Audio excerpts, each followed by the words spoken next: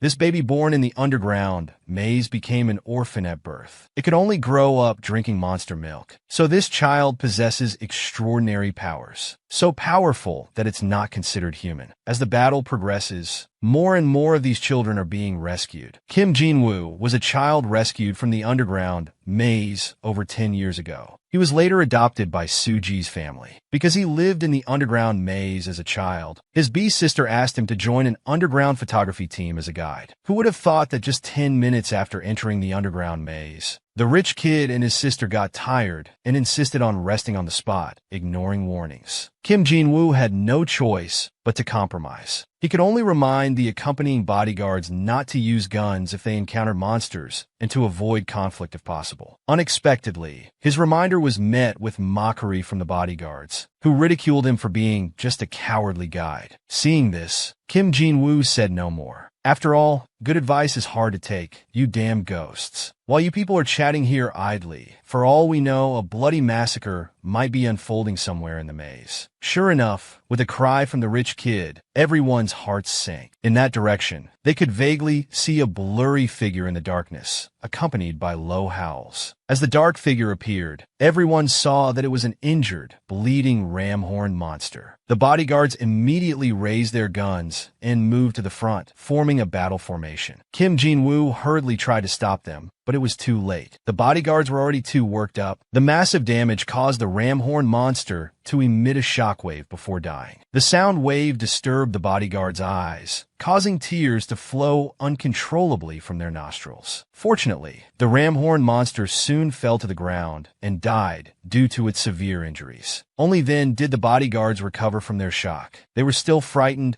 thinking how lucky it was that there was only one ram-horn monster, and an injured one at that. Just its roar had already made them lose their resistance. If there had been two more, the outcome would have been unimaginable. They all forced a smile and looked at each other, laughing. At least they had shown off in front of their rich employer. Maybe there would be extra rewards after the mission was completed. However, Kim Jin-woo secretly clenched his fists nervously. He hurriedly reminded everyone to drop their bags and leave immediately to return to the surface. But these people ignored him and continued boasting about their bravery. Suddenly, several monster roars made Kim Jin-woo's pupils constrict. The gunshots must have attracted the monsters. The sound seemed far away. If they escaped to the exit now, they might still make it. Who would have thought that those bodyguards, lost in their mutual boasting, actually wanted to stay and kill more monsters? The ram-horn monster they had just easily disposed of was worth several million. If a group of monsters came now, and each person killed two, they could each earn over 10 million. That's much more than what they were paid for this job. Kim Jin-woo, standing nearby, heard these delusional words. He said no more and decided to take his sister and the rich kid out first. But his sister was reluctant to leave, thinking this would be great filming material. She was about to speak when she was silenced by Kim Jin-woo's cold gaze. She could only obediently follow Kim Jin-woo's steps to leave. Unexpectedly, after running for a while, his sister became more and more dissatisfied. After all, she had prepared for a long time and spent a lot of money to get here for this shoot. She threw a tantrum and insisted on returning with the rich kid to film. She even mocked Kim Jin-woo, calling him a coward. But before Kim Jin-woo could persuade her, several gunshots and monster roars from afar answered him. This immediately made her face turn pale with fear. Kim Jin-woo, suppressing his anger, whispered, "Be quiet. We need to leave quickly. Those bodyguards won't hold out for long. We can't let the monsters realize we're part of that group that's split off. Otherwise, they'll catch up to us soon." Hearing this, his sister realized that her brother had anticipated the bodyguard's fate all along. Filled with resentment, she turned to question Kim Jin-woo why he didn't persuade the bodyguards to leave earlier.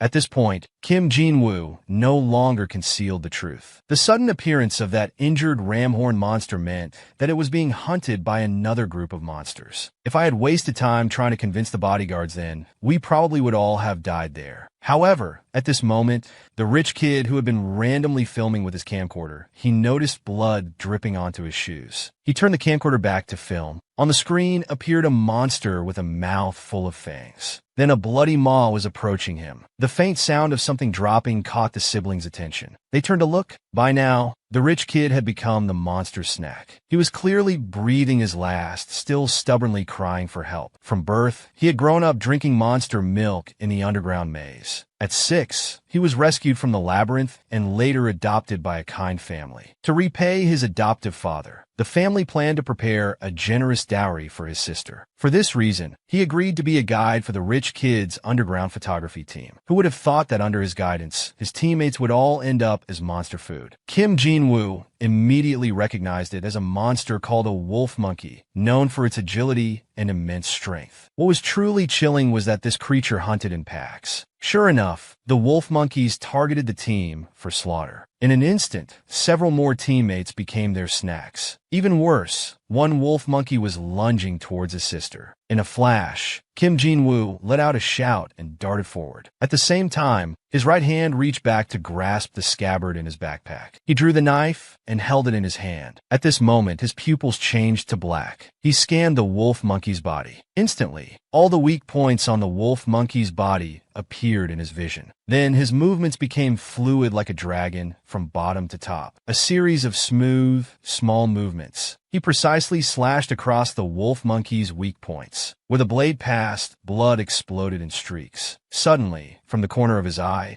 he saw another wolf monkey rushing towards his sister's back, raising its arms to strike. In an instant, he hurled his long knife, which flew straight at the wolf monkey's face. Using the momentum, he leaped fiercely towards his sister. As he landed, he scooped up his sister around the waist. "I told you to drop your bag earlier. With such a heavy bag on your back, when I start running, it might break your ribs. But we have no choice now. You'll have to endure it." On the other side, the wolf monkey with the injured eye had its bestial nature aroused. Ignoring the pain, it swung its massive arms wildly around. But Kim Jin-woo was faster, instantly darting several meters away. Then the wolf monkey painfully pulled the long knife from its eye. Discovering that all the snacks had been torn apart by its companions, it let out an angry roar to the sky. It seemed to be venting its frustration at not getting its share of the meal. Meanwhile, the Kim siblings had escaped to a distance and stopped to regroup. "Suji, quickly adjust yourself. The wolf monkeys might still chase us, so we need to hurry." The temporary safety allowed his sister to recover from the shock, but along with it came her awakened sense of moral righteousness. With tears in her eyes, she began to accuse Kim Jin-woo, asking why he didn't use his skills to kill all the monsters and save their teammates. The apocalyptic sword saint truly had an iron sense of morality. Hearing this, Kim Jin-woo's face immediately darkened, because in the contract it was agreed that his responsibility was to be a guide. And all along the way, he had given warnings about possible accidents to show his diligence. But these pig-headed teammates completely ignored him. If it weren't for his concern for his sister's safety, he wouldn't have wanted to be in this situation at all. Suddenly, the scene changed. It mysteriously brightened before them. Through the light, they could see an emblem pattern appearing on the stone wall. Kim Jin-woo was shocked because he knew this was the maze emblem. It turned out that while carrying his sister and fleeing wildly, they had accidentally entered the maze. Suddenly, the ground beneath their feet gave way. The siblings both fell into a deep pit below. After an unknown amount of time, Kim Jin-woo finally came to his senses. As he struggled to sit up, he realized his left arm was broken. But worse, he couldn't find his sister Suji anywhere around.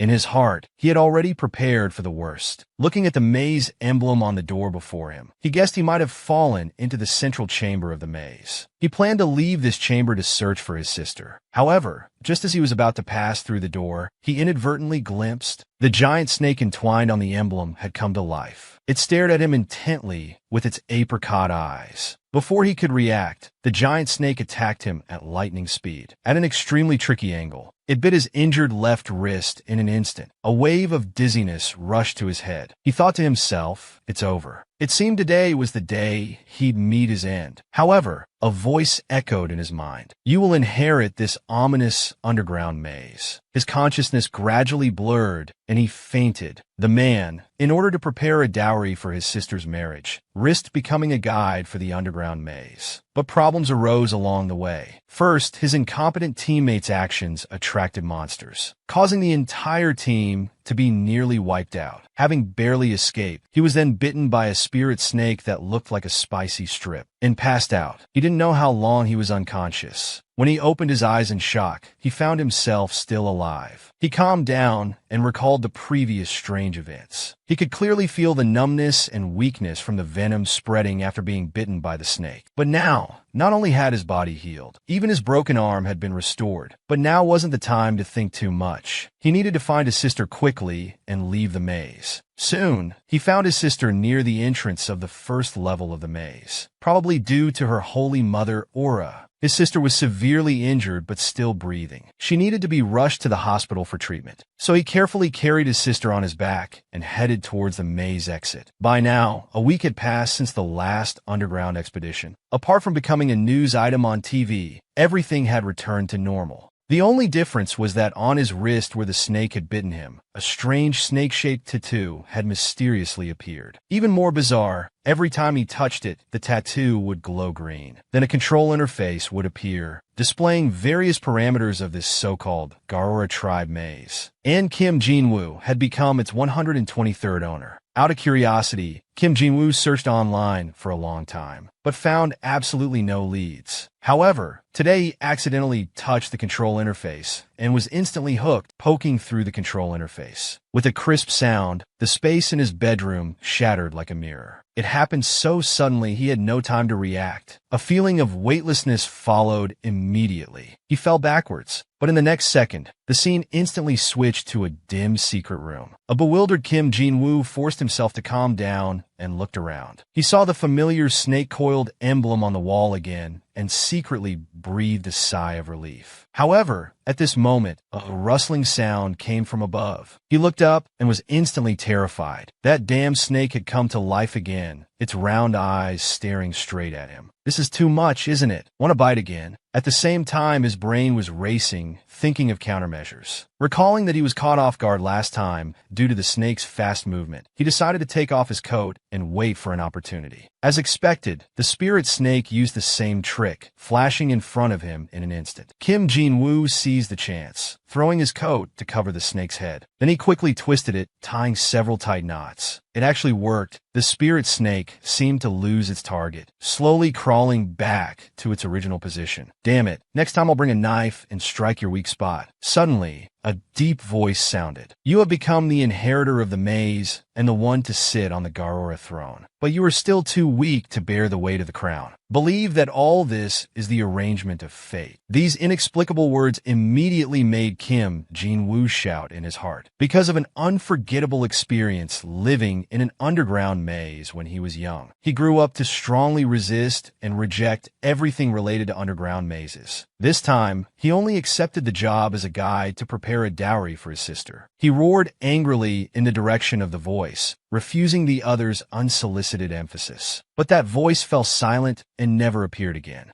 As he was raging helplessly, little did he know that in a dark corner, a figure was quietly watching him. He sensed being secretly observed and suddenly turned around, but seemed to only catch a glimpse of a tail flashing in the darkness. Just as he was about to step forward to investigate, his sister's voice came from outside the room. Suddenly, he had a big headache. How could he explain the sci-fi-like scene before him? Never mind, he'd open the door first and figure it out later. But he absolutely couldn't let her into the bedroom. He dashed back to the bedroom in one swift move. But his movement was too big, knocking down several large pieces of the spatial barrier again. Unexpectedly, a tearing pain swept through his entire body like an electric current. It startled him, and he quickly checked himself, but found he was unharmed. But there was no time to think about it now. He opened the door, slightly blocking the entrance with his body, and asked his sister about her intentions first. To his surprise, his sister hesitated for a long time before lowering her head. She said sorry to him. Kim Jin-woo pretended not to mind and told his sister not to worry about it. At the same time, he reached into his pocket, intending to give his sister the earned payment as a dowry. But he found that the payment was in his coat. He instinctively looked towards the maze. But the scene before him made his pupils constrict. A small monster had already taken the coat off its tongue and seemed to be stealing something. He immediately felt uneasy. In just a moment of turning around, he had been robbed by a small monster. Being robbed by a monster, what does it feel like to lose 500,000? However, the man remained calm. He said goodbye to his sister, then quickly closed the door, locked it from the inside, and rushed back to the secret room. He He ran towards the steps, but by then the pickpocketing monster had already disappeared. He hurriedly picked up his coat, emptied its contents, and his mood instantly plummeted. Damn it, everything else was there. Only the envelope with the money was stolen. Angrily, he threw down the coat. He slumped dejectedly on the throne. That was money he had saved up for a long time through hard work. He had planned to use it as a dowry for his sister to repay his adoptive family. At this moment, he accidentally touched the pearl on the throne's armrest. Suddenly, a set of control skills appeared out of thin air. Like the tattoo on his arm, the pearl on the throne could also summon a control interface. According to the system prompt, to find that small monster, Kim Jin-woo must first complete the synchronization and activation of the maze entrance. Without hesitation, he pressed the sync confirmation button. Instantly, the originally dim secret room suddenly lit up with a dazzling white light. Then, a deep voice suddenly resonated in his mind. Garora Maze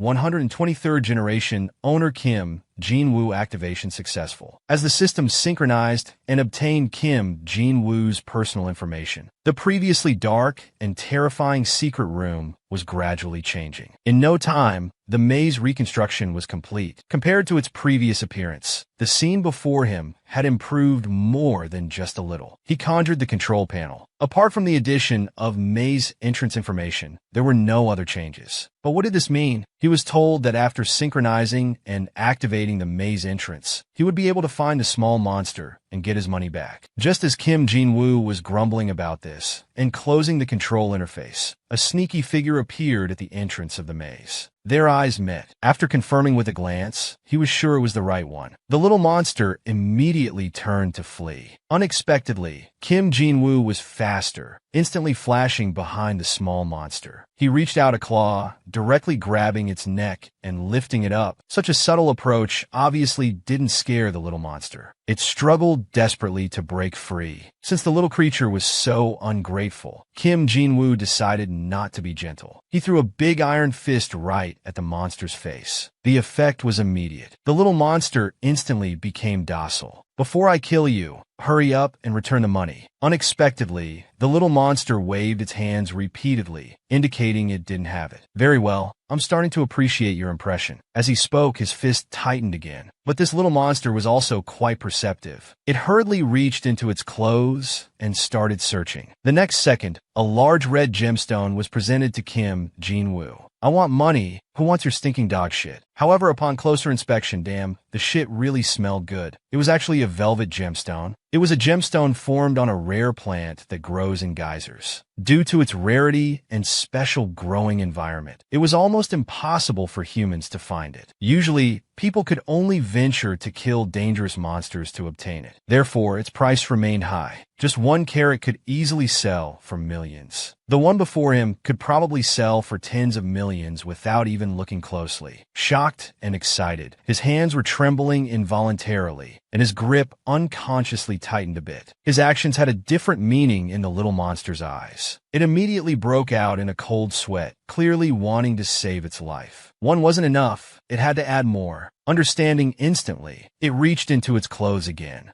This time, it took out another blue velvet gemstone. This scene left Kim Jin-woo at a loss. These two treasures were worth tens of millions. In his excitement, his grip tightened even more. But the little monster's face was now red from being choked, clearly reaching its limit. It couldn't help but let out a loud roar, and the gemstones in its hand flew into the air. In a flash, Kim Jin-woo quickly released the little monster. He darted towards the falling gemstones, but only managed to catch one. The other bounced off his wrist and flew away. It fell on the steps. By the time Kim Jin-woo turned to catch the little monster, it was too late. That thing had already escaped out the door with a few leaps. It ran away quite fast, but considering these two velvet gemstones, he decided to let it go. Little did he know, the gemstone that fell on the steps was slowly rising. In an instant, the outer layer of the gemstone cracked. The secret room also began to shake. This disturbance gave Kim Jin-woo an ominous feeling. He slowly turned to look behind him. The man was unexpectedly bitten by a snake on his arm, and surprisingly inherited an ancient Garora clan secret room. Thus, he could freely traverse the underground maze filled with dangers and opportunities.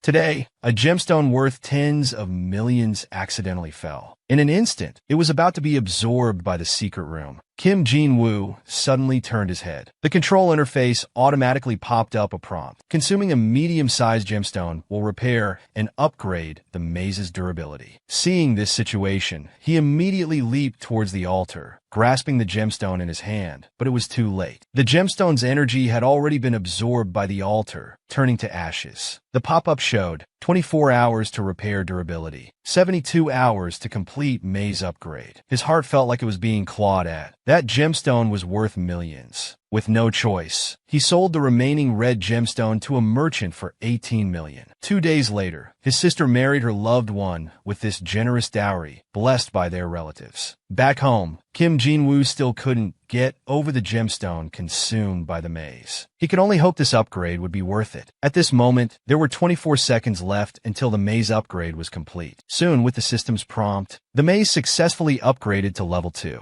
Eager, he stood up and said open. The space in front of him cracked open like a mirror. As he gradually entered the maze, one of the prompt messages that appeared on the control interface caught his interest. It was that after the maze upgraded to level 2, the Garura nest was unlocked. Eagerly walking in to inspect the room, he saw several straw-lined compartments on the walls. But the compartments were empty. So, filled with curiosity, he walked into the room to investigate further. Unexpectedly, after just a few steps, he heard a faint sound from behind. Then, eerie sounds gradually arose from all around, and they were closing in on him. However, the next second, what appeared before his eyes were 6 adorable little snakes. The Phantom Pearl system panel showed that they were summoned with the maze's upgrade. They were Garura clan members and could be dispatched to do any task within their capabilities. Looking at these level 1 cute pets with big eyes in front of him, they seemed to be waiting for their master to assign tasks. He scratched his head, but fortunately, he had played strategic online games before. He divided the 6 little snakes into 2 groups, 3 in each. One group was sent out to scout and understand the maze's surroundings. The second group was arranged to work at home as laborers. They needed to dig out a storage room. But Kim Jin-woo didn't have high expectations for these little snakes. After all, judging by their appearance, they all looked short and stubby. Who would have thought the 3 snakes at home worked exceptionally hard? They dug out the storage room in just 1 hour. Soon, the snake sent out to scout also returned. But why was there only one left? He immediately felt uneasy. Was it that dangerous outside the secret room? Did the other 2 die outside? With doubts, he quickly ran forward to question the snake.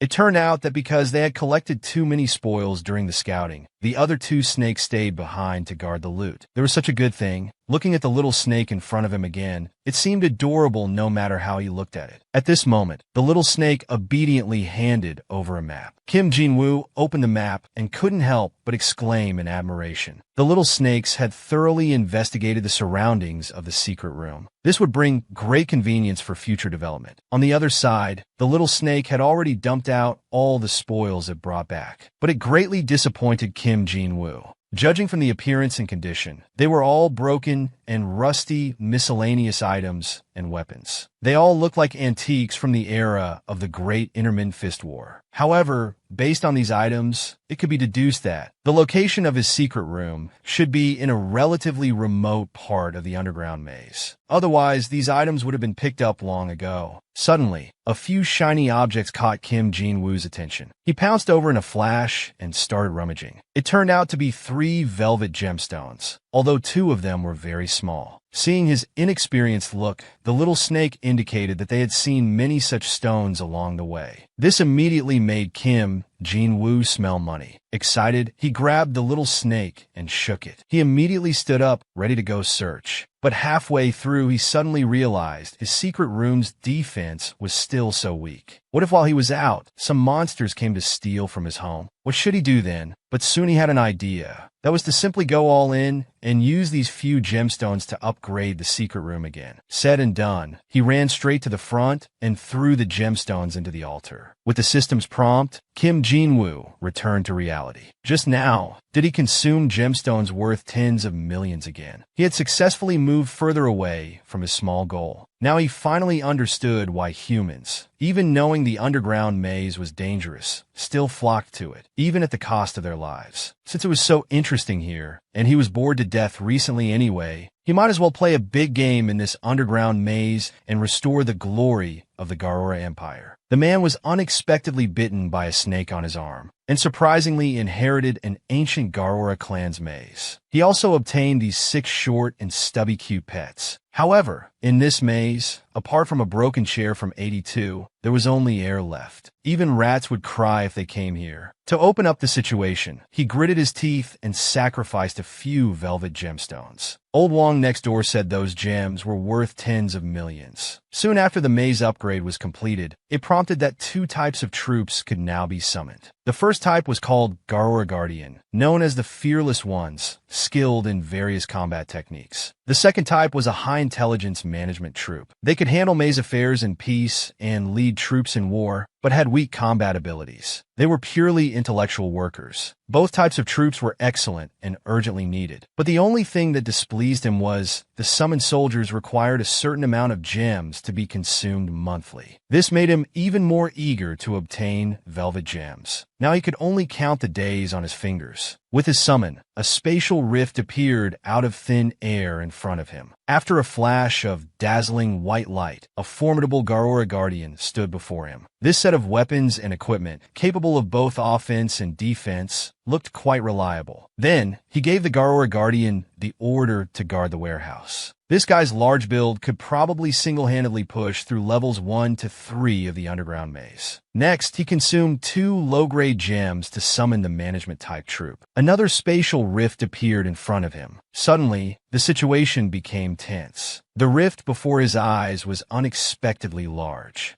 The control system also popped up a prompt at this time. Due to the activation of a mysterious intermittent spring, this summon would be a hero-class Garora manager, Dominic. Before Kim Jin-woo could react, a graceful figure appeared before his eyes. What's going on? Cosplay made outfit with a lowly voice. He brought up the control interface to understand. The one before him was extraordinary. She was a true management genius, dedicated to helping the master handle various affairs. At this moment, Kim Jin-woo maintained a poker face, but inwardly sighed, "What a treasure I've found." It seemed the day he could drive a Ferrari one-handed was just around the corner. So he immediately started arranging tasks. "Dominic, that name is too long. I'll call you Domi from now on." Then he shared the map information with Domi. After some understanding, they found that near the Garora maze, there were not only veins, but also plants that could produce velvet gems. To make a reasonable maintenance plan, the two decided to do a field investigation first. So after a field survey, Domi proposed many plans beneficial to the development of the Garora maze. For example, breaking through fragile cave walls, shortening the path to the veins, and setting up collection stations along the way. At the same time, arrangements were made for harvesting velvet gems near the intermittent spring. Of course, since they were already there,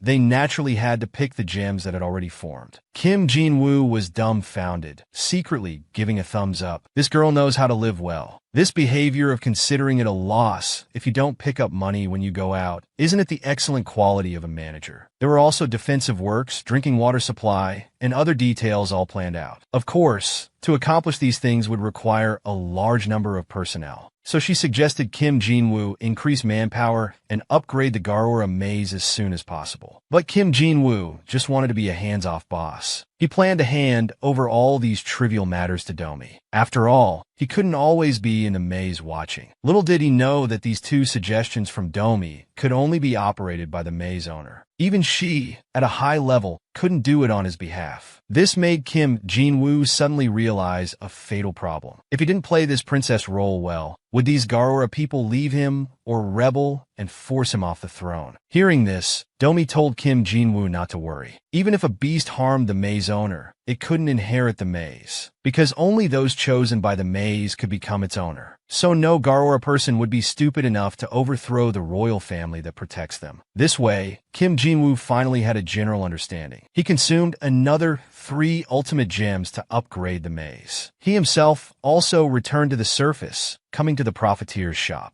He planned to sell the velvet gems in his hand. During this time, the profiteer tried to indirectly inquire about the origin of the gems, but was all brushed off by Kim Jin-woo's vague responses. But the profiteer didn't intend to give up, because now, the gems brought back by explorers from the underground maze were becoming fewer and fewer. So on his end, there was always a state of demand exceeding supply. The profiteer said he would provide Kim Jin-woo with information about the underground maze for free. But he needed Kim to prioritize selling gems to him when obtained. Kim Jin-woo was indeed very interested in this proposal from the profiteer. Then the profiteer provided him with information. In the underground maze of Paiyu, there was a group of hell spiders. Rumors said they had velvet gems there. This transaction went smoothly. Just as Kim Jin-woo was collecting the money and turning to leave, the profiteer blurted out from behind, "Young man, I know you have a family to support." Hearing this, Kim Jin-woo immediately became furious. He turned around and forcefully punched the profiteer's large desk. The sound of shattering filled the air. A cold glint flashed in his eyes as he said ominously, "You dare to investigate my background." The parents of the babies were humans who once explored the underground maze. But their children were raised by monsters, drinking monster milk to grow up. From the age of 3, these children were driven by monsters to dangerous places. They died. Everyone thought they deserved to die. They've dug into hell. Please save me. I beg you.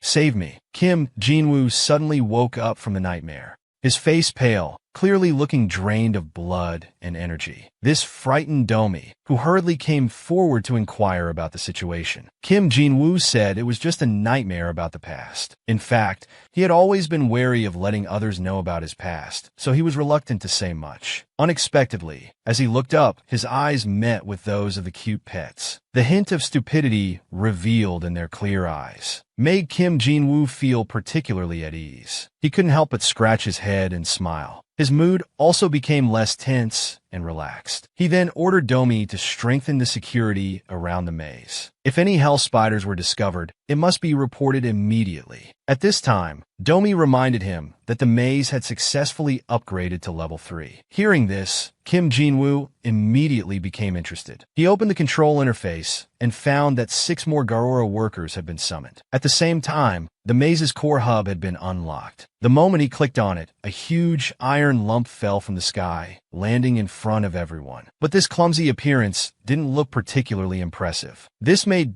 Domi notice Kim Jin-woo's unusual reaction. She immediately began to explain about the maze core. If the core was destroyed, all functions of the Garora maze would lose control. Of course, if it remained intact, even if the Garora maze was razed to the ground in battle, everything could be restored with its presence. Suddenly, a pop-up caught Kim Jin-woo's attention. It showed that due to the core's activation, distant beasts and monsters had sensed the maze's existence. Unexpectedly, an alarm followed, warning that a team of 20 horned rats was rushing towards the maze, estimated to arrive in 59 minutes. Seeing this, Kim Jin-woo immediately felt anxious. He quickly shared the information with Domi, seeking a countermeasure. Domi's proposed solution was to immediately summon a sufficient number of combat-type troops, because currently they only had 1 Garora guard watching the warehouse. Kim Jin-woo switched to the control interface. Indeed, after upgrading to a level 3 maze, 4 new troop types appeared: the sharpshooting Garora archer, the formidable Garora berserker, the magically adept Garora mage, and the healing Garora priest. These troop types covered various aspects and were all very powerful. Of course, they also required a large consumption of gems. But currently, there were only 21 gems in the account. How to summon troops reasonably became a problem. Just as Kim Jin-woo was troubled by this, Domi reminded him from the side that Horned Rat's actual combat power was not high.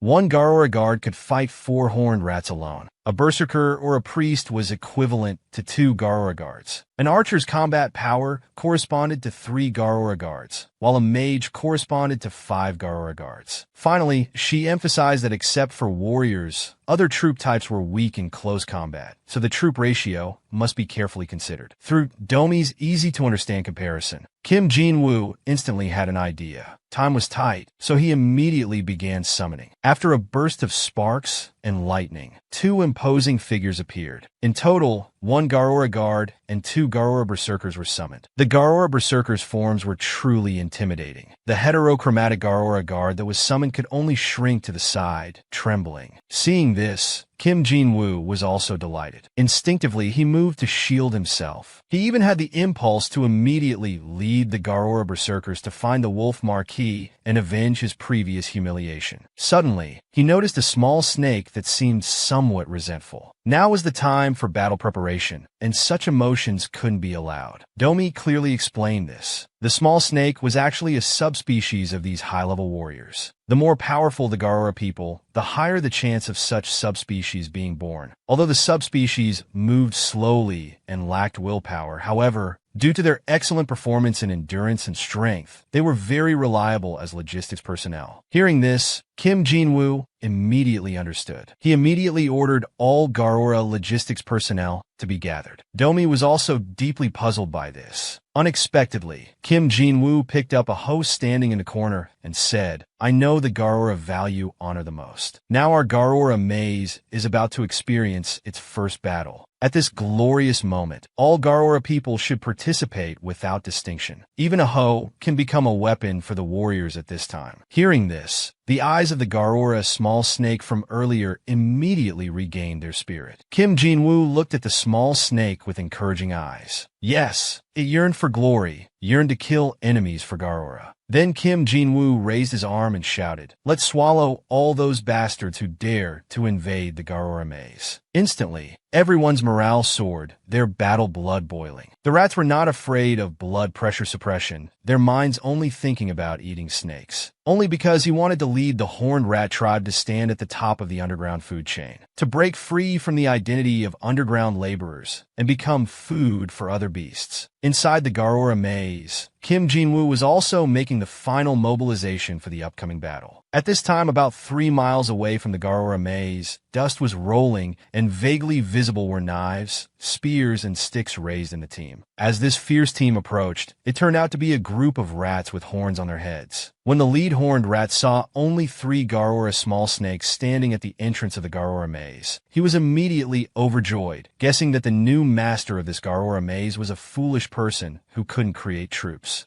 "Brothers, I, Leichi, have the biggest horns on my head, so I'm the smartest. You must believe me. Listen to me. There's a nest of small snakes in this maze before us. Now if we rush in and eat them, your feet will become as big as mine." This sentence was like a drop of water falling into oil, instantly igniting the excited passion of all the horned rats. Their minds were filled with images of growing bigger and longer. Then the horned rats became agitated. Following the direction Leichi pointed, they charged towards the Garora maze, howling. The 3 small snakes arranged at the entrance as bait were already trembling with fear. But for the honor of the Garora, they strongly suppressed the urge to turn and flee. Suddenly, a horned rat leaped forward first, its long sword about to draw first blood. Unexpectedly, a beam of red light shot out. In an instant, it had swept several meters away. Where it passed, not a single horned rat was unscathed, blood splashing on the spot. "Join me in defending Garora's honor." As the warrior's words fell, 2 Garora guards flashed to stand behind Kim Jin-woo. At the same time, the Garora berserker wielding a 40-meter large cleaver blocked the horned rat's retreat like a god. This was the tactic Kim Jin-woo had devised, sandwiching the horned rat group from front and back, trapping them on both sides of the narrow entrance passage. Advancing together fiercely, frantically reaping the lives of the horned rats. The sudden turn of the battle situation left Big Dick Leichi at a loss. However, he suddenly remembered the black-robed person who had found him a few days ago. If the horned rat tribe wanted to break free from their identity as maze laborers and the fate of being eaten due to weakness, now there was a once-in-a-lifetime opportunity. The black-robed person had informed Leichi of the location of the Garora maze and instructed that as long as he devoured the control core inside the maze, he could become the new master of the Garora maze. Recalling this, Leichi immediately had a goal. Through the gaps between the Garora guards, he also saw the location of the maze core. So he gathered the horned rats around him and deployed a battle plan. Then they began to act separately. Leichi was seen charging towards the maze entrance first. Seeing this, the other horned rats were also inspired. They launched a fierce attack on the 2 Garora guards. Indeed, under the cover of the numerous sacrificial horned rats, Leichi, carrying the hopes of the horned rat tribe, successfully slipped past the Garora guards' defense line and entered the maze interior. Domi reacted quickly, hurriedly calling out to Kim Jin-woo to fall back. However, Kim Jin-woo turned back indifferently, his eyes filled with bloodthirsty, killing intent. He snatched the slope blade from a Garora guard. With a light tap of his toes, he leaped up and shot towards the maze interior. Unexpectedly, Leichi's agility was also impressive. He dodged layer after layer of small snake obstacles along the way, making inferior progress. In a flash, the slope blade wrapped around.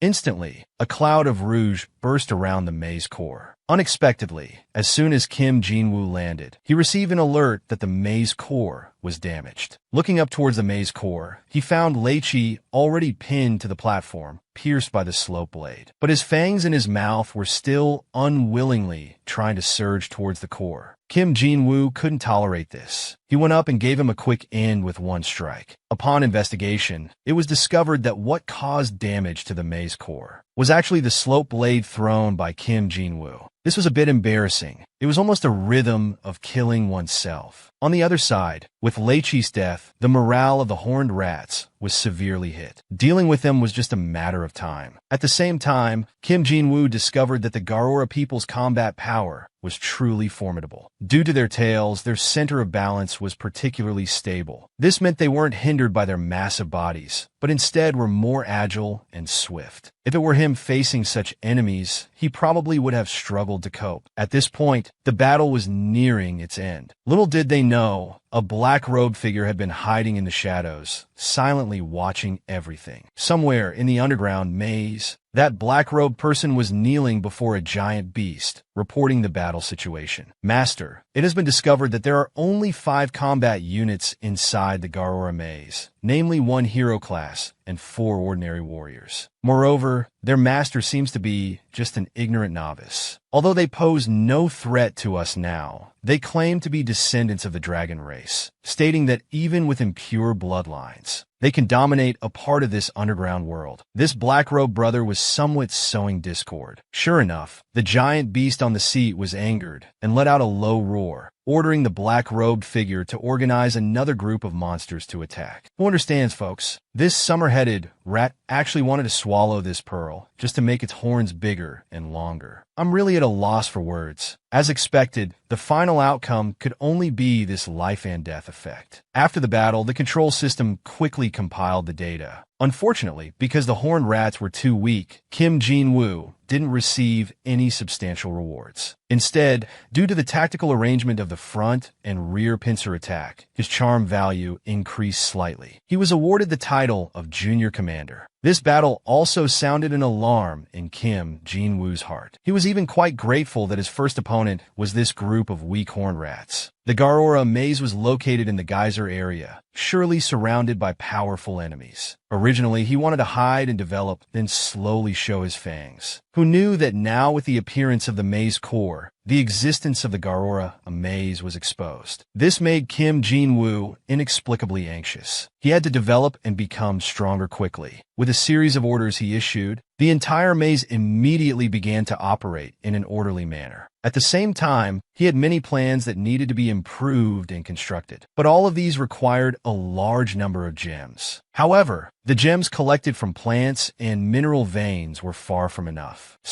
Suddenly, an idea struck him. He remembered the foot in his hand. Perhaps he could get some money from the shady merchant to buy gems. Unexpectedly, when he came to the shady merchant, he was met with a cold reception. Because the foot wasn't of much value, the purchase price wasn't ideal. With no choice, he had to ask the shady merchant again about news of the Hell Spider. He was told that the first advance team to conquer the Hell Spider had already set out, and if he wanted to join now, he would need to provide proof of his level to join the main force. Young man, what's your level? If it's enough, I have connections and can apply for a spot for you. You old geezer, you've done a background check on me. You should know my level. Actually, Kim Jin-woo himself wasn't clear about this question. He only knew that he was born and raised on the 12th floor of the underground, belonging to a maze ruled by a Duke-level monster. The shady merchant was stunned, unable to hide the shock on his face. The 12th floor. You might be the highest level underground castle in the whole country. The merchant's reaction filled Kim Jin-woo with confusion. What's the big deal about the 12th floor? Why such a fuss? The merchant saw that he truly didn't understand the underground level divisions. So he picked up a pen, intending to educate him. But his explanation was captivating. He explained that children from levels 1 to 3, when grown up, are just a bit stronger than adult men, only able to work as guides and exploration teams. Children from levels 4 to 6, when grown up, can be members of assault teams, comparable to Captain America's strength. Levels 7 to 9 are incredible. That's where monster territories begin. Children who grow up and survive there have strength comparable to the Hulk. Below level 10 is unimaginable. The monsters there are Thanos-level beings. So far, no assault team has been able to penetrate that deep. Simply put, children from deeper levels, in terms of strength, speed, or other aspects, have special abilities unlike normal people. Saying this, he curiously asked Kim Jin-woo if he had any special skills, like breathing fire or laser eyes. Kim Jin-woo saw him joking like this. Instantly, his eyes flashed with black light as he looked at the merchant. He coldly said, "In my eyes, your whole body is a weak point. I could send you to the underworld in less than a second." Stop, young man, it's just a joke. Don't take it seriously. After all, he still remembered that Kim Jin-woo could easily smash his desk. He quickly changed the subject, saying he would apply soon to get Kim Jin-woo into the main force. Unexpectedly, Kim Jin-woo didn't want to attract attention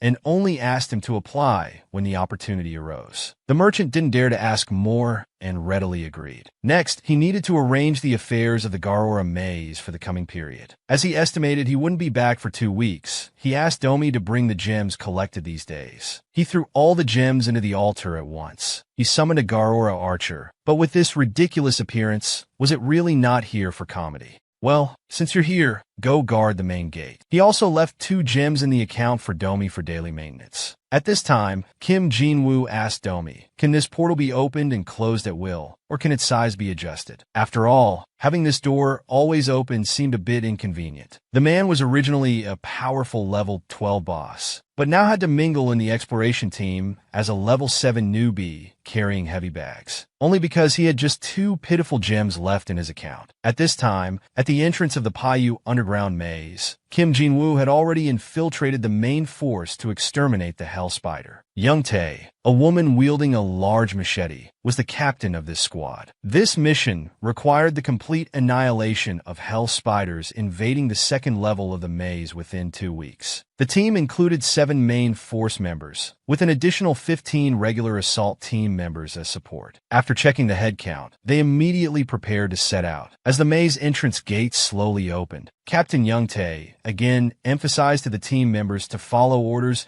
and quickly pass through the first level of the maze to reach level 2 and join forces with the advanced team. Unexpectedly, the squad start didn't go smoothly. The appearance of this whip-tailed lizard instantly trapped an assault team member in its mouth. Captain Young Tae hurriedly organized the team members to respond. However, these main force members were calmly smoking and joking on the side. "We've heard that the strength of assault team members has declined, but didn't expect it to be this bad." Before the blonde could finish speaking, the sound of a sword being unsheathed caught his attention. This guy seems to be a level 7 newbie that the captain brought in. As he spoke, Kim Jin-woo leaped into the air, slashing at the lizard board. Instantly, he left a deep wound on the lizard's body. Captain Young Tae was also amazed and experienced, skilled at seizing battle opportunities. She ordered the assault team members to focus all firepower on the lizard's wound. After a moment of concentrated fire, the crisis was averted. But the injured team member was too severely wounded and had already lost his life. Young Tae sighed deeply at this, quickly adjusting her emotions. She immediately began reorganizing the personnel. They had to retreat before the smell of blood spread further. She then immediately turned to confront Kim Jin-woo. "Your skills are quite impressive. The whip-tailed lizard has tough skin and thick flesh, yet you easily broke through it." But her tone changed. "If you act recklessly without following orders again, I'll kick you out of the team." A typical display of both praise and warning. However, Kim Jin-woo wasn't fazed by her approach, as he was only following his instincts. To avoid conflict, Young Tae could only patiently explain, "We 7 are the main force of the squad. We must conserve our strength. The upcoming battles are beyond what ordinary assault team members can handle." Kim Jin-woo tacitly accepted her explanation and said no more. A week later, They finally arrived at the entrance to the second underground level. The entire team stopped for some basic supplies and rest. Suddenly, a team member on guard duty noticed something unusual. Something seemed to have fallen and hit his helmet. When picked up by a nearby team member, it turned out to be a valuable velvet gem. This discovery immediately drew the attention of others, all excited. It seemed like they were about to strike it rich, but why would gems be falling from the ceiling? Meanwhile, team members returning from patrol were reporting to Captain Youngtae. The patrol team's task was originally to search for markers left by the advance team, to facilitate early rendezvous and coordinated operations. But following the markers to a certain point, the trail suddenly disappeared. Judging from the traces left at the scene, the advance team must have encountered spiders, and the battle was intense. At the same time, they discovered gems falling from the ceiling. But strangely, when team members tried to pick up the gems, they were frozen in midair, unable to move. Youngtae immediately realized the gravity of the situation. She quickly led the team to the scene. It was indeed as described. An assault team member was hanging in the air like a marionette in a bizarre posture. Feeling the imminent danger, she immediately ordered everyone to be on alert and prepare for battle. She also ordered flares to be fired at the ceiling. One arrow through the clouds, thousands of troops appear.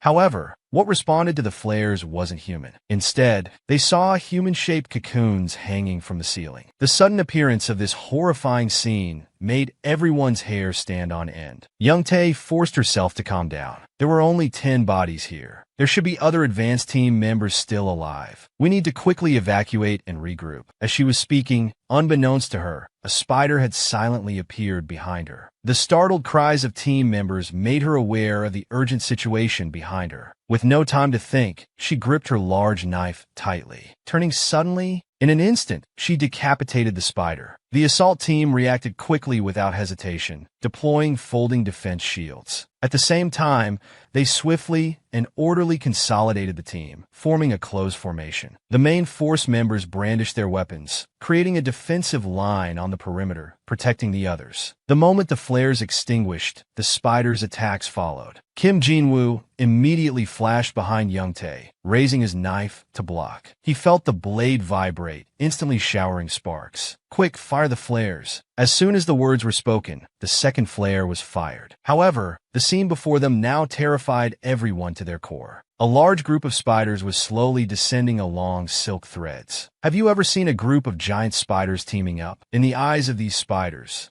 this team would be perfect for making dried spicy strips. However, facing giant spiders gives people an incredibly oppressive sense of despair. But not the Hell Babies, because since they could remember, they've been struggling to survive in despair. A cruel, bloodthirsty, and distorted shadow appeared on Blondie's face. He leaped up, his long knife flipping to his waist, scoring the first kill. Then, using the downward momentum, he fiercely stabbed down, pinning another to the ground. Suddenly, one jumped at him from the side. Perfect timing. Fluffy quickly pulled in his legs, focusing his core strength. In an instant, he kicked out with both feet, sending it flying. His teammate Little Black, not to be outdone, wielding dual knives, also took one down. He immediately stomped the ground hard, launching towards the airborne spiders. His knife strokes were wide and powerful, instantly creating a spider limb windmill effect. The legless spider rolled to the ground like a ball. Then Little Black stomped its head, crushing it. On the other side, the gentle giant was quite unexpected. With his brute force output, it basically took out one spider with each punch. His fighting style was ruthless and unreasonable. Pulling and yanking, he was having the most fun of anyone. The elegant man with a rapier next to the big guy was also worth noting. Although wearing a cotton coat in midsummer was puzzling, elegance is never out of style. It didn't affect the cross-shaped sword flourish he displayed. His movements were smooth and elegant, full of European noble air. In the end, the big guy stole his kill, leaving him unsatisfied. Their casual chat and jokes made the nervous assault team members wonder if they were on the wrong set. Come on, we're surrounded by a huge group of spiders, okay. Suddenly, things changed. Two large spiders leaped out from the side, pouncing towards the assault team. At that moment, a figure flew coolly, instantly cutting the spider into pieces. He landed directly in the spider swarm. Kim Jinwoo's eyes flashed with a black python's gleam. His form was like a swimming dragon, crashing through the spider swarm. Each slash hit a spider's weak point. Is this guy even human? Is there any law? Whoever dares call him a level 7 newbie again, I'll deal with them. Everyone else stopped fighting. They stared blankly as Kim Jin-woo soloed. Soon, all the spiders were eliminated. But this left Young Tae deeply puzzled. Something felt off. According to records, hell spiders were powerful monsters from the deep layers of the underground maze. They had never appeared on the second level, so little was known about them. But logically, monsters living in the deep maze should be very strong. Yet they were easily defeated by just a few of them. It seemed unreasonable. Young Tae's point was quickly agreed upon by everyone, because from the recent battle, they could feel that these spiders were even weaker than the whip-tailed lizards encountered on the first level. But some advised not to overthink it, because they had prepared enough bombs this time, so it didn't matter if hell spiders came or not. Unexpectedly, Kim Jin-woo made a new discovery. After his identification, what they had just killed were not hell spiders. These spiders were not only smaller, but also had thin skin and brittle bones. They should be a subspecies of hell spiders or some other inferior species. And their fighting style was different too. Hell spiders were like patient hunters. They would set traps, then wait for prey to enter their web. They wouldn't attack proactively like this. As Kim Jin-woo looked back, he accidentally noticed something strange in the surroundings. At some point, thick spider silk had been hung from the cave ceiling. At the same time, he discovered that the entrance to the second level maze was covered in spider webs, as if something was intentionally cutting off their retreat. A chill ran down his spine. He had a bad feeling, realizing that hell spiders were nearby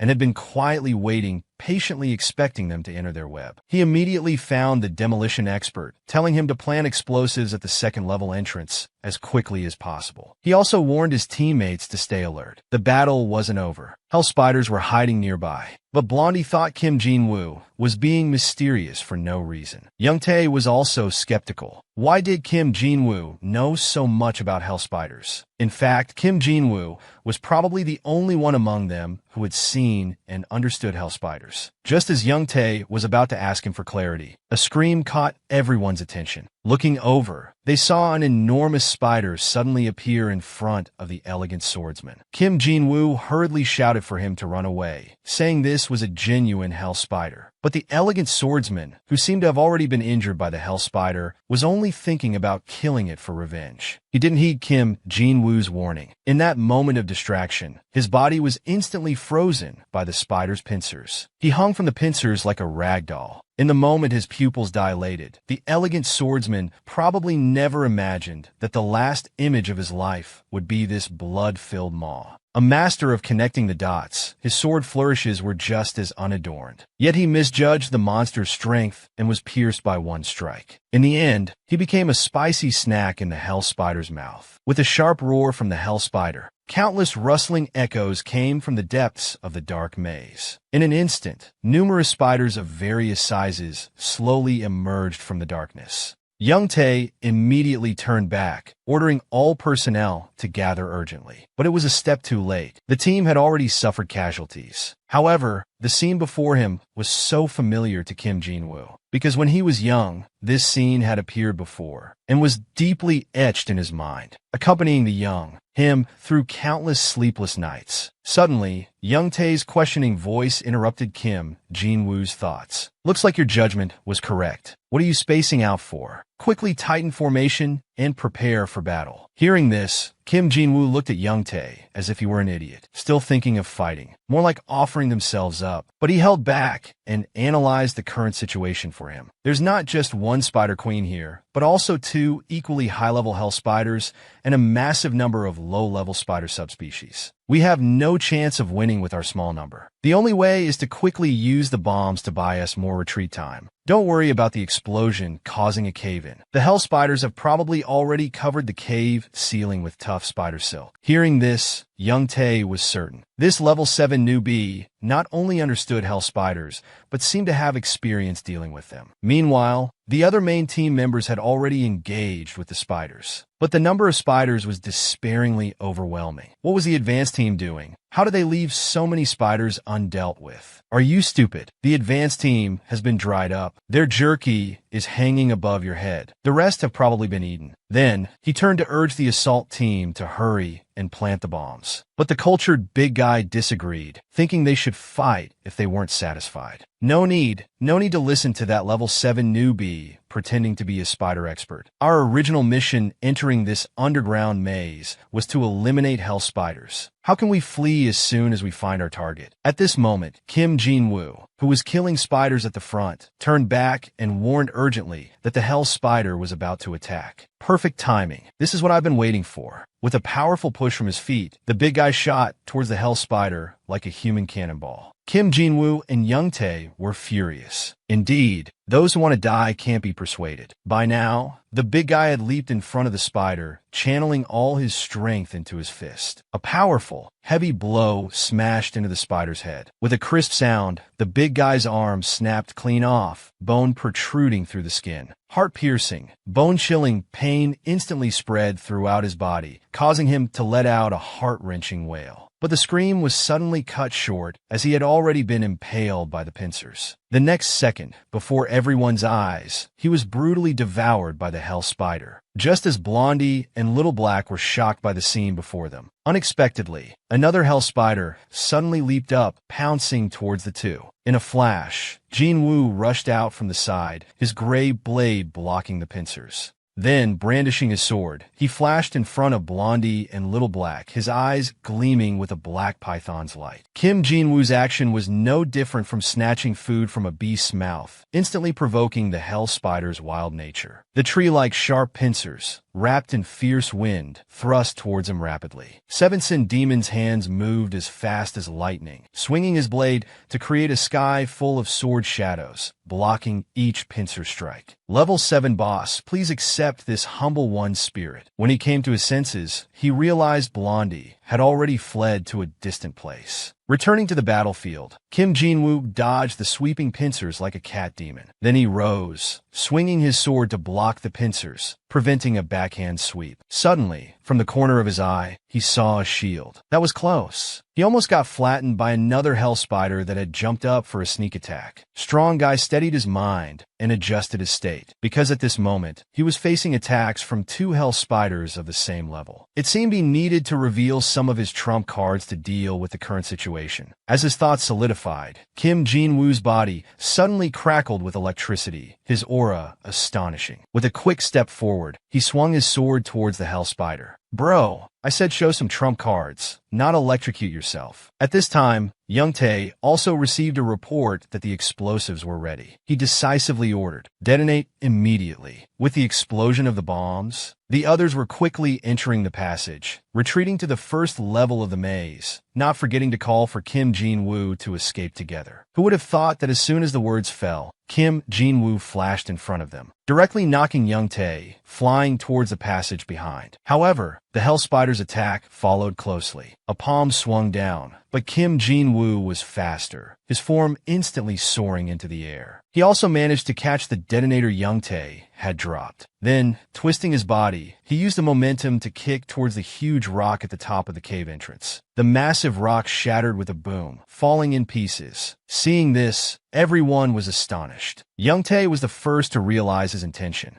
He was using the boulders to block the passage, buying time for everyone to escape. He tried to stop him, shouting for him to come along, saying it was impossible for him alone to defeat the hell spiders. But no matter how he called out, Kim Jin-woo didn't respond. Soon, the falling boulders firmly sealed off the passage. Kim Jin-woo, holding dual swords, slowly turned around, facing two terrifying hell spiders. His gaze was indifferent and without fear. Finally, some peace and quiet. So, let me have some fun. As he spoke, dazzling electric light burst from his body. The space in front of him seemed unable to withstand this sky-high voltage and shattered with a sound. The next second, what appeared was surprisingly the Garo maze under his control. It seemed that the violent heavenly group, led by Domi, had been waiting for a long time. The spiders that had been hungry for 18 years in the underground maze now had eyes flashing with hunger. Seeing the spiders surrounding them, Kim Jin-woo quickly arranged his troops. Two Garo berserkers were assigned to deal with one of the spiders. At the same time, the task of other Garo warriors was to guard the palace gate. The only thing troubling Kim Jin-woo now was that huge spider queen. But fortunately, The passage on the second level of the maze was too narrow, limiting its range of movement. So until now, it hadn't made any rash moves, fearing it might get buried alive first. This was also the reason why Kim Jinwoo dared to stay behind and contend with the Hell Spiders. While the Spider Queen couldn't move, he needed to quickly eliminate these smaller spiders. At the same time, the spiders had already leaped up, pouncing towards them. Kim Jinwoo's eyes flashed with white python light, and instantly his body was enveloped in electric arcs. In a blink, he leaped into the air with swords in both hands. With a powerful and heavy strike, he fiercely slashed towards the spider leader's head. Unexpectedly, as another spider tried to take advantage and sneak attack from behind, in a flash, an arrow suddenly flew by, precisely hitting the spider's head. Although the archer's blindfolded appearance was puzzling, their accuracy was indeed impressive. Immediately after, the archer quickly knocked and drew another arrow. The arrows shot out like cannonballs, causing chaos among the spider ranks. The Garo Berserkers, on the other hand, had a somewhat easier time. After this round of hugging and kissing from the two, the spider leader was thrown about, completely disoriented and in a sorry state. It had already fallen and given up resisting, accepting its fate. Kim Jinwoo silently observed the performance of the Garo people. Overall, they performed better than he had expected. Of course, this might have something to do with the cheerleading squad organized by Domi. The orderly division of labor and battle allowed Kim Jinwoo to thoroughly enjoy tormenting the spider leader. Master, be careful. The Spider Queen has started to move. Thanks to Domi's timely warning, when Kim Jinwoo came to his senses, he felt an overwhelming pressure bearing down on him. His body instinctively leaped to the side, barely avoiding the attack. As he landed and looked up, he realized that the terrifying attack just now was merely the Spider Queen's extended pincer. The Spider Queen must have sensed the spider leader's defeat and couldn't help but intervene. Suddenly, the Spider Queen let out a huge, piercing sound wave. The vibrations penetrated to the soul, causing Kim Jinwoo to hurriedly cover his ears in resistance. At this moment, a system pop-up appeared, showing that the Spider Queen's roar had caused the spider swarm to stand up and return to their peak condition. Damn, can it even do that? He immediately turned to look at the entrance of the Garo maze. Sure enough, the Garo guards were covered in spiders and were about to be overwhelmed. The spider leader's combat power also seemed to have been boosted, seizing an opening to slash off a berserker's arm with its claw. The previously favorable situation crumbled under the Spider Queen's wail. Kim Jinwoo instantly made a decision. He had to silence the Spider Queen. He immediately swung his sword and leaped up, slashing towards the Spider Queen. A cross-shaped blade light flashed suddenly. The withered yellow body collapsed under this attack. He then anxiously asked Domi about the situation in the Garo maze. Master, we can't hold on much longer. There are too many subspecies spiders. You must hold on, just a little longer. Unexpectedly, at this moment, the Spider Queen's attack came again. Fortunately, Kim Jinwoo dodged in time, otherwise half his body would have been sliced off. His repeated dodging caused the Spider Queen to turn, its back now facing the Garo maze. His mind raced, thinking of countermeasures. Inadvertently, he picked up a small Garo snake. Magic stirred in his hand. Suddenly, he had an idea. While he was lost in thought, the Spider Queen's pincer attacked again. Kim Jinwoo hurriedly blocked with his sword. The moment he landed, he immediately dashed towards the spider leader. This spider leader, which he had just brutally beaten, had now lost its combat ability. Without hesitation, Kim Jinwoo went straight up and slashed off its lower jaw with one strike. From this angle, he could see a large velvet gem embedded in its upper jaw. He reached for it as if taking something from a bag. He stretched out his hand towards the gem. Just as he forcefully pulled out the gem, the Spider Queen's venomous fangs were stabbing towards him. Suddenly, a figure burst out from the dust. At this moment, Kim Jinwoo's eyes blazed, and he threw the gem in his hand with all his might. A red light wrapped in fierce wind was seen shooting rapidly towards the maze. It whistled past Domi in an instant, flying towards the maze altar. The gem was instantly absorbed by the altar. Kim Jinwoo immediately issued the command to summon the Garo mage. Instantly, a terrifying lightning bolt struck down, and a Garo mage holding a staff slowly materialized. The gem worth 100 million was stuck on the monster, but the man forcefully threw it out. He then tossed it into the core of the maze. Since it was a high-grade velvet gem from the spider leader's jaw,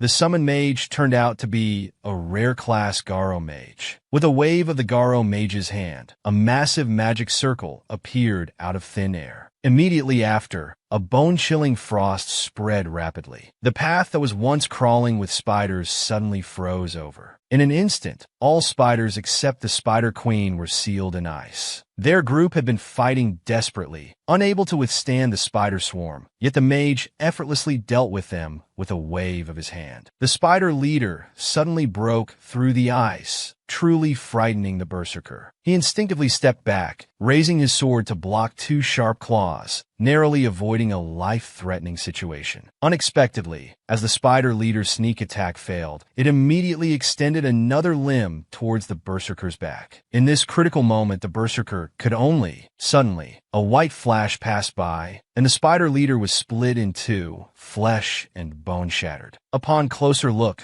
the berserker's previously severed arm had been enchanted, transformed into a fierce snake-like weapon. Who would have thought the Garo mage had such an amazing trick? Domi immediately relayed the news of the spider leader's defeat to Kim Jin-woo. Good. Clearly the Spider Queen was now alone, but Kim Jin-woo couldn't think of a good way to deal with it. Although he knew the weak points of the Hell Spider, like its eyes and mouth, the Spider Queen was simply too large. Even if the Spider Queen stood still and let him stab its eyes, he couldn't reach its brain to cause fatal damage. Right now, he needed to create a condition for a one-hit kill. He ordered all Garo people to stand by. He was going to attack the ceiling to create a passage to the first underground level. As he spoke, he leaped several times, quickly ascending towards the ceiling. Although Domi didn't understand his plan, facing the Spider Queen alone was extremely dangerous no matter what. Kim Jin-woo ignored the advice and continued with his plan. Domi felt very guilty at this moment. As a subordinate, he should have been protecting his master. Now,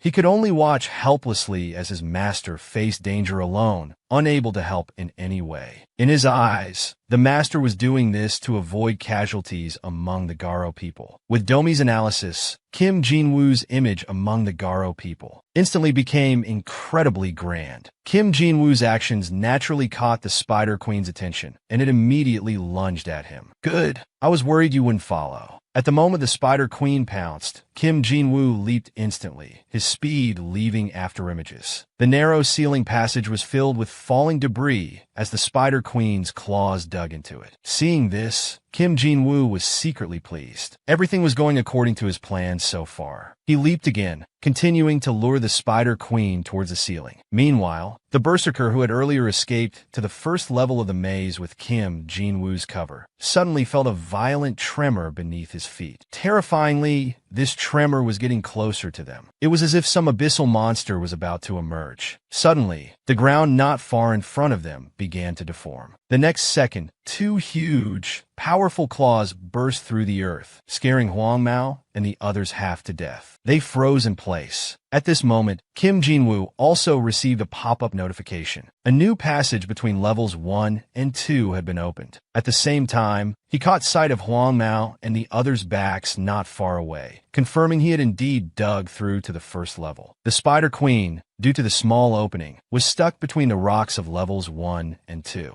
He couldn't let it climb up to level 1. He immediately ordered the Garo mage to cast a combat spell. As the Garo mage chanted, a lifelike frost giant snake suddenly appeared. It struck upwards, directly at the Spider Queen. From the Spider Queen's eyes, it seemed to have experienced the sour sensation of having its rear violated. It instantly became weak all over, and its body began to fall. Because the cave walls were already covered with smooth ice, the Spider Queen's fall was particularly swift. With a dull, thunderous crash, the Spider Queen slammed hard onto the ground. Although Domi didn't know Kim Jin-woo's exact plan, he rushed forward now, pinning down the Spider Queen to prevent it from turning over. At Domi's command, the Garo people became instantly energized, each displaying their abilities as they pounced on the Spider Queen. The mage waved his staff, manipulating rocks to tightly bind the Spider Queen. Two Garo berserkers leaped to either side, firmly restraining the Spider Queen's head. Meanwhile, at the top of the 100-meter-high cave, Kim Jin-woo was already surrounded by electric arcs, poised to strike. The next second he kicked off forcefully,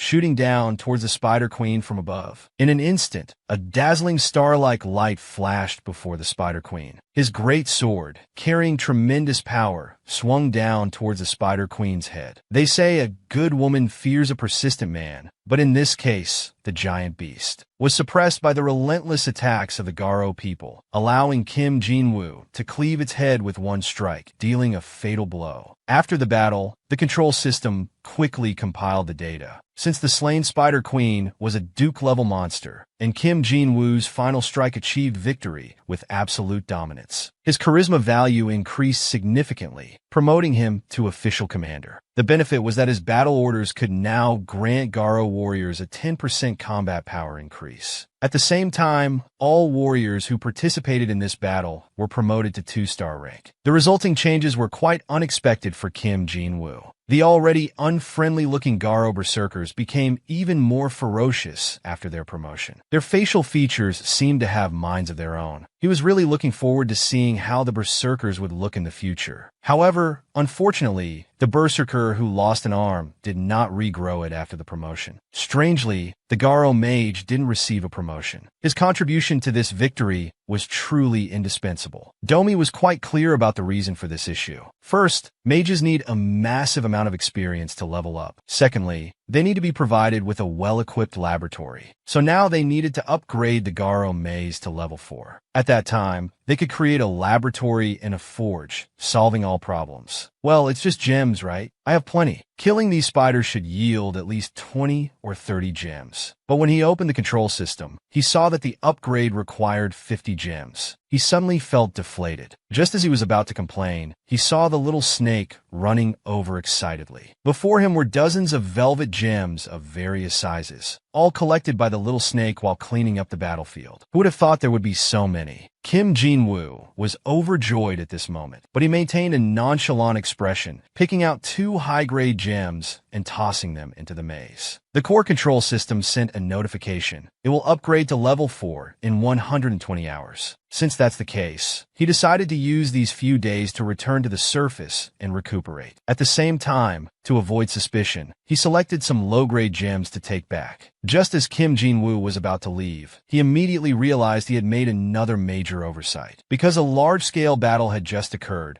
it would inevitably attract the attention of nearby monsters and explorers. He believed they would soon swarm in. He instructed the Garo people to quickly clean up the battlefield and store all usable materials from the spiders in the warehouse. After he left, they were to use magic to seal all entrances to avoid exposing the maze's location. Unexpectedly, this order made the mage tremble all over. Seeing this, Domi immediately explained. It turned out that the previous battle had completely drained the mage's magical power. He was clearly exhausted, probably struggling even to stand. Seeing this, Kim Jin-woo decided not to push him further. He turned to instruct the berserkers to carry large rocks to block the entrance. After giving instructions, he started searching the battlefield for some supplies. After all, it would take several days to return to the first-level entrance of the maze. But then he noticed Domi following behind him, hesitating as if he wanted to say something. After a moment's thought, he understood. Domi, we really owe this victory to your quick thinking. You ordered everyone to pin down the Spider Queen's body, preventing it from turning over. It made up for my half-baked plan. Hearing this, Domi's face lit up with a smile.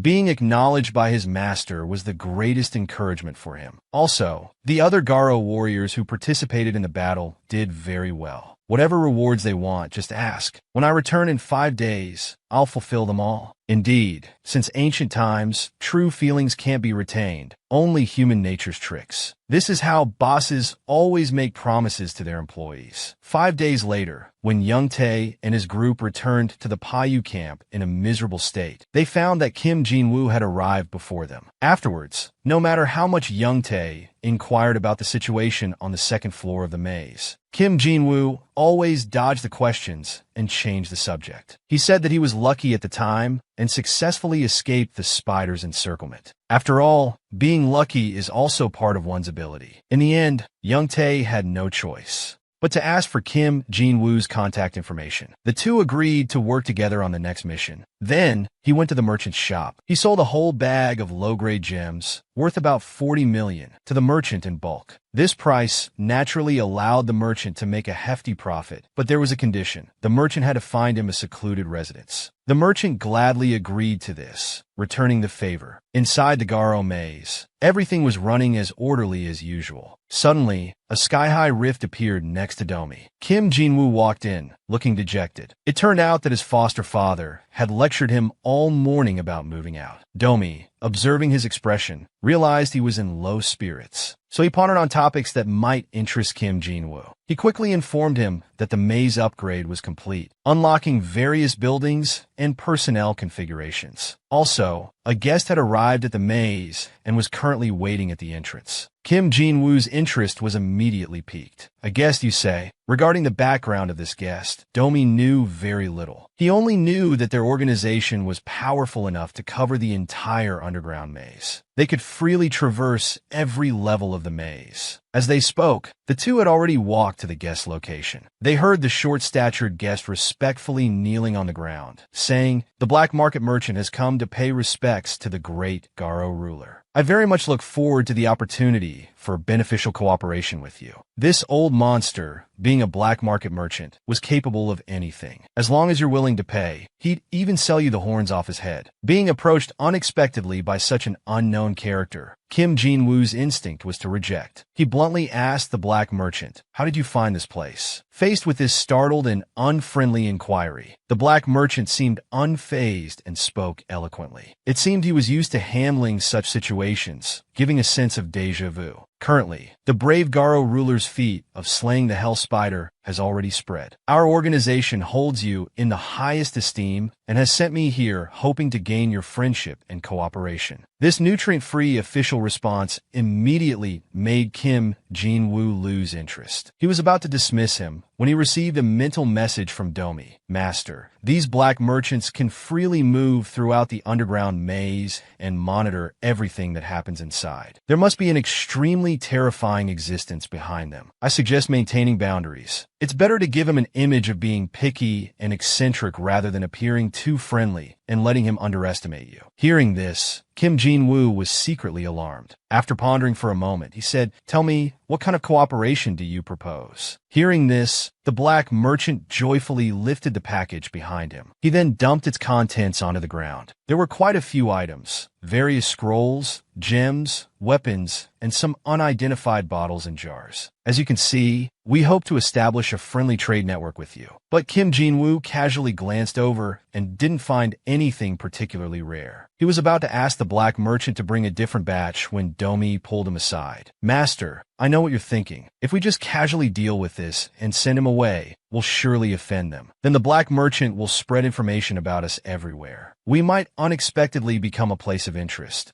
That would be very unfavorable for our current stage of development. So why don't we cooperate with him? It would be mutually beneficial, because they do indeed have many valuable goods." Hearing this, although Kim Jinwoo was displeased, he had no choice but to act stronger than he felt. "Well then, let's go shopping. Spend money to buy peace." Seeing Kim Jinwoo approach again, the black merchant spoke first, hinting, "Lord of the Garo, you have a very good advisor. Take a look and see if there's anything you need. I'll introduce them to you." Seeing Kim Jinwoo standing with his arms crossed, silent, he picked up a bottle of purple potion and began to introduce it. This is an extremely rare single-cell parasite from the underground maze. Of course, the price is very high. One high-grade velvet gem. I apologize if this sounds rude, but I'm not sure if you can afford it. This guy, how is he just like those salespeople in luxury stores? Despite that, the fat maggot soaking in this bottle of potion successfully piqued Kim Jinwoo's interest. He couldn't help but take a closer look. Then he turned to look at Domi. Domi obediently nodded to him. "All right, I'll take it then." He promptly took out a high-grade gem and completed the transaction. Kim Jinwoo felt the pain of spending this money, but what he didn't know was that the fat maggot in the bottle would cause him even more pain. After finally dealing with the black merchant, Kim Jinwoo curiously opened the bottle, intending to study it. Unexpectedly, it was an unknown creature with sharp mouth parts and several eyes. Before he could react, the creature instantly burrowed into his arm. He was suddenly shocked, and an ominous feeling arose. He felt himself moving further away from the word human. The control system also prompted at this time. A parasite has invaded your body. The parasite is beginning to assimilate with the host. But then he also felt relieved. After all, he was no longer an ordinary person, so he simply didn't bother with it. He then shifted his attention to the maze development plan, considering that the early development was too fast, resulting in many basic facilities not being perfected. After discussing with Domi, they decided to slow down the upgrade of the maze level first. The current focus was on internal equipment construction and military strength. They made a list of buildings: a cattle farm for food supply, a combat center to enhance fighting power, a bar for gathering information and receiving visitors, as well as a blacksmith, magic laboratory, fossil temple, and so on. At the same time, he pulled up the map, letting the archers re-explore the number of monsters and their strength to set up new defensive outposts. He was determined to make the Garo maze as solid as an iron bucket. After a series of imaginative planning, he used all the remaining gems to summon the Garo army. A week later, the basic construction was mostly completed. The newly added military forces were also in place, rotating between patrol and training. Everything was developing and being built in an orderly manner.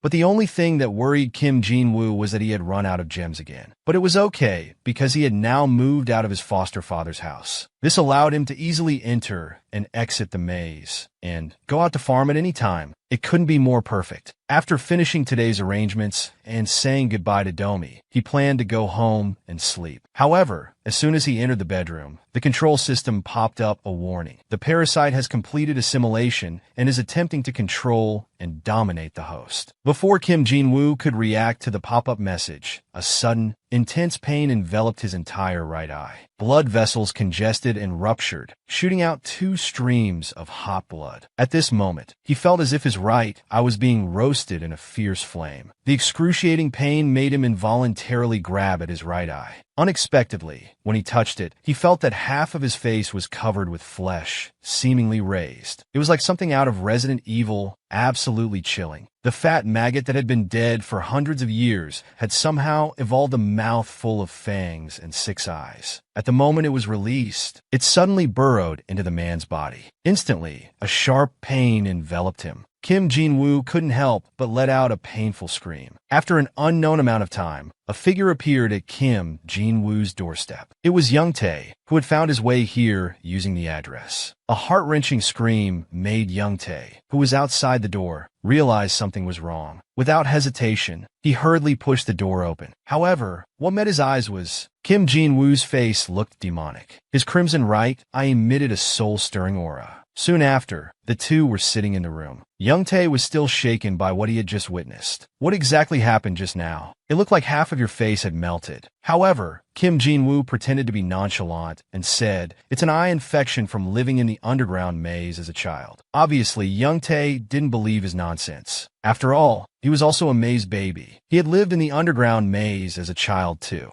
Even after growing up, among the maze babies he knew and interacted with, he had never seen anything like this. Unexpectedly, Kim Jin-woo silenced him with just one sentence. "Were the maze babies you knew also from the 12th floor?" Hearing this, Young Tae was stunned and thought to himself, a child who escaped from the 12th floor is already rare. Getting some horrifying strange disease seems normal. Oh, no wonder he knows so much about the Hell's Pearl. After Young Tae's mental storm, he successfully convinced himself and stopped dwelling on this issue. Actually, he came here mainly to invite Kim Jin-woo to explore the maze together tomorrow. Kim Jin-woo naturally agreed, because the construction of the Garo maze required gem investment. The next morning, at the entrance of Busan Underground City, Kim Jin-woo met his companions for this trip, Blondie and Little Black, whom he had met in the previous operation. This overly friendly middle-aged man was called Chung-san. After exchanging greetings, Kim Jin-woo learned that the main team for this operation consisted of only these 5 people. There were also 10 assault members as support. They planned to explore the 6th floor of the maze for 2 weeks. But what confused him was that Young Tae let the ordinary-looking Chung-san lead the team. When Kim Jin-woo asked about this, Young Tae mysteriously refused to answer. After entering the underground maze, Chung-san arranged Little Black and Blondie in the center of the team, responsible for strategy. Kim Jin-woo and Young Tae were responsible for the rear. Surprisingly, under Chung-san's leadership, the team could always avoid monsters and other exploration teams from afar. This allowed the entire team to efficiently and systematically avoid risks and advance quickly. This made Kim Jin-woo marvel and inquire Young Tae again. Young Tae finally revealed the reason. It was that Chung San had an extremely strong detection ability. He could detect all living beings within a 500-meter range. Without exaggeration, with this ability to anticipate the enemy, the team could ensure victory and avoid threats most of the time. At this time, Captain Chung-sin gathered them in front of an abandoned maze entrance. I've detected Wolf Marquis's active not far ahead. To avoid them, we need to go through here. I've scanned this maze, and there's no danger inside. Since that was the case, no one had any objections. Kim Jin-woo secretly noted this location. He wanted to claim this abandoned maze for himself. Soon, the team arrived at the throne of this abandoned maze. They planned to set up camp here and rest for the night before moving on. Suddenly, Kim Jin-woo received a prompt from the control system. Activate parasite ability, reconnaissance. Immediately after, he felt a hot flow surging into his right eye. The sudden change made Kim Jin-woo let out a muffled groan. This caught Young Tae's attention, who concernedly asked about his condition.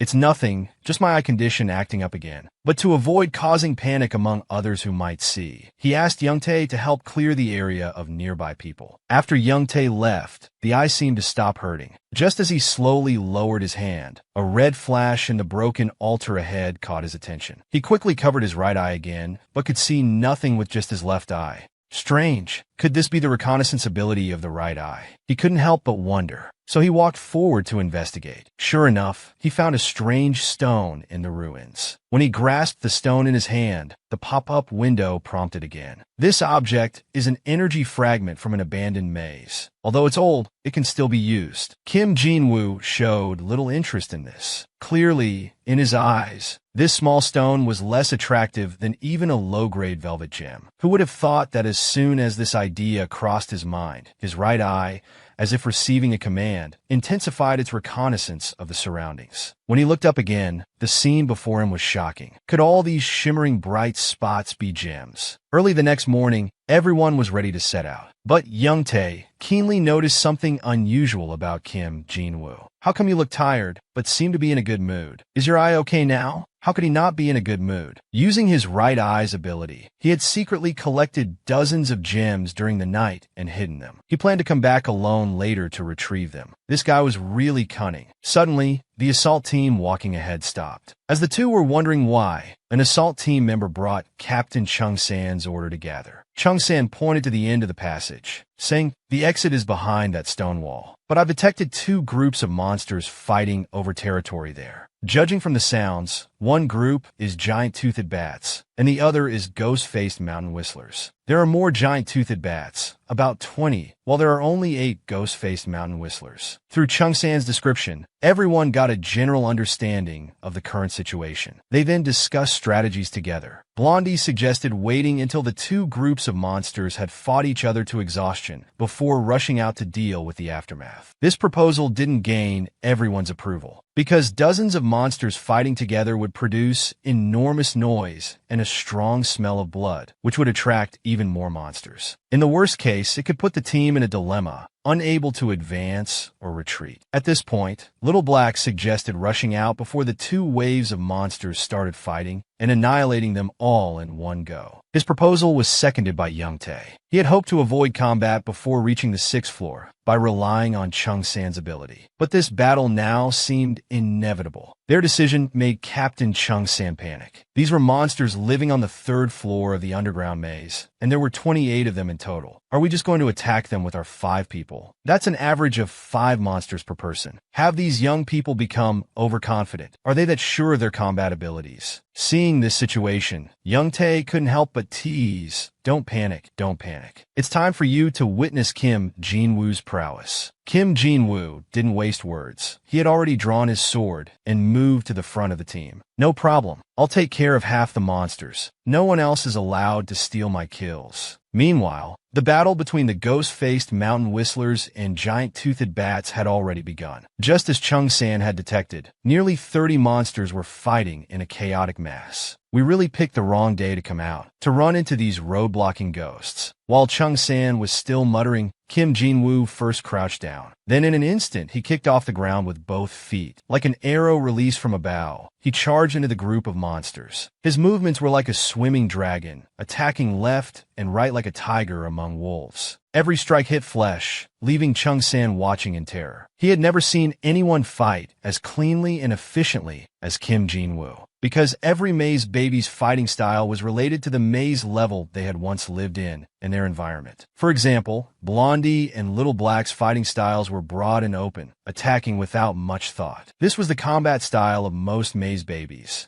However, Kim Jin-woo's techniques could kill with a single strike, and every blow hit a vital point. Simple, yet highly effective, it could be called a performance art. At the same time, his speed and strength were more than a level above Little Black and Blondie's. With his detection ability, Chung San seemed to be able to see more details about Kim Jin-woo. At this moment, Young Tae's words interrupted Chung San's thoughts. I told you before, Kim Jin-woo is an absolute powerhouse. He escaped from the slaughter on the 8th floor of the maze. When he was young, he had already learned the most effective survival methods. Or maybe he's someone born with a natural talent for combat. Chung San agreed with Young Tae's explanation. However, Young Tae was troubled inside, but he had to help Kim Jin-woo fabricate stories, because he had promised to help cover up Kim Jin-woo's identity as a 12th floor maze baby. This guy really doesn't know how to hold back. The slightest display makes it hard not to draw attention to him. While Kim Jin-woo appeared ordinary on the surface, his heart was racing. Through the recent battle, he felt that his body had undergone drastic changes at some point. His body felt extremely light and agile, and the monster's movements seemed chaotic in his eyes. The power within him was also several times greater than usual. To appear normal, he had been suppressing his strength throughout. These changes were all brought about by the parasite. His weakness detection ability had also been enhanced by the parasite. The weakness display was no longer just superficial dotted lines. It had become X-ray vision. Like now, the weakness of the ghost-faced mountain whistler was clearly revealed before his eyes. With a swift move, he precisely maneuvered around the ribs and pierced the heart. The parasite's miraculous abilities made Kim Jin-woo somewhat addicted. He decided to spend time studying it thoroughly. But on second thought, this parasite seemed to be a double-edged sword. After all, it would retaliate against him at this speed if he didn't obey. Before he knew it, the battle had ended. At this time, Young Tae cautiously approached. I'm saying, can you think about me for a moment? There were only 28 monsters in total, and you alone killed 20 of them. Look at the assault team behind you. They now all idolize you. They've practically deified you.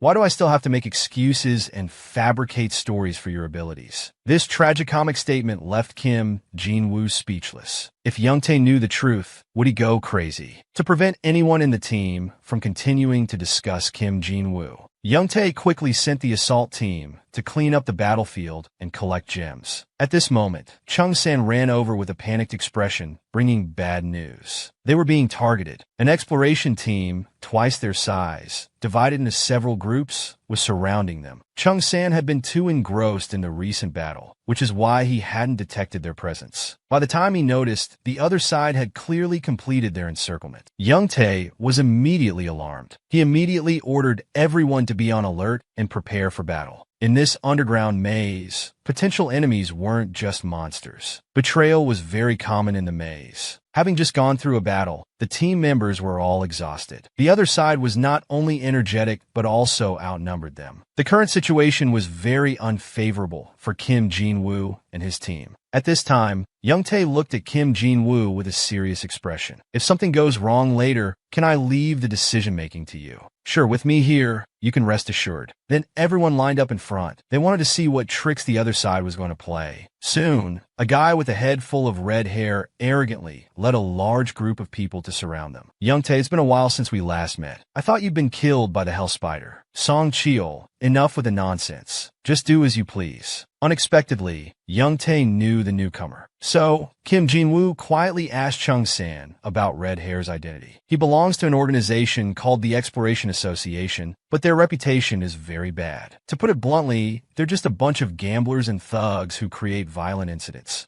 Hearing Chung San's description, Kim Jin-woo's impression of the team before him instantly plummeted. His right eye involuntarily lit up, and red hair began scanning and assessing the opponent's strength. The opposite side had about 40 people, including 9 maze babies. Except for red hair, who was slightly stronger, the rest were around level 6. And judging from the solemn expressions and imposing manner of the other side's personnel, they were a group of battle-hardened soldiers accustomed to killing. If both sides were to fight, his side would have no chance of winning. Faced with this situation, he was shocked and inexplicably irritated. An intense killing intent involuntarily burst forth from him. The man was originally a powerful figure in the underground maze, possessing special abilities and accustomed to killing. He even controlled a mysterious Garo maze. Luo Xia also had many brave and battle-ready Garo people. However, managing such a large maze had nearly exhausted all his savings. He had to take on odd jobs to earn extra money. Now he was even pretending to be a novice, hiding behind others and acting curious. But now, as Kim Jin-woo's mood changed to irritation, an intense killing intent unconsciously emanated from him. However, this killing intent made the unsuspecting incite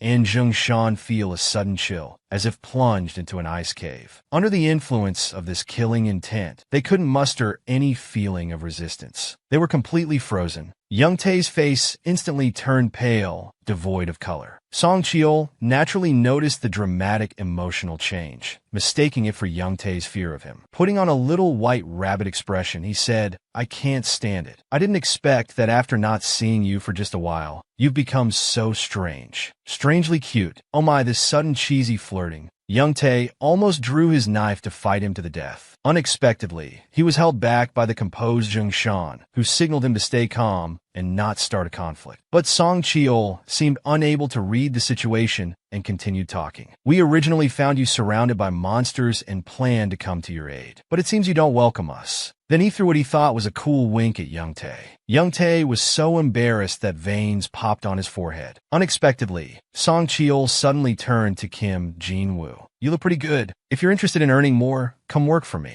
However, Kim Jin-woo rejected without a second thought. "No need to reject so quickly. Think about it and give me an answer later." Saying this, he left with his people. It felt like this big brother came to assert dominance and show off. Being poached right in front of him, Young Tae, with his short temper, almost couldn't hold back. But the situation was beyond his control, and with Zheng Shan's persuasion, he held back again. At the same time, Zheng Shan, worried about further disputes, quickly changed the subject. He turned to ask Kim Jin-woo, "How can you be so calm? Do you already have a strategy?"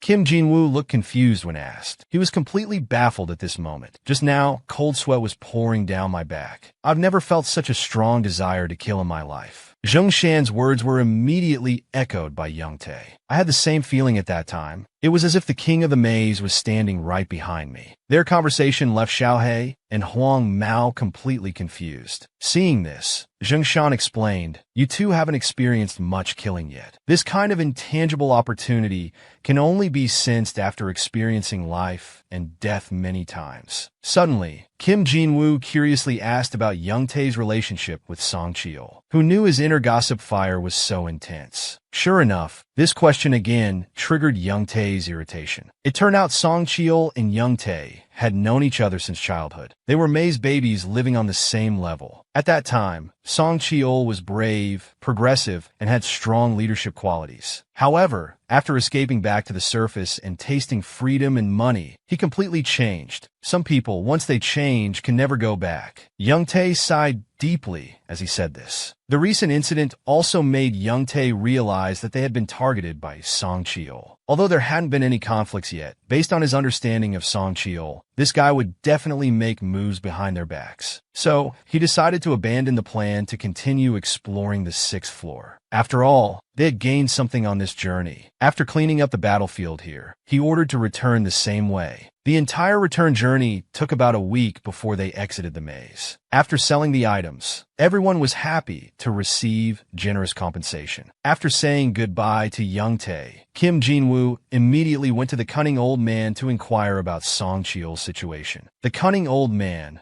being an insider, naturally knew some inside information. Actually, people have quite different opinions about Song Cheol. He uses the name of the Exploration Association to directly restrict and control the underground maze. At the same time, he set minimum level requirements for maze babies. This measure has greatly increased the survival rate of ordinary explorers. You should know that before, when no one managed it, and anyone could freely enter and exit the maze, the survival rate of exploration teams was only 20%. So now, public opinion seems to lean more towards the Exploration Association's control over the underground maze. Additionally, the cunning old man gave another piece of news. Recently, a group calling themselves human hunters were committing robbery and murder in the maze. These bastards were all masked and had their teeth sharpened like sharks. Some of them might come from deep within the maze. Their strength shouldn't be underestimated. He warned Kim Jin-woo that if he encountered this group, it's best to take a detour. After getting the information from the cunning merchant, Kim Jin-woo waved goodbye and left. Lin told the merchant that there were no gems to sell this time. This left the merchant quite stunned, feeling like he'd been used for free. Back in the maze, a spatial rift opened behind Domi. Kim Jin-woo slowly walked out of the rift. "Master, you've come back at the right time. A guest has arrived at the bar. I was just about to meet him." This puzzled Kim Jin-woo. Another guest had come to visit. The visitor was an elven mercenary. Domi had previously interacted with this elf, but he felt that the elf had neither loyalty nor a sense of honor. Hearing this, Kim Jin-woo frowned. If that's the case, why not send him away? Why keep him in the maze? To this, Domi hesitated, mumbling for a while before revealing the real reason. Because the Garo maze desperately needed someone skilled in reconnaissance. Although the Garo archers possessed extreme power, their bulky build made them unsuitable for the role of scouts. This had delayed the mapping of the area around the maze. Understanding the situation, Kim Jin-woo decided to meet this elf personally. The two of them walked into the bar together. Needless to say, the cloaked figure sitting in the corner of the bar was the person they were looking for. When the person noticed Kim Jin-woo approaching, he hurriedly stood up and bowed. At the same time, he pushed back his heavy cloak, revealing a head full of silver gray hair. Most striking were his pointy elven ears. The man had once turned into this terrifying appearance due to a mysterious potion, brought by the first guest who came to his home. Now, another strange guest had inexplicably arrived at his home. What kind of changes would this bring him? Kim Jin-woo silently observed the vigilant elf before him. The elf didn't avoid his gaze. His direct stare was considered disrespectful by Domi, who immediately scolded him. However, the elf's eyes remained indifferent, calmly glancing at Domi. But in the next second, he lowered his gaze, bowed, and knelt down, reciting, "The Lord of the Throne, the only one who can see through the veil of darkness. Please forgive this humble underground wanderer for entering your darkness without permission. I beg you to grant me the great honor of presenting this worthless wanderer's name to the great Lord of the Throne." This flowery speech made Kim Jin-woo's scalp tingle. After patiently responding, the elf continued his elaborate speech. "I, a humble wanderer, am an elven mercenary roaming the underground maze. My name is Lisa." Unexpectedly, Kim Jin-woo's expression changed abruptly, emanating killing intent. "Very well, Lisa, but I want to tell you, even at such a close distance, you won't be able to stab me with the dagger hidden in your cloak." Hearing this, Domi was startled and immediately began to rebuke. However, before he could finish, Kim Jin-woo interrupted him. Domi had no choice but to stand by, deeply regretting leaving this elf here. The elf, whose plan was exposed by Kim Jin-woo, remained calm. "Great King of Garo, please forgive this worthless person for rashly questioning your abilities." Stop.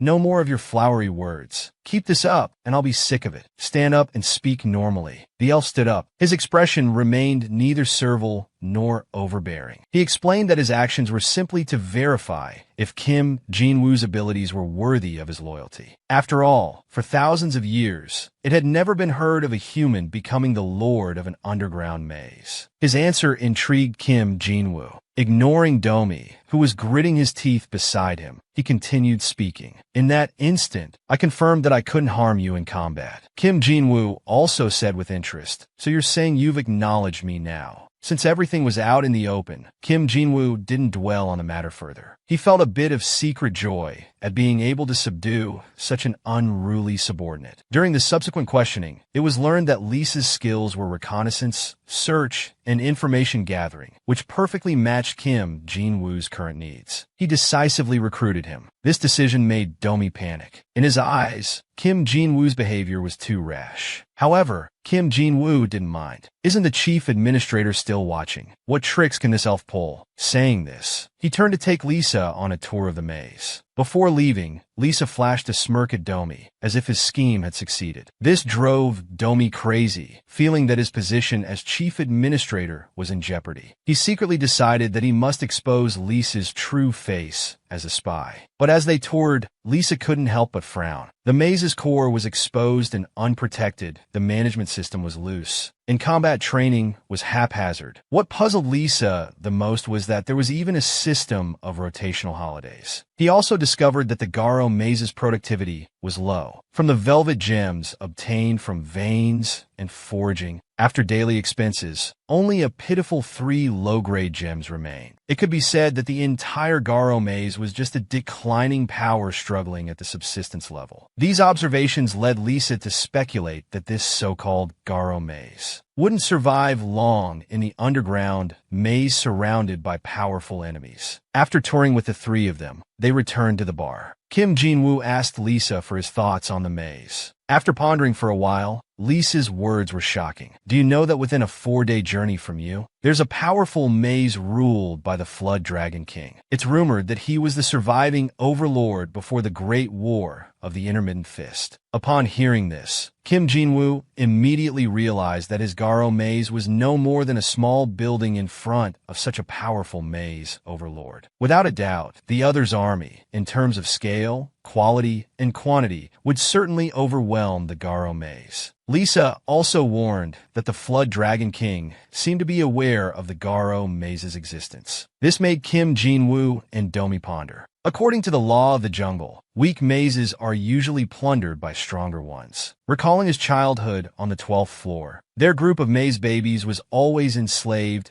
and driven to dig and attack other maze locations. It was because of those days of digging tunnels that he witnessed many maze monster conflicts firsthand. He suddenly realized that the reason the Flood Dragon King hadn't attacked yet must be due to a block battle line. Once they break through, it would be time for the Flood Dragon King's major invasion. Based on Kim Jin-woo's deduction, Lisa also recalled that between the Flood Dragon King and the Garo maze, there was indeed a maze ruled by blood rage. Although the Flood Dragon King had once mobilized forces to try to annex Blood Rage's maze, it failed for unknown reasons. Based on Lisa's information, Kim Jin-woo became more certain of his deduction. The Flood Dragon King had not yet gained the opportunity to attack the Garo maze. At the same time, to avoid complications, he would definitely take a long route to bypass the Snow Leopard's territory. This back and forth would give the Garo maze at least 2 months of preparation time. Now it seemed things weren't too bad. But Lisa, you seem to know more than I imagined. Lisa didn't conceal this fact. He admitted that he indeed worked for the Flood Dragon King. This gave Domi the opportunity he was waiting for. This elf of unknown origin must be a spy sent by the other side to gather information. Unexpectedly, Lisa refuted, stating that as a mercenary, he only worked for pay. Now that he was employed by the King of Garo, he wouldn't betray his employer during the employment period. We elves consider promises as important as life itself. Kim Jin-woo interrupted their argument and gave Lisa his first task as an employee. First, to describe in detail everything he had learned and experienced while in the Flood Dragon King's maze. Second, to go out and scout, making sure to ascertain the enemy's troop numbers and direction of movement. Lastly, to use his mercenary status to infiltrate them again. After all, they've employed you before, so their guard will be lower. Don't worry about the payment. The price I offer will certainly satisfy you.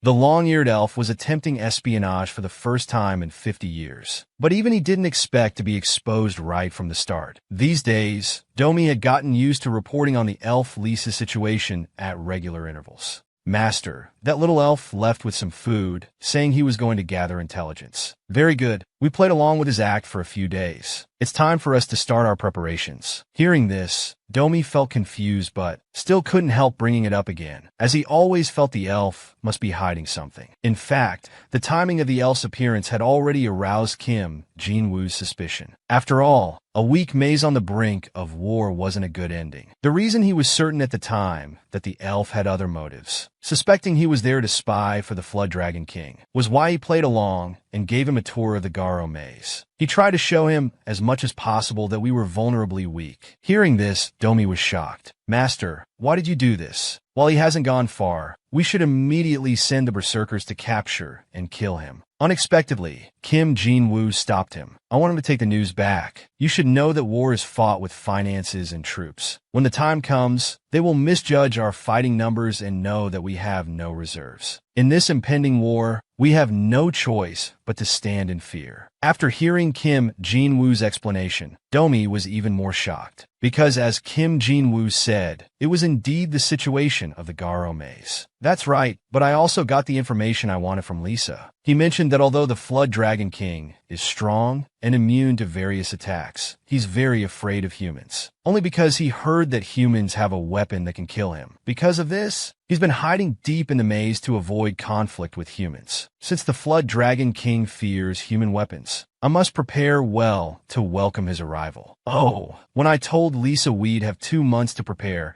it was also to lull him into a false sense of security. These days, you must strengthen and expand the patrol range. I guess they should be here soon. I'll be back with gifts in 3 days. With that, Kim Jin-woo passed through the spatial rift, leaving behind a bewildered Domi. The next morning, Young Tae was woken up by Kim Jin-woo's phone call. The straightforward Kim Jin-woo didn't waste words and immediately asked Young Tae to repay the life-saving favor from the second floor of the maze. Time passed quickly again. As Kim Jin-woo had predicted, an advance team sent by the Flood Dragon King had already reached the vicinity of the Garo maze. Their huge, imposing figures made the Garo guards look like children in comparison. This leading yellow dragon, after dealing with the Garo guards, was boasting on the side. His subordinates, used to this, were thankfully discussing in low voices, "This guy is showing off again." Earlier, when crossing the snow leopard's territory, he didn't dare make a sound and ran faster than anyone. But he's just a coward who always claims to be a dragon descendant. The yellow dragon seemed to hear his subordinates' whispers. Looking in their direction, those who were just criticizing him behind his back immediately changed to flattering faces, praising the boss for being powerful and mighty. A series of exaggerated compliments made the yellow dragon very pleased. Full of enthusiasm, he declared he would sit on the throne of the Garo maze and have a feast by noon. This scene made the subordinates whisper again, "See, I told you.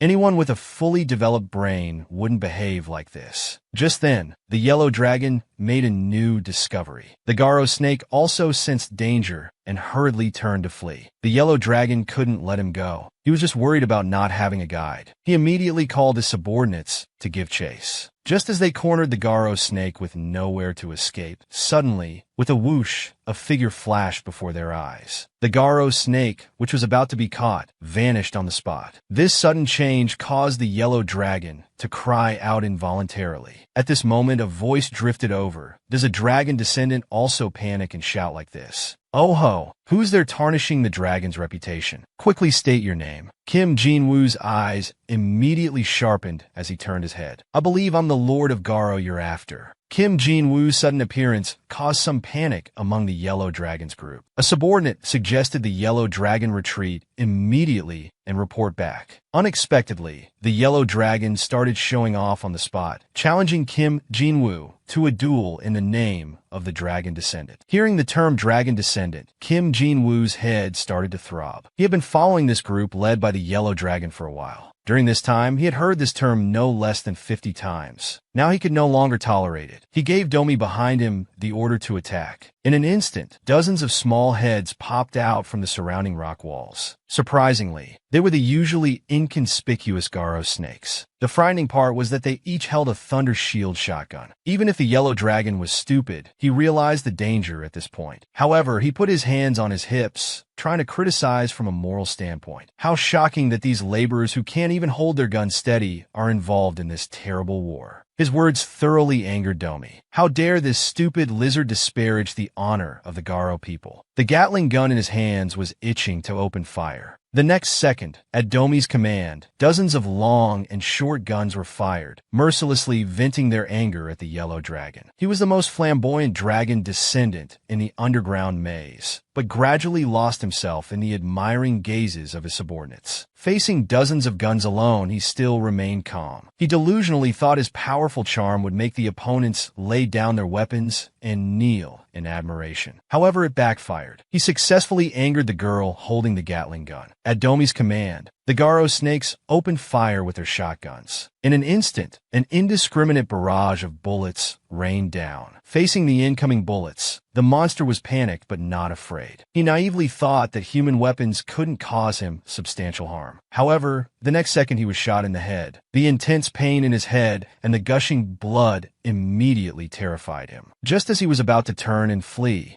he found his retreat blocked by Garo guards. He could only curl up and endure the hail of bullets. Kim Jin-woo silently watched the scene before him. He inwardly sighed, thinking how substantial Yoon Tae-hwan's life-saving favor truly was. It turned out that 2 days ago, after Kim Jin-woo's phone call, Yoon Tae-hwan had brought him a truckload of various weapons that afternoon. This made Kim Jin-woo admire Yoon Tae-hwan's connections. At the same time, Yoon Tae-hwan was puzzled by Kim Jin-woo's actions. Kim Jin-woo only said it was better to be prepared, without elaborating further. From the current situation, it was clear that the firearms had limited killing power against the monsters. However, they allowed the Garo snakes to become true warriors and join the war. Looking at Domi beside him, who was enjoying himself immensely, he felt fortunate. However, there's always an exception. They discovered that the bullet attacks couldn't harm the yellow dragon at all. Just then, the yellow dragon himself also noticed the situation. At first, he thought it was an illusion. Turning to look at his subordinates, he saw them riddled with wounds, howling in misery. He was instantly overjoyed. He started to show off again, entering self-admiration mode. This complacent appearance made Domi grit his teeth and aim at the yellow dragon, firing frantically. In contrast, the yellow dragon was posing and preening in the rain of bullets. This made the Garo guards unable to resist drawing their swords and approaching him. Unexpectedly, the moment they touched the yellow dragon, their swords broke. This immediately shocked the Garo guards. In this moment of surprise, the yellow dragon seized the opportunity. With one punch, he sent them flying. Then he frantically taunted Domi. The already agitated Domi couldn't stand it. He immediately pulled out a shoulder-mounted RPG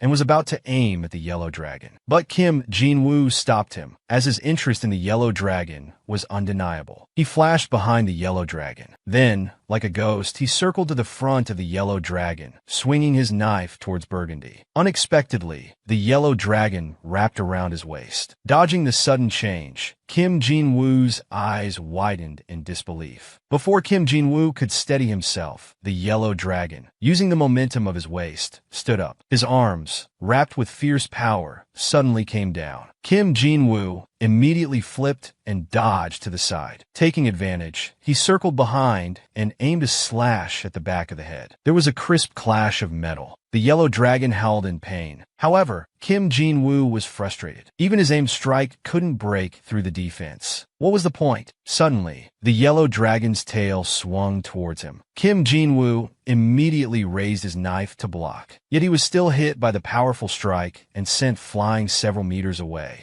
Kim Jin-woo's miserable state made Domi silently resolve. But fortunately, Kim Jin-woo soon walked out of the dust. This guy had tough skin and thick flesh. His physique probably wouldn't even be recognized by hell spiders. Though his intelligence wasn't online, his battle awareness was terrifying. He could always seize opportunities to launch fierce counterattacks against me. Thinking of this, his right eye unconsciously lit up with a red glow, scanning the yellow dragon. At the same time, he pushed off the ground forcefully and lunged forward with his knife. Before the yellow dragon could react, he felt several sword lights flash by. Kim Jin-woo had already executed a smooth combo. Yet he still couldn't leave a single wound on the yellow dragon. Does this guy have no weaknesses? Even the scout's eye, enhanced by parasites, couldn't find a single weak point. Taking advantage of Kim Jin-woo's distraction, the yellow dragon's cold and angry fist came crashing down. Suddenly, he noticed a flash of light between the yellow dragon's shoulder blade and neck. This discovery left him no time to dodge, and he was hit squarely by the yellow dragon. Witnessing Kim Jin-woo being injured by the yellow dragon, Domi immediately panicked. Suddenly, the dense dust was shattered by an air current. Kim Jin-woo, holding a long knife, walked out slowly, surrounded by a swirling aura. His right eye flashed with a bloodthirsty light. Terrifying horizontal chains and scabs appeared on the right side of his face. The yellow dragon sensed Kim Jin-woo's terrifying killing intent. The energy around him suddenly surged, making it hard for others to stand. Meanwhile, in the Flood Dragon King's maze, the elf Lisa carefully walked through the trap-filled embrace. She indifferently stepped over the exhausted laborers by the roadside of the maze. Her heart felt deeper admiration for Kim Jin-woo's Garo maze, as the cruelty before her eyes was what a maze should look like. Lisa came before the Flood Dragon King and knelt down. Just as Kim Jin-woo had predicted, she truthfully reported what she had seen and heard in the Garo maze to the Flood Dragon King. Moreover, she planned to persuade Kim Jin-woo, using the promise of abundant velvet gems, to attack Bloodburst territory in a week. When both sides were weakened from the battle, the Flood Dragon King would take advantage and seize the Garo maze in one fell swoop. The Flood Dragon King was very pleased with Lisa's plan. He ordered the main force to set out for the Garo maze tomorrow. It had been a long time since he had initiated a territory war. His warlike bloodline now made him somewhat impatient. This was a monster with ancient dragon bloodline. Not only did it possess incredible combat power, but its defense was equally astonishing. The hard scales were impervious to close-range slashes. Even facing a Gatling gun's barrage,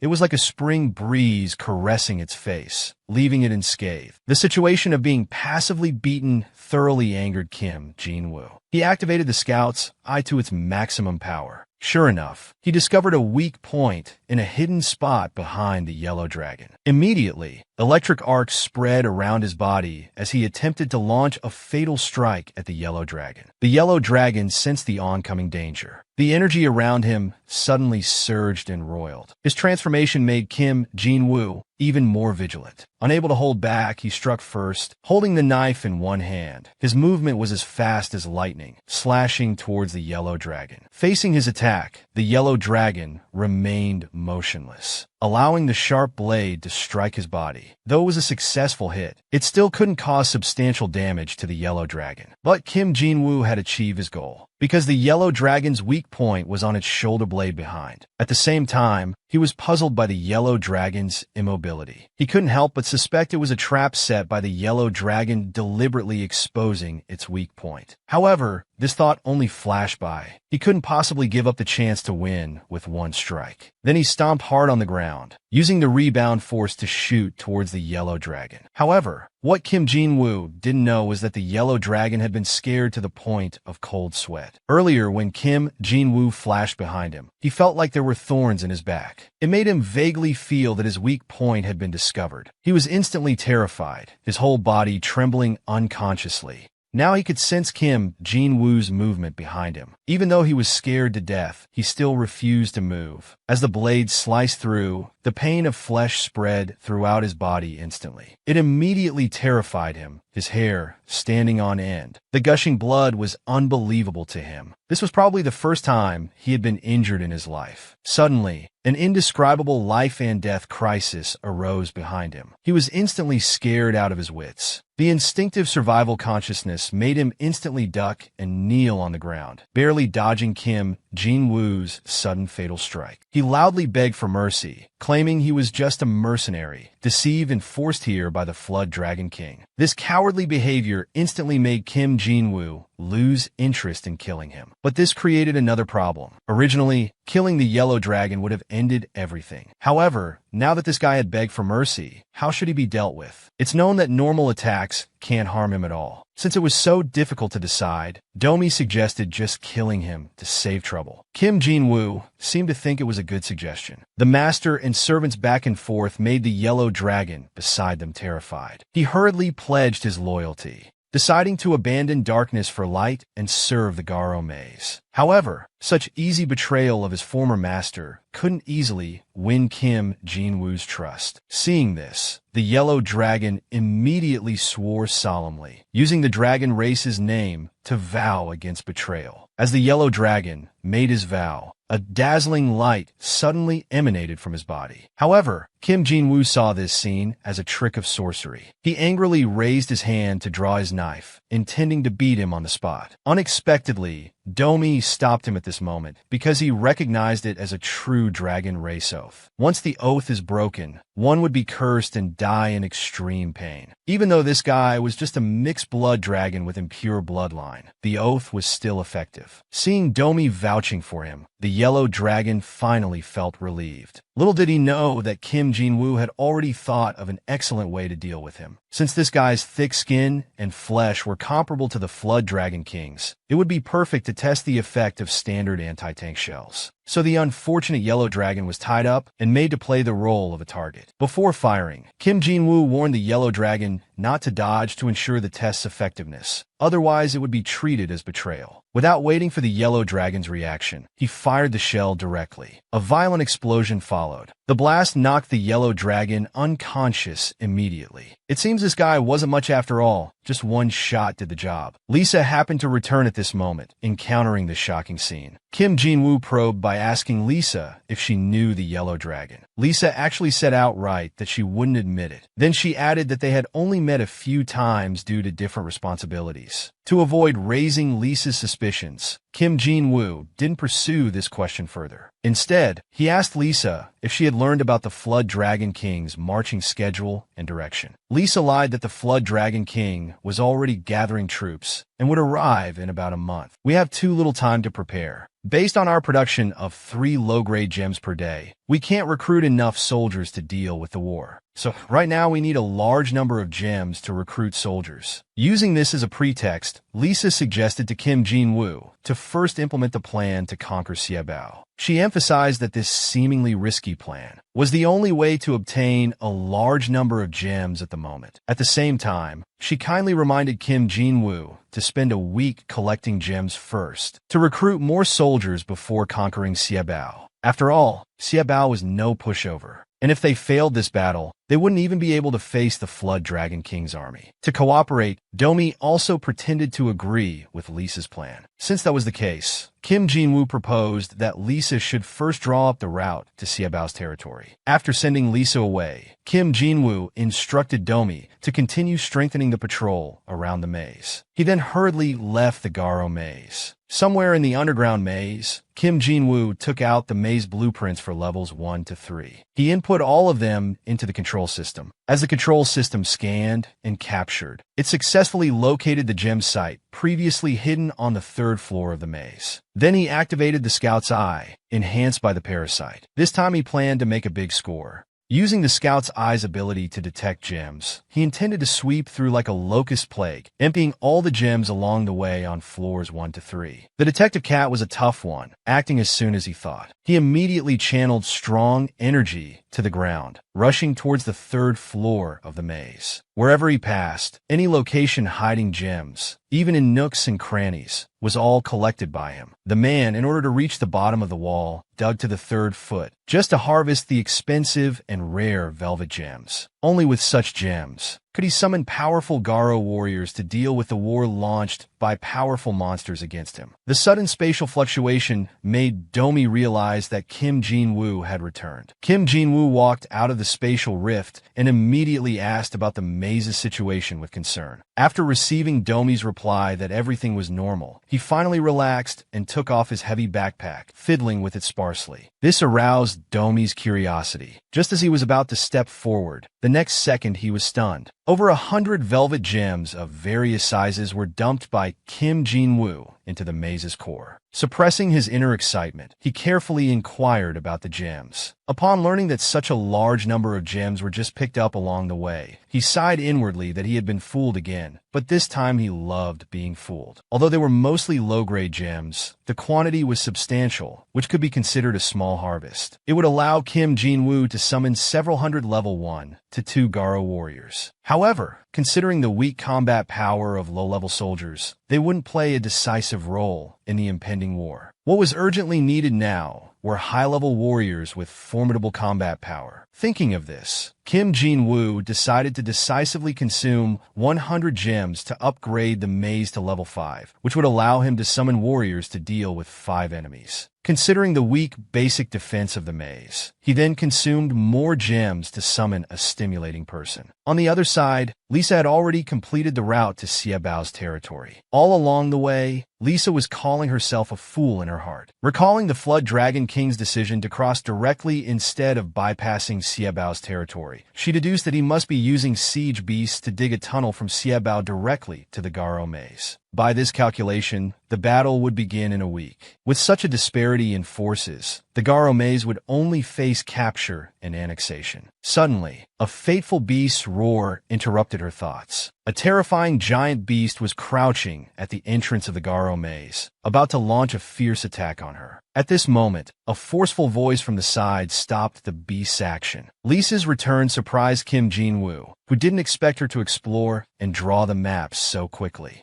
While Kim Jin-woo was inputting the map, Lisa was surprised to find that in just one day, many more Garo warriors had appeared. She secretly pondered that at this rate of recruitment, perhaps in a few days they might really have the ability to conquer Xiaobao. Unexpectedly, after Kim Jin-woo imported the map, he wanted to immediately attack Xiaobao. This made Lisa extremely anxious, and she immediately tried to stop him, because she believed that with just these few warriors, going there would be nothing but suicide. However, Kim Jin-woo didn't listen to her advice and insisted on his own way. He even demanded that she go along. She immediately refused. After all, she didn't want to die in vain. Unexpectedly, Kim Jin-woo's face changed drastically, and his killing intent resurfaced. Forced by his intimidation, Lisa had no choice but to reluctantly comply. Time passed quickly, and by now the team had entered Xiaobao's territory. Lisa reminded them that they must not make any sound. Although Xiaobao's own defense wasn't strong, they were highly alert and skilled at lurking in dangerous areas. So from now on, they needed to be extremely vigilant and prepare for a counterattack. However, Lisa's nervous emotions didn't seem to alarm Kim Jin-woo, who just boldly ran forward. Then he imperceptibly retreated a step and made a gesture to the Garo warriors behind him. The Garo warriors immediately stopped, staying behind Kim Jin-woo, and slowly followed Lisa. At this moment, Lisa felt a vague sense of unease. She could feel that the atmosphere around was unusually eerie. A seemingly invisible, chilling aura locked onto her. It made her spine cold and her heart terrified. Could it be that Xiaobao was lurking around? But as soon as this thought arose, she realized something was wrong. Suddenly, she became aware that the prickling sensation on her back was coming from behind. She was startled. She unconsciously stopped. Just then, a sinister and terrifying voice told Lisa that if she dared to turn her head, she would be killed on the spot. This instantly made her hair stand on end. But she quickly forced herself to calm down and asked Kim Jin-woo why he was doing this. Little did she know, Kim Jin-woo had already quietly used a strange technique on her. Half of his body was now covered with several horrifying tentacles. From the moment you appeared, I noticed you were quietly observing everything in the maze, and you seemed to be very contemptuous of my management style. I don't care how you judge the Garo maze, but this is my territory, and I make the rules. If you're a friend, I'll treat you sincerely. If you're an enemy, I'll kill you without hesitation. And you, I'm not sure yet if you're a friend or an enemy. By now, Kim Jin-woo's hands were covered with writhing tentacles of parasites. Lisa was certain that Kim Jin-woo only suspected her, but had no substantial evidence. So she began to defend herself. Master, as a mercenary, I was indeed previously employed by the Flood Dragon King. I've never tried to hide this experience. Tell me, which spy would reveal their past work experience? Are you angry because I tried to kill you when we first met? I admit I was rude then, and I sincerely apologize for that. Now I work for you, risking my life to sneak back to the Flood Dragon King for information. Yet I receive such suspicion and doubt from you. Faced with Lisa's evasive excuses, Kim Jin-woo stared at her with interest. Puzzled by Lisa's elaborate efforts to provoke a war between the two mazes, he bluntly questioned her about her true intentions. To this, Lisa still firmly believed that she hadn't shown any flaws, so she righteously denied it. Her response gradually made Kim Jin-woo lose patience. The tentacles on his body unconsciously became increasingly agitated. The parasites on his body had now silently crawled to Lisa's feet. "Lisa, I have bad news for you. Have you heard of parasites?" Lisa had certainly heard of these special creatures, but had never seen them in person. "I have one on me. Unfortunately, you have one too." Hearing this, Lisa's heart trembled. Suddenly, she felt a sticky, uncomfortable sensation on her arm. Looking down, she was almost paralyzed with fear. The terrifying,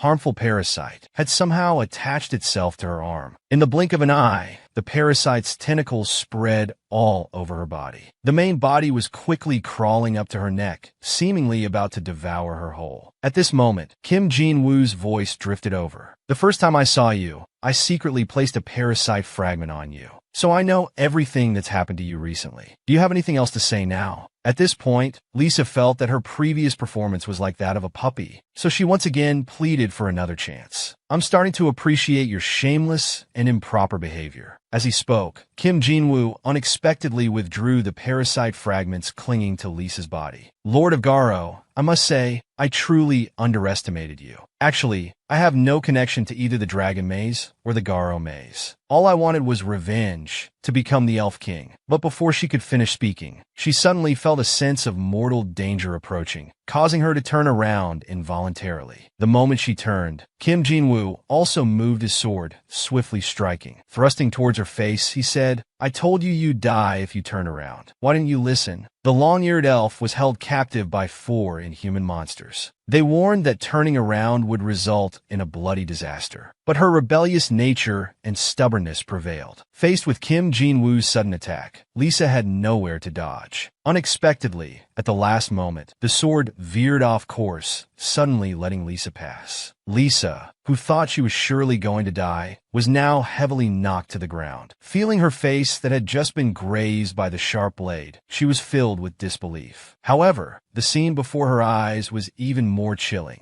She suddenly realized that without Kim Jin-woo, she would have been torn apart by the blood leopard's paw by now. She never thought that in such a short time, she had already teetered on the edge of death twice. At this moment, Kim Jin-woo, empowered by the parasite's potential, calmly dealt with the situation, balancing offense and defense with ease. Although the blood leopard was huge in size, it used its agile movements to dodge left and right, preventing Kim Jin-woo from gaining any advantage. But as the blood leopard's speed increased, Kim Jin-woo found himself at a loss. He then flipped back to the ground, pushing the parasite's potential to its peak. In an instant, tentacles covered his entire body, his face contorted. Seizing the opportunity, he leaped up with his sword in both hands, thrusting towards the blood leopard. Landing a hit, he sent the blood leopard flying, crashing heavily to the ground. But unexpectedly, Kim Jin-woo's attack came again. However, the blood leopard was faster, disappearing in a flash, leaving Kim Jin-woo's attack ineffective. Lisa, who had been observing the battle from the sidelines, had to admit Kim Jin-woo's strength at this point. But as a proud elf, she still looked down on humans, even though the person before her didn't seem very human-like. At this moment, Kim Jin-woo's voice sounded from the side. "I'll deal with you after I finish this fight. Of course, you can take this chance to slip away now. But if I ever see you again, you won't even have a chance to speak." Lisa believed him without a doubt, having just experienced Kim Jin-woo's power. She stood there, unsure of what to do. The blood leopard watched the two vigilantly from the side, seemingly waiting for an opportunity to strike. However, Kim Jin-woo was feeling somewhat uneasy at this moment. Activating the parasite's potential had greatly drained his energy. The current situation was urgent, requiring a quick resolution. Suddenly, Lisa's startled cry interrupted his thoughts. Looking up, he saw another blood leopard appear behind the Garo warriors. Before he could warn them, the mage was already covered in blood. In the heat of the moment, Kim Jin-woo immediately exerted force and launched a fierce attack. Unexpectedly, the blood leopard that had been waiting for an opportunity intervened. He was instantly filled with grief and anger, but helpless. Worse still, faced with this dangerous situation, his energy was nearly depleted. He had no choice but to deactivate the parasite state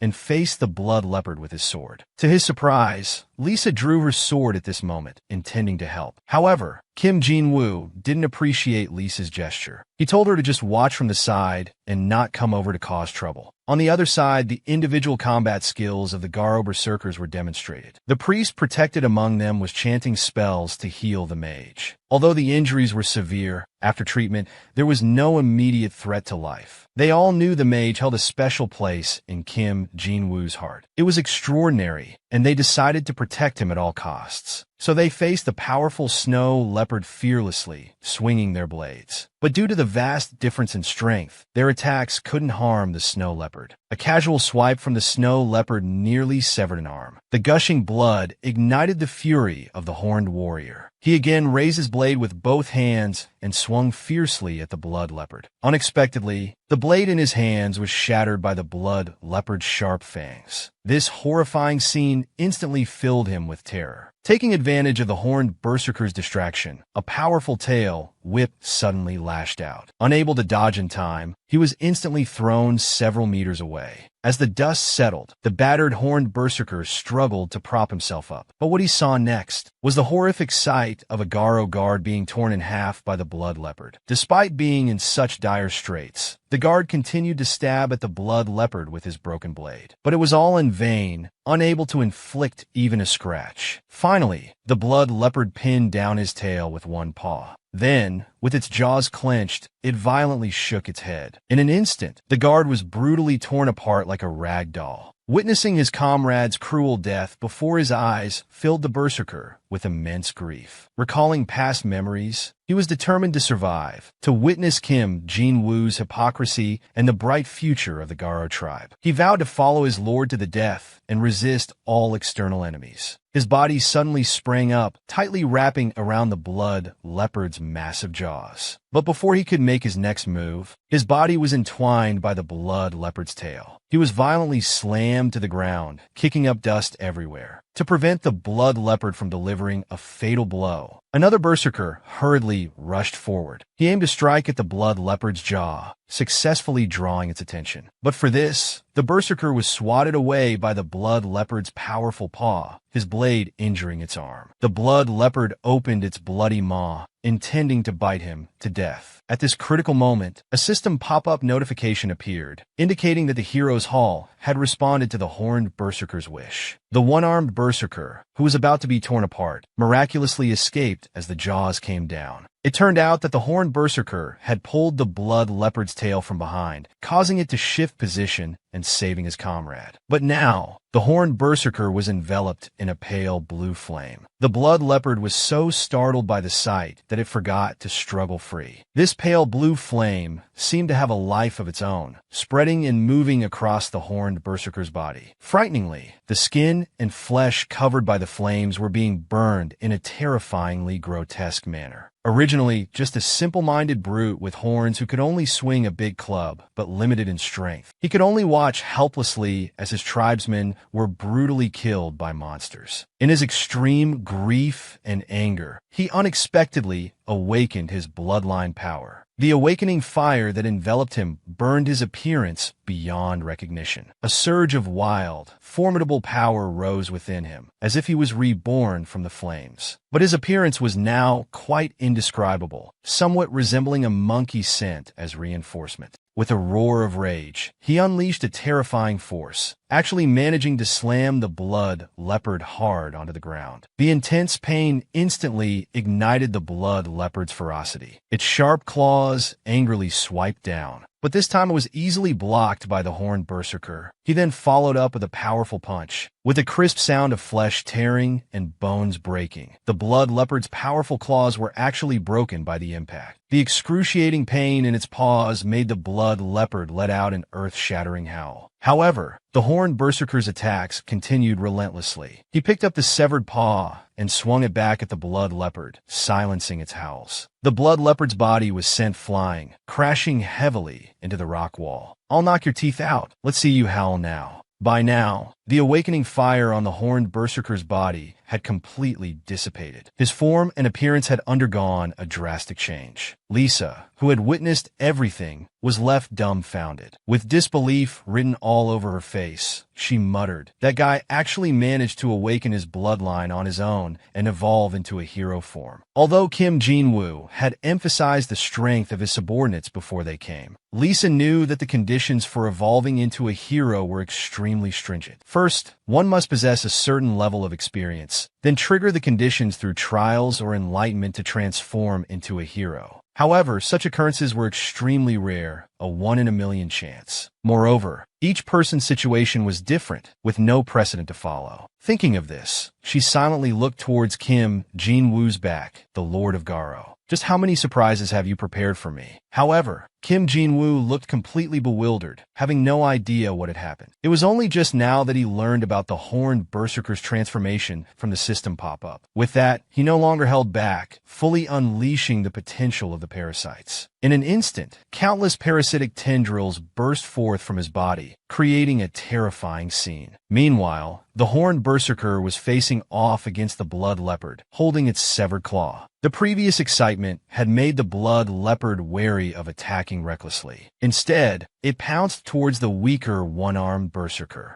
At the critical moment, the horned berserker's speed suddenly exploded. He flashed in front of his comrade, swinging the severed paw fiercely. However, the blood leopard was faster, and he only struck its afterimage. Missing the strike greatly angered the horned berserker. He shouted at his surroundings, "You coward, hiding all around. Come out and fight one-on-one." Lisa was quite speechless at this. Although the berserker had evolved into a hero, his quality clearly hadn't kept up. In fact, this was the blood leopard's fighting style. It would often hide in the shadows, looking for opportunities to strike and recover its strength. But the current situation was unfavorable for the horned berserker, as he also had to protect his injured comrade and couldn't fight all out. At this moment, the mage forced himself to stand up despite his injuries. But before the horned berserker could say anything, the snow leopard had already flashed behind him. Its claws suddenly extended. Suddenly, the mage's staff waved, and he began chanting a spell. Clusters of sturdy ice spikes shot up from the ground, not only blocking the snow leopard's attack, but also protecting everyone. However, casting the spell worsened the mage's previously stable injuries. Still, he managed to say with his last breath, "Go. With this ice wall's protection, you don't need to worry about us anymore. Use your power. Go wild." By now, the horned berserker understood the mage's good intentions. "All right, as you wish. I'll convey your sentiment to the blood leopard." As he turned around again, a fierce aura instantly rose. He angrily slammed down the severed claw, the immense force causing the ground to crack and sink. It extended all the way to where the blood leopard was. Then he raised the claw, aimed at the blood leopard's direction, and threw it with all his might. As the blood leopard dodged the claw, he seized the chance to lift a nearby boulder. The sudden boulder caught the blood leopard off guard, leaving it dazed and confused. But this only further enraged the blood leopard. Enduring the pain, it swung a paw down. The horned berserker didn't retreat, but instead braced himself to block it with all his might. Then the parasite master broke its strength again. He immediately tried to stab the severed paw into the blood leopard's eye. This terrified the blood leopard, causing it to retreat and disappear. "You shameless creature," using that trick again. "Running away when you can't win." He raised the severed claw, searching for the snow leopard's figure in the area. But he quickly realized he had underestimated the snow leopard's shamelessness, because the snow leopard was now using the ice spikes summoned by the mage to protect itself. But the blood leopard had miscalculated this time. The originally lifeless ice spikes suddenly came alive like snakes, trapping its body within. This was undoubtedly the mage's doing. In a flash, the horned berserker was on top of the blood leopard's head, tightly gripping its mouth. "Let's see you run now." But unexpectedly, his body was once again entwined by the blood leopard's tail. A horrifying scene suddenly appeared. The ancient saying holds true: taking good care of your teeth is truly crucial. It can save your life in critical moments. With the blood leopard's miserable howl, its tail was already broken in two. Don't cry so miserably. You're overreacting a bit. This is just the beginning. As he spoke, he raised the severed paw in front of the blood leopard's terrified gaze. The man just found the monster's mouth too smelly, so he unreasonably jumped onto the monster's head. Unexpectedly, the monster wasn't easy to deal with either, wrapping its tail tightly around the man. Facing the offered snack, he didn't hesitate and bit down. The crispy texture made him unable to stop, biting it off in one go. At the same time, he thought about taking the monster home to eat. No sooner said than done. He raised the severed paw and slammed it down on the blood leopard's head. It's unclear how long he kept hitting. The blood leopard finally collapsed with a miserable howl. This creature was really troublesome, but its large body would be enough to eat for 10 to 15 days. At this moment, cheers from the side caught his attention. It turned out Jin Jinyu had already dealt with the other blood leopard. The horned berserker had been waiting nearby. He immediately knelt down to pay respects to his lord. Faced with Jin Jinyu's praise, he wasn't happy at all. Instead, he fell into deep self-blame for the sacrifice of his clansmen. Jin Jinyu naturally saw through his thoughts. He didn't want the newly awakened hero to fall into some kind of post-traumatic stress disorder. He immediately admonished, whether it's soldiers or you, all are willing to die for Jialoa. If you think you're responsible for everyone just because you've become stronger, then you're being too presumptuous. Jin Jinyu's words instantly enlightened the horned berserker. Seeing that his admonition had taken effect, he immediately struck while the iron was hot. He appointed the horned berserker as the commanding general of the Jialoa Labyrinth and bestowed him the name Kunyan. The horned berserker was immediately excited to tears, vowing on the spot to do his utmost and be willing to die for the cause. This scene made Lisa, who was standing nearby, no longer doubt Jin Jinyu's ability to manage the labyrinth. At the same time, she was surprised that he could win people's hearts so deeply. Meanwhile, he instructed Kunyan to bring the injured mage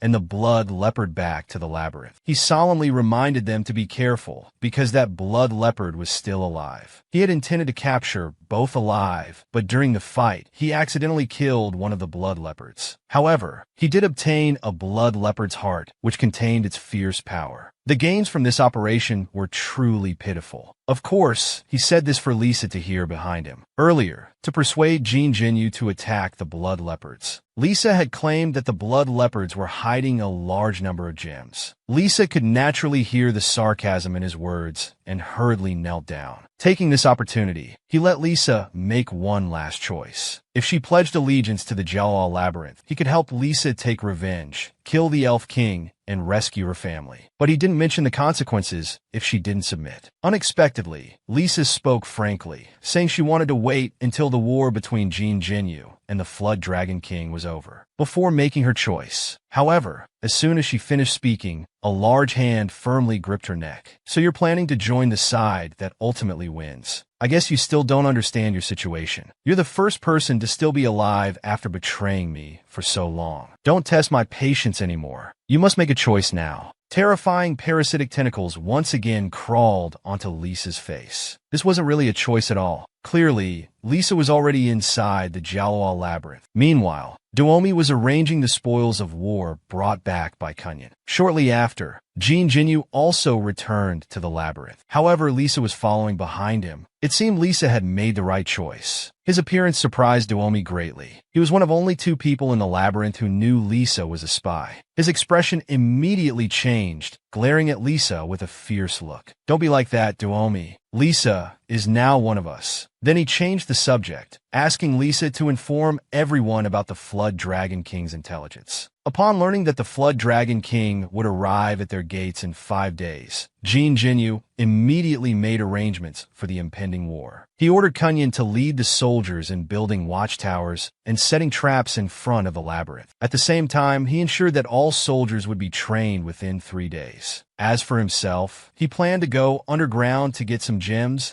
and also bring back some human weapons from the surface. He agreed to return in 3 days and then formulate a battle plan based on Lisa's intelligence. Meanwhile, the Flood Dragon King's army was advancing towards the Jialoa Labyrinth, led by siege beasts clearing the way. The 2 figures before us are the great generals accompanying the Flood Dragon King on this expedition, Zage and Uar. He was an overlord entrenched in the underground labyrinth. Relying on his powerful strength, he arbitrarily captured and enslaved other weaker forces. Now he was leading an army army composed entirely of monsters, advancing majestically towards the direction of the Jiaoa Labyrinth. 5 days later, under Jin Jinyu's command, the Jiaoa Labyrinth forces were already on high alert, having completed their pre-war preparations. After Jin Jinyu's summoning over the past few days, his forces had grown numerous and powerful. The scarce mages had increased to 5 duomes. At this time, Lisa also reported the intelligence she had gathered. The enemy's total number was 121, including 100 ordinary soldiers, 18 commander-level warriors, 2 heroes as huge as gate beasts,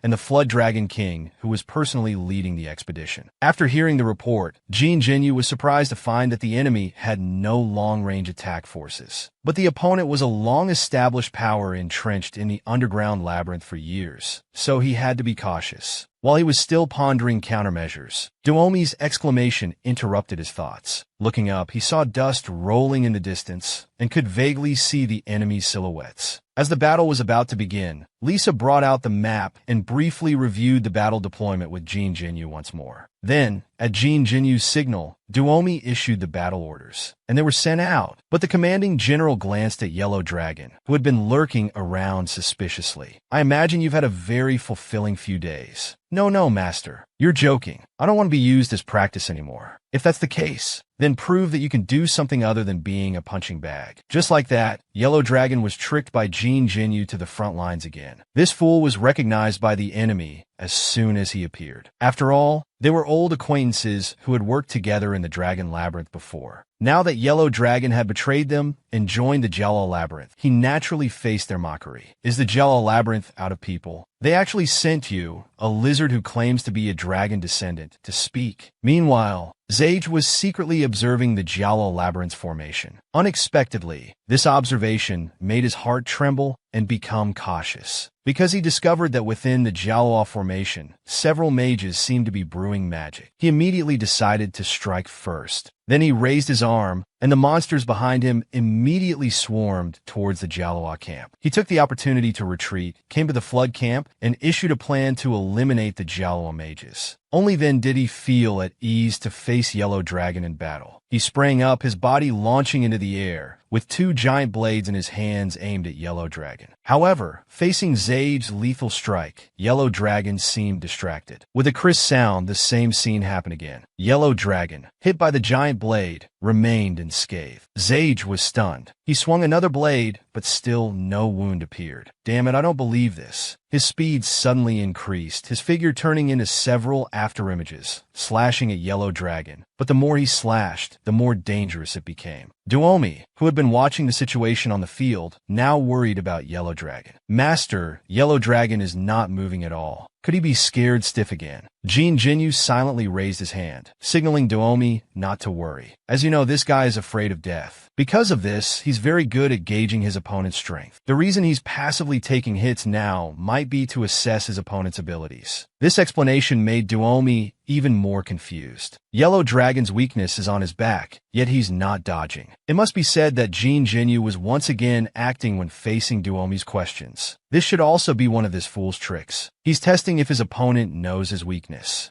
In general, this guy is strong against the strong and weak against the weak. Meanwhile, Zage, who had failed repeatedly, was on the verge of a mental breakdown. Using his last bit of faith, he unleashed his strongest killing move. The 2 giant blades in his hands, wrapped in fierce power, slashed towards Yellow Dragon's back. The massive impact caused the giant blades to shatter the moment they touched Yellow Dragon. This time, Zage's mental state completely collapsed, his face full of disbelief. Suddenly, Yellow Dragon's hands reached out, firmly grasping Zage. A piece of trash like you dares to mock me as a mongrel dragon, a lizard with diluted bloodline. Today, let me show you the basic moves of a dragon descendant. As soon as he finished speaking, a terrifying dragon breath spewed from his mouth. The scorching dragon fire instantly enveloped and burned Zage. In the blink of an eye, Zage was burned beyond recognition, like a pile of melted mud. Then Yellow Dragon grabbed him again. Zage, you disappoint me. I thought you Flood Dragons were also dragon descendants and should be immune to fire. Now it seems your bloodline is not as pure as mine. Suddenly, another dragon breath shot out from Yellow Dragon's mouth, incinerating Zage completely. After finishing off Zage, he casually struck a pose he thought was cool. This guy was still that Shinibu fool. His series of actions was truly impressive. Seeing Zage killed and fearing Yellow Dragon's dragon breath would devour them next, Zage's subordinates fell into chaos. As they fled in panic, these deserting soldiers were suddenly caught by a giant tentacle. It was one of Zage's commander-level monsters. You deserters, let me send you to execute the plan to slaughter Jalawa's mages. Saying this, it lifted the soldiers, aiming at the mage's position in the Jalawa camp. In an instant, several Dragon Labyrinth soldiers were hurled like cannonballs towards the Jalawa camp. This unbelievable method. Could this be the Dragon Labyrinth's long-range attack? A level 600 giant beast grabbed a level 200 minion. One by one, these small monsters were forcibly thrown towards Jalawa, regardless of whether they lived or died. This sudden and cruel attack method made Duomi somewhat panicked.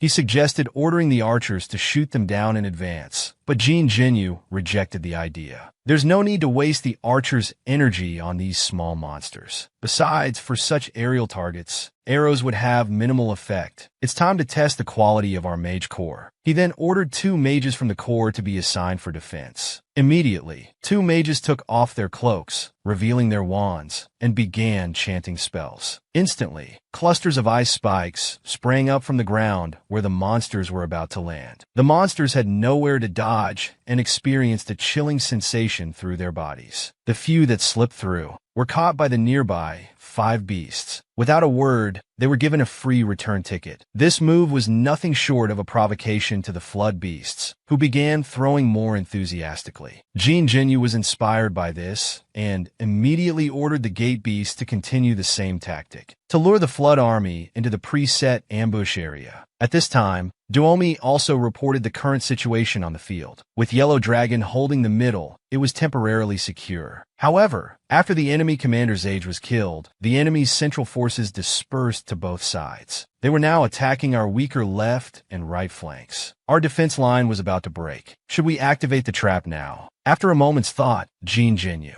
ordered Kunyan to lead troops to defend the right side, while Yellow Dragon was moved from the center to the left. His intention was to hold the defense until the big fish took the bait, then close the net. Just then, Lisa, who had been out scouting the Flood Dragon King, returned. Judging from her anxious expression, she probably didn't bring good news. Suddenly, the once noisy battlefield fell into silence. Everyone stopped fighting and turned to look, deeply shocked by the scene before them. Lisa, is this the news you want to report? Yes, Master. Our enemy, the main force led by the Flood Dragon King, has arrived. There are 150 monsters. The rest are all commander-level giant beasts. There are also over 30 projectile-type monsters. After hearing Lisa's report, Jin Jinyu remained calm on the surface, but he couldn't help feeling nervous inside. So you're saying those fighting on the front lines now are just their advanced troops? Adding it all up, the number of their commander-level giant beasts alone exceeds the total number of soldiers in the entire Jalawa Labyrinth. Worse still, it was still 2 hours before the Labyrinth would upgrade to level 5. Many of his tactics could only be implemented after the Labyrinth upgrade. The key now was to survive these 2 hours. Meanwhile, following the direction pointed by the Flood Dragon King, the bugler immediately understood. The horns sounded again. Instantly, all the monsters in the entire army stopped advancing. Then, one by one, the monsters were grabbed by commander-level beasts. Immediately after, they were forcefully thrown into the air. In an instant, countless monsters appeared in the sky, raining down like hail towards the Jalawa camp. Seeing this situation, Jin Jinyu could no longer sit still. He immediately stood up and ordered to concentrate firepower. Aiming at the enemy's air force, he insisted that the archers must hold on, as the time to activate the trap was not yet ripe. At the same time, he ordered the mages to reinforce the surface of the trap with ice. It seemed he planned to lure more monsters into the trap before taking action. Soon after, Duomi reported back that the mage's magic power was about to be exhausted. This made Jin Jinyu feel regretful because the commander-level beasts had not yet entered the trap area. But at this point, he had no choice but to order the activation of the trap. Without the support of magic, the once solid ground suddenly became loose. The monsters that were charging forward just moments ago now realized the danger. But before they could react, they fell into the trap one after another, with countless casualties. Some monsters that luckily climbed up on the bodies of their comrades unfortunately encountered Kunyan, who had been waiting for a long time. After a fierce battle, the casualties of the Jello Labyrinth increased sharply, but the battle results were also quite fruitful. The trap alone killed 20% of the enemy's main force. By now, the terrain of the battlefield had changed.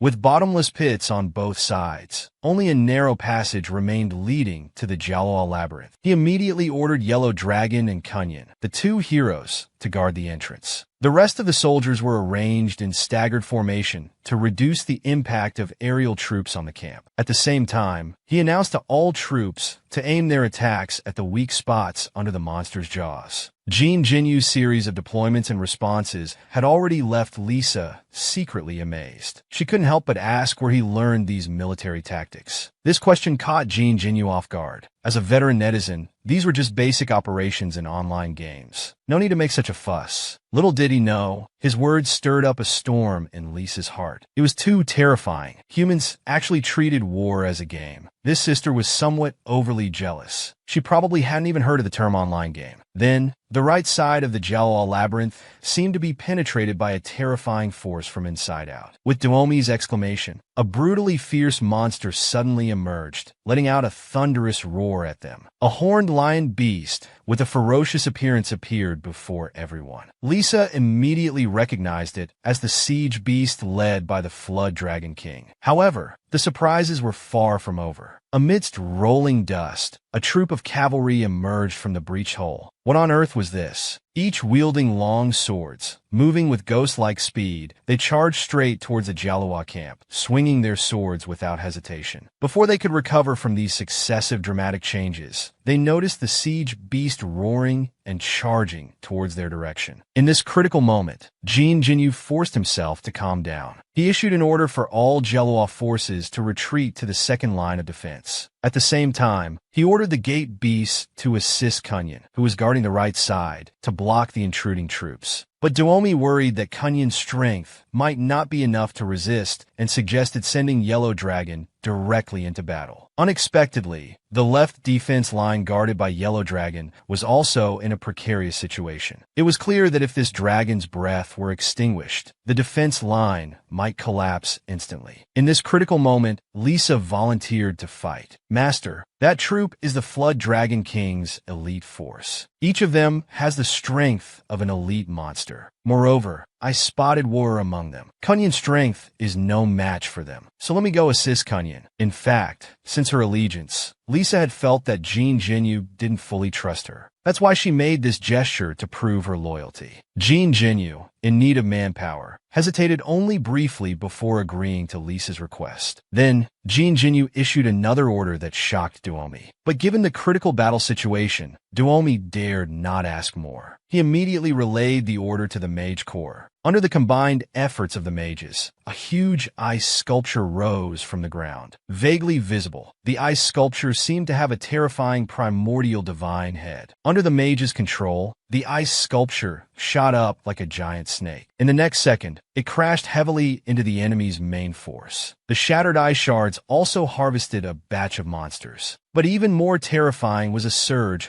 of overwhelming power rising from the dust, followed by a sky-shaking roar that instantly made the monster's hearts tremble. Master, what if the snow leopard pounces on us now? Meanwhile, Jean Jinyu had activated his parasitic form. Don't worry, I've already released my aura. If he comes over, I don't mind beating him up again. Although we cured him, we also starved him for 5 days. I believe he'll make the right choice. The snow leopard had actually sensed that terrifying aura behind him long ago. He looked back deeply at the platform, then immediately started attacking the monsters around him like a madman, as if venting his pent-up grief and anger. With Xiedao joining, they temporarily held off the enemy's main force attack. This gave Jean Jinyu time to deal with the situation. The siege beast turned around and smashed the chair with one punch. Suddenly, a giant hammer appeared in its hand. Then, under Duomi and Jean Cha's gaze, it channeled energy throughout its body. It leaped up, swinging the giant hammer towards the siege beast crowd. The powerful hammer came crashing down. the siege beast was instantly split open, letting out a miserable howl. Unexpectedly, the severely injured siege beast didn't stop and ignored him. Jinjinyu was shocked, thinking this is bad. Is its target Duomi? He immediately shouted for Duomi to hide. Hearing this, Duomi quickly retreated into the Jialuo Labyrinth. In a flash, the siege beast's massive body also crashed into the entrance. But due to the small opening, half of its body got stuck. Jinjinyu was extremely anxious, shouting desperately for Duomi outside the cave. At this moment, Duomi's voice entered Jinyu's mind. He had luckily survived and discovered that the siege beast target wasn't him, but the core of the Jialuo Labyrinth. Hearing this, Jinyu immediately realized the gravity of the situation. On the other side, the always boasting yellow dragon suddenly felt his body lighten. He was actually lifted up by Jinyu with all his might, instantly shocked to his core. Master, can we talk about this? I'm afraid of heights. Go stop the siege beast from entering the labyrinth. Jinyu couldn't be bothered to waste words with him. He simply threw him over. Master, no. You must be joking, right? At this moment, Jinyu's voice came from behind. You're a dragon of pure bloodline. What are you afraid of? These words seemed to have a magical effect, making Yellow Dragon radiate divine light and boosting his confidence. No matter what method you use, even if you have to hug its leg, you must stop it at all costs. Unexpectedly, Yellow Dragon, that iron-headed fool, really went to hug its leg. Meanwhile, the battle was intense and at a stalemate. Thanks to Shuepa, the Jialuo soldiers had safely retreated to the second line of defense. But there were still endless paratroopers being dropped into the defense line. However, that infiltrated elite force had caused 20% casualties among the Jialuo camp soldiers. On the other side, Kunyan and Lisa were surrounding and attacking the elite Captain War. But even in a 2-on-1 situation, they were in constant danger and had both been injured. The only one who seemed fortunate was Shuepa. With his agile speed and sharp claws, he steadily held the middle route. Now he had even charged into the Flood Legion, advancing while eating and killing, playing fiercely. The monsters of the Flood Legion were all being slaughtered by him. Shuepa pounced toward the monster again. Unexpectedly, a sudden punch shattered all his fangs. Then a giant hand grabbed him high in the air. Little thing,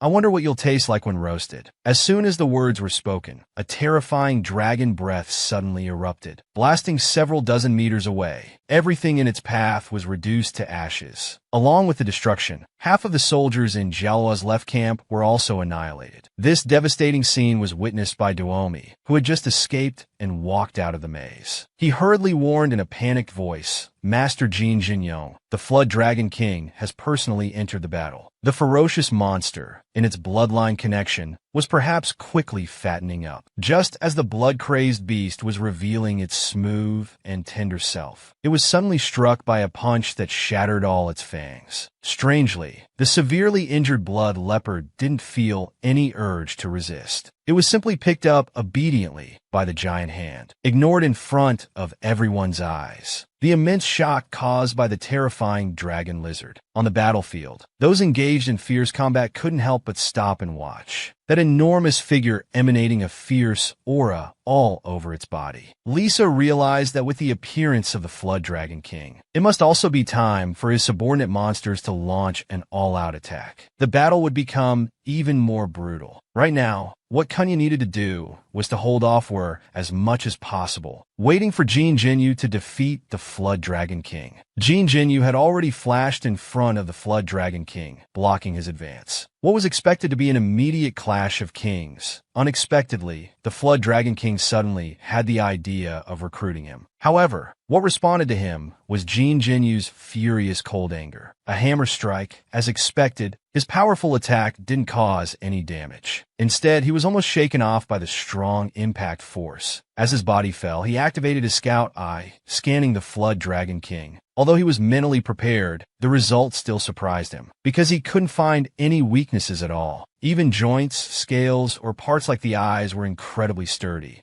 On the other hand, the Flood Dragon King didn't seem angry at Jinyu's sudden attack. I wanted to give you a reason to live. After all, I'm also curious how a human became the Lord of Jialuo. Unexpectedly, Jinyu didn't dare to ramble with him and directly mocked, His bravado is just to cover up the fact that he's afraid of human weapons. As soon as these words were spoken, the Flood Dragon King seemed to be hit in a sore spot. He roared in anger and threw a furious punch. The wild and domineering force caused countless rock fragments to scatter and fly. Jin Jinyu, who narrowly escaped, shot out from the dust. Still fearful in his heart, he thought, such a huge body, yet such speed this is. Suddenly, a giant claw appeared as if out of thin air, right in front of him. Seeing no way to avoid it, a thought flashed through his mind. Harmful tentacles instantly covered his entire body. He forcefully withstood the Flood Dragon King's sudden heavy strike, dispersing the dust. Just as he was about to counterattack, a searing heat hit him right in the face. It was the terrifying dragon breath spewed by the Flood Dragon King, instantly engulfing Jin Jinyu's figure. Duomi, who had been watching the battle situation, saw his master in such peril and couldn't help but tremble in fear. He could only vent his anger on Yellow Dragon beside him. He scolded harshly, "You were hugging the thigh just now. How come you're hugging the tail now? Are you capable or not? Miss, the siege beast's thigh is too thick, not good. The tail end is just the right size, perfect for hugging." As he spoke, he pretended to look busy and hardworking. This scene made Duomi even more furious. As they were speaking, two strange figures flashed out of the dust like ghosts. The Flood Dragon King immediately reached out, trying to grab those two figures. Unexpectedly, he only grabbed some tentacles. Those two ghostly figures had already appeared behind the Flood Dragon King, leaping high. The two figures strangely intertwined, merging into one. Then they swung a giant hammer, aiming at the back of the Flood Dragon King's head and smashing down. A thunderous sound like a bolt from the blue shook the surroundings. The Flood Dragon King also seemed to have suffered severe damage from this strike. Enduring great pain, he swung back forcefully, knocking the giant hammer out of Jin Jinyu's hand. However, another strange scene occurred. Jin Jinyu's right hand evolved into tentacles, wrapping around and pulling back the falling hammer. At the same time, his left hand also transformed into tentacles, entangling the Flood Dragon King's arm. Using the momentum, he swung his body and appeared behind the Flood Dragon King's head again. He picked up the giant hammer and delivered another powerful, heavy blow. He probably intended to use the hammer strike to turn the Flood Dragon King's brain into tofu pudding. Moreover, this close combat grappling style rendered the dragon lizard's breath completely useless. Then, using the same method and relying on his strange abilities, he darted and maneuvered around various parts of the Flood Dragon King's enormous body, repeatedly succeeding in his attacks. Just then, a powerful wave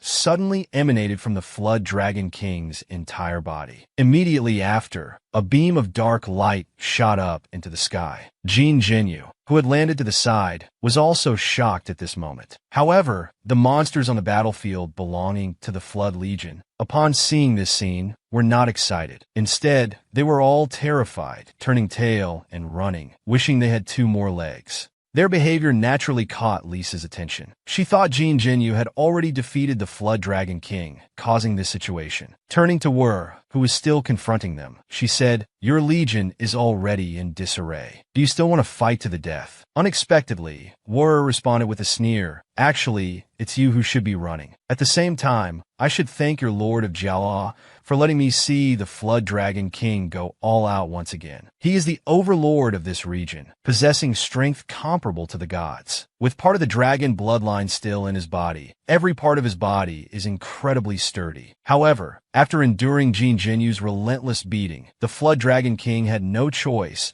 but to angrily activate his second stage transformation. Seeing this, Jin Jinyu immediately activated the Scout Eye in his parasitic form. He was surprised to find that after the transformation, the defense was no longer impenetrable as before, but showed multiple weak points. Clearly, this was to gain stronger offensive power. He had sacrificed some defense. Now that he had discovered the opponent's weaknesses, Jin Jinyu began to formulate his plan. Suddenly, the system popped up a warning of a fatal threat. Before he could react, the Flood Dragon King's lethal attack had already descended. In that life-or-death moment, he instinctively raised his arms to block. But he was still sent flying by this sudden heavy blow, crashing hard into the rock wall. However, just as Jin Jinyu emerged with his injured arm, The Flood Dragon King's attack came again without pause. Hurriedly exerting force from his feet, he flashed to the side. Taking advantage of the momentum, he kicked the Flood Dragon King in the face. This kick didn't do much damage, but it was extremely insulting. It enraged the Flood Dragon King, who turned and unleashed a mouthful of intense 100-year dragon breath. Facing death again, his hair stood on end. With no time to think, his left arm instantly transformed into tentacles and plunged into the ground. Using the inertia to pull himself down, he narrowly escaped. His battle instincts were truly remarkable. Jin Jinyu didn't dare to be careless upon landing. He immediately assumed a defensive stance. The Flood Dragon King's continuous attacks clearly showed no intention of giving him any breathing room. His original plan was to rely on close-quarters combat to prevent the Flood Dragon King from using his dragon breath. But after transformation, the Flood Dragon King's speed had greatly increased, leaving him at a loss. As he pondered, the Flood Dragon King unleashed another powerful attack. Several energy orbs containing terrifying power spewed from his mouth, hurtling towards him in an overwhelming wave. At this moment, Jin Jinyu found himself in an inescapable, deadly situation. The parasite, seemingly sensing its host's life was in danger, automatically unlocked the cognitive speed skill for him. However, this skill would consume a large amount of the parasite's life force. But there was no time to consider much else. Instantly, a subtle sensation swept through his entire body. It felt as if everything around him had become extremely slow, as if time had slowed down several times. At the same time, he felt his body being drained, becoming increasingly heavy. This symptom wouldn't be remedied without drinking 10 or 8 boxes of kidney tonic. It seemed this was quite a dangerous life-saving measure. There was no time to waste. He quickly fled, but this guy was also slyly cunning, escaping towards the Flood Dragon King's legion. Indeed, under his guidance, and with the Flood Dragon King's tacit cooperation, they successfully caused numerous casualties among the unfortunate and innocent Flood Legion. Now he finally understood why the monsters of the Flood Legion turned tail and ran when the Flood Dragon King transformed. Suddenly, several whistling sounds emerged from the dust cloud, carrying Jin Fenghua with them. Unexpectedly, the Flood Dragon King casually swept his hand, easily destroying the spears. But Jin Jinyu's stance at this moment made the Flood Dragon King feel deeply insulted. He, a top-tier boss, was being provoked by someone wielding toothpicks. This was intolerable. With a roar, he swooped towards the mirror, his claw fiercely striking. However, Jin Jinyu dodged it with a quick movement. Simultaneously, he took the opportunity to control his tentacles, violently swinging the spears. The Flood Dragon King, unable to dodge in time, was hit multiple times. Being humiliated again, the Flood Dragon King was instantly filled with uncontrollable rage. His right claw, imbued with a fierce aura, suddenly shot out, determined to crush Jin Jinyu with one palm. At such close range, Jin Jinyu dared not delay. He immediately activated his rapid memory skill. At the same time, his arm transformed into tentacles, grabbing and destroying the giant hammer. Then, instead of retreating, he darted under the Flood Dragon King's body. Immediately after, he leaped up and heavily smashed the hammer onto the knee joint. This explosive hammer blow made the Flood Dragon King's enormous body shudder. Unable to withstand the damage, he fell on all fours, kneeling before Jin Jinyu. It seems you as a dragon still have some talent for becoming a lizard. Being repeatedly humiliated by the human before him, the Flood Dragon King's accumulated anger reached its peak. But he was actually waiting for a chance to deliver a fatal blow. Now was the perfect opportunity. He suddenly raised his head, ready to unleash his long-prepared dragon breath. However, just as he opened his mouth, several packages were delivered to his mouth by tentacles. Those packages were high-explosive bombs that Jin Jinyu had specially prepared in advance. The moment the scorching dragon breath contacted the bombs, they detonated. Ignoring Jin Jinyu's anger, he guessed that the Flood Dragon King would be at least half crippled, if not dead, after this. Suddenly, a huge mouth burst through the smoke, lunging fiercely. In a split second,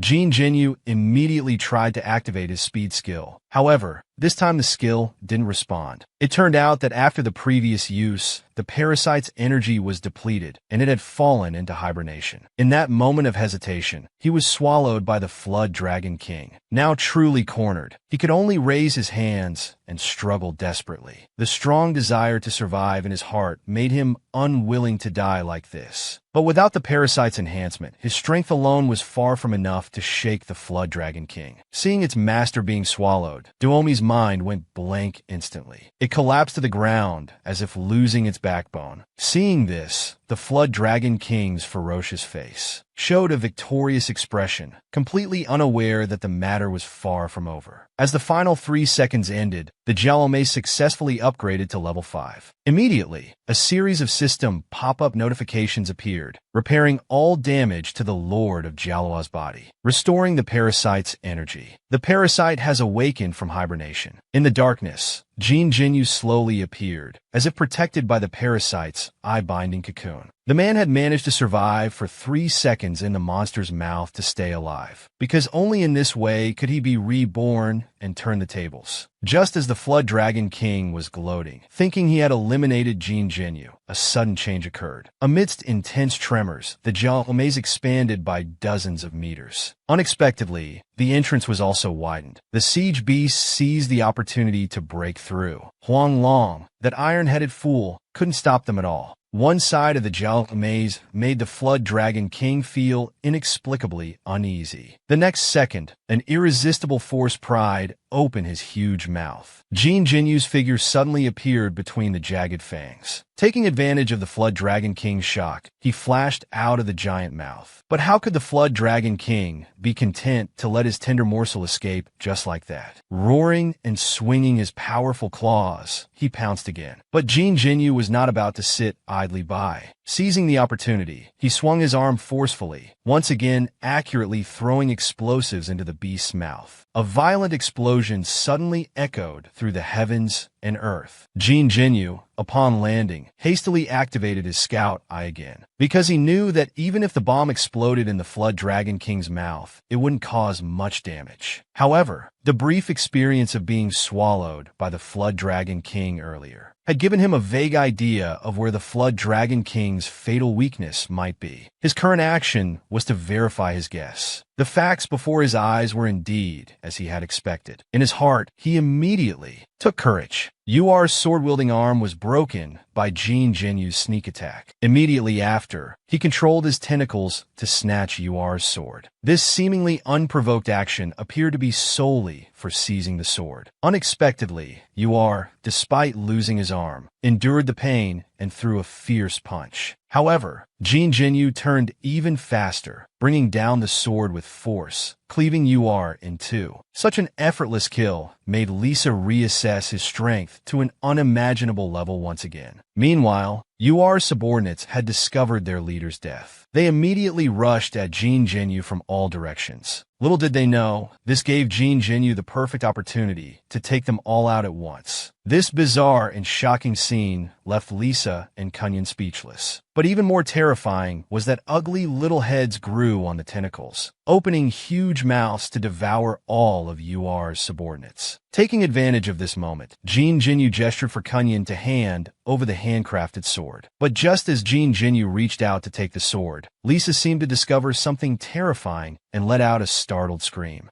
Jin Jinyu immediately sensed danger and decisively activated his rapid speed skill. Instantly, everything around him except himself slowed down. At this moment, the Flood Dragon King's claws were already within reach, but they were descending at an incredibly slow pace. Jin Jinyu immediately braced himself, and energy surged through his body in an instant. Surging power suddenly rose, with lightning coursing through his entire body. In the next moment, his form, swift as lightning, struck towards the Flood Dragon King's weak point. He swung the large blade in his hand, aiming at the Flood Dragon King's neck and slashing upwards fiercely. The immense impact caused the Flood Dragon King to involuntarily lift its head. The dragon breath about to be released from its mouth deviated from its intended direction. Immediately after, Jin Jinyu spun around, using the momentum to swing the large blade in a full circle, slashing towards the top of the Flood Dragon King's head. Although this strike didn't sever the Flood Dragon King's neck, it did abruptly halt the dragon breath. At this moment,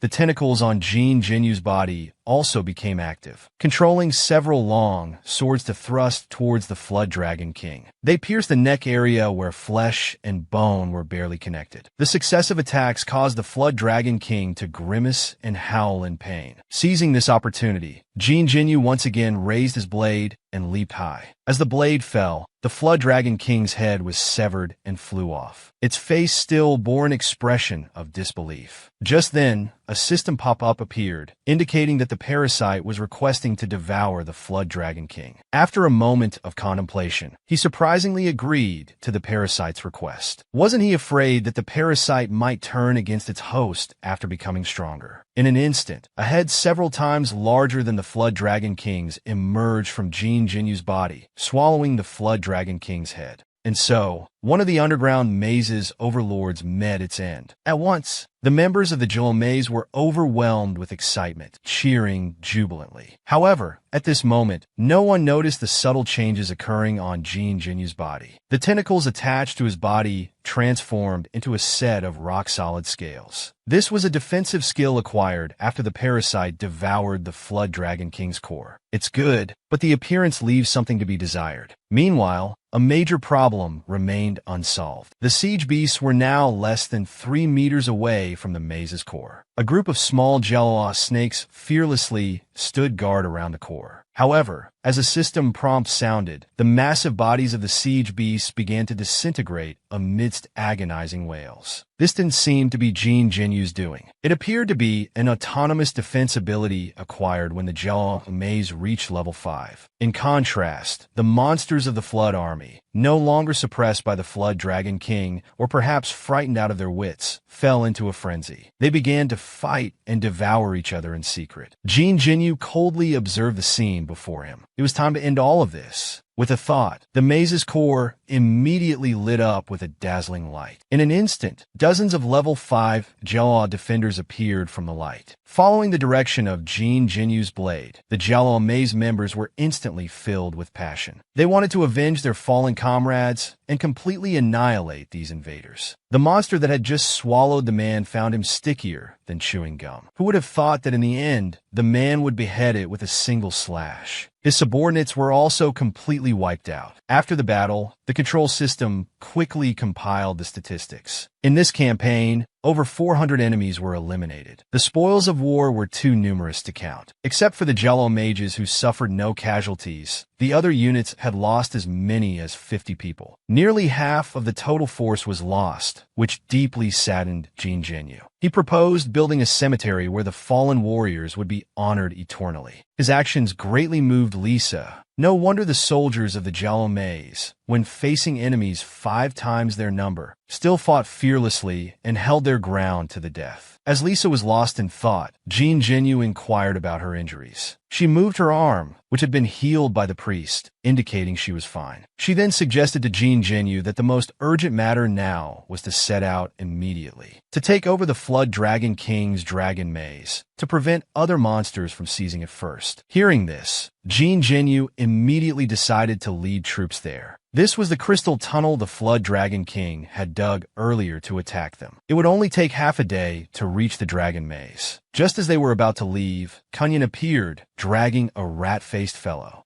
This was the underground black market dealer who had sold him the parasite earlier. This guy's information network was truly impressive. Jin Jinyu was also curious about his purpose for appearing. Unexpectedly, the black market dealer didn't beat around the bush this time. He directly offered to buy the Flood Dragon King's corpse at a high price. That was perfect, as Jin Jinyu had plenty of other spoils to sell as well. But this wasn't actually the real purpose of the black market dealer's visit. The dealer rummaged in his pocket and pulled out a box. He then opened it, revealing contents that surprised Jin Jinyu. It was an intricately crafted ring. Immediately, a series of system notifications sounded. Jin Jinyu was appointed as a baron of the underground world. The Jello Maze became his legal territory. Intelligent creatures from other underground mazes could no longer infiltrate the Jello Maze. Baron Jin Jinyu gained the qualification to form a knightly order. He also enjoyed the authority of a lower noble. These newly unlocked privileges and rewards both shocked and delighted Jin Jinyu.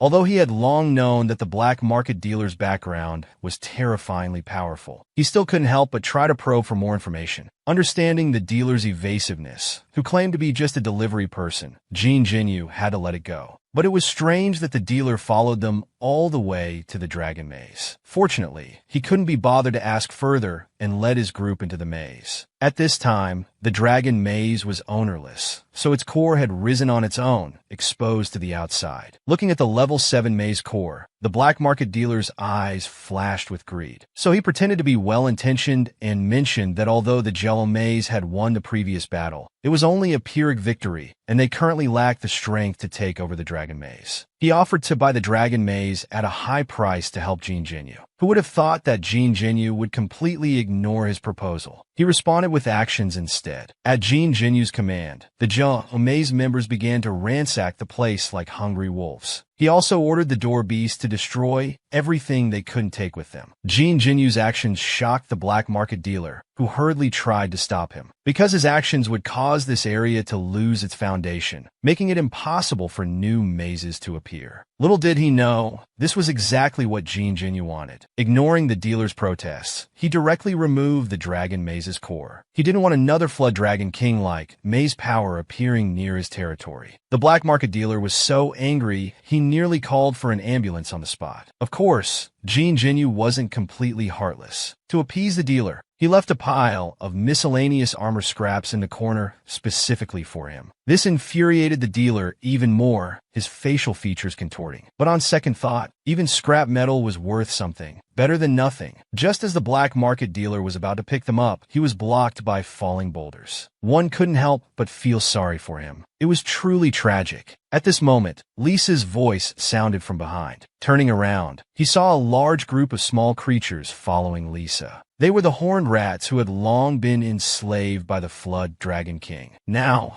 the horned rats were filled with anxiety and unease, waiting for their new master's decision. But it seemed Jin Jinyu had already thought about how to arrange them. Meanwhile, this battle had already caught the attention of various factions in the underground world. What they never expected was that the Jello Maze could defeat the Dragon Maze with such a small force. Soon, the news quickly spread to the ears of various big shots. The big shots had different views on the Flood Dragon King's defeat. These two lords, who were obsessed with exotic weapons daily, were curious about what kind of weapon could kill the Flood Dragon King. The kawaii, pink-dressed Dream Palace Lord, however, had an indifferent attitude. The usually low-key and cautious Swamp Lord became even more cautious after hearing the news. He warned his subordinates not to let arrogance ruin them. In another place, the Bao Clan Lord was worried that without the Flood Dragon King's deterrence, the long-dormant Spirit King would soon come out to cause trouble. Also, the undead lord who ruled over a vast cemetery woke from his slumber upon hearing the news, seemingly wanting to take advantage of the situation. The man led a group of monsters to loot and plunder. He also recruited a large group of horned rats, planning to take them back as laborers. Seeing that Jin Jinyu was willing to take in these horned rats, Lisa, being very perceptive, stood before the horned rats and proclaimed Jin Jinyu's feat of slaying the Flood Dragon King. She also mentioned that Jin Jinyu had been recognized by the underground world and granted a noble title. This immediately made the horned rats stand at attention and kneel down, willing to submit. At this time, the ring representing Jin Jinyu's barren status kept flashing on his hand. Since the horned rats chose to submit, Jin Jinyu decided to establish some rules. He directly grabbed one horned rat, examined it carefully, and found that this horned rat was emaciated and listless. Looking at the other horned rats behind him, they were all in the same condition. He felt a pang of compassion in his heart. He promised on the spot that he would ensure they had 3 meals a day, 8 hours of sleep, 5 hours of entertainment, and 2 days off each week. This was practically civil servant treatment. But after hearing his words, the horned rats didn't seem happy. Instead, they became more panicked. They all thought Jin Jinyu was just trying to fatten them up for food. Seeing this, Jin Jinyu grabbed a playful Jaluo snake nearby. He then reiterated that his words were not empty promises. If they worked well for him, they'd have meat at every meal. After all, they had just killed hundreds of flood dragons. This finally made the horned rats let down their guard and decide to follow him to the death. 2 days later, inside the Jello maze, after much consideration, Jin Jinyu decided to place both cores in the Jello maze. Even though no one had ever done this before, he wanted to try. As the level 7 core of the dragon maze was placed, the maze center instantly radiated with light. This made Jin Jinyu panic momentarily, worried that it might be about to explode from energy overload. But the next second, a system prompt appeared, stating that to adapt to the level 5 main core, the level 7 composite core would be reduced to level 5 for compatibility. This would greatly improve maze efficiency. However, synchronizing the two cores would require 6 days of data matching.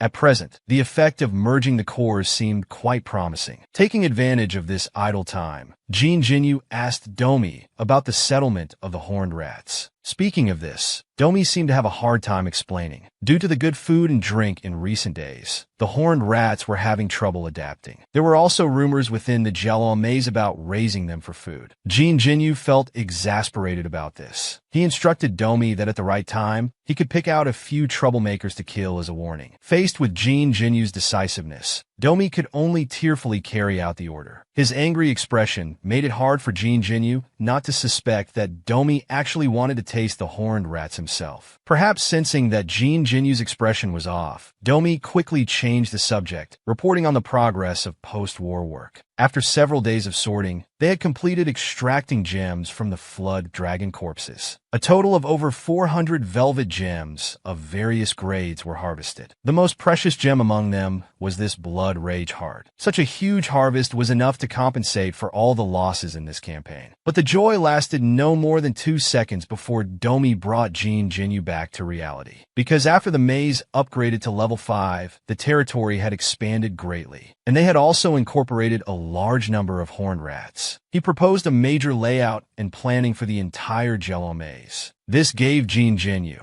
who only wanted to be a hands-off boss, a headache. He then instructed Domi to find Kunyan and Lisa to discuss it together. He would leave enough gems for them to use. Meanwhile, somewhere in the underground maze, a human exploration team was being attacked by a powerful monster covered in armor. This young man didn't look like a normal human at all, yet he was thriving among a bunch of monsters. But he would often revert to human form to operate in the human world. Today was another day for Jin Jinyu to return to human form and sell gems to the black market dealer. The two were now old acquaintances, and the transaction was quickly completed. Returning to the underground Jello maze, Jin Jinyu, as usual, inquired about the maze's recent operations. In fact, the daily operations of the maze were already well managed by Domi. But faced with the master's inquiry, Domi naturally had to find something to report even if there was nothing. So he informed Jin Jinyu that the horned rats had joined various tasks in the maze, and were getting along well with the Jello people, among other things. But Domi also complained about one situation. That is, the work efficiency of the horned rats was far lower than that of the Jello snakes. For this, Domi had specifically asked Lisa. According to her, it was due to differences between species. So after understanding this, Domi, based on the horned rat's tunneling skills, reassigned most of the horned rat's positions to digging tunnels and widening ditches. This was considered optimizing allocation and making the best use of resources. Undeniably, Domi knew how to report work. First, he pointed out the difficulties encountered in the work, then subtly expressed his methods of solving the problems to demonstrate his professional capabilities. Domi then remembered another thing he needed to report. He instructed the Jello snakes to bring the 2 processed blood rage hearts. The one on the left was verified by the laboratory, while the one on the right was polished in the wild training workshop. Unexpectedly, as soon as Jin Jinyu picked up the laboratory verified one, the gem control system prompted that the parasite was requesting to devour it. Just a few days ago, it had swallowed the gem from the Flood Dragon King's skull. Now it was pulling this trick again. It seemed this worm was getting a bit cocky and losing sight of priorities. As Jin Jinyu hesitated whether to feed the gem to the parasite, Domi suggested letting the parasite devour the gem. His reasoning was simple. That is, after the gem was swallowed, it could provide Jin Jinyu with new skills. And unlike other parasites, it didn't need to consume the host's blood to strengthen itself. Domi's suggestion surprised Jin Jinyu, and his expression changed. Noticing Jin Jinyu's sudden change in expression,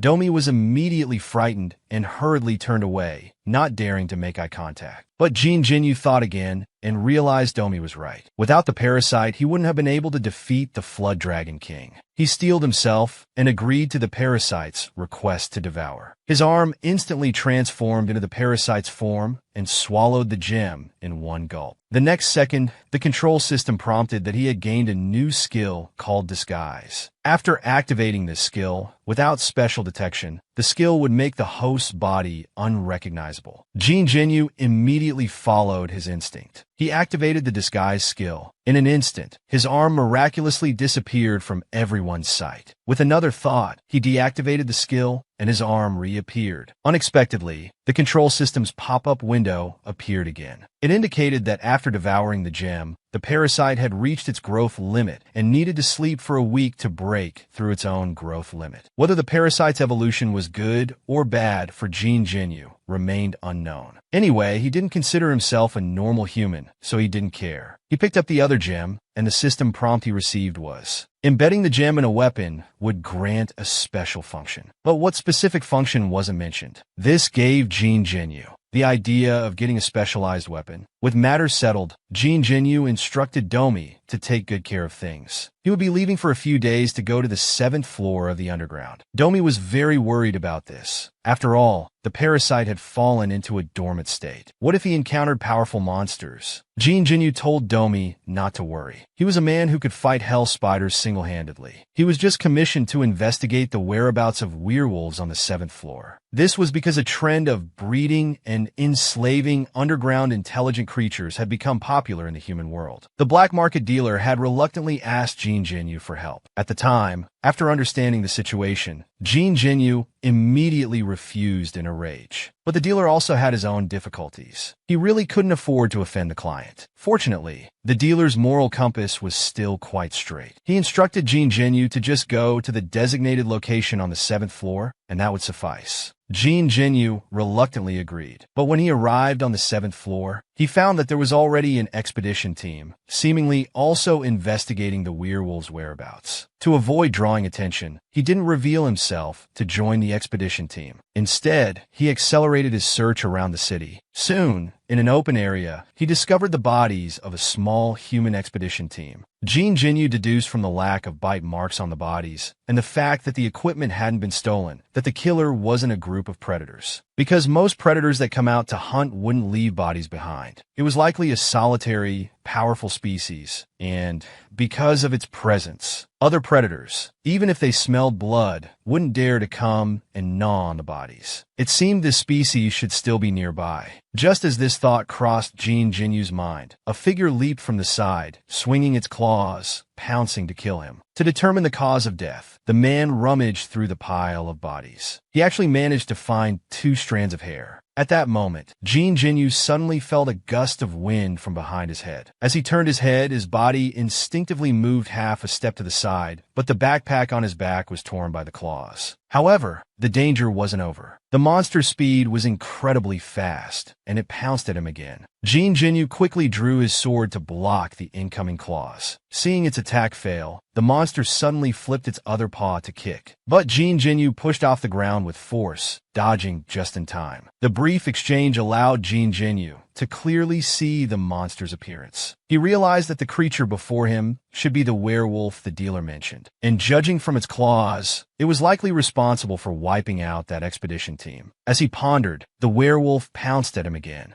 This time, Jin Jinyu didn't dodge or evade. His sword effortlessly blocked the werewolf's strength. He realized the werewolf wasn't skilled in long-range attacks and was just relying on its speed advantage in battle. It felt like fighting a miniature version of Blood Rage. Its strength was just average, about the same as Kunyin's, but it didn't look like a werewolf at all. It looked more like a tiger, and a female one at that. Seeing no point in continuing the fight, he swung his sword upward, forcing the tiger woman to hastily withdraw and dodge. This exposed a wide-open vulnerability, and he immediately landed a punch on her abdomen. The powerful force sent the tiger woman flying, slamming hard against the rock wall. He then sternly ordered the tiger woman to stop. Unexpectedly, his punch had triggered the ferocity in the tiger woman's blood, and she came at him again. Indeed, kind words are hard to persuade the wicked. Jin Jinyu didn't hesitate either, immediately redirecting his energy to finish her off. Unexpectedly, with a gunshot, the tiger woman was instantly enveloped by a large net fired from the side. The sudden change left both of them stunned. By the time the tiger woman reacted, she was firmly bound by the capture net. No matter how she struggled, it was futile. She could only let out reluctant, low beast roars. It turned out to be the expedition team they had encountered on the way that had intervened. The man who looked like the captain, ignoring Jin Jinyu's presence, directly signaled his teammates to hurry and take the tiger woman away. This unreasonable behavior made Jin Jinyu slightly irritated. He immediately spoke up to demand an explanation. This caught the captain off guard. It turned out they thought Jin Jinyu was a survivor from the annihilated small team, and they had just intervened to save him. Hearing this explanation, Jin Jinyu couldn't take advantage of the situation and was about to leave without a word. Little did he know that as he turned, his backpack, previously torn by the tiger woman, was continuously dropping gems. As the old saying goes, wealth moves people's hearts. This sight immediately stirred up wicked thoughts in the captain. He immediately called out to Jin Jinyu, casually starting a conversation. While scratching his head, he signaled to the blonde guy behind him. The blonde guy immediately understood and began making arrangements. At the same time, he quietly activated his special ability, and his eyes lit up with a faint green glow. He also started a 4-second countdown. By now, the people arranged by the blonde guy were in position, ready to act in 3 seconds. When the countdown reached the last second, the teammate hiding behind swung his knife at Jin Jinyu.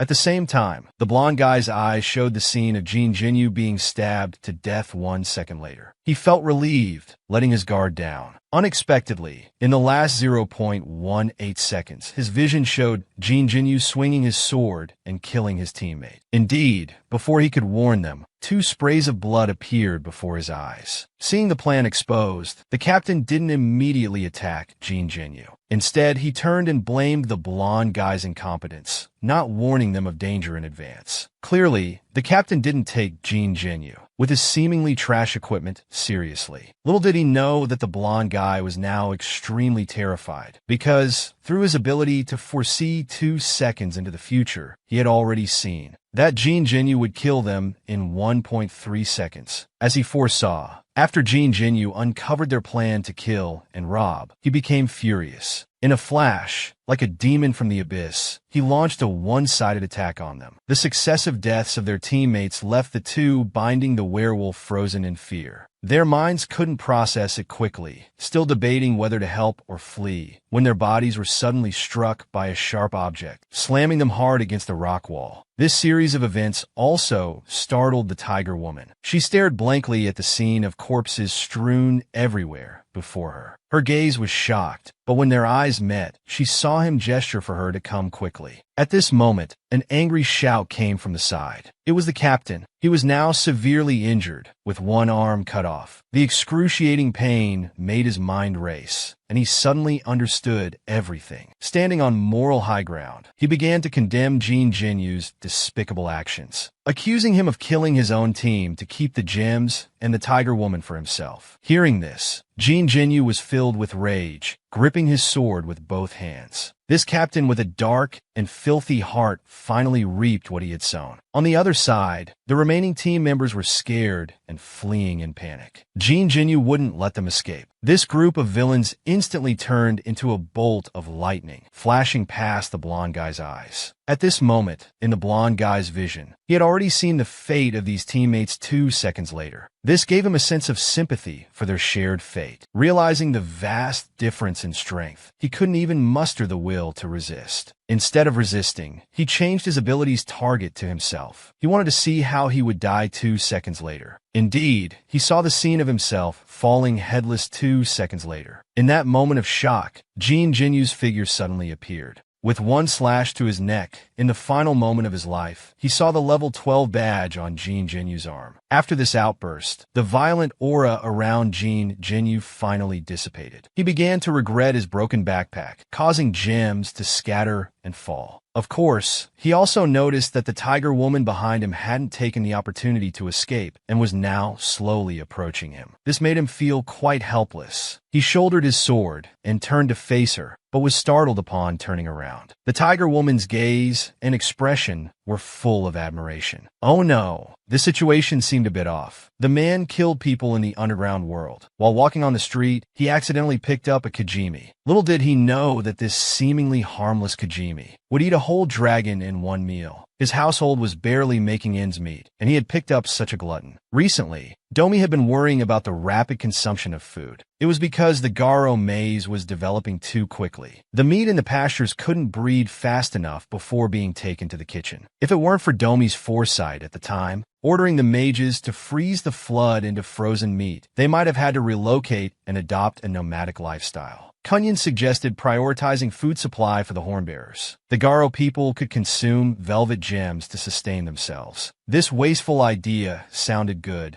but who knows if Jin Jinyu would hang him up for punishment when he returns. The yellow dragon nearby, hearing about eating gems, couldn't miss out on such a good deal. He immediately came over with a sycophantic face to sign up. Kunyan, of course, knew his nature. He pushed him away because only summoned Garo people could absorb gems and convert them into energy. Now they had a plan to cut costs, but they still needed to quickly come up with a plan to increase resources. At this time, Lisa, who had been responsible for intelligence gathering, brought good news. She discovered that since the fall of the newspaper and giant dragon mazes, many fierce beasts had appeared in their territory. It was very suitable to fence off these two areas as hunting grounds. With this plan, the food problem for the next few months was solved. Other maze affairs were proceeding smoothly under Domi's supervision. Suddenly, Domi sensed that something had happened inside the maze. He immediately put down what he was doing and rushed into the maze. At the same time, they were chatting leisurely 1 second, and the next second, a pair of sharp claws attacked them. Just as they were about to be bloodied, a shout came from the side, forcibly stopping the tiger woman's actions. Jin Jinyu seized the opportunity to set rules for the tiger woman, warning her that all creatures in the maze were under his protection. If hungry, ask Domi for food and not hunt the creatures in the maze. He also informed Domi at this time that this was a tiger woman picked up on the 7th floor named Tia. Unexpectedly, what surprised Domi was Tia's identity, because he knew that beast people had always served the nobles in the deep underground and usually didn't leave the nobles' territory. How did she end up on the 7th floor? Moreover, from her dress and behavior, it was clear she hadn't served nobles before. Domi's words made Jin Jinyu think of the recent abnormal phenomena in the underground maze. For example, the wolf marquis, who should be on the 6th floor, appeared on the 2nd floor of the maze. Even fierce beasts like the hell spider from the 8th floor came to the 3rd floor to hunt. It seemed that some major changes must have occurred in the noble territories deep in the maze. Thinking of this, a sense of urgency arose in his heart to quickly develop and strengthen the Garo maze to cope with possible wars. He entrusted Tia to Domi's care, planning to return to the surface to settle some matters first, because after this, he would be staying in the underground maze for a long time. Back on the surface, he first completed the task with the merchant, then returned home to receive his adoptive parents' loving nagging for a whole day. For Domi, these days were extremely tormenting. This little troublemaker was too energetic, always either wrecking the house or on the way to wreck it. Time quickly passed another half-month. When Jin Jinyu returned to the maze again, he saw the despairing Huang in the corner. From his utterly hopeless expression, it was clear that life had lost all meaning. Domi also appeared behind him, disheveled and dirty all over.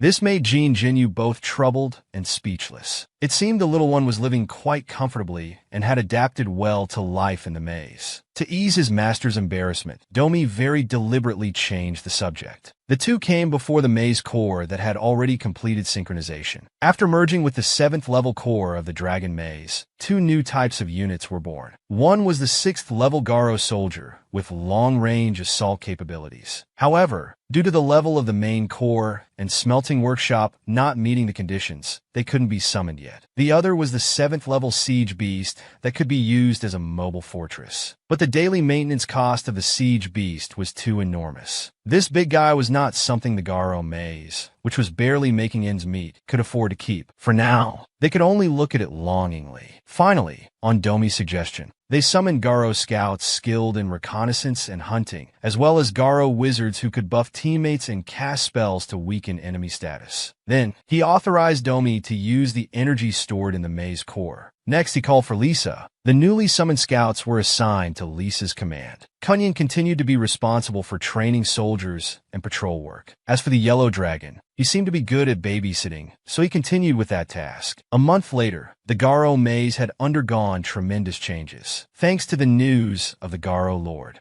being ennobled spreading, intelligent creatures no longer dared to approach the Garo maze's sphere of influence. Moreover, after a month of adjustment, Jin Jinyu discovered that when problems arose, Domi and the other heroes could resolve them internally. There was no need for him to intervene, forcing him who wanted to do great things to become a hands-off boss again. Furthermore, under Lisa's command, the Hornbearer's love for digging was utilized to its fullest. They established an extensive network of tunnels underground, centered around the Garo maze. Soldiers were arranged to take turns scouting and guarding. This meant that if enemies appeared, Jin Jinyu could receive intelligence half a day in advance. On this day, Lisa anxiously knocked on Jin Jinyu's door. She reported that a team of about 30 people was approaching the Garo maze. Among them were 2 hero-level individuals. Domi, who also received the information, hurried over. After all, any force existing on the 9th floor of the maze would undoubtedly be formidable in terms of strength. But Jin Jinyu was unconcerned about such a small group. With the current strength of the Garo maze, they could easily crush them. So he led everyone to set up a formation at the city gate. Soon, clouds of dust could be seen rising in the distance. Despite their small numbers, they were making quite a show. Upon closer inspection, the other party's equipment was indeed quite impressive. The 2 heroes at the front arrogantly shouted, demanding to see the Garo Lord. They introduced themselves as the Lords of Kexos, the Iron Hammer King and the Iron Needle King. Jin Jinyu looked at them with indifference, seeing that the Garo maze members were unmoved. The Iron Hammer King became furious. He stepped forward, pointing his large hammer at Jin Jinyu, and shouted that those who didn't want to die should get out of the way. Though his voice was thunderous, his imposing manner was clearly lacking. As a short man standing out among chickens, he was very arrogant.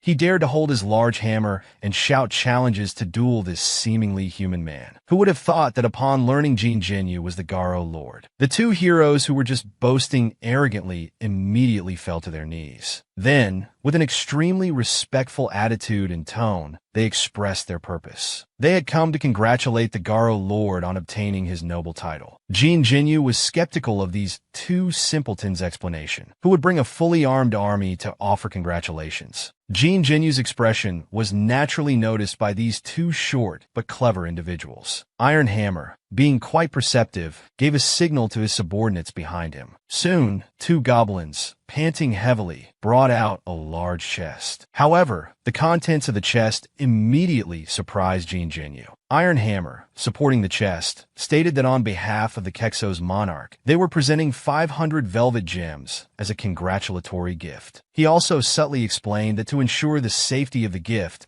they had dispatched an elite team to escort it all the way into the Garo maze territory, and not to intentionally offend the Garo Lord's dignity. As the saying goes, one doesn't strike a smiling face. At this point, Jin Jinyu finally lowered his guard towards them a little. The 2 pretended to be familiar and started making small talk. But Jin Jinyu's change in attitude made Iron Hammer seem to realize something, so he tentatively asked if they were the first maze to come and pay respects. This question stunned Jin Jinyu. Iron Needle, seeing Jin Jinyu's expression, knew his guess was correct. He immediately began his plan to sow discord, angrily denouncing the other maze forces for their despicable behavior of not coming to pay respects after learning that the Garo Lord had been elevated to nobility. Unexpectedly, his words immediately startled Jin Jinyu, making him realize that with the fall of the Dragon Maze, the Garo Maze had already attracted strong attention from various forces. Its location had also been exposed. At this point, Iron Hammer also noticed that his words seemed to have an effect on Jin Jinyu.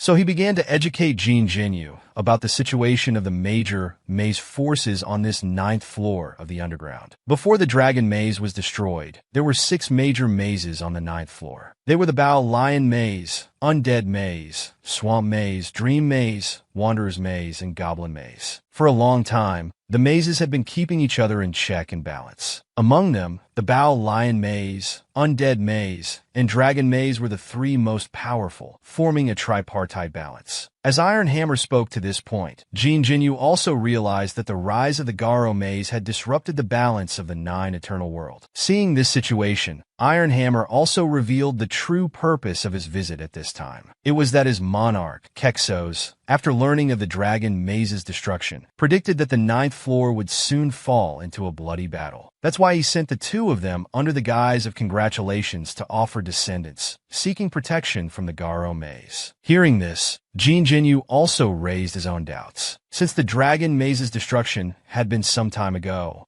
why hadn't the Bowstone Maze and Undead Maze made any moves yet? To this, Iron Hammer didn't conceal anything. In fact, the talk of a tripartite balance was just an assumption made by the Dragon Maze and Undead Maze. The Bowstone Maze wasn't actually interested in conquering territories. Their monarch thought every day about how to expand his own body. It was said that his body had become uncontrollably huge and possessed immeasurable power. After hearing Iron Hammer's account, Jin Jinyu felt overwhelmed. Because looking at the map, the Bowstone Maze was very close to the Garo Maze, and a battle seemed inevitable sooner or later. Now, after this understanding, Jin Jinyu had a general idea of the 9th floor world. After asking Iron Hammer to convey his gratitude to the Kexos monarch, he invited Iron Hammer and his group to rest inside the maze. However, Iron Hammer was unwilling to stay long. The reason was that other mazes might come to visit the Garo Maze soon, and to avoid conflicts, they decided to return immediately. Seeing this, Jin Jinyu didn't insist, and instructed Kunyan to escort them for a while. So, Kunyan led a group of people to see off Iron Hammer and his party. After they left, Jin Jinyu asked Lisa to verify if Iron Hammer's words were true. After all, he had been a mercenary in the 9th floor for many years. After getting Lisa's confirmation, he immediately ordered to strengthen the security around the maze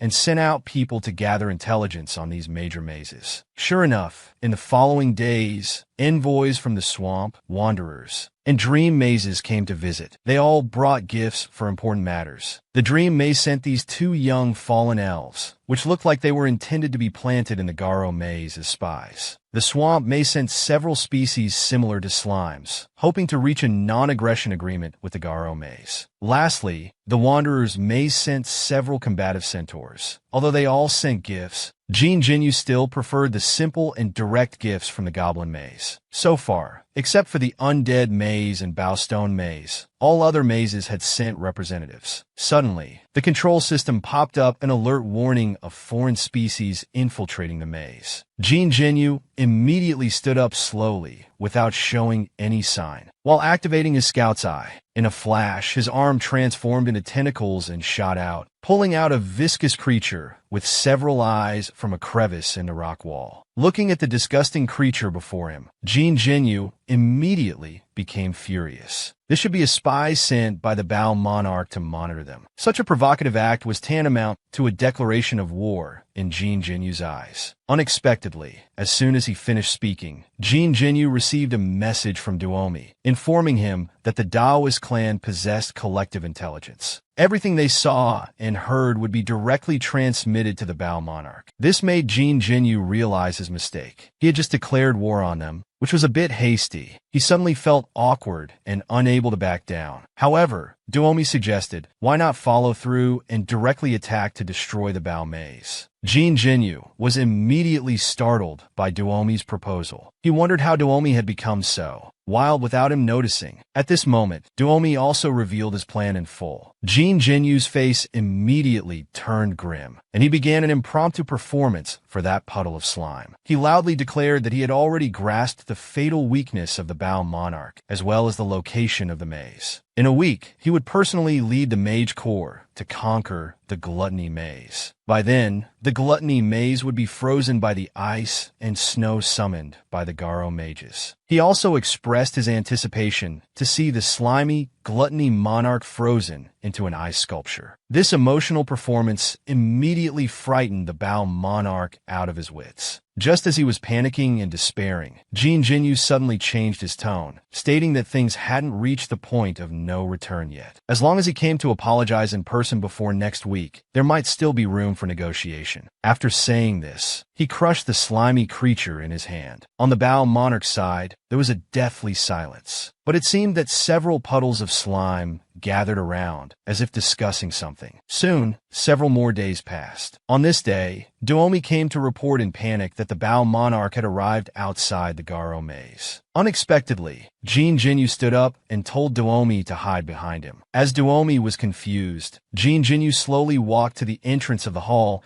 and angrily shouted at the Bao Monarch, "I see you're not here to apologize, so I guess you must be here to die." As Jin Jinyu's words fell, a huge mass of slime covered in eyeballs appeared. How this monster with 800 eyes all over its body was tricked by humans. Time rewound to a few minutes earlier. Following Jin Jinyu's angry shout, a viscous creature covered in wild boar eyes suddenly appeared. The Bao Monarch's unreasonable behavior clearly indicated his attitude for this visit. Since the other party had already shown hostility by coming here, Jin Jinyu no longer held back. With a wave of his hand, the mages who had been lying in wait for a long time appeared and cast ice magic. The temperature in the hall suddenly dropped. Several giant snakes formed from ice suddenly rose from the ground, facing off against the Bao Monarch. During this time, Jin Jinyu was quietly observing from the side. He couldn't help but feel doubtful, because he could sense that the Bao Monarch didn't seem to fear ice magic. In fact, he became more excited upon seeing the ice snakes. His behavior seemed more like he was eager to launch an attack. Could it be that the Bao Monarch's weakness wasn't as Duomi had described? At this moment, he couldn't help but feel regretful that his bluff had attracted such a formidable opponent. But there was no time to dwell on it now. As the Maze Corps was right behind him, he immediately made a decision in his heart, choosing to trust Duomi and go all out. He ordered the Mage Corps to increase their magic output. At the same time, he activated his parasitic form and triggered the hardening skill. Feeling it wasn't enough, he immediately had the mages enchant his tentacles, turning them into hard, sharp ice blade forms. Meanwhile, the Bao Monarch also made a move. His originally spread-out body suddenly contracted into a ball, as if preparing to tighten his core and gather strength. It seemed they had encountered a tough opponent today. Jin Jinyu changed his strategy and ordered the Mage Corps to jointly cast combination skills, intending to deliver a fatal blow to the Gluttony Monarch. Just as the magical attack was about to land on the Gluttony Monarch, in a flash, the Gluttony Monarch, who had transformed into a human-like form, slammed his knees onto the ground with fury. The force instantly created a shockwave on the ground. Countless scattered flying debris shot towards the ice snakes rushing at him. In an instant, the debris shattered the ice snakes into pieces. But this was accompanied by a sorry, "Please forgive me for not apologizing." What the hell was this? Jin Jinyu was shocked and startled, his face full of disbelief.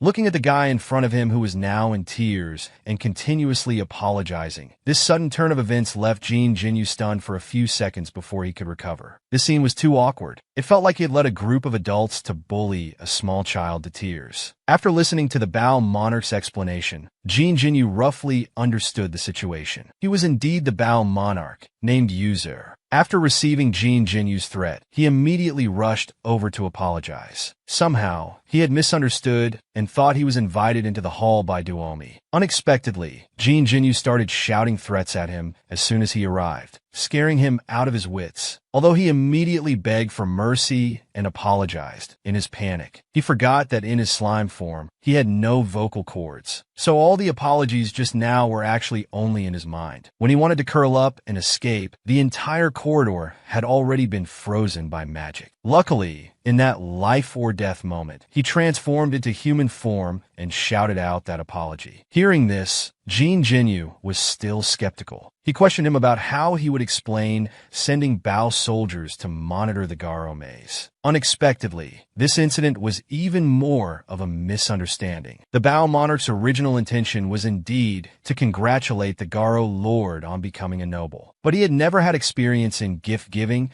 and had never interacted with other mazes before. So he ordered the Bao soldiers to first go and find out Jin Jinyu's preferences. Who would have thought it would backfire and almost bring him mortal danger? This bizarre explanation left Jin Jinyu speechless. This kid in front of him was simply a shut-in who knew nothing about the world. He joked, "Why don't you change your title from gluttony to otaku?" Unexpectedly, the gluttony monarch didn't catch the sarcasm and actually said thank you. Then he started talking about the hardships he faced on his way here. It turned out that whenever he left the gluttony maze, he had to rely on his own energy to survive, consuming dozens of gluttony clan members from his body every minute. Jin Jinyu was curious and confused about this. Logically, how could someone whose body was slowly dying be so calm? The Bao monarch sadly explained that these lower-level Bao clan members actually had no self-awareness. So for this visit, he brought 1 million Bao clan members, which could sustain him for a month. If he had really been frozen by ice magic just now, this child would have been separated from life in a very short time. He was truly naive, revealing such fatal information. In fact, Jin Jinyu was secretly relieved. He was indeed very afraid of being frozen. From the brief encounter earlier, it was clear that even if the entire mage corps attacked simultaneously,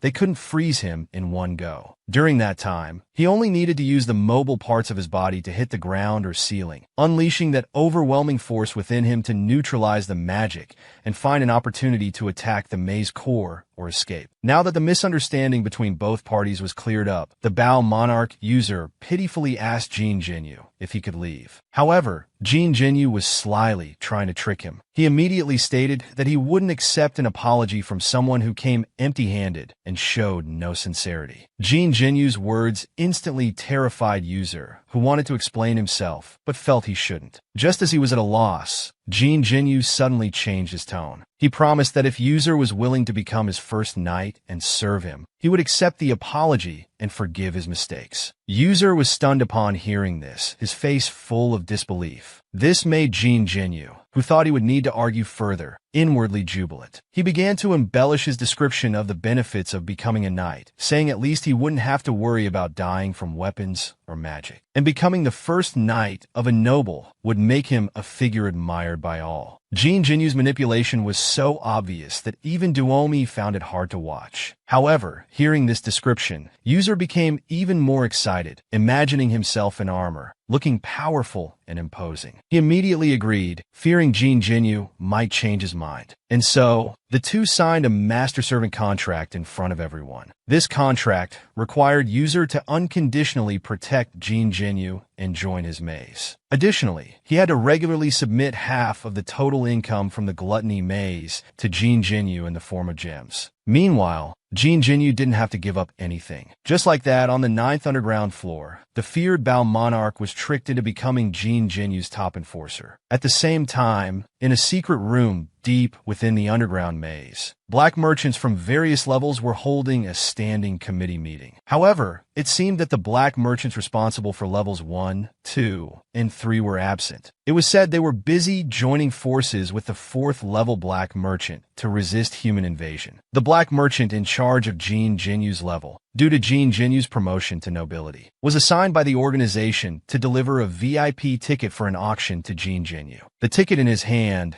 caught the attention of other level merchants. Everyone knew that the 9th level was a new maze, meaning it was the hardest to survive in. How could a human rise in such an environment? The 9th level merchant smiled without speaking, because it was he who, as per the black merchant organization's request, had sold the parasite to Jin Jinyu. This allowed Jin Jinyu to use the parasite's power to establish a foothold for the Garo maze on the 9th level. Looking at the ticket in his hand, he was already anticipating what interesting things Jin Jinyu would do at this auction. Moreover, this was the first ever auction inviting a human noble to attend. These few horned demons controlled the economic fate of the entire underground world. At the meeting, the 9th level black merchant received instructions from the organization to invite the newly promoted human king Jin Jinyu to attend the annual auction in a week. Unexpectedly, to complete the task, the black merchant exaggerated, claiming this would be the most grand auction ever. The auction items, he said, were all rare treasures rarely seen in the underground world. Compared to the junk he had brought before, these were on a completely different level. Moreover, over 100 people were invited to participate in the auction this time, all of them big shots who dominated the underground world. This immediately piqued Jin Jinyu's interest, who was initially uninterested. He was surprised that so many maze forces had survived after the recent great battle. Jin Jinyu was very curious to see it, but he also had concerns. After all, the Garo maze had just established itself on the 9th level, and their resources were still limited. If other mazes took advantage of his absence to attack, it would be counterproductive. To this, the black merchant assured him not to worry. He pulled out a flag from somewhere and proudly introduced it. As long as Jin Jinyu hung this black merchant flag when leaving the Garo maze, it would signify protection from the black merchant organization. If any maze dared to start a war during this period, they would be blacklisted from trading, and the black merchants would even send troops to destroy the offending maze. Hearing this, Jin Jinyu was secretly shocked. Although he knew the black merchant organization was powerful, he didn't expect them to be so confident. He then tentatively asked, "How can you merchants make such bold claims?" Unexpectedly, the black merchant's single response dispelled Jin Jinyu's doubts. "It may be hard for you to believe, but our black merchant organization has been operating in the underground world for hundreds of years." At this point, User also chimed in, confirming the black merchant's words. Because in earlier years, to escape the destruction of mazes, he had once sought refuge in the auction house during times of war. It was then that the black merchant noticed the short-statured User. He was immediately startled, surprised to see this 9th level shut-in appearing in the Garo maze. Then he noticed the spatial rift behind User, which led directly to the Bao maze.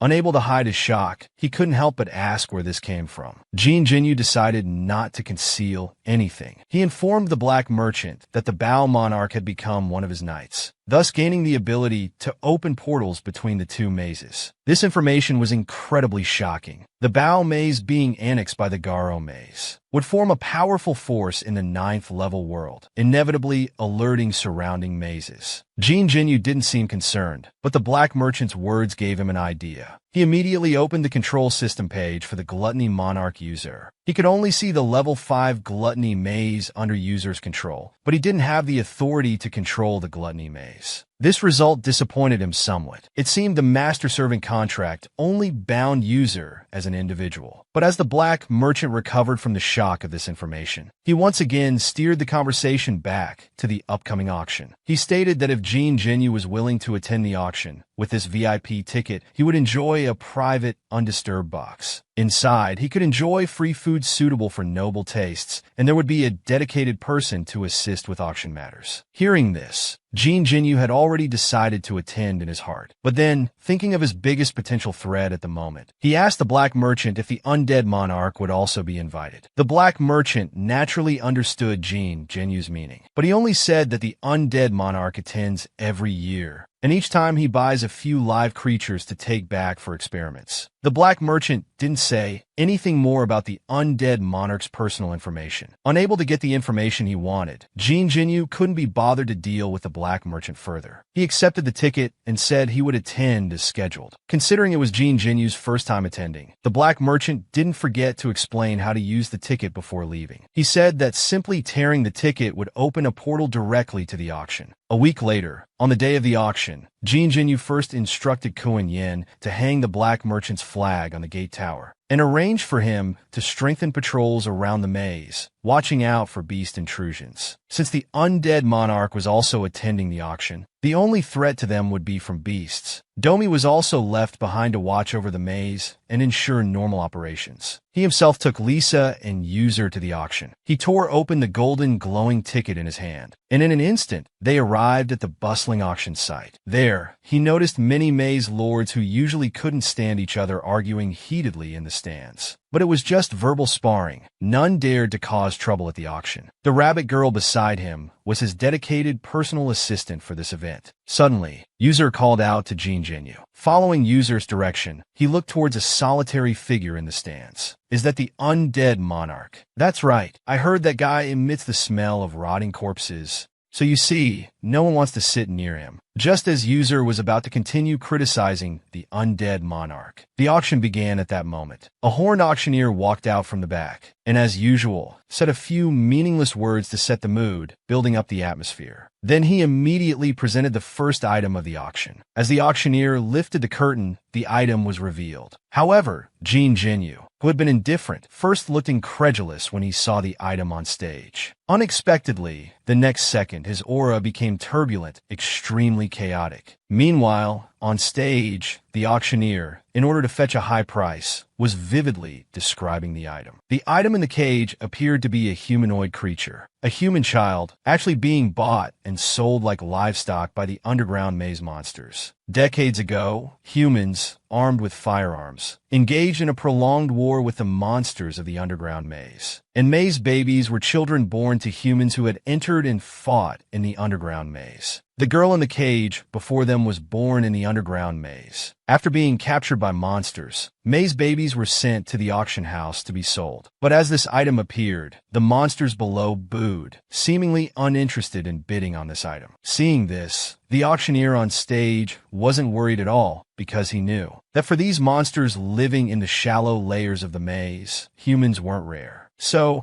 his potential clients were those monsters living in the deep layers who had never seen humans before, or maze nobles who liked to use humans as servants. For this reason, the auctioneer continued to eloquently introduce the item on stage. Finally, he stated that because this maze baby couldn't speak, bidding would start at zero. As soon as he finished speaking, the atmosphere in the venue immediately ignited. After all, not only humans like to snag bargains, monsters do too. Soon, the price was raised to 200 gems. Meanwhile, in one of the VIP boxes on the second floor, if it weren't for Lisa and user's persuasion, the enraged Jean Genu would have likely rushed onto the stage to save the person. This was the black merchant's territory. Moreover, there were at least dozens of terrifyingly powerful maze lords present. Starting a fight here would be like eggs smashing against rocks. But Jean Genu still couldn't let it go. Pointing at the girl on stage, he asked, Lisa had once said she wanted to avenge her people because they all died in the undead monarch's live experiments. However, the girl on stage now is my kind, yet you're advising me to stand by and do nothing. These words left Lisa stunned. She turned her head away in shame. At this moment, the rabbit girl who had been silently watching everything spoke up, enlightening them. They immediately realized that participating in the bidding might actually be a good idea. But unexpectedly, after several rounds of bidding, the price had already climbed to 1,200 gems. As expected, the highest bid came from the undead monarch. Jean Genu immediately called out 1,300 gems, joining the bidding. Because this bid came from a noble box on the second floor, it immediately caught the auctioneer's attention. He immediately used an inflammatory tone to tease the undead monarch in the stands about his bad luck, saying that a highly respected noble had also set his eyes on this maze baby. The undead monarch seemed to be provoked by his words. He imperiously extended his 5 withered fingers, raising the price to 1,500 gems. This unyielding gesture made the spectating monsters think he must have gone mad from lying in his coffin for too long. He dared to challenge those noble's favorite items. He's already undead. Looks like he wants to die again. As everyone had guessed, a terrifying and violent pressure suddenly erupted from the noble's box, sweeping across the entire venue, instantly frightening the onlookers into a cold sweat. However, this pressure quickly dissipated without a trace. It seemed its appearance was only a warning to those who dared to disrespect noble authority. From the now calm second floor box, a bid of 1,600 gems was calmly called out. The auctioneer immediately became excited and started the chant again. During this, whether intentionally or not, he reminded that once an item is sold, they are not responsible for what happens after the auction. At this time, the undead monarch was trembling all over, unclear if he was scared or frustrated, and did not continue to raise the bid. Finally, after chanting 3 times at 1,600 gems, Jean Jinyu successfully won the bid. Meanwhile, Jean Jinyu's box was in a state of disarray. To create the intimidating pressure that had just swept the venue, Jean Jinyu and User had combined their full strength, nearly demolishing the box. Of course, the most exasperated was the rabbit girl. She had already decided to charge Jean Jinyu extra for services after checking out. Unexpectedly, Jean Jinyu presented her with another challenge. He wanted to see the girl immediately. To this, the rabbit girl said she couldn't help. At the earliest, they would have to wait until the week-long auction ended before they could take away the purchased items. But she could use her authority to allow Jean Jinyu to privately view the item. After today's auction ended, seeing this, Jean Jinyu had no choice but to wait patiently. The following auction items were truly some rare objects. There were treasures hoarded by elves during their decline, some velvet gems with special abilities, and luxury items. There were even firearms left behind by humans in the underground maze. The final headline item was even more extraordinary. It was actually a vampire. Due to their rarity, vampires have always been controlled by nobles in the deep underground. This vampire was being auctioned because its true blood was extremely diluted. Even so, this auction item came with a special additional condition. That is, if the buyer is not approved by this vampire, it means the transaction is invalid. The auction house would provide a full refund and take back the item, then put it up for auction again the next day. This was because the vampire's original owner was a noble that even the auction house didn't want to offend, and they had set this special condition for his item. As soon as this additional condition was announced, it immediately caused dissatisfaction among the monsters below. They condemned the auction house for proposing unreasonable additional conditions. But the auctioneer subtly pointed out that this item was sent by a noble from the deepest layer of the underground maze. If anyone had complaints, they could direct them at the black merchants. But it wouldn't be good if their actions offended the nobles. Upon hearing this, the audience below immediately became subdued, sitting up straight and behaving like obedient babies. The appearance of the vampire reminded Jean Jinyu of a past event. He described to Lisa how he had once encountered a group of creatures in the deep maze that would pounce on people and suck their blood. But why do they look different from the vampire on stage? Lisa, being a well-informed mercenary, immediately guessed that what Jean Jinyu encountered then should have been ordinary undead. Those undead were mostly creatures without self-awareness. The vampire on stage was far superior to the undead. It was said that vampires could even grant their masters eternal life. So the nobles in the deep underground were eager for vampires. After hearing Lisa's explanation, Jean Jinyu remained uninterested. Firstly, he had just heard that this vampire's true blood had been diluted, probably no longer possessing the ability to grant immortality to its master. Secondly, he didn't lack heroes around him now, so he once again became a mere spectator. Of course, many monsters didn't think like him. After all, who could resist the temptation of immortality? Even though the vampire's true blood was diluted, many monsters were still willing to buy it and give it a try. Soon, the vampire on stage was sold for 23,000 gems. However, a dramatic scene unfolded. The vampire looked down on the buyer and waved its hand, refusing to become their servant. Unexpectedly, the buyer's identity was not simple either, being the ruler of the 6th layer of the maze. After being unreasonably rejected, his face immediately fell. He raised his hand and quickly formed an energy ball, about to throw it. Who would have thought the auctioneer's movement was faster? With a wave of his hand, a terrifying flame event engulfed and burned the 6-layer buff. No one could have imagined that even a mere auctioneer from the Black Merchant Organization would have such harmful power. The ruler, burned to ashes, left behind only this special gem. This immediately delighted the auctioneer, who announced on the spot that this gem would be part of tomorrow's auction. Several hours later, Jean Jinyu was finally led to the room where the girl was held. This was their first meeting. To find out what happens next, please stay tuned. Everyone at the monster auction, the man spent a fortune to buy a girl who couldn't speak. Afterwards, accompanied by the rabbit girl, he came to the room where the girl was held. The moment the door opened, in the light from the corridor, Jean Jinyu saw a small figure curled up in the darkness. To avoid startling her, Jean Jinyu quickly crouched down. Then, using the gentlest tone possible, he asked for the girl's name. The girl just stared at him blankly, not saying a word. Seeing this, Jean Jinyu asked again in a soft voice which maze she came from and which maze lord she served. The girl remained silent. Her eyes were looking at him, but her gaze was unfocused. After pondering for a moment, Jean Jinyu sternly told the girl in a commanding tone that he was her new master and she must serve him from now on. Sure enough, as soon as he finished speaking, the girl first nodded, then slowly knelt down. This made Jean Jinyu's heart sink. It seemed the girl's condition was far worse than he had imagined. She must have endured long-term torture, being broken down into a puppet without any thoughts of her own. He had originally planned to take the girl back to the Garo maze to be cared for by Duomi. Of course, Jean Jinyu had also considered taking her back to the human world. But since the girl couldn't speak and had no self-awareness, she could easily be abused or abandoned by those families who only wanted to scam adoption subsidies. Jean Jinyu immediately decided to keep the girl by his side and take care of her personally. Then, using a commanding tone again, he instructed the girl to stay put in the room. He would come back to get her in a week. Jean Jinyu then walked out of the room with a gloomy face and immediately scolded the rabbit girl, condemning the black merchant organization for providing unsatisfactory service. He demanded that they provide a room with a better environment for the girl, as well as ample food and to heal the girl's injuries. However, his demand seemed unreasonable in the rabbit girl's eyes. There was no need to go to such lengths for a maze baby. Unexpectedly, his words touched Jean Jinyu's soft spot. He turned back and sternly rebuked the rabbit girl to take back what she just said, because he was also a maze baby. At this moment,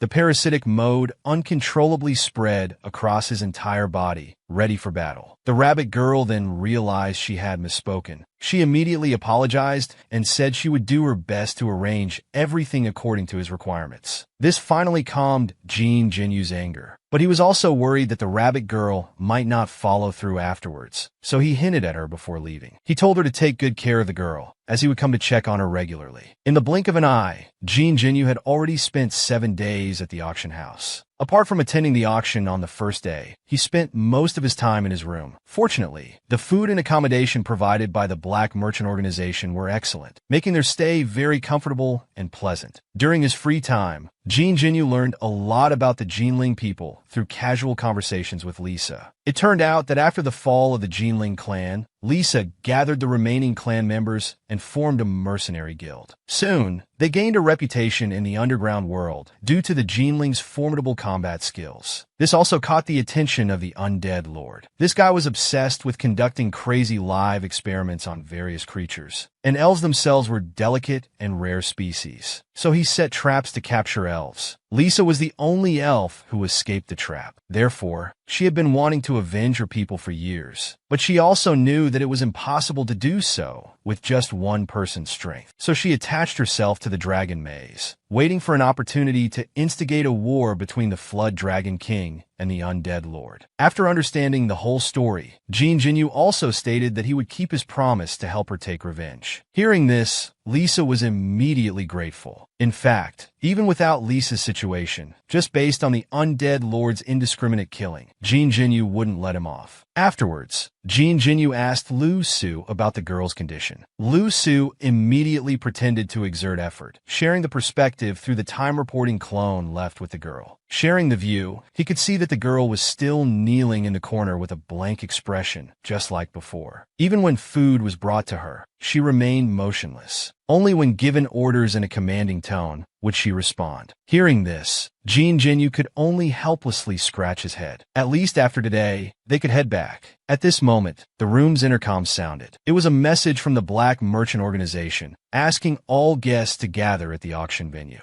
probably for some kind of closing ceremony. So they went to the auction venue with a bored attitude. Arriving at the auction site again, they saw many more good items. But Jean Jinyu only brought a total of 8,000 gems, which was far too little, because as long as it was a good item, the price would quickly climb to over 10,000 gems. This was also why he had been staying in his room for the past few days. But seeing that today's final headline item was still that female vampire, Jean Jinyu couldn't help but be curious and asked the rabbit girl. Only then did he learn that the female vampire had been constantly bought by buyers at high prices these past few days. but she kept refusing to become their servant. It felt like the female vampire was deliberately going on stage to mock these bidders. At this time, the auctioneer was still awkwardly and enthusiastically introducing the female vampire. The audience below obediently listened. The scene was both bizarre and amusing. But this time, there seemed to be a change. The female vampire concentrated, suddenly breaking free from her shackles. Then a blood mist exploded out of nowhere, enveloping her. When the blood mist dissipated, out walked a woman with a head full of golden wavy hair. This charming appearance, with her face half hidden, was truly both desirable and sweet. The auctioneer then jumped out from the side, announcing that this time the female vampire would choose her own master. As long as one was chosen, the price didn't matter. It would even be fine if they didn't pay. As soon as the words were spoken, the female vampire eagerly flapped her wings and took flight. Following her flight direction, the spectators in the stands let out a gasp of surprise. The vampire's destination was precisely the VIP box that had earlier emitted a terrifying aura. If they could see the vampire's expression now, they would be even more shocked. The vampire's cheeks were flushed with excitement, and saliva was uncontrollably dripping from her mouth. She seemed to be murmuring so sweet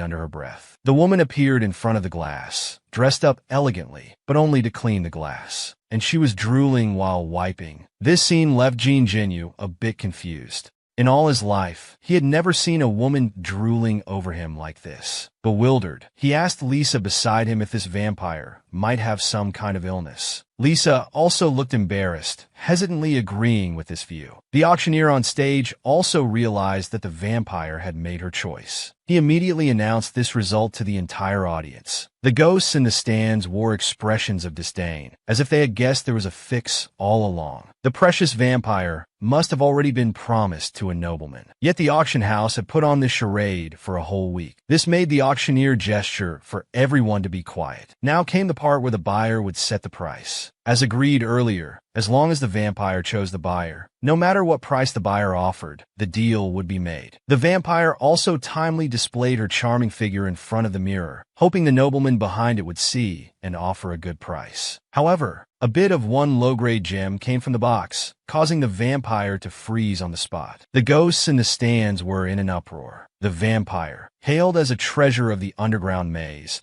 was about to be sold for the price of one low-grade gem. The auctioneer couldn't believe such a bid either. He immediately stepped in to calm the situation, telling the ghosts not to jump to conclusions. Perhaps the noble was referring to a top-grade velvet gem. But as soon as he said this, the vampire immediately contradicted him, confirming it was indeed a bid of one low-grade gem. Meanwhile, Lisa seemed to have anticipated such an awkward situation, but she hadn't expected Jean Genu to make such a low bid. Feeling the gaze of the entire audience, Jean Genu maintained a calm and indifferent demeanor. In his view, since the rules allowed buyers to bid any price, only a fool would offer a high price. Besides, he had zero interest in this vampire. With no further response from the VIP box, the auctioneer had no choice but to reluctantly announce that the vampire was sold for one low-grade gem. As for the vampire, although somewhat frustrated at being sold for such a low price, she didn't seem to mind. Instead, she kept urging the auctioneer to hurry up. She was eager to meet her new master. Seeing this, the auctioneer had no choice but to wrap up, declaring the auction successfully concluded. Soon after, a 9th-level black merchant led these two auction items to Jean Genu. Unexpectedly, as soon as they met, Jean Genu went straight to the point. He asked who was behind all this and what their purpose was. Faced with this inquiry, the black merchant was momentarily taken aback, but quickly regained composure, continuing to play dumb as usual. Seeing this, Jean Genu didn't mince words. He immediately challenged, saying he first beat up a neighbor who came looking for trouble, then was appointed as a baron, becoming a noble. After that, he received their invitation to attend the auction. And here, they're forcing this precious vampire's soul on him. He believed there couldn't be anything more bizarre than this. Hearing this, the black merchant told Jean Genu not to overthink it. Perhaps good luck was also a manifestation of strength. He shouldn't dwell on it and should just enjoy the rewards he had received. Jean Genu didn't believe this nonsense, but he knew he wouldn't get any more information. At this point, the black merchant changed the subject, stating that this vampire would indeed require him to pay a certain price, only because her original owner liked him so much. So if anything were to happen to the vampire, the anger might be directed at Jean Genu. These words immediately startled Jean Genu. He thought he had gotten a great deal, but it turned out he had picked up a troublesome grandmother figure. Since the original owner liked him so much, it would be best to send her back, he said as he turned to leave. Now it was the black merchant and the vampire's turn to be confused. The vampire's face immediately turned purple with anger. She shouted at Jean Genu, berating him for not recognizing her value. Didn't he know that having her by his side was every nobleman's dream in the underground world? Jean Genu showed no mercy at this point. In his eyes, the human girl standing in the corner was far more precious than the vampire. Seeing his firm resolve, the vampire sighed helplessly. She understood that her mysterious background made Jean Genu wary, so she decided to tell him the truth, hoping he would change his mind. Her name was Angela, and her former master was the Iron Giant, Count Tori, from the 11th floor of the underground maze. As for why she was being sold, the reason was quite startling. As everyone knows, vampires form contracts with their masters through blood. But Count Tori's blood was steel, so it was quite awkward, wasn't it? As a result, the vampire had been starving for months. After explaining, she looked at Jean Genu pitifully, drooling. Unexpectedly, it was such a ridiculous reason. She admitted that she had planned to find a new master at the auction as a vampire, but those powerful nobles were all blood monsters. Their blood didn't smell as sweet as Jean Genu's. She emphasized that she meant no harm. She was just too hungry. With that, she pounced on Jean Genu without hesitation. This predatory behavior truly frightened Jean Genu.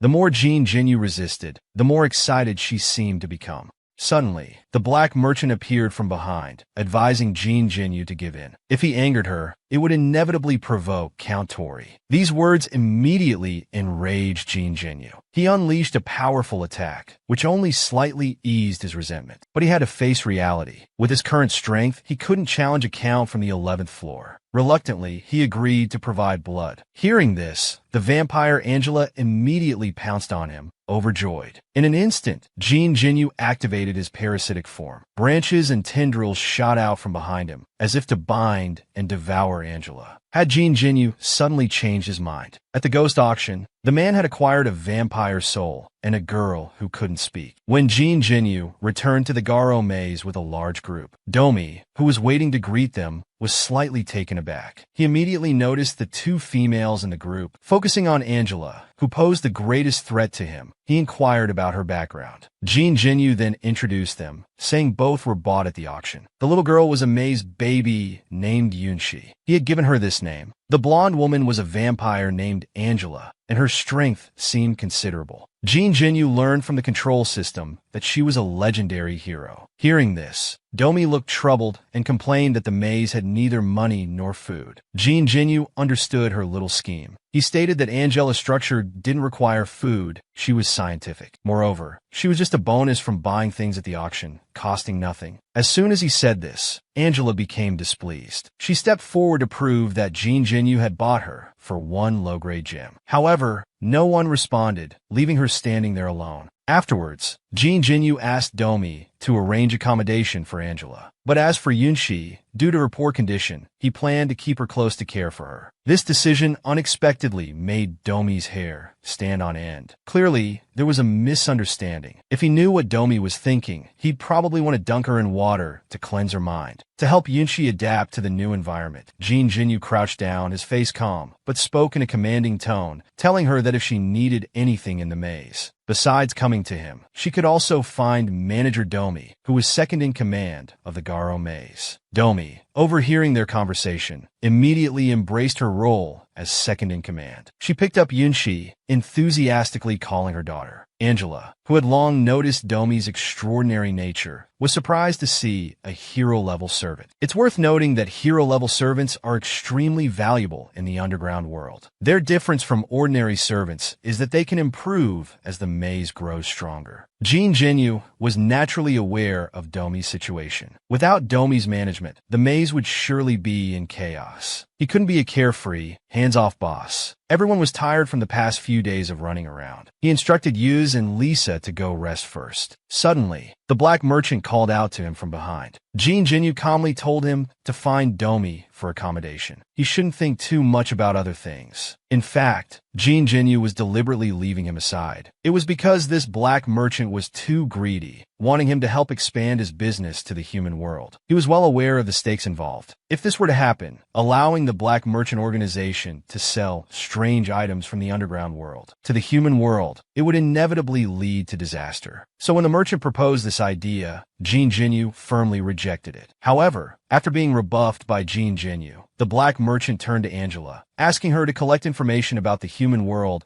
if she had the chance to enter it with Jean Jinyu and report back to him. As they were secretly plotting, Jean Jinyu came over to send the black merchant away, then decided to take Angela along to familiarize her with the Garo maze. After the tour, Angela was secretly amazed. The maze was clean and tidy, everything was in order. Moreover, there were heartwarming scenes of beast men and dragon men playing together, unlike any maze she had seen before. She couldn't help but open up, saying that although his maze was small, it was well managed and had everything a nobleman should have. It wasn't like the version circulating in noble circles. Hearing this, Jean Jinyu became interested and gestured for her to continue. You became a nobleman in less than a year, so you're instinctively rejected by many old-school nobles. They say you disrupted the originally peaceful situation on the 9th floor. Of course, some nobles are very interested in you, including my former master, Count Tori, because the 11th floor where Count Tori is located is now at a stalemate. He hoped for someone like Jean Jinyu to come and break the peaceful situation on the 11th floor. At this point, Angela also spoke frankly about her secret with Count Tori. To leave Count Tori and achieve blood-drinking freedom, Angela agreed that Count Tori would lure her new master to defeat his enemies on the 11th floor. Jean Jinyu, understanding the truth, didn't seem surprised at all. Perhaps he had already guessed that there's no such thing as a free lunch. He was still pondering Angela's words. If the Garo maze develops too quickly, the surrounding mazes will certainly feel threatened. They might very likely form an alliance to keep an eye on him. It must be quite difficult to rule a floor with just one maze. Seeing him lost in thought, Angela thought he was unwilling to get involved in the 11th floor's conflicts. She slowly moved closer, intending to snuggle up to Jean Jinyu. Jean Jinyu immediately came to his senses and pushed her away. He frankly said that he was still busy dealing with the undead lord on the 9th floor, and it would probably take a long time to reach the 11th floor. Angela wasn't actually in a hurry. After all, her agreement with Count Tori had no set time limit. The two of them pushed and shoved their way to the room door. Unexpectedly, as soon as Angela entered the room, she started complaining that it was small and dirty. It was just like a prison cell. But there was nothing that a cup of the master's blood couldn't solve. Hearing this, Jean Jinyu didn't want to deal with her anymore. He didn't care about Angela's vampire identity to begin with. But the Garo maze doesn't support idlers. He warned Angela to quickly prove her value, then left without looking back. The next day, Jean Jinyu returned to the surface to inquire about some recent news from the merchant. Unexpectedly, as soon as they met, the merchant gave him some big news. A month ago, an explorer accidentally inherited a maze on the 4th underground floor. This immediately startled Jean Jinyu, while also making him doubt the reliability of this information. Because anyone who wasn't a fool wouldn't go around announcing that they had inherited a maze. Regarding Jean Jinyu's doubts, the merchant rolled his eyes and explained impatiently that not everyone had level 12 strength like him, able to explore mazes alone. That explorer was with a team, so his inheritance was witnessed by his teammates. Moreover, that explorer didn't have the strength to kill the entire exploration team. As a result, when the team returned, the news quickly spread. Then the merchant revealed another big piece of news to him. The ghosts and monsters of the underground maze had formed a community, and they had recently held an auction. An enslaved underground baby and ordinary firearms could be auctioned for thousands of velvet gems. This news greatly shocked Jean Jinyu. Recalling the auction, he hadn't seen any other humans there. It seemed that others, like him, had made contact with the Black Merchant Organization. But what he cared more about now was the whereabouts of the explorer who inherited the maze on the 4th floor. However, the merchant informed him that the guy was killed yesterday. Apparently, the maze could make a lot of money, so his envious teammates killed him, attempting to take over the maze. Unexpectedly, the killer didn't gain ownership of the maze, causing it to revert to a masterless maze. At this point, the merchant suggested Jean Jinyu give it a try. He could provide all relevant information for free, imagining that if Jean Jinyu could become a maze master, he, as Jean Jinyu's appraiser, could also benefit from it. To show sincerity, he immediately provided Jean Jinyu with another bombshell. But this news came from the Exploration Association, not from his own network. It was reported that they discovered something with enormous power and had sent people to explore it 2 weeks ago. You know the person in charge. It's that fox Mao Su.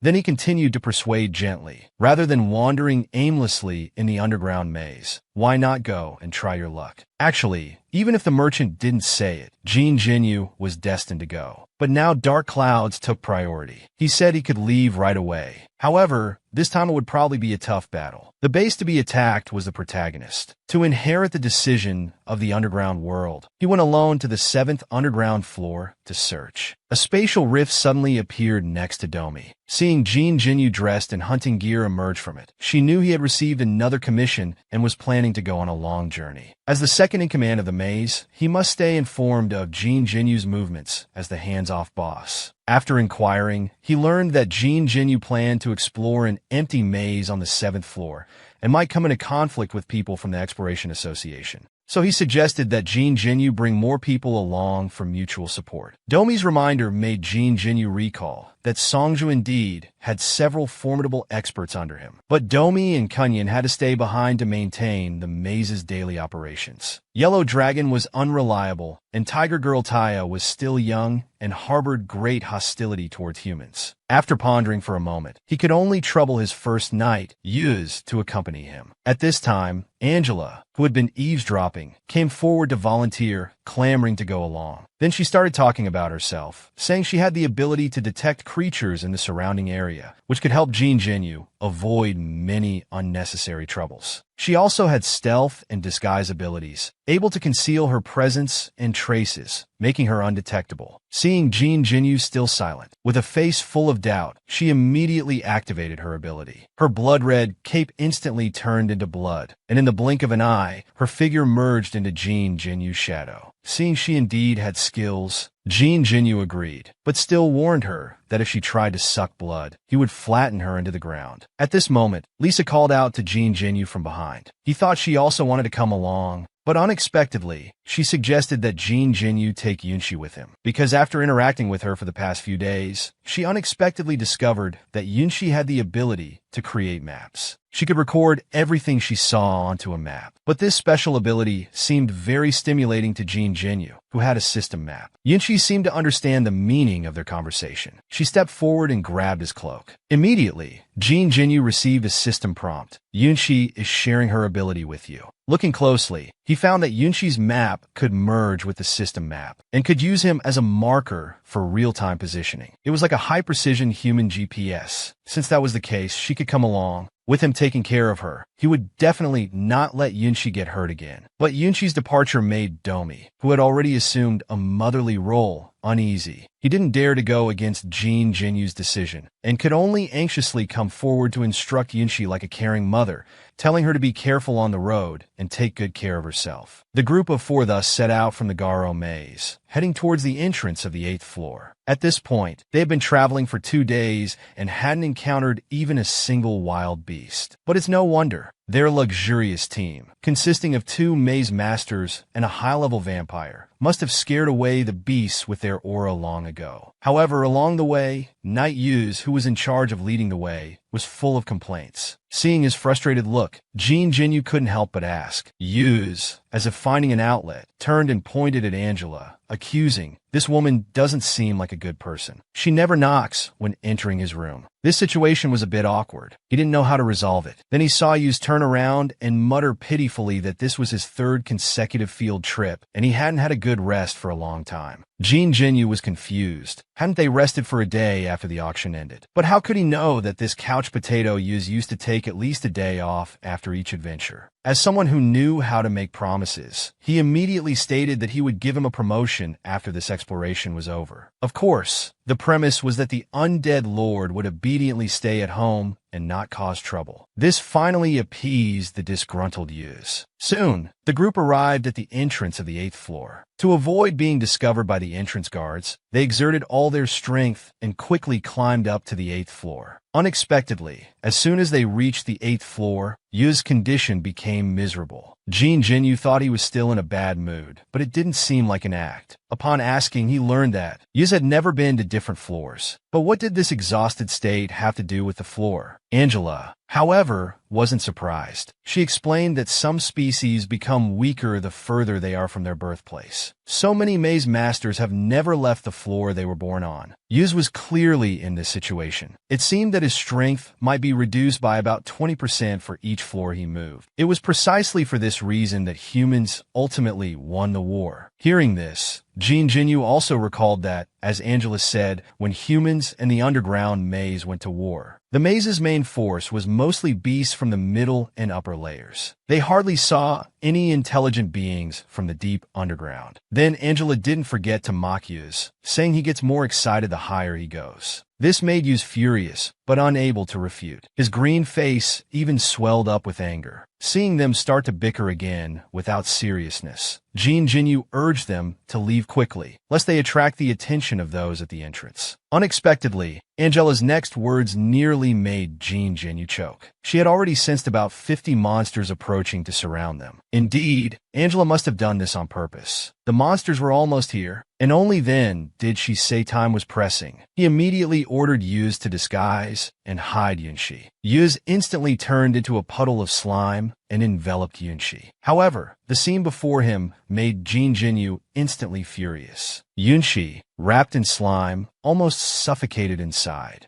He hurriedly reminded him, which made Yuz come to his senses and create an illusion. But what was the point of this guy disguising himself as a green rock? Was he afraid of not being conspicuous enough? There was no time to beat him up now. He immediately told Angela to hide in his shadow and activated his disguise skill. In an instant, Jean Genu's form turned out to be Angela's stealth skill shared with him. This enhanced Jean Genu's disguise skill to invisibility. The stacked buffs were so overpowered that they could conceal his aura and erase all traces. A few seconds later, a large group of fat-headed pig brain monsters appeared. The sleazy pig heads stretched out their noses and sniffed around where Jean Genu and his group had been. Then there was a tremor as they issued orders to search the surrounding area. He was certain that they must be hiding somewhere nearby. Jean Genu saw that the arrivals were actually a group of intelligent elves. He began to consider how to make them obediently lead the way and become his pawns. To avoid danger, the vampire woman turned into a mist of blood and disappeared into the man's shadow. Other companions also revealed their true forms. One transformed into an oddly green rock. Only then did Jean Genu's form dissipate. He hid behind a rock, silently observing the movements of these pig monsters. At this moment, Angela's voice sounded in his mind. Strange, she seemed to have the same ability as Domi to communicate with him telepathically. He learned that Angela could only communicate telepathically when she merged into his shadow. Meanwhile, the dozens of pig creatures below were busy sniffing the lingering scents in the air. They completely failed to notice the genius used transformed into a green rock. Although these pig monsters were somewhat stupid, the two leaders had wise expressions. They clearly possessed some intelligence. Jean Genu suspected they belonged to a certain maze faction on the 8th floor. He began to consider how to subjugate them as his allies on the 8th floor. After all, this was their first time on the 8th floor. They had no idea how to get to the 7th floor. After sharing his thoughts with Angela, she asked if he had a noble seal with him, because a noble seal could release noble pressure, which had a strong deterrent effect on ordinary monsters and could force them to do things for you. Hearing this, Jean Genu immediately had an idea. His form instantly dissipated. The next second, like a ghost, he appeared behind the long-haired pig that seemed to be the leader. His sudden appearance startled the long-haired pig out of its wits. Seeing that the newcomer was just a weak human, it quickly regained its composure. It immediately attacked. Its hands separated, and two huge rocks suddenly rose from the ground. Then with a wave of its hand, the rocks smashed towards where Jean Genu was standing. The movement was smooth, causing the big-nosed pigs to cheer for it. Unexpectedly, the human figure in the dust remained motionless.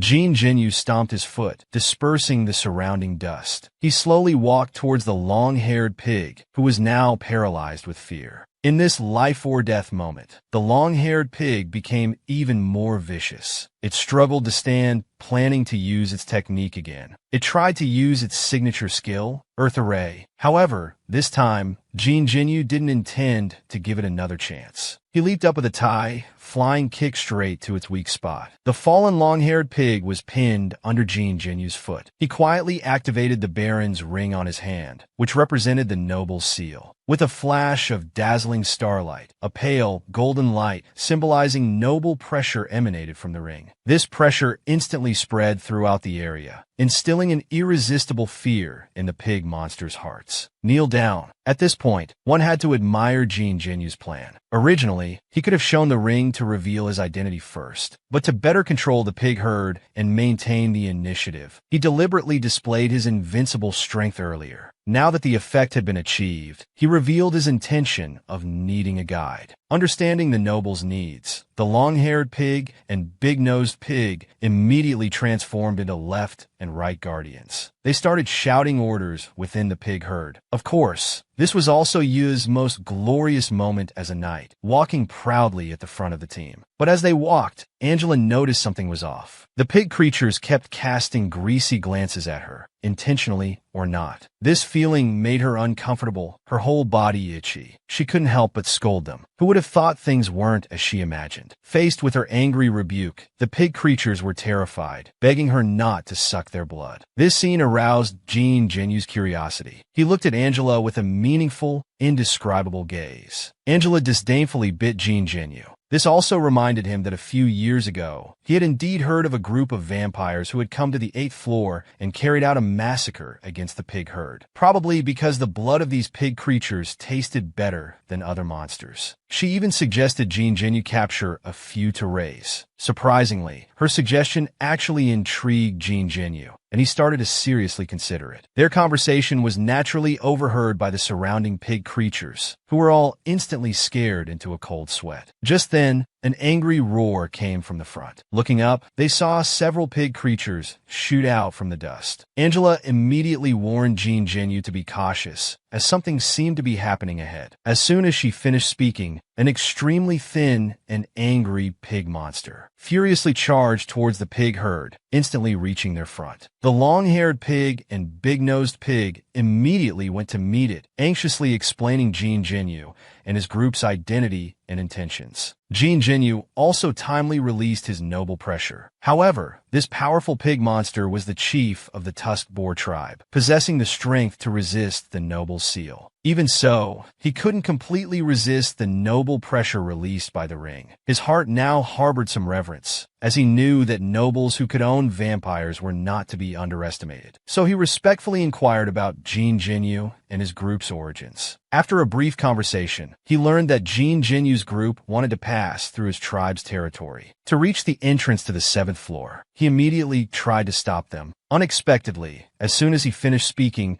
Jean Genu immediately drew his sword, ready for battle. Frightened, he hurriedly spoke to stop him, explaining it was because of war. Seeing this, Jean Genu calmed down and gestured for him to continue. It turned out that Baton was currently in a state of chaotic warfare. If Jean Genu's group forced their way through, they might get trapped between various factions. Even a powerful noble would have difficulty passing through. Realizing how complex the situation was, Jean Genu felt overwhelmed. If he arrived late, the empty maze on the 7th floor might fall into Song's hands. At this moment, Zhuang seemed to sense Jean Genu's dilemma. He immediately spoke up, saying he could deploy troops to divert the attention of other mazes on the 8th floor and clear a path for Jean Genu's group. His words immediately piqued Jean Genu's interest. He slightly raised his head, looking at Zhu Wang with curiosity. He wouldn't believe that Zhu Wang would pay such a high price just to please a noble he had never met before. Sure enough, the next second Zhu Wang gently stated his purpose. He needed Jin Jinyu to return to the 8th floor after finishing his business on the 7th floor to help him with a small favor. Judging from his expression, this small favor was certainly not small. Moreover, could Zhu Wang's words be trusted? How should Jin Jinyu decide on this? To avoid attacks from ghosts, the man actually sought help from a pig. Their plan was for the Pig King to distract the ghosts, while Jin Jinyu promised to help the Pig King with a small favor after succeeding. After reaching an agreement, Jin Jinyu and his group were left in the Wild Boar tribe to rest briefly. The Pig King took his 2 henchman pigs to patrol the territory and prepare for the long journey. After all, he had to attract the attention of various forces on the 8th floor to buy Jin Jinyu at least 3 days of travel time. He instructed his 2 henchmen to increase patrols around the area during his absence. They only needed to defend and hold their ground until he returned, because the Crimson Lions from the 7th floor would occasionally come down to the 8th floor to harass the Wild Boar tribe. Having arranged everything, the Pig King took his leave. The 2 henchmen pigs immediately made a sound. Then they got down on all fours and started moving. Suddenly, the 2 henchmen pigs, who hadn't gone far, felt a surge of powerful energy emanating from behind. Before they could turn around, the Pig King's form had already pierced through the rock wall,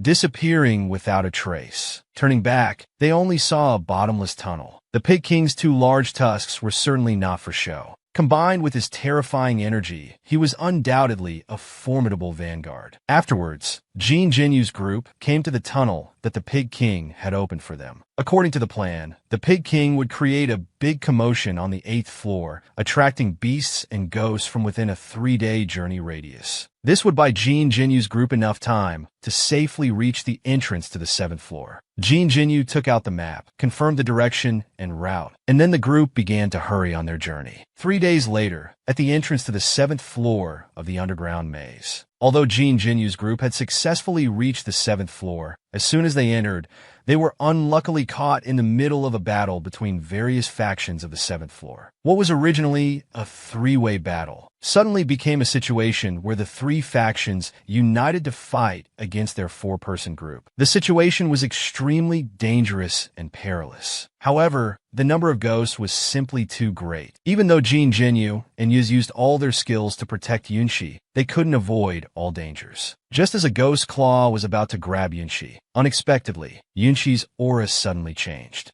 She tilted her body and lowered her head to dodge the incoming claw, then countered with a punch that pierced through the ghost's body. Surprisingly, after doing all this, she quickly reverted to her previous innocent demeanor. The commotion behind naturally caught Jin Jinyu's attention. He was shocked, not expecting Yunshi to have hidden such depths. While relieved that Yunshi had her own skills, he still felt the need to confirm again. He immediately flashed to Yunshi's side, asking if she had mastered combat skills. Yunshi obediently nodded in response. So Jin Jinyu handed over his large sword to her. As Yunshi took the sword, her aura changed once again. In an instant, she leaped up with a reverse grip on the sword, easily claiming first blood. She then flashed towards other ghosts, her movements smooth and fluid, as if killing was her innate talent. However, Jin Jinyu was still worried about accidents happening to her, so he ordered Yuz to continue protecting her. Knight Yuz immediately became displeased. He complained about Jin Jinyu's differential treatment of the old knight. In fact, Yuz was the most relaxed among them all. Transformed into slime, he could ignore all physical attacks from ghosts, though it consumed quite a bit of his gluttony fragments. On the other side, Angela's fighting style was full of elegance and composure. The blood from the ghosts he killed would be separated and suspended in the air. Then it would turn into blood blades to shoot other ghosts. Suddenly, a drop of blood splashed onto his glove. Out of bloodthirsty instinct, he licked it with his tongue, but immediately felt so disgusted he almost vomited last night's blood.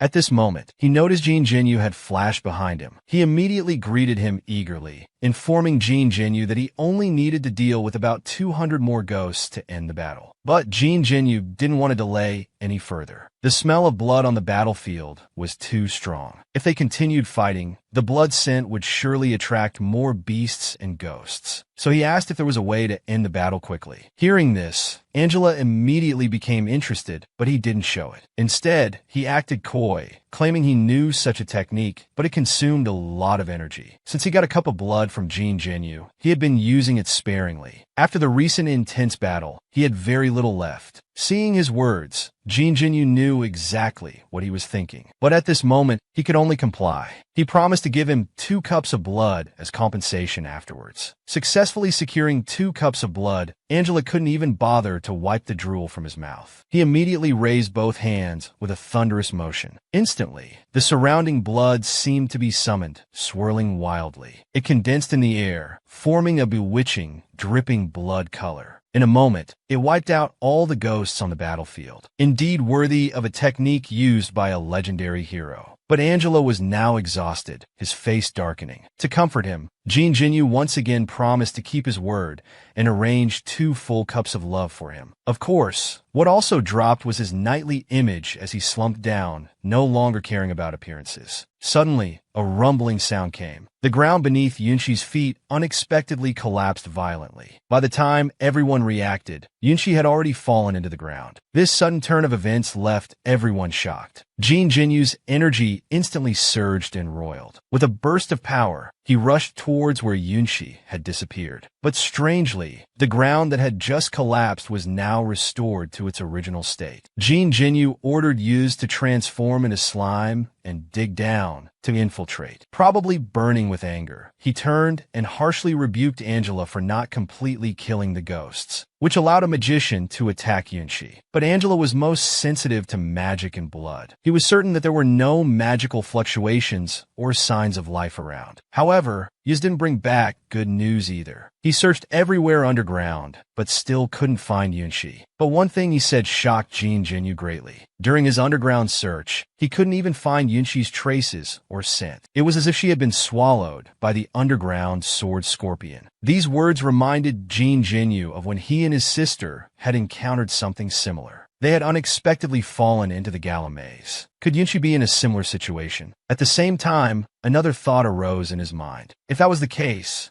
could Yunshi successfully inherit a maze? The girl, unable to speak, was sent to a ghost auction. After being bought by a man, he unexpectedly discovered that the girl not only possessed map drawing abilities compatible with his system, but also had terrifying strength to stand alone when facing danger. Just as everyone relaxed their guard after slaying all the ghosts, Yunshi was suddenly buried by an unexpected ground collapse. Lu Se immediately transformed into a shadowy puddle, infiltrating underground to search and rescue. But he found that Yunshi had already vanished without a trace. While Jean Genu and the others were frantically worried, they suddenly received a notification that the control system's map had been updated. Switching to the map interface, they saw that some new, previously unvisited locations had been added. It must be the map information synchronized by Yunshi. This slightly eased everyone's minds. From the current situation, it could be deduced that Yunshi was most likely summoned by a certain maze. Just like when Jean Genu was originally summoned by the Gala maze, instantly transported from the first floor of the maze to the 9th floor. Everyone immediately decided to set out to find Yunshi based on the map's guidance. To speed up and avoid entanglement with ghosts along the way, Jinjin activated his invisibility skill. They moved swiftly across rooftops and walls without stopping. This gave our acrophobic Yusei a real taste of the thrill of a roller coaster. He screamed and yelled all the way, rendering Jean Genu's invisibility skill practically useless. However, Jean Genu, who was now anxious and impatient, couldn't care less about that. If he didn't find Yunshi quickly, he would literally starve himself to death. Due to being enslaved since childhood, he had lost the ability to take care of himself. Suddenly, Angela noticed signs of many creatures moving in the area ahead. Jean Genu immediately landed carefully on a cliff. Through investigation, they discovered several sizable expedition teams. It seemed they were all here to search for the empty maze on the 7th floor. Following their direction, Jean Genu and his group also arrived at a camp. However, this was clearly the entrance to a maze, and many people had already gathered there. But they seemed to belong to different factions. Both sides were arguing heatedly, looking ready to come to blows. His old acquaintance, red-haired Songja, was also present. Presumably, both sides wanted to claim this empty maze for themselves. Jin Jinyu was certain that neither group knew how to inherit a maze, so he didn't bother hiding to watch the show. The urgent matter was to find Yunshi first. Soon, following the map's guidance, they arrived at the entrance of a maze. Through Angela's reconnaissance, they confirmed that Yunshi's life signs were present inside. Given this, the group had to be extra cautious. They carefully entered this maze that exuded an eerie atmosphere from every corner. Little did they know that the moment they entered the maze, they seemed to trigger some kind of prohibition, causing the tattered clown mask hanging at the top of the maze to flash with creepy light. The group that entered the maze didn't know how long they had been walking. Although they hadn't encountered any monsters, the surroundings were so quiet they could hear their own heartbeats. And the further they went, the stronger the feeling of déjà vu grew in their hearts. So he turned to ask Yusei and Angela if they had the same feeling. To his surprise, there was no one behind him. His hair immediately stood on end. He called out their names loudly. Instantly, he felt everything here was bizarre, because these two couldn't possibly disappear from his perception without a trace. He tried to calm himself and planned to bring up the map to determine their location, but unexpectedly, he couldn't access the map interface at all. After multiple attempts, there was still no response. He even found that he couldn't activate his parasitic mode now. This plunged his briefly stabilized mind back into panic. Suddenly, a deep voice came from behind, advising him that if he wanted to rest, he didn't need to make such a big fuss. This startled Jin Jinyu,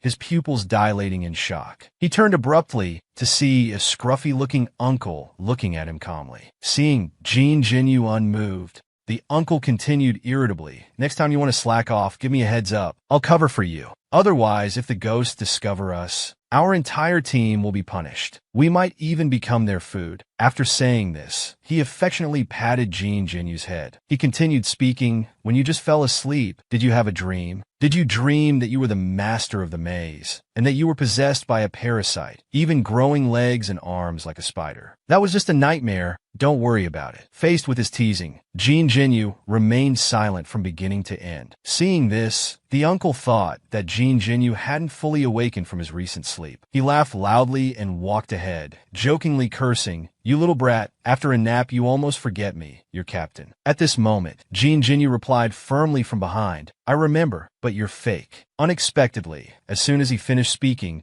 the captain grabbed his face and lifted him up, ready to give him some tough love. Just then, someone called out to the captain from behind. They invited him over to continue the story from yesterday that he hadn't finished. However, the captain was worried that such a large group slacking off would be punished by the ghosts. The purple-haired man didn't seem concerned, as he had already arranged for someone to keep watch. Seeing this, the captain decided not to dampen everyone's spirits and began to tell the story. In fact, Jin Jinyu was familiar with every face here. Everyone had always taken good care of him, this child born in the maze. From them, Jin Jinyu learned that there was actually a wonderful world above ground, completely different from the underground maze. Each of them had different occupations and lives on the surface. The purple-haired man was once a national idol. He often told Jin Jinyu about his highlights as an idol. But the purple-haired man was killed in an explosion when war broke out. As Jin Jinyu thought of this, the purple-haired man's body inexplicably exploded into a mass of blood. Jin Jinyu remained unmoved and turned to look at the old man nearby.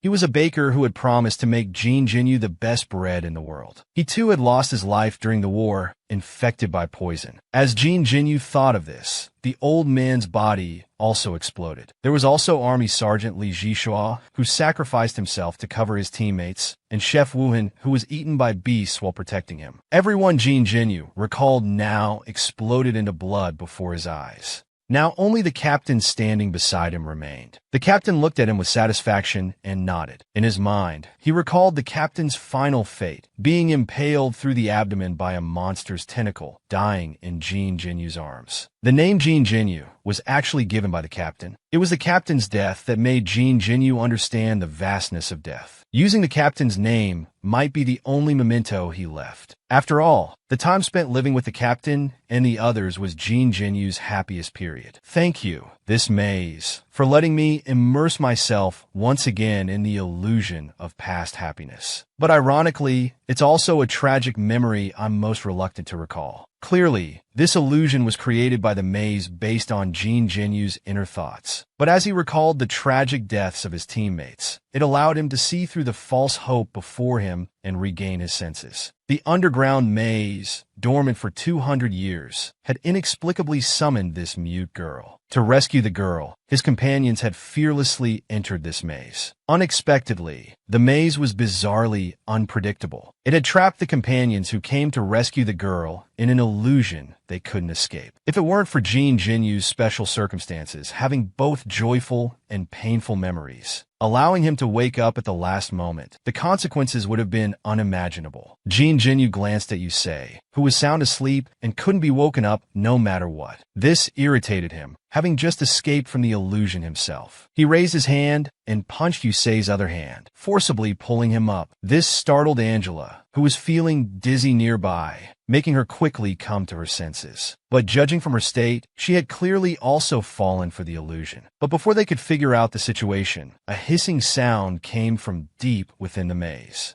Looking up, they saw a large group of clowns wearing eerie masks. Clearly, this maze was not friendly towards these intruders. Seeing this, they realized that diplomacy was out and violence was in, but they also secretly felt relieved that the maze hadn't attacked while they were trapped in the illusion. Jin Jinyu immediately activated his parasitic form with a thought. In the next second, his arm transformed into a cluster of thick, terrifying tentacles, shooting towards the clowns. Several large mouths emerged from the tentacles, devouring the entangled clowns one by one. However, this scene didn't look like a battle, but more like a massacre to vent anger. In fact, the observant Angela had already noticed Jin Jinyu's abnormality. It was evident from the wake-up service he had just provided for Yusei. So, with some concern, she reminded Jin Jinyu that if he continued this destructive behavior, the maze might collapse. Her words made Jin Jinyu realize that his state was indeed problematic. He immediately composed himself, eliminating the lingering anger in his heart. But verbally, he didn't admit it, claiming that he wasn't a tyrant who liked to destroy everything. However, our knight Yusei immediately questioned this. As expected, he was knocked unconscious by a heavy arm and dragged deeper into the maze. On the way forward, they encountered some traps, but nothing remarkable. Later, it seemed that besides creating illusions, the maze had nothing else to offer. They arrived at a stone door without much incident. At this time, Angela also detected Yun Shi's aura just behind the stone door. Hearing this, Jin Jinyu immediately activated his parasitic form. He threw a powerful punch, shattering the stone door. Wasn't it someone who just said he wasn't a violent person? But that was clearly no longer important as Yunshi appeared before them, unharmed. It seemed that, as Jin Jinyu had predicted,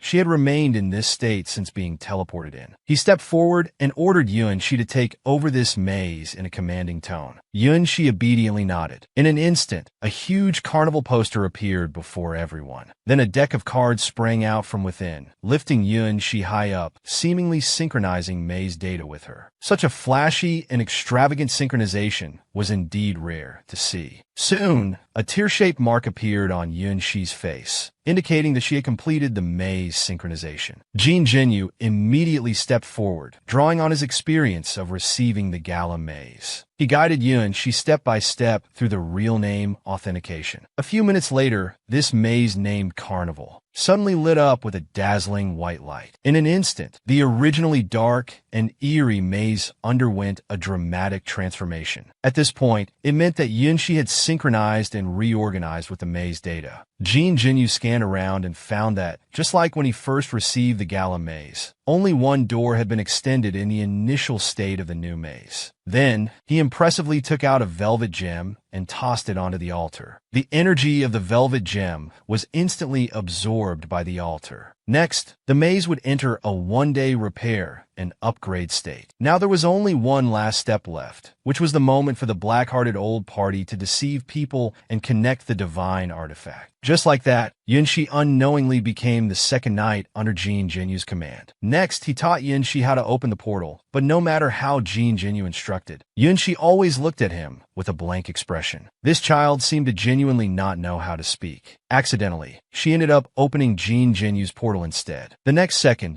Domi poked his head out from the portal. After a brief conversation, he learned that the maze before him was inherited by Yunshi. Domi immediately transformed into Mama Domi, joyfully picking up Yunshi, ready to hug and lift her high. Now it seemed that the purpose of this trip to the 7th floor was basically achieved, but Jin Jinyu still wanted to understand Song's movements. He instructed Domi to have Huang Long and Tia stay to guard this carnival maze, while Yunshi should be taken back to the gala maze to be well cared for. As for the unfortunate Yusei, he was in a pitiful state. This trip had consumed many of his embraced stone avatars, causing his entire form to shrink by several sizes. Unable to bear driving him further, Jin Jinyu also let him return to recuperate. He only took Angela with him as they headed towards the maze Song had discovered. At this time, there were still many people surrounding that maze. To gather more information, he had Angela merge into his shadow. He himself activated his invisibility skill and infiltrated the camp, wandering around for a while. He roughly understood the situation. It started when someone discovered this cave maze. But as soon as Song's expedition team arrived, they forcibly occupied it under the name of the Exploration Association. They brutally drove away other expedition teams trying to approach the maze, which led to the conflict. After understanding the situation, Jin Jinyu couldn't help but become interested in this maze. So he deliberately exposed himself, letting people discover him, this elusive black shadow. He caused quite a commotion, making the expedition team think that an extremely fast monster had infiltrated the camp. As expected, the commotion outside caught Song's attention inside the maze, thinking other expedition teams were causing trouble again. He ordered the soldiers to guard the entrance well, then angrily walked out of the maze. Little did he know, as soon as he left, Jin Jinyu had already flashed behind the soldiers. After knocking out 2 soldiers, he swaggered into the hall. Could this guy be planning to have Angela inherit a maze too?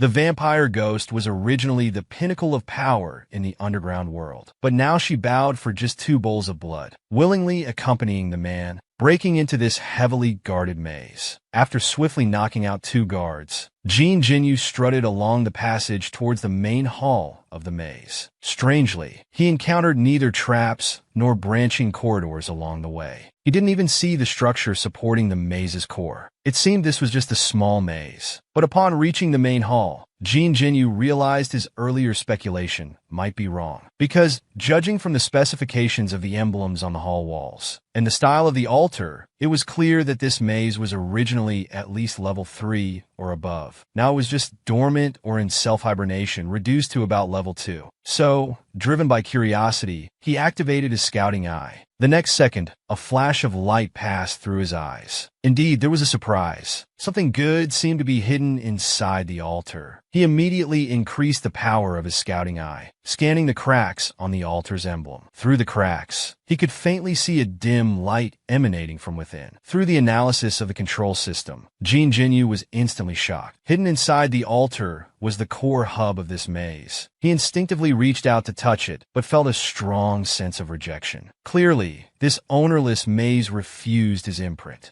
At this time, Angela also came forward to investigate. She then reminded Jin Jinyu that if the maze core was left to hibernate here, it was very likely that people outside would reactivate it. Saying this, she looked directly at Jin Jinyu beside her. His intention was already clear without words. If humans were to master the method of activating mazes, it could potentially form a new power, inevitably causing a storm of maze seizures in the human world. At that time, a great war for underground mazes would erupt between the underground world and the human world. Considering this, Jin Jinyu immediately activated his parasitic form. He suddenly extended his void, enhanced with hardening skills, attempting to forcibly extract the dormant maze core. The core seemed to sense the deadly threat and instantly erupted with fierce resistance. Suddenly, the entire maze shook violently, accompanied by thunderous roars. It felt like a terrifying abyssal beast was about to emerge, causing everyone present to change color with extreme fear. Meanwhile, Songja also noticed the abnormality in the maze behind him. He immediately gathered his men to investigate the maze. Their movement was immediately sensed by Angela, who hurriedly reminded Jean Jinyu to speed up as the Exploration Association's people were about to enter. Hearing this, Jean Jinyu's expression changed. He channeled all his energy, pushing his parasitic form to the extreme. The enormous energy instantly shattered the altar like a hurricane through dry twigs. Taking advantage of the moment, he reached in and firmly grasped the core. At this time, the control system also sent a prompt about forcibly extracting the maze core. By now, Songja and his large group in the passage were just a few steps away from the hall. However, as they stepped into the maze hall, they were instantly shocked by the scene before them. Their hearts skipped a beat involuntarily. It was an extremely terrifying monster. While they were stunned, the beast had already opened its bloody maw and pounced towards them.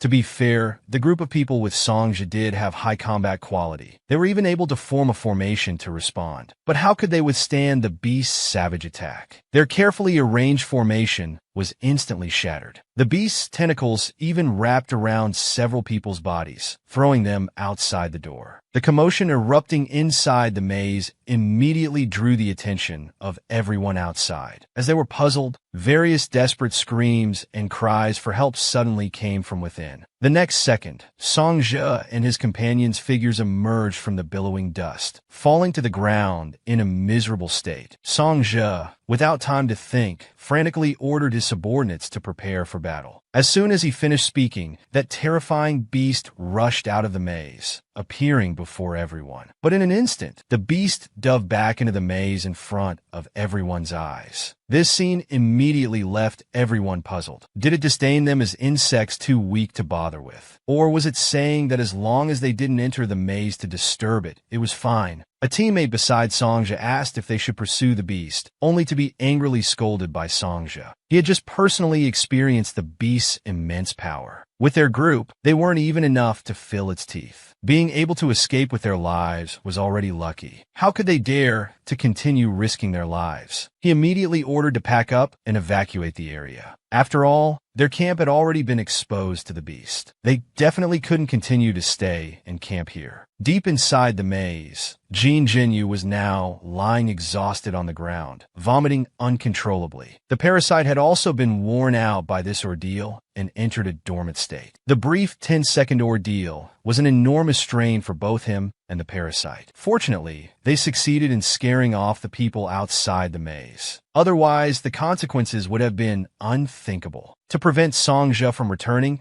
and to study the use of the maze core step by step, they had to leave this maze immediately, but not to return to the Garo maze. Instead, they would return to the 8th floor to fulfill the promise made to the kings earlier. Arriving at the Tusk Boar tribe on the 8th floor, Hung and Ha, the two boars, naturally knew about his agreement with the Boar King. They immediately led him to the Boar King. Seeing the Boar King again shocked him. In just a few days, the Boar King had fallen into such a miserable state. 3 horrifying scars extended from his head all the way to his chest. Moreover, one of his huge tusks was broken, and his aura had become weak. He was sitting on the throne, sleeping deeply. After inquiring with Hung and Ha, he learned that when the Boar King helped him divert the 8th floor's monsters, he unexpectedly encountered his mortal enemy, the Crimson Lion King, who had come down from the 7th floor. They immediately engaged in a fierce battle, ending in mutual destruction. Jean Jinyu immediately became puzzled. Wasn't it said that the Crimson Lion King would just come to catch a few pigs for a snack and leave? It shouldn't have led to such a life-or-death struggle. After further explanation from Hung and Ha, he understood the hidden story. It was because the Crimson Lion King, to escape the chaotic situation on the 7th floor,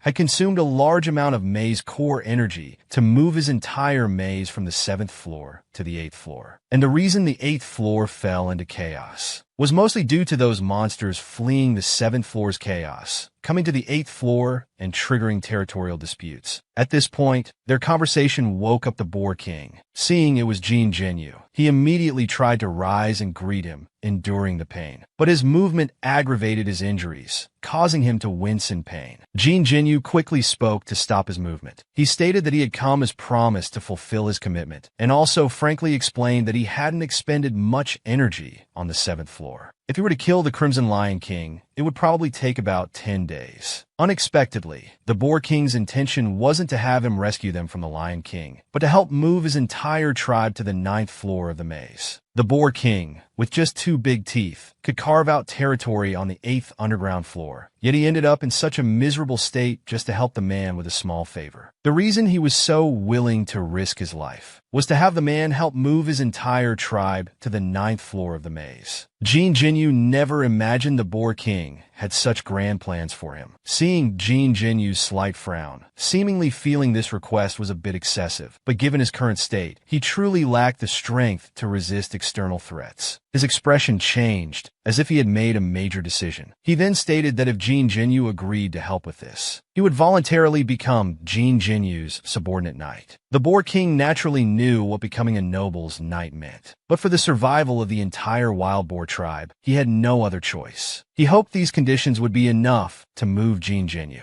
Indeed, upon hearing the Boar King's words, Jin Jinyu immediately had some objections. However, in business terms, Jin Jinyu didn't immediately express his stance. He silently weighed the pros and cons in his mind, but still wanted to probe the Boar King's attitude further. So, with a slightly arrogant attitude, he frankly stated that given the Boar King's current strength and the situation of the wild boar tribe, it was difficult for him to judge how much value these could provide to him, and vice versa. What made the Boar King think he had the ability to protect the wild boar tribe? Hearing this, the Boar King's expression immediately changed, and his tone became suddenly serious. You are the first human from the 9th floor to obtain a noble seal, and with the maze established for only half a year, you successfully killed the Flood Dragon King and destroyed the Dragon Maze. He then continued with a series of flattering remarks, praising Jin Jinyu to the skies. Finally, even Jin Jinyu couldn't take it anymore and told him to stop. But it had to be said that the kings had indeed done thorough research on him and the Garo Maze. From this, it could be deduced that the Boar King had indeed planned to leave the 8th floor early on. Seeing that Jin Jinyu's attitude seemed to soften, the Boar King seized the opportunity to make another pitch. As you can see, without me, the wild boar tribe simply cannot function. These piglets only know how to eat, drink, and sleep all day. They can't do anything else. They live in constant fear, worrying about being hunted by powerful monsters. He then self-deprecatingly added that he used to be like that too, but to protect the piglets and change their inevitable fate, he had to stand up and fight back. It was through these battles that he honed himself and transformed into his current form. But relying on his strength alone was ultimately unsustainable. This kind of life had long exhausted him. Finally, he revealed that daring to receive Jin Jinyu in his weakened state was actually a gamble to see if Jin Jinyu would take advantage of the situation to attack him. After he finished speaking, Jin Jinyu fell into deep thought. Angela suggested that Jin Jinyu accept the Boar King's forces, as the Boar King's strength was definitely at the peak of the 8th floor of the maze. Jin Jinyu also valued this point. He immediately decided to accept the Boar King as his third knight. However, now was not the time for the wild boar tribe to move to the 9th floor, because he felt that the 9th floor was about to be overshadowed by the clouds of war. His words immediately made the Boar King think of the undead lord. This surprised Jin Jinyu, as he didn't expect the kings to be aware of the situation on the 9th floor. The undead lord, in order to research chimeras, had already harmed many groups from various floors, giving him a notorious reputation. So they agreed that once the situation on the 9th floor stabilized, he would send someone to assist the wild boar tribe in moving to the 9th floor. Therefore, he advised them to stay put and recover during this time, focusing on defense and not to rashly go out and provoke wars. Then, amid the Boar King's gratitude, he turned and left. Upon returning to the surface, he immediately went to the profiteer, intending to sell gems. He confidently tossed out a bag of velvet gems, asking the profiteer to appraise them. As soon as they met, the profiteer vividly described the news that had been spreading wildly in the industry recently. A powerful abyssal beast had driven driven away Songja and his group, occupying the maze. Looking at the picture of this satay meatball spaghetti, Jin Jinyu could never have dreamed that his transformed appearance would be depicted in such a way. He quickly brushed it off and changed the subject. Then the profiteer asked with interest if he had gained anything on the 7th floor, such as inheriting a maze, or witnessing others become maze lords. Of course, he had gained something. In fact, he had witnessed the entire process of Lin Shi inheriting the maze.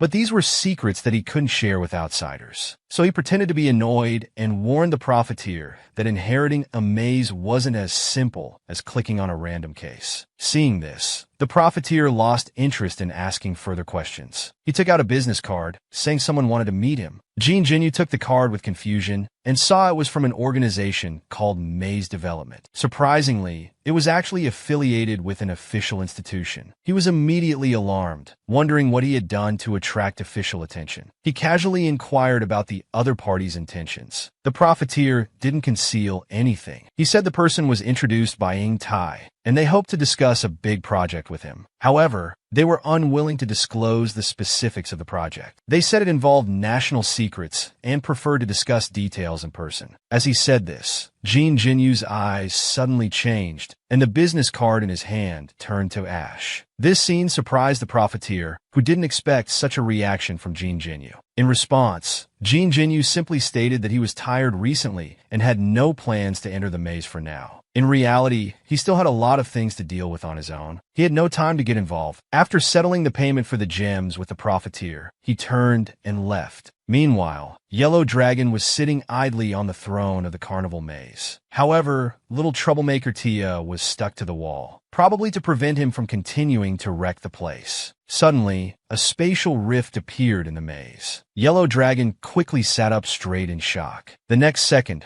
Jin Jinyu's figure walked into the maze. He glanced at Tia, who was flailing about while stuck to the wall, and immediately warned Yellow Dragon that if he continued to babysit like this, he'd embed him in the wall as a torch. Frightened, Yellow Dragon immediately declared emphatically that he would never dare to do it again. At this moment, several rabbits walked out of the rooms in the carnival maze. They were the different level servants summoned with the upgrade of the carnival maze. They calmly waited in front of Yunshi for their master's orders. But Yunshi's confused expression made Jin Jinyu suddenly realize something was terribly wrong. Yunshi, who couldn't speak, was unable to give orders to the rabbit servants. There was no choice. He had to bite the bullet and pick up Yunshi, then sternly gave orders to the rabbit servants to draw a map of the surrounding area and build a storage room. Unexpectedly, the rabbits who had just looked serious all transformed into unruly rogue rabbits. What angered Jin Jinyu the most was the rabbits' contemptuous looks towards him. Unable to do anything, he could only rage helplessly on the spot. At this time, Angela reminded him from the side, why not use his noble authority to act as regent? Being a regent was a new term for Jin Jinyu, a novice. He looked at Angela with confusion, gesturing for him to continue. Actually, regency is a skill nobles use to control their subordinate knights. But this would basically mean depriving Yunshi of control over the maze. Hearing this, he glanced at the dull and stagnant Yunshi beside him. It seemed there was no other choice. After pondering for a moment, he asked Yunshi if she agreed to him being regent of the carnival maze. Yunshi nodded in agreement without any hesitation. A girl who had been enslaved by ghosts since childhood unexpectedly became chosen by the underground maze to be its master. But due to her inability to speak, she couldn't control it. Jin Jinyu had no choice but to use the regency skill to take over Yunshi's maze. With Yunshi's authorization, Jin Jinyu immediately took over the carnival maze. The first thing he did was to settle personal scores, giving those rogue rabbits a good lesson. Taking advantage of this idle time, he began to study this maze. After becoming regent of Yunshi's maze, he discovered that his noble seal had been upgraded from low-level noble to lower-level lord. The benefits were an increase in the number of discriminating recruits and the authority to rule a maze as a regent king. Just as Jin Jinyu was inwardly rejoicing about this, he inadvertently glimpsed Domi pouring Domis into the altar as if they were free. Domi's mother really cared about her child's maze. Jin Jinyu could only praise him for doing a good job. But then he thought, since he couldn't always be by Yunshi's side, why not upgrade this maze for her? This way, Yunshi's own abilities could be enhanced, giving her more means of self-protection. He called up the operation interface, consumed 25 gems to upgrade the Carnival Maze to level 3, and also used 200 gems to upgrade the Garrow Maze to level 6. Taking advantage of the maze upgrade interval, he no longer punished those children and arranged for them to build a storage room. It could be put into use immediately after the maze upgrade was successful. This time, the rabbits didn't dare to disobey his orders. Next, Jean Jinyu planned to summon some soldiers as the defensive force for the maze. However, when he called up the maze interface, he was stunned. Even at just level 2, the Carnival Maze could summon 4 types of troops. When the Garrow Maze was at level 2, it could only summon servants and guards. But soon he realized something was off. The military organization structure of this maze seemed a bit hard to describe. They were amusing clowns, cool jugglers, cheerful tricksters,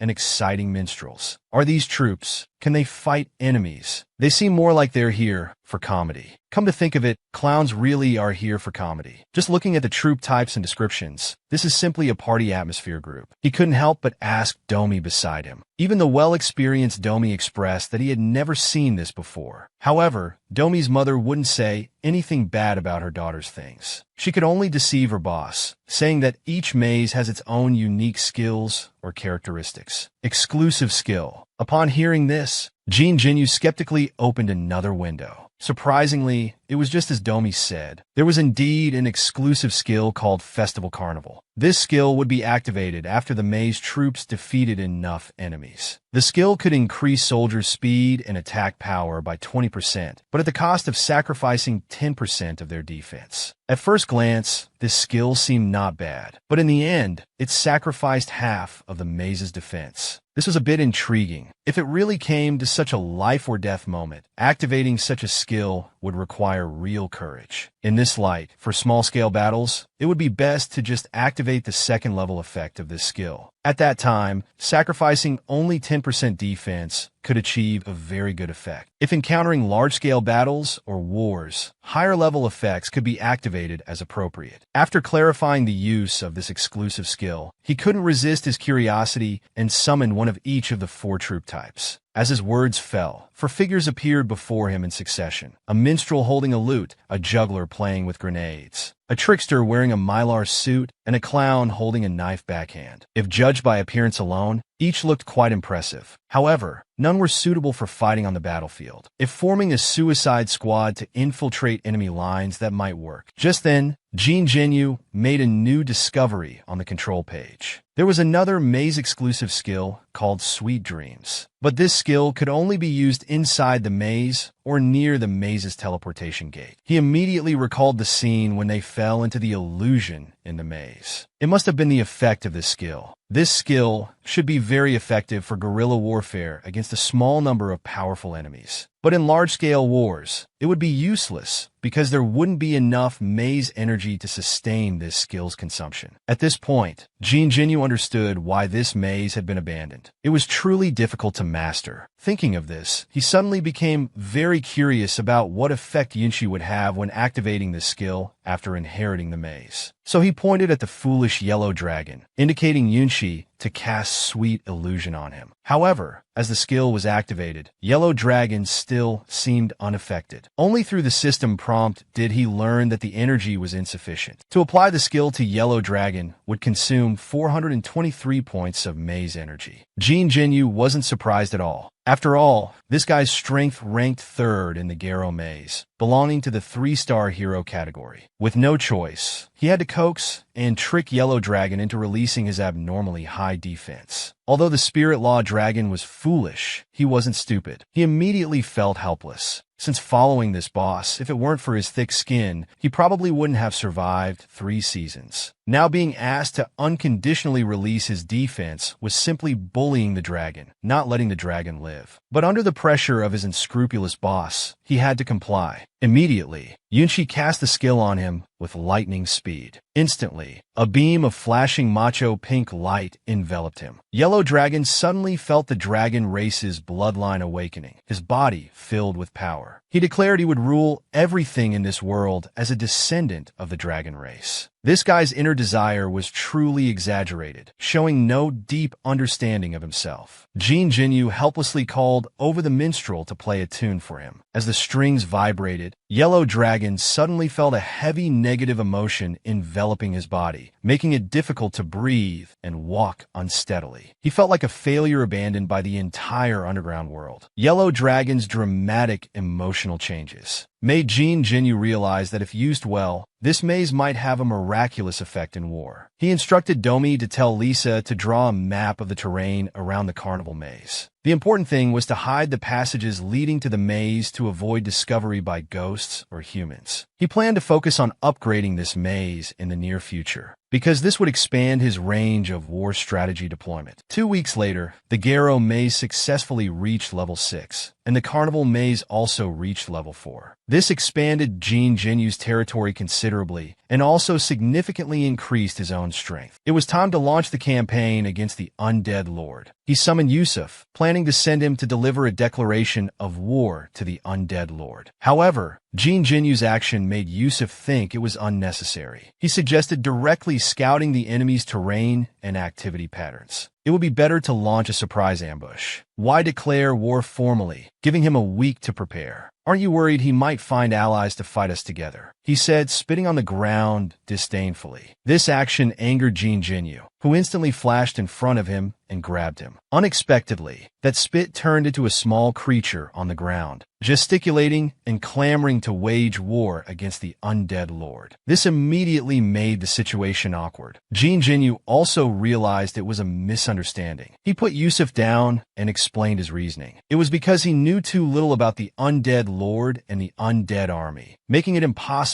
to formulate a battle plan. So he wanted to use this method to make the enemy act, then respond accordingly and adapt to the situation. Just then, Lisa ran into the hall, panting. It was rare to see Lisa in such a panic. Only the Undead Lord could make Lisa so flustered. He asked if the Undead Lord had already arrived. He was mentally prepared for this outcome. Unexpectedly, Lisa anxiously stated that the source wasn't the Undead Lord. It was an overlord from the 11th floor, the Iron Giant, Angela's previous master. The man, with his formidable strength, had become an overlord on the 9th underground level, but his rising power was quickly suppressed. Now he could no longer restrain himself and came knocking. Lisa, who had escaped death, immediately informed everyone about the Iron Giant's invasion. Hearing this news, Angela was shocked and exclaimed it was impossible, must be a mistake, because when she left the 11th floor maze, it was still in turmoil. The Iron Giant wouldn't possibly leave his maze at this time. But Lisa's next words made her accept this reality. Not long ago, at the Garo maze, the power difference was too great, leaving them completely defenseless. Fortunately, the enemy didn't deliver a fatal blow, and her escape was likely intentional. Moreover, accompanying the Iron Giant were the black market merchant and the auction host. From Lisa's description, Jin Jinyu deduced that these people's appearance was clearly aimed at his Garo maze. As for their purpose, it seemed they would only know after meeting. But they couldn't be careless and must be prepared. He immediately ordered the entire Garo maze to be on alert and ready for battle. Jin Jinyu's actions startled Angela. She approached nervously, urging Jin Jinyu to give up futile resistance because when facing the Iron Giant, even if the Undead Lord and the Flood Dragon King joined forces, they would still be defeated. While there's still time, flee quickly. Angela was clearly panicking. Seeing this, Jin Jinyu had to explain that his order to be on alert was just preparation for possible conflicts. Moreover, judging from the Iron Giant's attitude towards Lisa, he didn't seem to be coming to start a war. It was also a good opportunity to assess how strong he really was. Seeing Jin Jinyu's insistence, Angela could only sigh helplessly. But then she solemnly warned Jin Jinyu not to show any hostility towards the Iron Giant, no matter what happened. Jin Jinyu obediently noted this warning. But heaven knows what trouble Jin Jinyu might stir up later. Several hours later, at the entrance of the Garo maze, Kunyan had completed the troop deployment as ordered, and Domi, following Jin Jinyu's instructions, had sent Yellow Dragon, Yusuf, Tia, and Yunshi to the carnival maze. This way, even if we're broke out in the Garo maze, it wouldn't affect them. Jin Jinyu then called up the system interface and closed the teleportation gates of both the boss and carnival mazes. Time was short. He could only do what he could for now.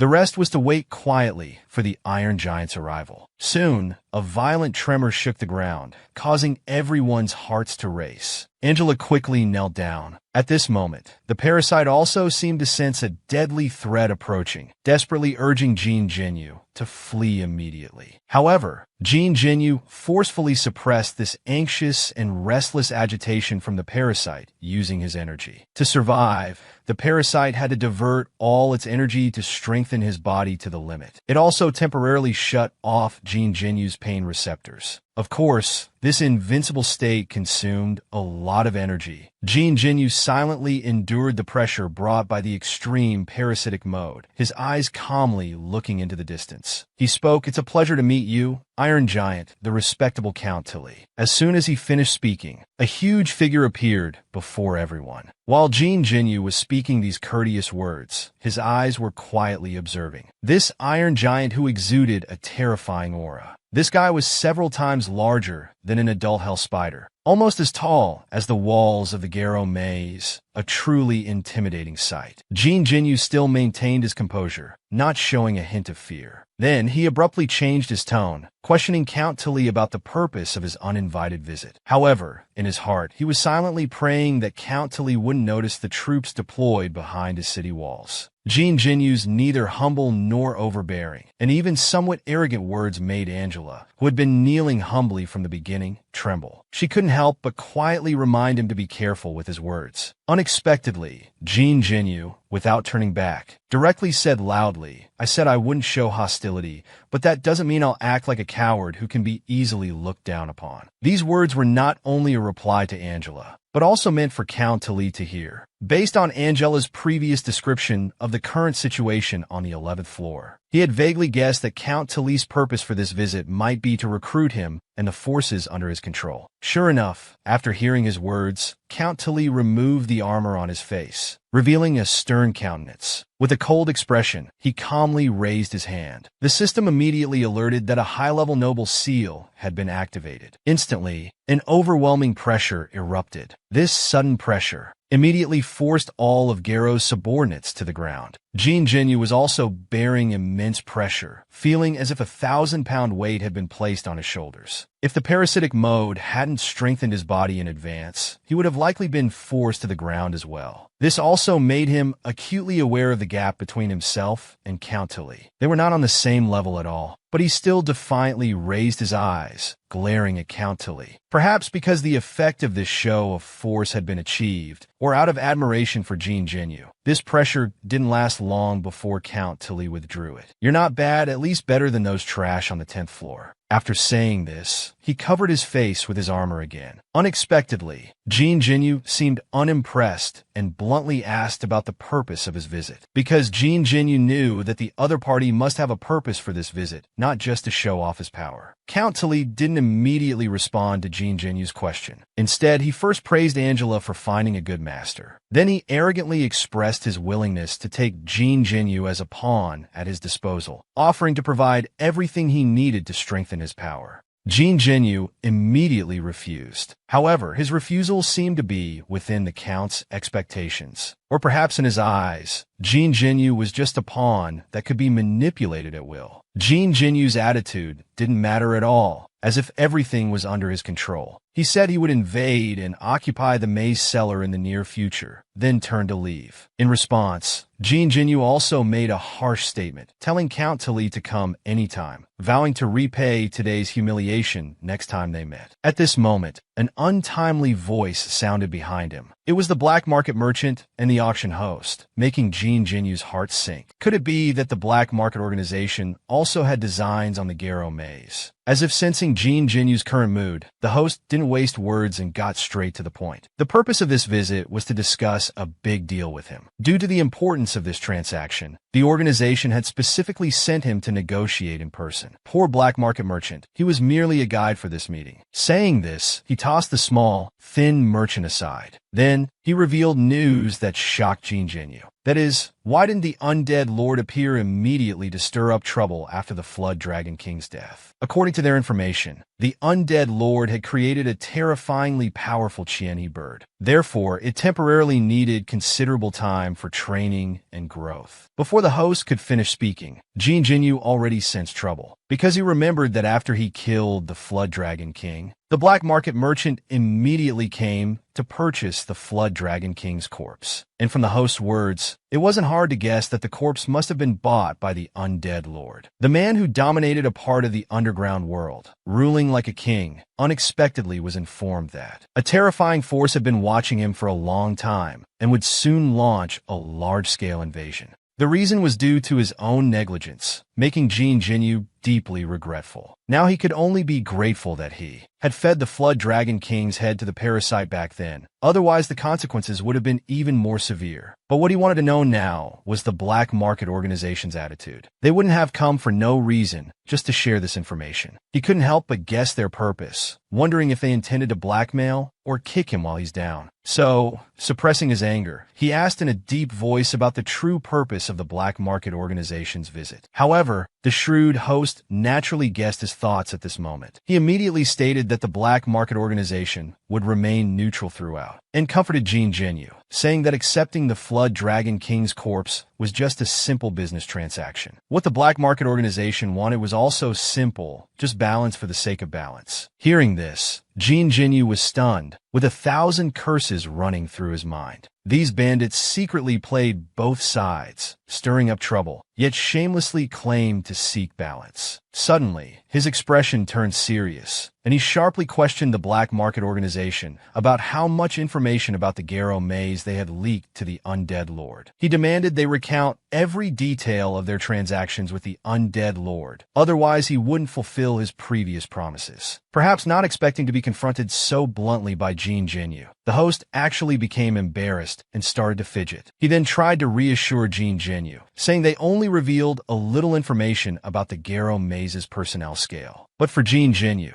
they had disclosed all of the undead lord's trump cards, using this to justify that their scales were tipped in Jin Jinyu's favor. Then, to ease the awkward atmosphere, he ordered the black merchant to write a 5,000-word apology letter upon returning. But Jin Jinyu wasn't so easily fooled. He pressed him to reveal more information about the undead lord. Time quickly passed another week. Everyone in the Garo maze was gathered in the council hall for the final pre-war briefing, excluding the basic defensive forces left to guard the maze. This time they organized and dispatched 600 Garo guards, 100 Garo archers, 80 Garo berserkers, 60 Garo priests, 50 Garo mages, 30 Garo scouts, 20 Garo shamans, and finally 100 Garo cavalry, a solid 1,000-strong army. The number was 3 times higher than what the black market organization had disclosed to the undead lord. Then, at Jin Jinyu's signal, Domi began to share the recently collected intelligence about the undead maze. The undead race was created when the undead lord injected maze energy into soul-protected corpses. The undead lord had absolute control over them. These resurrected undead were divided into low-level, high-level, and chimeras. Low-level undead had no self-awareness and could only execute simple commands, but were vast in number. They formed the basic component of the undead army, serving as cannon fodder or meat shields in war. High-level undead,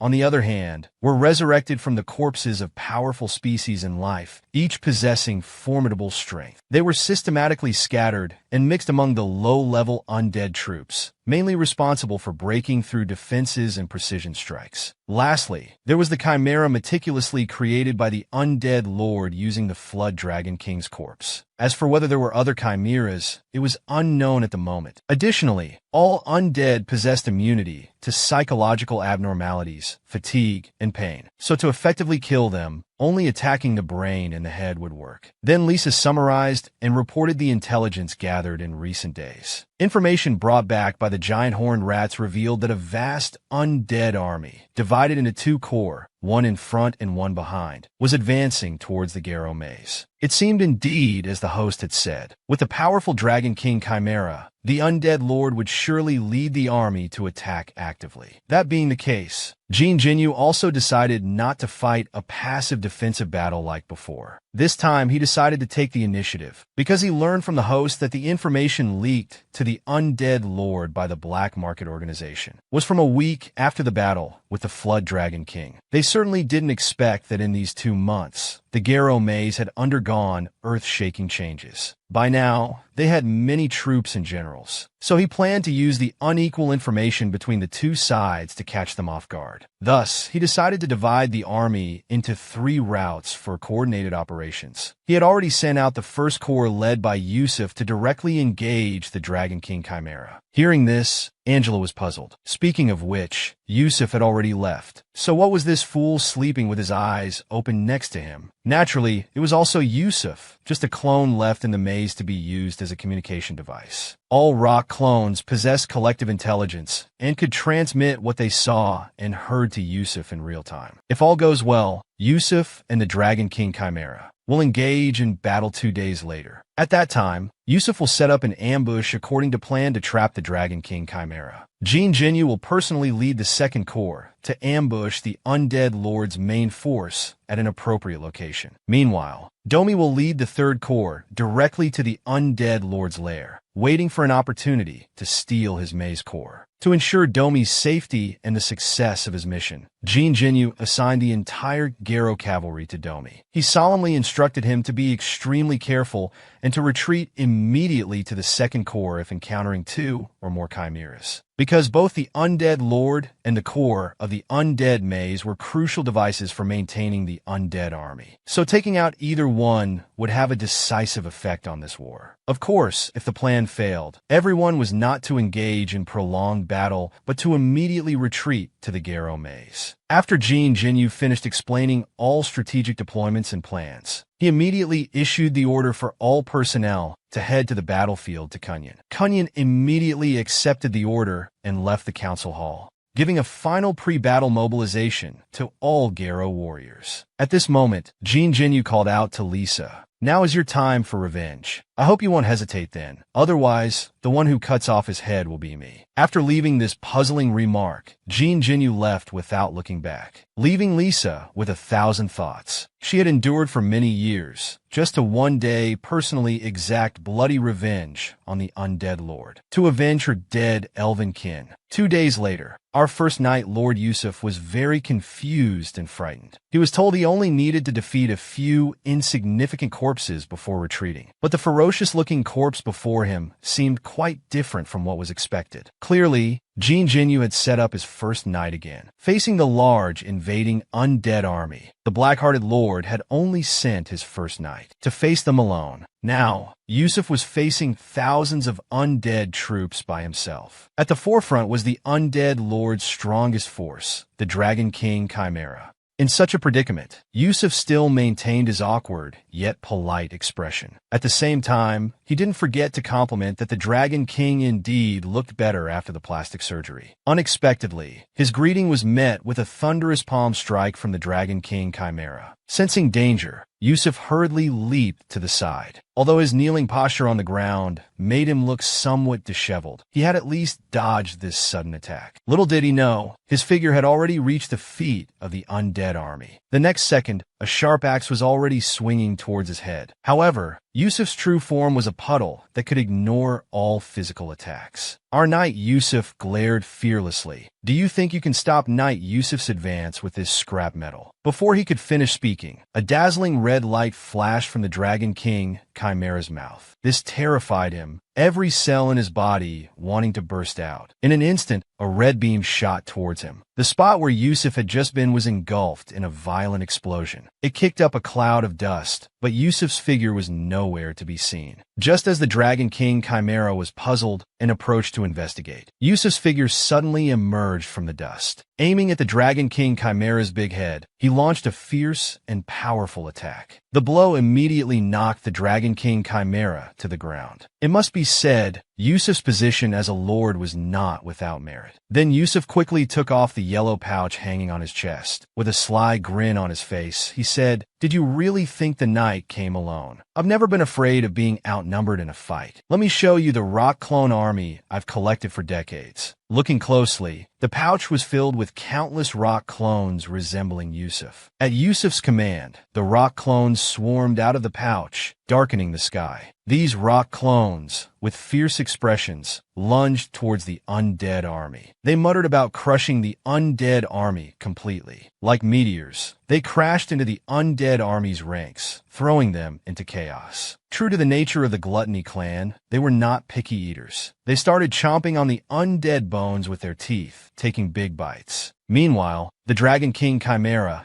seemed to realize the situation was out of control. Its head once again flashed with dazzling red light. In the next moment, several red beams shot out, exploding the rock clones in front of it. Yusuf wouldn't let it off easily. He rushed in and kicked out, interrupting its attack. On the other side, the second corps led by Jin Jinyu also received news that Yusuf had engaged the Dragon King Chimera. This was completely unexpected for Jin Jinyu. He didn't think Yusuf's side would start fighting so quickly. In contrast, his large army had been riding for 2 days and still hadn't caught up with the undead lord's main force. Now that Yusuf's side had engaged, the situation on his end became very urgent. He had to quickly find and intercept the undead lord's main force. Otherwise, not only would Yusuf be in danger, but his entire plan would be disrupted, putting them in a passive position. But now he faced another difficulty. After these 2 days of marching, his troops were exhausted. If they engaged in battle immediately, they wouldn't be able to fight at full strength. At this point, Angela suggested letting the army rest in place while the main commanders continued tracking the undead main force lightly equipped. If they found the undead army, they could open a portal to transport the main force. However, Jin Jinyu quickly rejected this proposal, because once opened, the portal must remain open for 24 hours before it can be closed. Moreover, opening it near the battlefield would give the enemy a chance to directly attack their base. The risk was too high. One wrong move could be disastrous. Hearing this, Angela could only give up the idea. Then Jin Jinyu asked Yusuf if he was confident in defeating the Dragon King Chimera. Yusuf wasn't very confident about this. According to the Gluttony clan's combat habits, they usually fight and eat simultaneously to sustain themselves in battle. However, these bear skeletons had little nutritional value. Consuming them provided minimal replenishment for the rock clones. Moreover, the Dragon King Chimera's body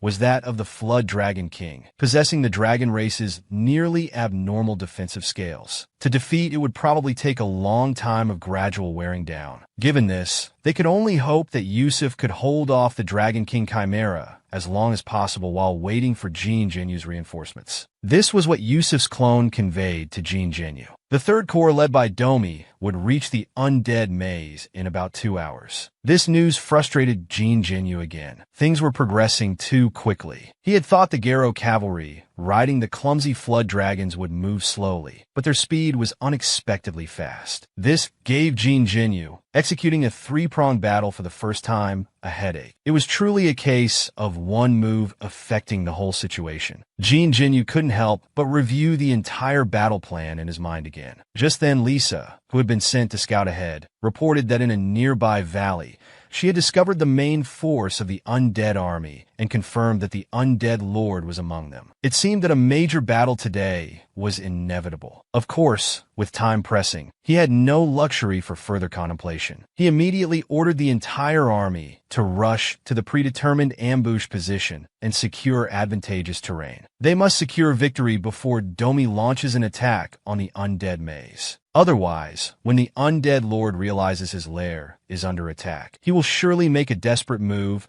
and forcibly open a portal to return and defend the undead maze. At that time, the third corps, led by Domi, will be caught in a dilemma. Therefore, Jin Jinyu decided to end this war quickly. He then called out to Lisa, "I originally wanted you to personally deal with the undead lord, but considering the current urgent situation, I'll handle it myself." Soon, as a low, prolonged attack horn sounded, Lisa immediately ordered the archers to launch the first wave of indiscriminate volley fire. In an instant, hundreds of heavy arrows were fired towards the undead army to break their formation. The next second, the undead army's line was instantly shattered. However, the undead army quickly launched a frenzied counterattack. But they were all repelled by the Macedonian phalanx deployed by the Garo army. Seeing this, Jin Jinyu immediately signaled the guards. They repelled the undead soldiers at the rear. Then, from the gaps in the phalanx, Garo berserkers rushed out to slaughter the undead soldiers at the front. They quickly retreated back into the phalanx, allowing the Garo guards to continue advancing. Like an impenetrable iron wall, they moved towards the center of the undead army. The undead soldiers left outside had no way to break through. After a series of maneuvers, they were now very close to the undead lord's throne. At this moment, Jin Jinyu's command horn sounded again. Lisa immediately ordered the archers to switch to swordsmen carrying smoke bombs. At her command, dozens of swordsmen immediately leapt into the air. In the blink of an eye, they accurately landed in the undead camp, creating a direct path to the undead lord's throne. The exploding smoke bombs also took effect simultaneously. They blocked the undead warrior's vision. This sudden change made the undead lord uneasy. Just as he was about to cast a spell in response, Jin Jinyu's figure flashed behind him, drawing his long sword. His eyes revealed a cold and bloodthirsty killing intent. Although you're part of the deal, it doesn't matter whether you're dead or alive. With that, he leapt up and swung his sword at the startled undead lord. Before the undead lord could react, he was already cut in half, facing the tide-like undead army. The man showed no panic. Taking advantage of the smoke bomb cover, he single-handedly fought his way to the undead lord's throne. Without hesitation, he channeled all his energy, drew his sword, and leapt up. In the undead lord's shocked gaze, he struck with one slash, killing him. However, all this seemed too smooth and simple, yet it subtly revealed an inexplicable strangeness. This immediately made Jin Jinyu feel uneasy. As he pondered, a group of undead had already rushed towards him. He dodged their attacks with a flash. This move suddenly enlightened him. He was certain that he had fallen for the undead lord's trap, because the undead lord had absolute control over the undead race. If he were killed,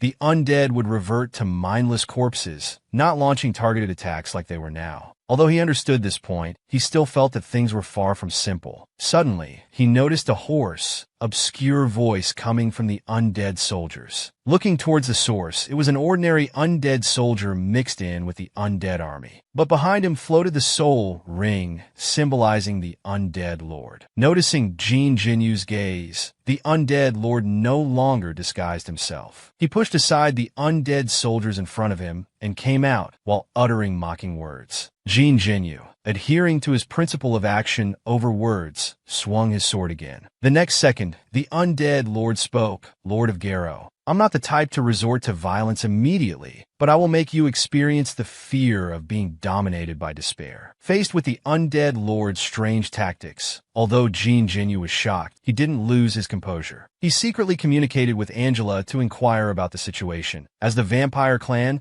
was also familiar with undead techniques. As he had guessed, Angela had sensed something was amiss since before the war began. She sensed a subtle energy permeating the entire undead army. However, this obscure energy fluctuation didn't make Angela feel threatened. That's why she didn't inform Jin Jinyu. Only after seeing the undead lord die and resurrect did she realize. It turned out that energy was the life force emitted by the undead army. But strangely, this life force seemed to belong to a single person, emitting the same life energy fluctuations. Simply put, this madman, the undead lord, had torn his soul into pieces and implanted them into all the undead on the battlefield. So as long as one undead remained alive, the undead lord could resurrect through it. Such an unbelievable skill gave Jin Jinyu a headache, because his inability to eliminate the undead lord quickly would make Domi and User's situation increasingly dangerous. But in the current situation, it seemed impossible to defeat the undead lord in a short time. Now, they could only change their strategy and try to hold him off as long as possible. On the other hand, the undead lord was still toying with Jin Jinyu with amusement, casually performing ghost possession among the undead army. Jin Jinyu cooperated by killing the possessed undead one by one. Meanwhile, he secretly ordered Angela to join the battle. In an instant, Angela's figure turned into a blood mist, emerging from his shadow. At this moment, Angela, hovering in midair, found herself in a dilemma. The These undead were mostly bare-bones skeletons. There was too little blood to utilize for vampire skills. Fortunately, the combat power of low-level undead was extremely low, making them easy to deal with. Meanwhile, Angela's appearance was a signal for Lisa. She immediately turned and ordered the Mage Corps to cooperate with Angela and launch an attack simultaneously. The next moment, several huge ice sculptures rose from the ground amidst the undead army. In the blink of an eye, they merged into a terrifying ice serpent dozens of meters long, rampaging through the undead army. Jean Jinyu glanced coldly at the battlefield where the undead were being slaughtered. He turned and said solemnly, "In less than an hour, your undead army will be reduced to piles of bones. Let's see how you'll hide then." Unexpectedly, the undead lord was unfazed by Jean Jinyu's threat. He continued to emit his hoarse, unpleasant laughter. "If you also believe, as others do, that I rely mainly on low-level undead, then that's too laughable." As he spoke, the soul ring behind the undead lord suddenly flashed brightly. Then, a massive beast roared, emerging from underground on the other side. The third corps, led by Domi, had reached their designated position. According to the markers left by Lisa during reconnaissance, the undead maze should be not far ahead. But the Horned Mouse guide sensed something unusual. Because he had previously accompanied Lisa deep into enemy territory to scout the location of the undead maze and had drawn a route map, he clearly remembered that from this marked point, they could see the undead maze in the distance, full of tombstones and bones. Even on the map they had drawn, it indicated that the undead maze should be there. But now, there was nothing in sight. At this point, Domi suggested they go investigate, but Kunyan was worried. It might be a trap set by the undead lord. As they were at a loss, Domi thought of another possibility, that the undead lord had already been killed by Jean Jinyu, causing this. This idea greatly appealed to Kunyan, a devoted fan, and he immediately dismissed the possibility of a trap. He ordered the Garo cavalry to move out in full force. Although this action was somewhat self-comforting, in their current situation, they couldn't do nothing. Soon, Domi and his group arrived at the original site of the undead maze, but it was still empty as before. Moreover, they didn't detect any magic-blocking fluctuations in the vicinity. But the Horned Mouse guide still firmly believed that the undead maze had once stood here, because here he discovered a bottomless tunnel. As a tunneling expert, the Horned Mouse inspected the site and found that the tunnel had appeared recently. But what puzzled him was that such a large tunnel didn't seem to be man-made. Domi seemed to catch the oddity in his words. "Are you suggesting that the undead maze was taken away by siege ants?" The Horned Mouse nodded silently, although he didn't believe such a situation could occur either, as the guess was too outrageous. Even Domi, who controlled the Garo maze, thought it impossible. How many siege ants would it take to drag away a maze? Meanwhile, the giant beast summoned by the undead lord from underground was several times larger than the Flood Dragon King, with a terrifying body covered in hard scales, exuding an incredibly fierce aura. It was a terrifying sight. Its appearance caused casualties among the Garo troops. What annoyed Jean Jinyu more was that the fallen Garo guards were transforming into undead warriors. He had to take immediate action to stop this siege beast. He immediately ordered Angela to harass the giant beast from the air to draw its attention. However, this time Angela disobeyed the order and flew directly to Jean Jinyu's side. "Master, this creature is not a siege beast. If I'm not mistaken, it might be the undead maze itself." Hearing this, Jean Jinyu was instantly terrified, his heart skipping a beat. Looking at the giant beast again, he saw that under the massive cross on its back, there was indeed a structure. Moreover, the glowing object the beast was protecting in front of its chest was none other than a maze core emitting an eerie light. No one could have imagined that this legendary undead maze was actually a beast. Under the massive cross on the back of this giant beast before them, there was indeed a structure, and the glowing object it held in front was the core that maintained and controlled this undead maze. Meanwhile, as if to confirm Angela's guess, countless undead warriors emerged from the gaps in the beast's bones and joined the battlefield. Judging from the aura emanating from these undead, they were all high-level undead. Seeing this, Jin Jinyu knew things were not good. From the attack route of the maze beast and the newly joined high-level undead, he could deduce that the right flank of the Garo army would certainly fall in a short time. Zhang Ji made a decision in his heart. Although he was extremely reluctant to involve Yunxi in the war, the current situation was critical, and due to fighting on 3 fronts, there was truly no one else available. With a wave of his hand, a bolt of lightning shot into the sky, immediately understood by Lisa, who was standing at a high point. She turned and gave Yunxi the order to reinforce the right flank of the army. A confused Yunxi nodded blankly. The next moment, Jin Jinyu glimpsed a group of crimson figures swooping down from the mountain. It was Yunxi leading the soldiers of the carnival maze, charging into the right flank. This somewhat stabilized his heart. At this moment, Angela's puzzled voice sounded from beside him. Master, logically speaking, such bizarre tactics like the undead lord's ability to change bodies at will couldn't have remained unknown for so many years. So it's likely not his own innate skill, but an ability granted by the undead maze. Her doubt caught Jin Jinyu's attention. After all, Angela was a native of the brothers' world. Moreover, their vampire race had always been for the brothers' hidden lord. Her knowledge was naturally much more extensive than his, a late-coming maze lord. If Angela's deduction was correct, it would explain why the undead lord went to such lengths to bring the maze beast to the battlefield. This discovery gave Jin Jinyu, who had been at a loss, a glimmer of hope. Because as a maze lord, he knew that any skill specific to a maze would definitely have some limitations. These limitations would be the key to whether he could win this war. But the current situation was urgent, leaving no time for them to slowly investigate the specific limitations. So it was time for Jin Jinyu's specialty. He calmly crouched down,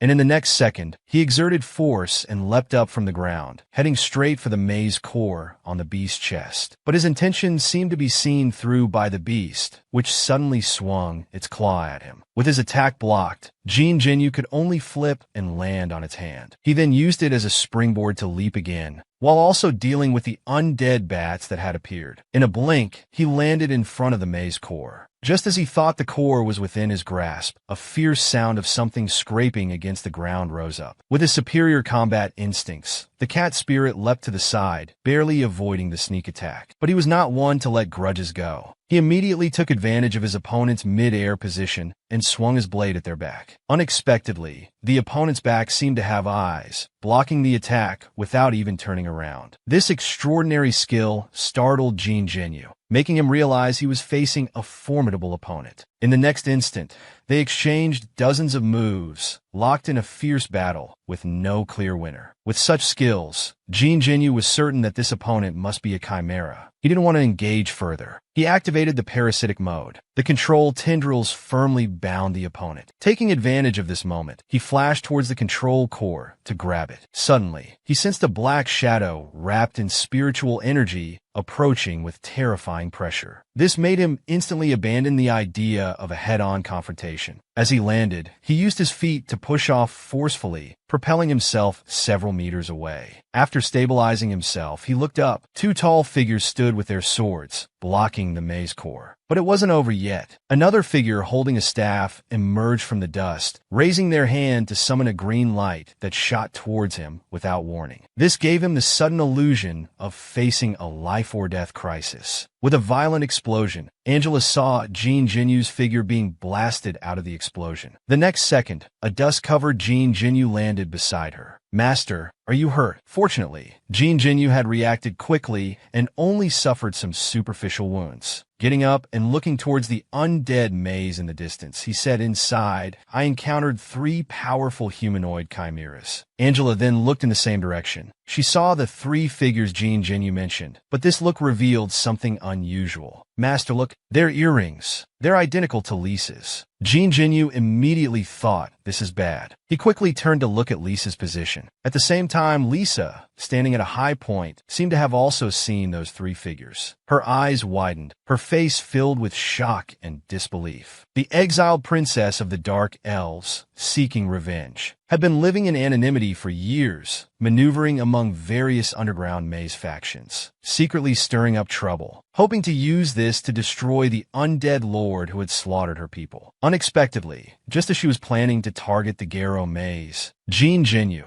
the Lord of Garrow, saw through her plan first. He took her under his wing, promising to help her get revenge by destroying the undead lord. At this moment, Jean Genu was personally leading thousands of Garrow maze soldiers in a fierce battle against tens of thousands of undead troops from the undead maze. They were locked in a life-and-death struggle on the battlefield. Lisa, as a military leader, was also participating in the war. She had finally waited for this day of revenge. But at this moment, her eyes widened, her face filled with disbelief. Those figures appearing in the undead ranks were her three elder brothers, the three strongest warriors of the Dark Elves, who had been captured by the undead lord while trying to save her, their fate unknown until now. Unexpectedly, they had been turned into chimeras in this state. Lisa, suddenly coming to her senses, could no longer contain herself. She immediately drew her sword and charged into the undead ranks, disregarding all danger. Her only thought was to rescue her brothers immediately. This was exactly what Jean Genu had feared. He immediately turned and called to Angela. Angela instantly understood. She rushed out quickly. Just as the giant axe of an undead monster was about to fall, she saved Lisa. However, Lisa was now clearly blinded by hatred. Even as Angela carried her away, she struggled to throw her long sword towards the undead lord. Unfortunately, the sword merely grazed past, landing beside the undead lord's leg. The undead lord pulled it out with one hand. A harsh, unpleasant sound came from the blade. "I intentionally let you escape back then, yet now you come back seeking death." This statement puzzled Jean Genu,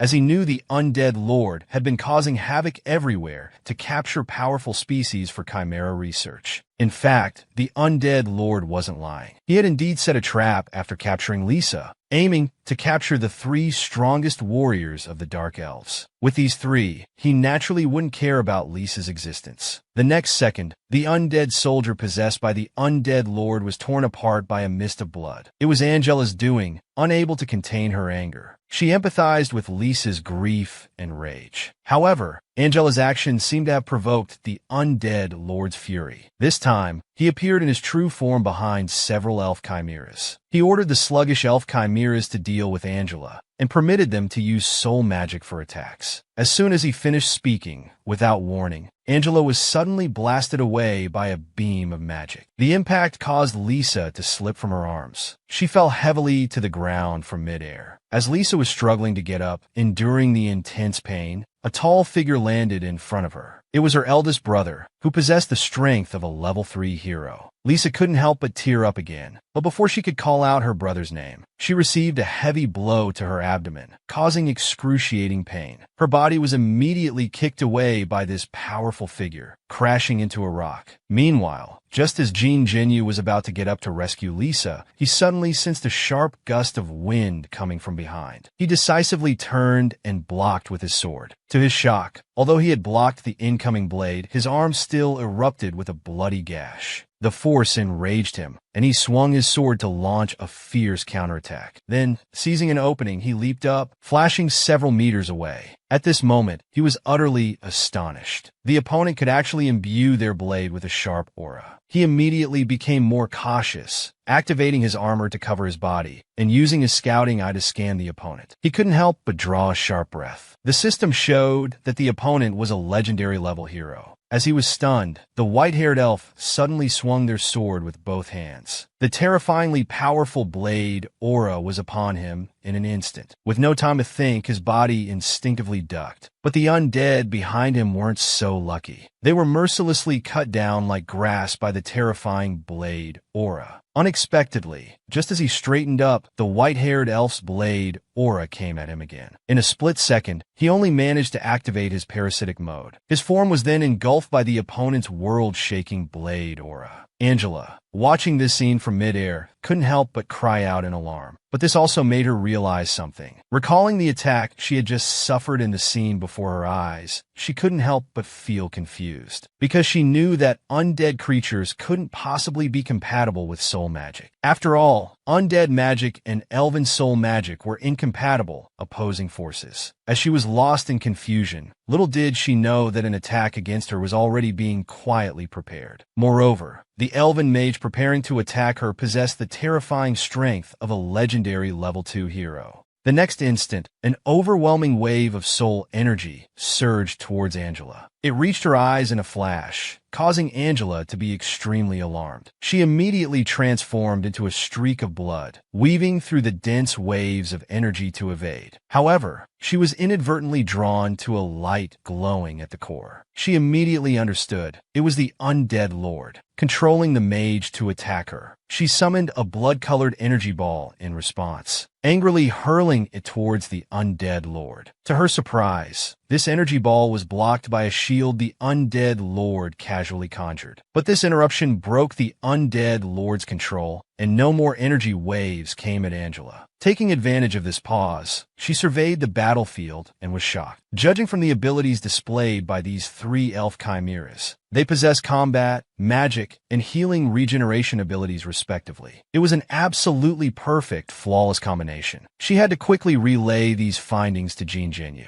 Suddenly, she formed a hand seal. A communication magic orb instantly formed. The next second, it flew to Jean Genu's side. Master, those elves probably aren't completely dead. Hearing this, Jean Genu's heart trembled. This moment of distraction cost him another wound. Master, in other words, their bodies have died, but their souls still remain. Otherwise, it would be impossible for them to use soul magic. The reason they obey the undead lord is probably because they've been hypnotized and brainwashed. After hearing Angela's report, Jean Genu had a rough plan in mind. Seizing an opportunity, he kicked the white-haired elf away and began searching for Lisa on the battlefield, because his plan required Lisa's cooperation to work. Meanwhile, the sluggish elf had already approached Lisa. In this critical moment, he hurriedly called for Yunshi to rescue Lisa. Upon receiving the instruction, Yunshi immediately redirected her energy. In an instant, she transformed from an arrow held by the enemy to rushing towards Lisa's position. Wait! Jean Genu seemed to grasp something crucial. He muttered Yunshi, brainwashing maze. These key words connected, suddenly making him realize something. He immediately channeled energy throughout his body, clearing a wide area. Then, as if tearing space itself, a large door appeared behind him. The system prompt also sounded at this moment. You have entered the territory of the carnival maze. That's right, Jean Genu had actually summoned the entrance to the carnival maze on the battlefield. With a roar that echoed around, he shouted, Yunshi, quickly cast Sweet Dream. The three strongest knights of the elf kingdom, who once swore to protect their princess with their lives, were now about to strike a fatal blow to their princess. This was because they had been hypnotized and brainwashed by the evil undead lord, turned into chimeras without thoughts, only knowing how to kill. Seeing that Lisa, severely wounded, was about to lose her life, Jean Genu immediately ordered Yunshi to rescue her. Watching Yunshi's rapidly flying figure, he instantly grasped an idea to resolve the current predicament. That is, to awaken the three brainwashed elf knights, restore their clarity, and regain their independent consciousness. And Yunshi, who inherited the carnival maze, had just the right ability to make people relive their beautiful memories, hoping to awaken the elves' clouded minds. Although he wasn't entirely confident to save Lisa and turn the tide of battle, he immediately decided to take the risk and open the carnival maze on the battlefield. This was the prerequisite for using this skill. But the risk was that if they lost this battle, the undead lord would surely take advantage and occupy the carnival maze through the portal. But there was no time to consider much else. He promptly ordered Yunshi to cast Sweet Dream. This made Yunshi, who was originally planning to snatch Lisa away, immediately cast Sweet Dream instead. Princess, it's dangerous outside the castle. You can't keep sneaking out without telling anyone. I'm not afraid. I have you, Knight Linnell. You'll always protect me like this, right? All right, princess. That's exactly why I came looking for you. I will become the shield that always stands before you. Forever and ever, I'll be your shield. At this moment, Linnell's consciousness was pulled back to reality. He immediately recognized the person before him. It was Lisa, the princess he had promised to protect for life. Looking at the shield he had raised above his head, he seemed to realize something. He immediately dropped the shield and fell to his knees before Lisa, panic-stricken. "Princess, you're hurt. You're bleeding. What have I done to you? What have I done?" Deep remorse and sorrow made him too afraid to touch Lisa. He only remembered that when the princess was captured by the undead lord, she was used to force the three of them to submit. He finally recalled some past memories, realizing that everything was because of the undead lord's cruelty. He immediately turned around, facing the direction of the undead lord, and let out an angry roar. Unexpectedly, he was suddenly hit by a tremendous force from behind. His entire body was uncontrollably smashed into the rocks. The billowing dust cloud perfectly blocked the undead lord's view, preventing him from seeing anything clearly. But he was puzzled, thinking he had heard a voice calling him just now. Unable to find the source, he decided to ignore it and prepared to raise his hand to continue controlling the elf mage to deal with Angela. His actions made Angela breathe a sigh of relief, as she had been very worried about Yunshi's situation being discovered. However, Yunshi's mind had not yet recovered, so she obviously wouldn't help cover things up. He must first find a way to help cover things up over there. But while pondering, magical attacks aimed at him were gathering again. He could only hurriedly dodge. Meanwhile, Yunshi was stepping on Linnell. But Linnell, now awake, thought Yunshi was a servant of the undead lord and was about to retaliate. Fortunately, Angela's voice transmission orb appeared just in time. After identifying herself as a friend, she also informed him of his current true situation. "You are already an undead. If the undead lord notices anything unusual, he will cut off your energy source to cause trouble. You will truly cease to exist, or he might brainwash you again and send you to attack Lisa." Hearing this, Linnell suppressed his rage. What he truly feared was being brainwashed and hurting Lisa again. Seeing this point was settled, the voice transmission orb immediately relayed this good news to Jean Genu, suggesting to cast spells on the other two elves before the undead lord noticed, to awaken their consciousness. The idea was good, but reality was harsh. That previous action had already depleted all the energy of the carnival maze. But Yunshi only needed to order the carnival maze to accumulate energy. However, before that, Yunshi had to do one more thing: continue pretending to fight with Linnell. Take the opportunity to send Linnell to hide in the opposite canyon, because it was behind the undead maze. This way, Linnell would be less likely to be discovered by the undead lord. Knowing the plan, Yunshi obediently nodded. She unceremoniously grabbed Linnell, channeled energy, and threw him forcefully. Her form followed closely behind, as if the two were entangled in fierce combat. They crossed the entire battlefield, fighting all the way to the back of the undead maze. However, Linnell, now safely hidden, was still constantly worried about Lisa's safety. After all, he was a knight who had sworn to protect the princess for life. Just then, an undead soldier approached Lisa, raising its sword to strike down. In a flash, Linnell hurriedly raised his hand and shot out a soul magic, instantly blasting the undead away. At the same time, the undead lord also discovered the teleportation gate standing in the middle of the battlefield. He thought this might be part of Jean Genu's plot against him. He also noticed that the control line to Linnell was becoming increasingly vague. He couldn't even see Linnell on the battlefield. He was immediately alarmed and on guard, realizing he must do something. He immediately ordered the maze beast to go and destroy the teleportation gate. The maze beast's action was immediate. Jean Genu was shocked. He secretly glanced at the control system. The carnival maze's charge had only reached 27%. Now he must find a way to buy time, but it was clearly difficult to do so by himself. However, just as he was about to call Angela for help, he saw Angela darting back and forth, dodging dense light waves. She was very busy, and Yunshi was also occupied dealing with the endless undead soldiers.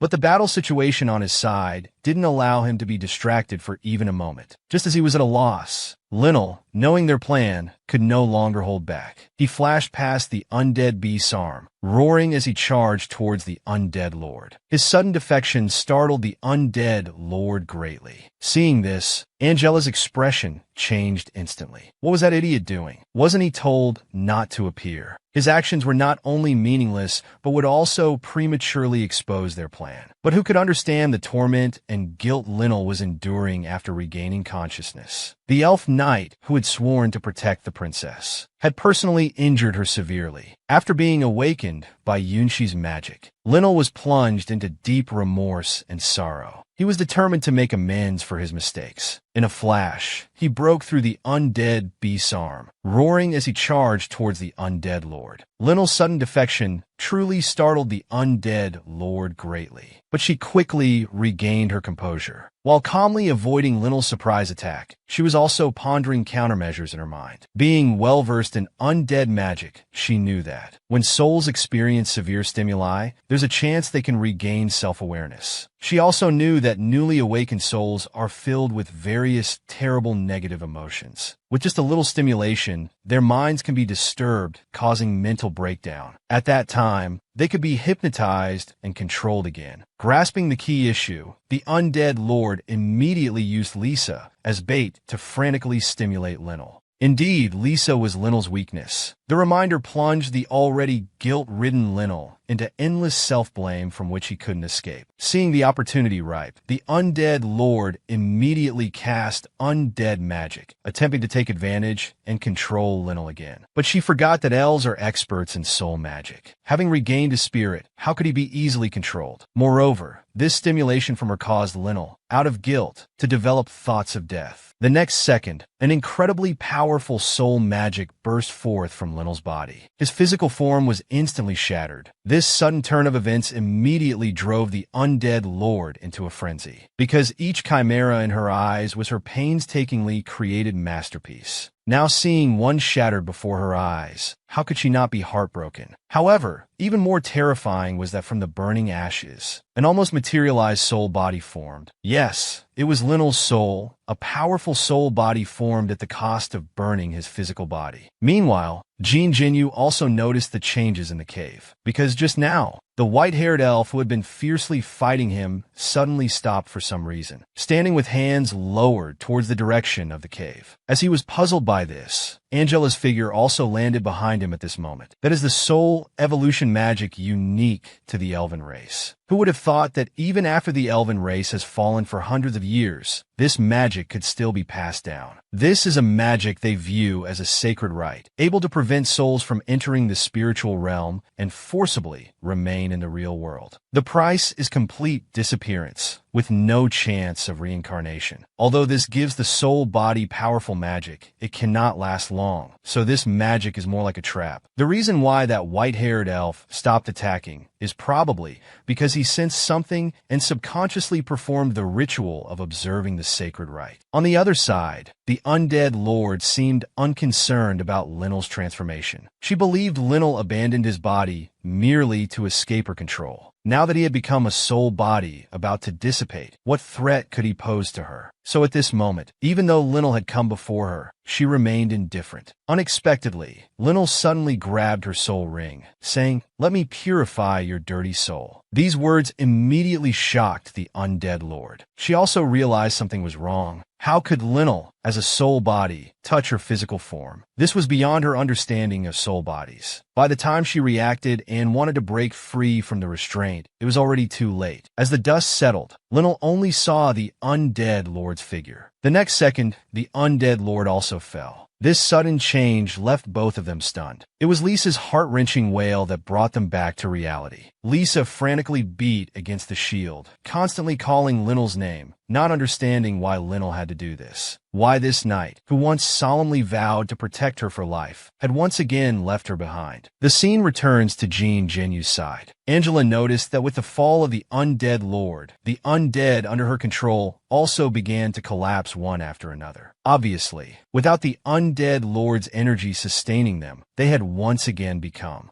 It seems that the undead lord's soul and Linnell truly perished together. However, Jean Jinyu noticed that only half of the undead on the battlefield had fallen. Moreover, the white-haired elf now turned to look at the two of them with a fierce expression. This meant that the undead lord hadn't truly died yet. They must destroy the undead labyrinth as quickly as possible according to the original plan. Indeed, as they had anticipated, Linnell's self-destruction only destroyed 1/3 of the undead lord's soul. It was now slowly recovering under the influence of the labyrinth's core. From the undead lord's expression, it was clear that this setback had put him in a very gloomy mood. He now wanted to vent, to destroy, to release the anger in his heart. With his roar, his soul merged with the labyrinth beast. The labyrinth beast form also changed accordingly, adjusting to a combat-ready shape. Jean Jinyu knew that he was about to face a tough battle. Just at first glance, he could feel its strength. In terms of both power and speed, it was a level above the Flood Dragon King. However, for Jean Jinyu, the greatest threat wasn't him. It was this elusive white-haired elf. His constant harassment made it impossible for Jean Jinyu to focus on dealing with the undead lord. And Angela was now entangled with the elven mage, unable to break free. The only way to deal with him was Yunshi's sweet dream, but it was still charging. He thought to himself, if only killing could help charge the labyrinth now. However, his inner thoughts seemed to resonate with Yunshi, causing her to stop what she was doing and look towards the battlefield. Jean Jinyu was relying on his agile movements to engage in a running battle with the undead lord. Then Yunshi looked towards Angela, who was in a distant standoff with the elven mage in the air. She then looked at Lisa, but clearly, Lisa hadn't yet awakened from her grief. After observing the situation on the battlefield, she decided to do something to help everyone. She first closed her eyes with a solemn expression. Then her right hand formed seals, and her eyes turned crimson red. Instantly, the undead surrounding her were slaughtered in a flash of blood. She was originally a human girl rescued by Jean Jinyu at the ghost auction. Later, by chance, she became the master of the underground world's labyrinth. Now, in the great battle against the undead lord, she had resolved many crises for Jean Jinyu.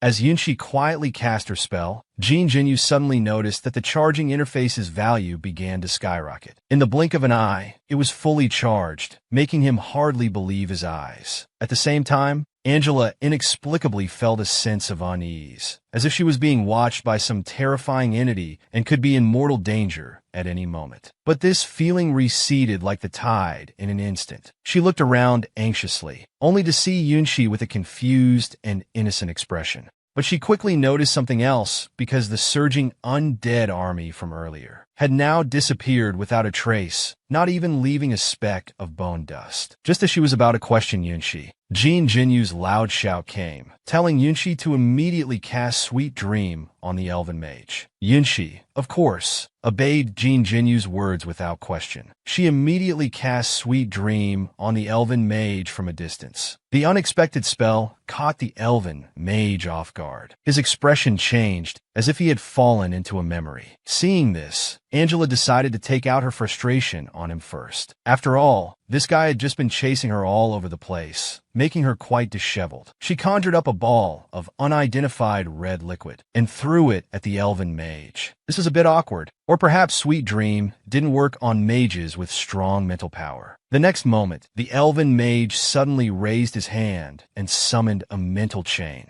Angela realized she had made a mistake and immediately became flustered and incoherent. Wait, weren't you hypnotized? Surprisingly, the chain's target wasn't Angela. Instead, it shot straight towards Jean Jinyu, who was entangled with the white-haired elf. But before Jean Jinyu could react, the chain had tightly bound the white-haired elf. It turned out that this chain was cast by Yunshi using the elven mage's abilities. The purpose was to allow the white-haired elf to share the effects of Sweet Dream. Sure enough, the white-haired elf, who had been struggling desperately just moments ago, suddenly became vacant-eyed and calm. Reynard, now you've finally fulfilled your wish to be a big brother. That's right, the elven royal family has finally welcomed a beautiful little princess. Look, this little one is smiling as brightly as the spring sunshine. It fills my heart with joy. So let's protect her well. and let her grow up happily like this. The scene changes. The two elves' prolonged inactivity had already alerted the undead lord that something was amiss. It felt to him just like what happened with Linnell earlier. He wouldn't allow the same mistake to happen again. He immediately intensified his magic. His spellcasting was child's play in front of the now conscious elven mage. With just a casually conjured wave of magical light, he shattered the undead lord's spell. Seeing this, the undead lord made a desperate decision. He controlled the undead beast to suddenly swipe at the white-haired elf. He had decided to destroy this disobedient chimera. Seeing the danger, Jean Genu immediately leaped to the side. Unexpectedly, Lisa's figure suddenly sprang up at this moment, rushing towards the white-haired elf, completely disregarding Jean Genu's attempts to stop her. Yes, how could Lisa possibly watch her brother die again? But no matter how Lisa screamed and called out, the white-haired elf remained unresponsive, as if he hadn't regained consciousness. The scene before him left Jean Genu somewhat bewildered, because until the last moment, he didn't see Lisa and the other person escape. Yet unexpectedly, they suddenly darted out from between the undead beast's fingers and escaped. The next second, with a few flashes of light, the undead lord's arm was instantly repelled. Lisa, long time no see. You're still that crybaby girl, aren't you?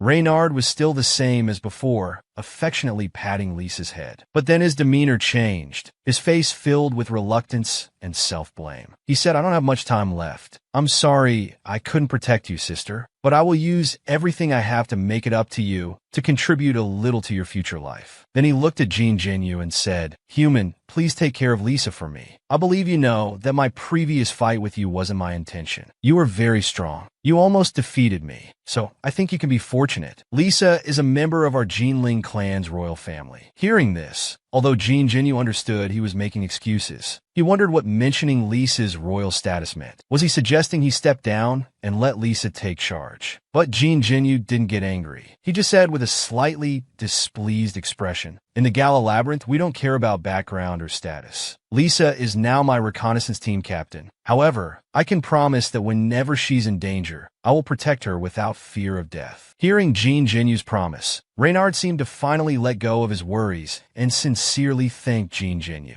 Then he hugged Lisa tightly and whispered in her ear, Lisa, you must live on well. As soon as he finished speaking, a soul spell suddenly rose from Reynard's body. By the time Lisa reacted, it was already too late. In an instant, Reynard's body dissipated like a burnt-out flame. Could it be another elven soul evolution? However, unlike before, this energy tightly enveloped and bound Lisa. Meanwhile, Jean Genu's control interface was being frantically flooded with system notifications. Level 2 hero Lisa was undergoing awakening, but it was being intercepted due to some limiting conditions. But was this just a simple glitch? He had never encountered such a situation before. Just as Jean Genu was at a loss, the elven mage suddenly appeared behind him and said, This is Reynard attempting to forcibly initiate an awakening ritual for Lisa, using his own soul power. He hopes his awakening can help everyone overcome this crisis. As he spoke, the elven mage waved his magical claw. His mental magic instantly transformed into obscure, intricate patterns, enveloping Lisa's body. It seemed to be helping Lisa break through the barriers preventing her awakening, to allow his sister to awaken as a legendary hero. Her brother, who had become an undead,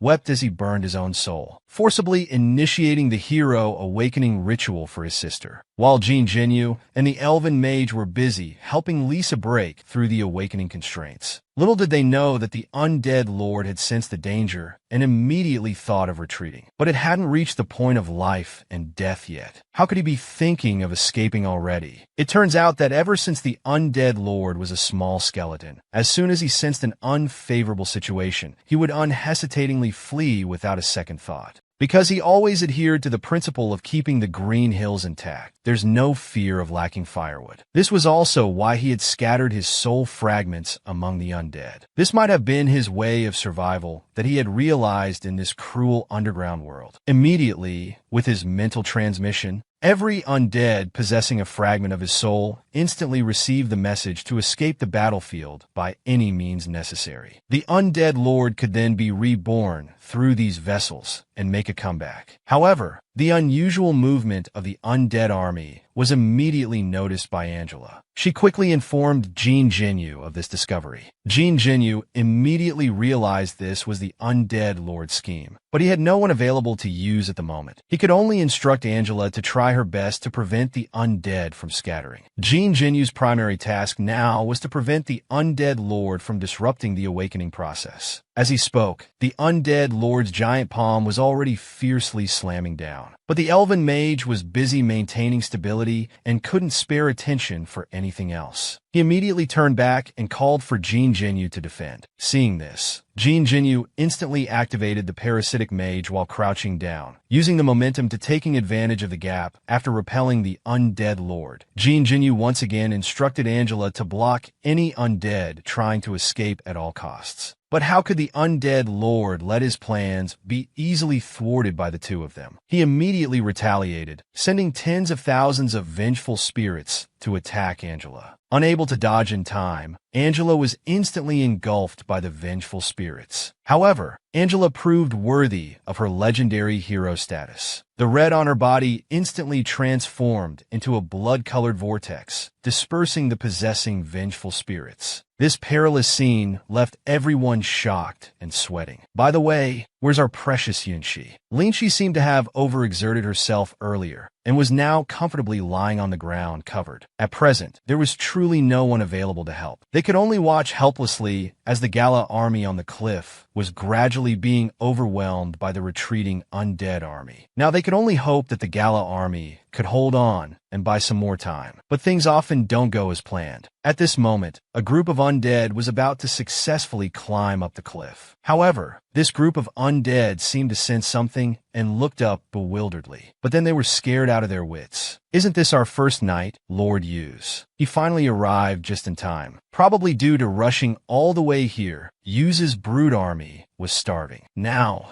seeing these bald-browed undead, they couldn't help but drool. Sure enough, before long, the undead lord suddenly realized that he had lost contact with almost all the undead fleeing towards the cliff. He immediately turned his head towards the cliff, and what met his eyes was his undead army, being stripped of their final garments. Lord Yu's, the instigator, still looked disgruntled. If they weren't hungry, they wouldn't have eaten these ugly and bony undead. In short, they were utterly disgusted, yet drooling with desire at the same time. However, for the undead lord, this was an absolute humiliation. But he quickly calmed down and continued to ponder ways to break through. Then he spotted the underground tunnel on the battlefield. That was the tunnel dug earlier by the undead beast carrying the undead maze. Although it was large and wide inside, it could easily be cut off in one move. But at this point, there was no better escape route, so he had to make do with it. Just as the undead lord was about to give the order for the undead to enter the tunnel, sounds began emanating from within the tunnel. The next second, a black and yellow striped figure emerged from inside. It was actually Little Axe, oh my. Closely following were Domi and Garuk. As soon as Domi appeared, he immediately assumed the role of commander, deploying the encirclement operation against the undead army. The timely arrival of these two reinforcements greatly encouraged Jean Jinyu. He immediately ordered the final battle against the undead army, strictly commanding that not a single one should be left alive. All must be eliminated. The sudden turn of events on the battlefield caught the undead army off guard. But the undead lord didn't give up. He decisively activated his skill to reclaim the soul fragments scattered among the undead. In an instant, the undead on the battlefield seemed to lose their life force and collapsed one after another. This sudden change immediately alerted Jean Jinyu and his companions. It seemed that the undead lord was likely preparing for a final, desperate struggle. As if to confirm their suspicions, a moment later, the originally gigantic undead robot, along with the undead maze, was engulfed in something. The undead lord was now walking step by step towards the core of the maze. He couldn't remember the last time he had been pushed to such a desperate situation. Ironically, despite being the undead lord, he was terribly afraid of death. So, to continue feeling the taste of being alive,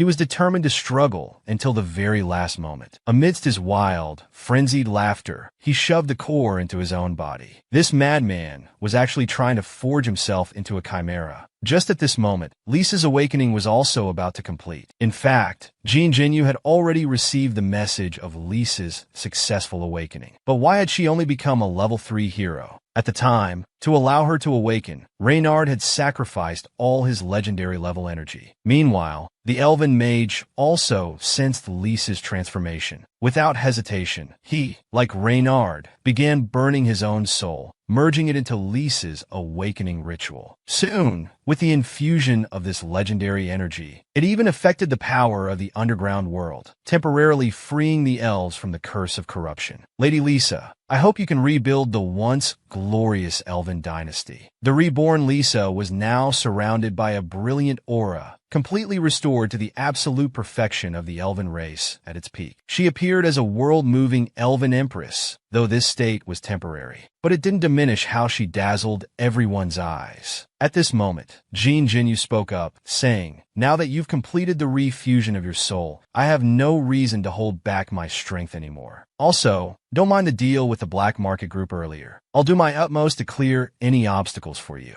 You just need to decide what you want to do." After silently listening to these words, Lisa nodded solemnly and said, "Thank you, Master. Of course, everything will have to wait until we deal with the undead lord before us." The undead lord's speech became incoherent, and he was so deranged that he forcibly inserted the maze core into his body, attempting to refine himself into an undead chimera. Just as Lisa awakened into a perfect golden elf form, the undead lord's transformation was also silently progressing, completing almost at the same time. However, the evil undead lord's evolved state seemed a bit off. He now stood with a devout expression, hands clasped in prayer, muttering, "I am good. I am also evil. I am real, and I am many." At first listen, these words seemed quite intimidating. Seeing this, Jean Jinyu and Lisa didn't dare to act rashly. Little did they know that this guy's mysterious behavior was just to buy time for casting a spell. Jean Jinyu and Lisa stood there dumbfounded, allowing the undead lord to cast his spell and draw them into his domain, the invisible maze. In this domain filled with inscribed steels, all of the undead lord's skills would be greatly enhanced. Moreover, he was continuously absorbing energy from the steels in the universe. Clearly, the undead lord had evolved to a formidable level. Noticing something amiss, Angela immediately warned Jean Jinyu to be careful. Unexpectedly, Jean Jinyu dismissed it, instead telling Angela to step back as he was about to show off. At this moment, the undead lord suddenly fell to his knees. His expression was twisted and grotesque, looking exactly like someone desperate for attention. In an instant, countless eyes appeared. Then with a wave of his hand, 2 enormous tombstones flew up into the air. Breaking through the suddenly appearing giant lion matrix, he instantly exerted force from his feet, using the momentum to lunge towards the undead lord. Dodging the undead lord's returning field from an extremely tricky angle, he swung his flying knife back, striking the other's neck. Unexpectedly, it didn't sever the neck. Instead, he was heavily thrown aside by the undead lord. At this moment, Lisa's attack also followed. Her hands were seen constantly flipping, and in the next second, countless sharp, iridescent fragments rained down towards the undead lord. Unable to dodge in time, the undead lord was instantly pierced, howling in pain. Enduring the intense pain, he immediately raised his hand and dropped a huge tombstone towards Lisa. However, Jean Jinyu also swiftly flashed behind him,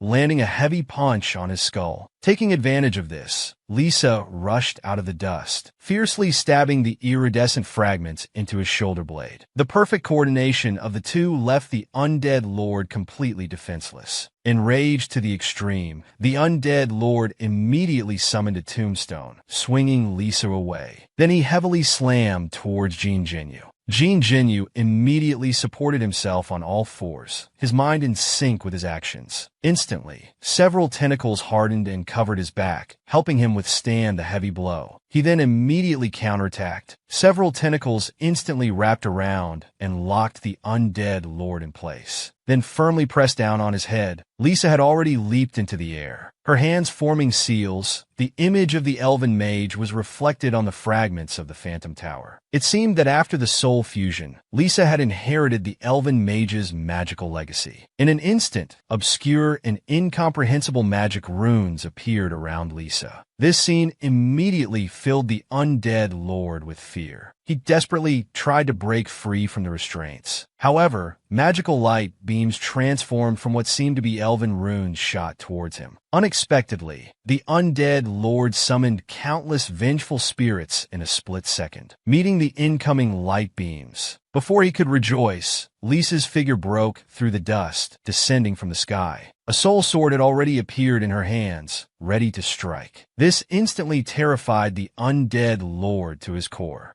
Being undead, if his soul was struck, he would truly be annihilated. Angrily, he summoned 2 tombstones, aiming them at Jean Genu's face. He thought this would free him from Jean Genu's restraints. However, Jean Genu had already applied his hardening technique to his entire body. This grotesque and ugly appearance instantly reminded the undead lord of his former big brother, the Flood Dragon King. Just as he was stunned, Lisa appeared before him, raising the soul sword high. In a flash, he had no time to react. Jean Genu immediately seized the opportunity, reaching for the maze core on his chest. Due to the energy in the core being almost depleted, it was unable to repel him. Jean Genu easily tossed it out. At the same moment, Lisa's soul sword split the undead lord's body in two. As the undead lord fell, his cross-shaped steel spirit domain collapsed with him. Looking at the undead lord lying on the ground, Lisa's expression remained indignant. "Stop pretending. I know you're not completely dead yet." This was a bit awkward. The undead, split in half, lying on the ground pretending to be dead, was exposed. It was quite embarrassing. The undead lord had no choice but to speak languidly. "I was already dead to begin with. Don't you remember? Anyway, I don't want to live anymore. And with my soul shattered, I've lost the chance for reincarnation. I'm definitely dead." Jean Genu also walked over at this time. Seeing the undead lord in this state, he first looked disgusted, then called Lisa to leave quickly. Since the undead lord couldn't survive anyway, let him suffer and die slowly in pain. However, the undead lord disagreed. He urged Lisa to give him a quick death to avenge the fallen elves. Lisa looked at him squarely, as if letting go of the hatred in her heart. She then closed her eyes and turned to walk away. "Killing you now has no meaning. Just wait for your death." Suddenly, a crack appeared on the ground, faintly emitting a red glow from within. Jean Genu remained calm, instead saying impatiently, "I knew you were monitoring me. Come out quickly and take what you want." The next second, a blood-colored demonic figure appeared and then instantly dissipated. Everyone then saw clearly that the newcomer was the auctioneer from the black market auction. The undead lord also recognized this person, surprised at how he could appear here. "Long time no see. Everyone, I'm here to greet you on behalf of the black market organization." It seemed that before the battle, Jean Genu had made some deal with the black market. Now it was time to fulfill that deal. He was once the strongest in the underworld, but due to a possession curse, his hair turned white overnight. It didn't disappear with his powerful awakening. This caused Lisa to suddenly have a seizure after the battle ended. The auctioneer immediately recognized this as a sign of the curse manifesting. Recalling that scene, everyone still felt lingering fear. Fortunately, Lisa finally woke up after being unconscious for 3 days. Lisa immediately noticed her condition. Unexpectedly, she didn't seem to mind. Moreover, upon learning that 3 days had passed since the war, she insisted on returning to her post, ignoring her injuries and dissuasions. Because she worried that,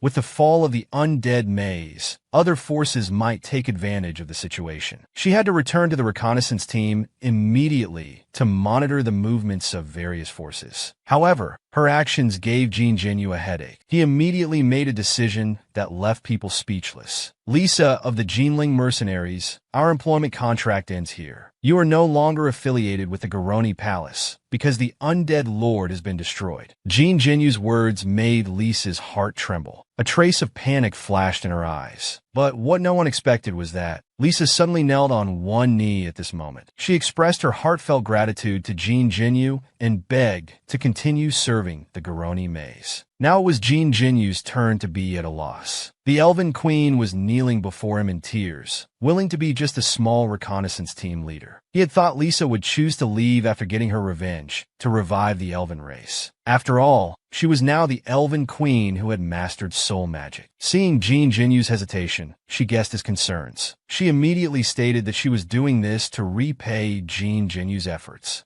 As soon as she finished speaking, she looked at Jin Jinyu with anticipation. Unexpectedly, Jin Jinyu flatly refused. After speaking, without waiting for Lisa to respond, he directly accepted the meal brought by the Garoni little snake. He instructed Lisa to focus on recovering first. Only after her wounds healed would she be qualified to become one of his powerful generals. This sudden change left Lisa in disbelief. Let's just say old Jin played this game of feigned retreat masterfully. With this matter settled, in the coming period, Jin Jinyu decided to concentrate on post-war recovery work. For this, he issued multiple post-war work deployments to Domi and Kunyan. He also instructed Yuz to contact the Goblin Maze, because this maze was the earliest force to surrender to them. He also planned to personally visit Yu Ji for an alliance, to deal with the current chaotic situation in the Nine Tongues. Time flew by quickly. Another 3 days passed. Domi had already completed the replenishment of 300 fallen soldiers. In other aspects, they had basically returned to the pre-war state. However, this also consumed a large amount of velvet gems stored in the maze. After hearing Domi's report, Jin Jinyu became furious. At that time, in order to obtain information about the undead lord from the black market, as a condition of exchange, they had to hand over the core of the undead maze after the war, along with the living undead lord. Of course, if we're talking about spoils of war,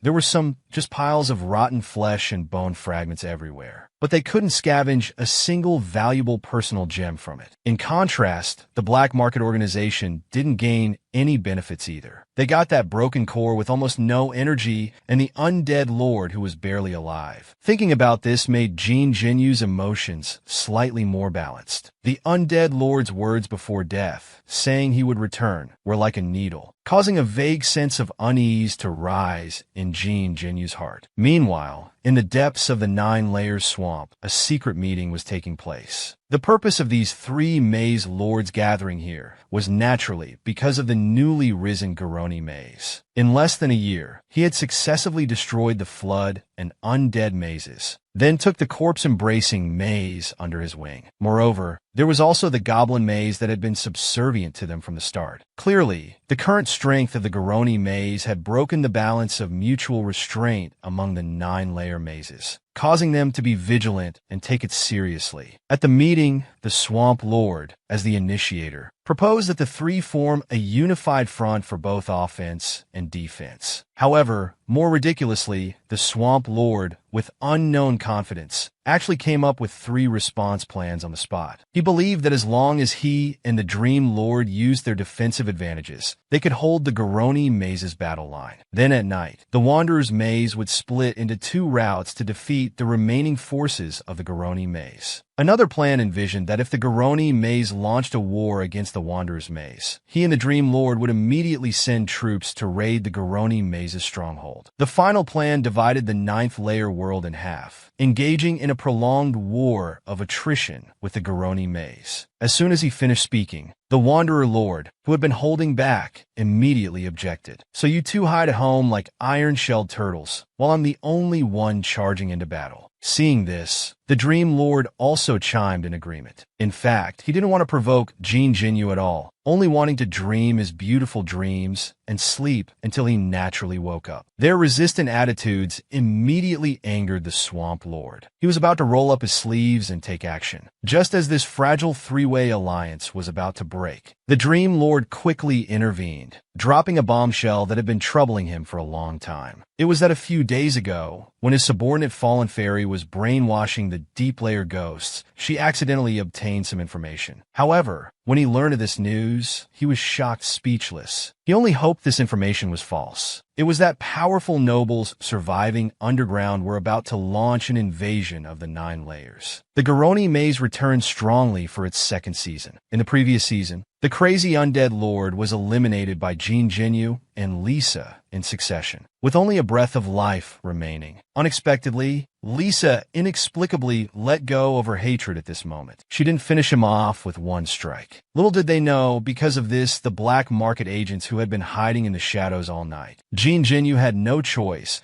but to honor the original agreement, allowing them to take away the undead core and the undead lord's remains. The scene changes. It's now 2 days after the Great Battle. In the dungeon of the Black Market Group, the undead lord, who had been reduced to a mere remnant, was chained to the cold, damp ground like livestock. But his body trembled slightly with excitement. Strange noises came from his mouth. What was thought to be a certain death unexpectedly took a turn after being brought to this dungeon by the black market officiant. It's hard to tell if it was his luck or the black market's stupidity, because although this dungeon had crystals that blocked magic, it was filled with a large amount of miasma. This meant that many corpses were buried in the dungeon. It was this miasma produced by these corpses that allowed the undead lord's remnants to recover in just 2 days. In the next instant, with a sound of wood magic, the undead lord's limbs regenerated, fully restored. He easily tore apart the iron chains. All 4 hands formed seals simultaneously. The soul ring also reformed behind him. He was now eager to escape from here, but escape necessarily involved the transfer of his soul. People thought that his undead magic all came from the undead maze, but that wasn't entirely true, because as a dead person, he feared death more than anyone. So, in the eternally boring time, he had been researching a life-saving magic, namely, soul transfer. As long as there was a fragment of soul, he could resurrect using a corpse. At this moment, he was using soul dispersion, searching for a suitable corpse to transfer his soul. If this corpse had magical talent, that would be even better. Soon, the undead lord found a corpse that somewhat resembled his appearance. Although it didn't meet his ideal standards, his current situation didn't allow him to be picky. He immediately set up the ritual, locating the coordinates of the corpse, making final preparations for the separation of soul and body. Unexpectedly, when the magic was halfway through, an untimely voice came from the side. "Oh my, I'm sorry. I fell asleep while waiting for you. But your recovery was quite slow, taking 2 whole days." The appearance of the officiant made the undead lord tremble. While cursing his own carelessness, his wariness of the officiant reached its peak. It was because at this moment his magic was only halfway done. It couldn't be interrupted. In contrast, the officiant continued to tease with a face full of mischief. "Do you know why I kept you? Because I'm curious about what a low-level lord like you would become if given life again." As the casual words fell, a blood-red, bizarre demonic magic mirror appeared out of thin air. Several arms extended from it, directly restraining the undead lord's magic array. This action made the undead lord extremely anxious, because at this moment, he not only felt the soul coordinates he had set earlier being cut off, but also the magic array for soul transfer was being rewritten. "You madman, stop it. Aren't you interested in becoming an undead with flesh and blood and a beating heart? Just thinking about it makes my whole body tremble with excitement." Hearing this, the undead lord's heart was filled with extreme terror. He now knew what this madman officiant was going to do to him. He didn't want to become a living person, because a living person's soul would be bound to their body and limited by their own power. If unlucky, if the reborn body lacked magical talent, he wouldn't even have a chance to turn the tables. Realizing this, he unhesitatingly interrupted the soul reaction. But he tragically discovered that the magic array had already been rewritten beyond his control. On the other side, to increase the interest of this rebirth, the Efficient decided to set a few keywords for the rebirth program. They were gregarious creature, no-kill underground maze, maximum magic talent, and mana pool. After doing this, the Efficient didn't forget to warn the Undead Lord, although I'm excited to see what you'll become. I'll be watching you to prevent you from becoming a new protagonist. After an unknown amount of time, the Undead Lord's consciousness slowly recovered. When he opened his eyes again, looking at the unfamiliar, simple surroundings, he felt a bit melancholic. He realized that his soul had indeed been transferred to a living being. He could feel the clumsiness in his arms, but fortunately, this body seemed very young. He tried to cast a spell.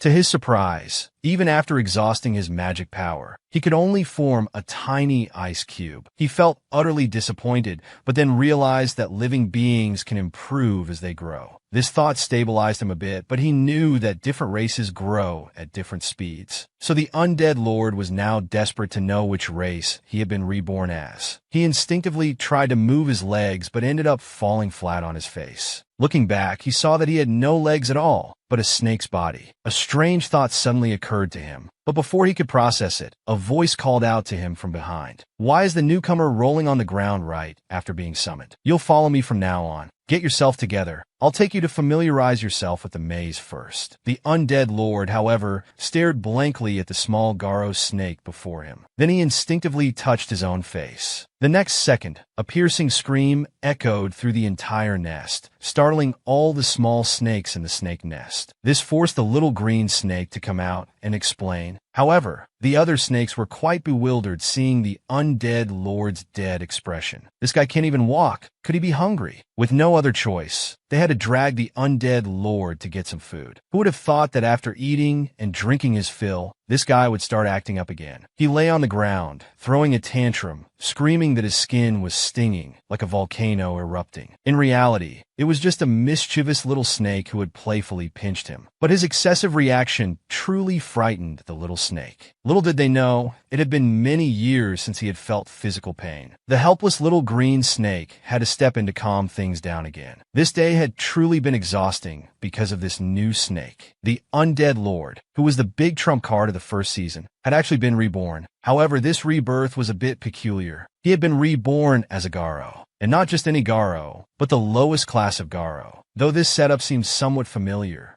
could it be following the route of a useless character rising to become overpowered? But at this moment, his heart was filled with fear, because he was crawling at Jean Jinyu's feet, being scrutinized by the Lord of Garo. However, Jean Jinyu only looked puzzled towards Domi. Is this little snake the worker who was mysteriously summoned? Speaking of this, Domi also found it strange, but he did appear out of nowhere. This wouldn't have been a problem, but this guy was particularly clumsy. He had been assigned several tasks, but couldn't do any of them properly. That's why he was brought here. Jean Jinyu also specifically checked the system interface, confirming that he hadn't summoned any Garo small snake. But on second thought, it was just a worker snake after all, so he didn't bother to investigate further. He just instructed to continue giving him different tasks until they found a suitable job for him. But he also quietly told Domi to keep an eye on this little snake because just now, he suddenly had a strange premonition. Perhaps in the near future, a new hero-level Garo would appear in the Garo maze. But he quickly dismissed this ridiculous thought. A hero-level worker wasn't what he wanted. He had more important things to do next. To deal with the major invasion of the Deep Maze Lord, he had to quickly complete the layout of the 9th floor of the maze. So according to the original plan, he intended to visit the Goblin Maze with Yusei first. So he instructed Domi to take care of home, and left the maze without looking back. On the other side, the Undead Lord snuck back to the snake nest during everyone's lunch break. He turned the snake nest upside down, but the reason for doing so was actually to vent. He had just knelt before Jean Jinyu earlier. But what could he do? This body was not only weak and fragile, but his soul had also completely merged with it, leaving no possibility of possessing another body. After a while, he calmed down a bit. He decided to seize the time to practice, but after just a short while, in his impatience, he ended up burning himself inside and out. The pain made him want to cry. He He couldn't find that feeling of reckless practice from before. He also realized that if he practiced using his old methods, he would need at least several decades of painful time. Then he thought of miasma again, because undead magic's absorption of miasma was unlimited, and it could quickly increase his magic power. But another problem arose. Miasma, as a kind of rotting energy produced by corpses,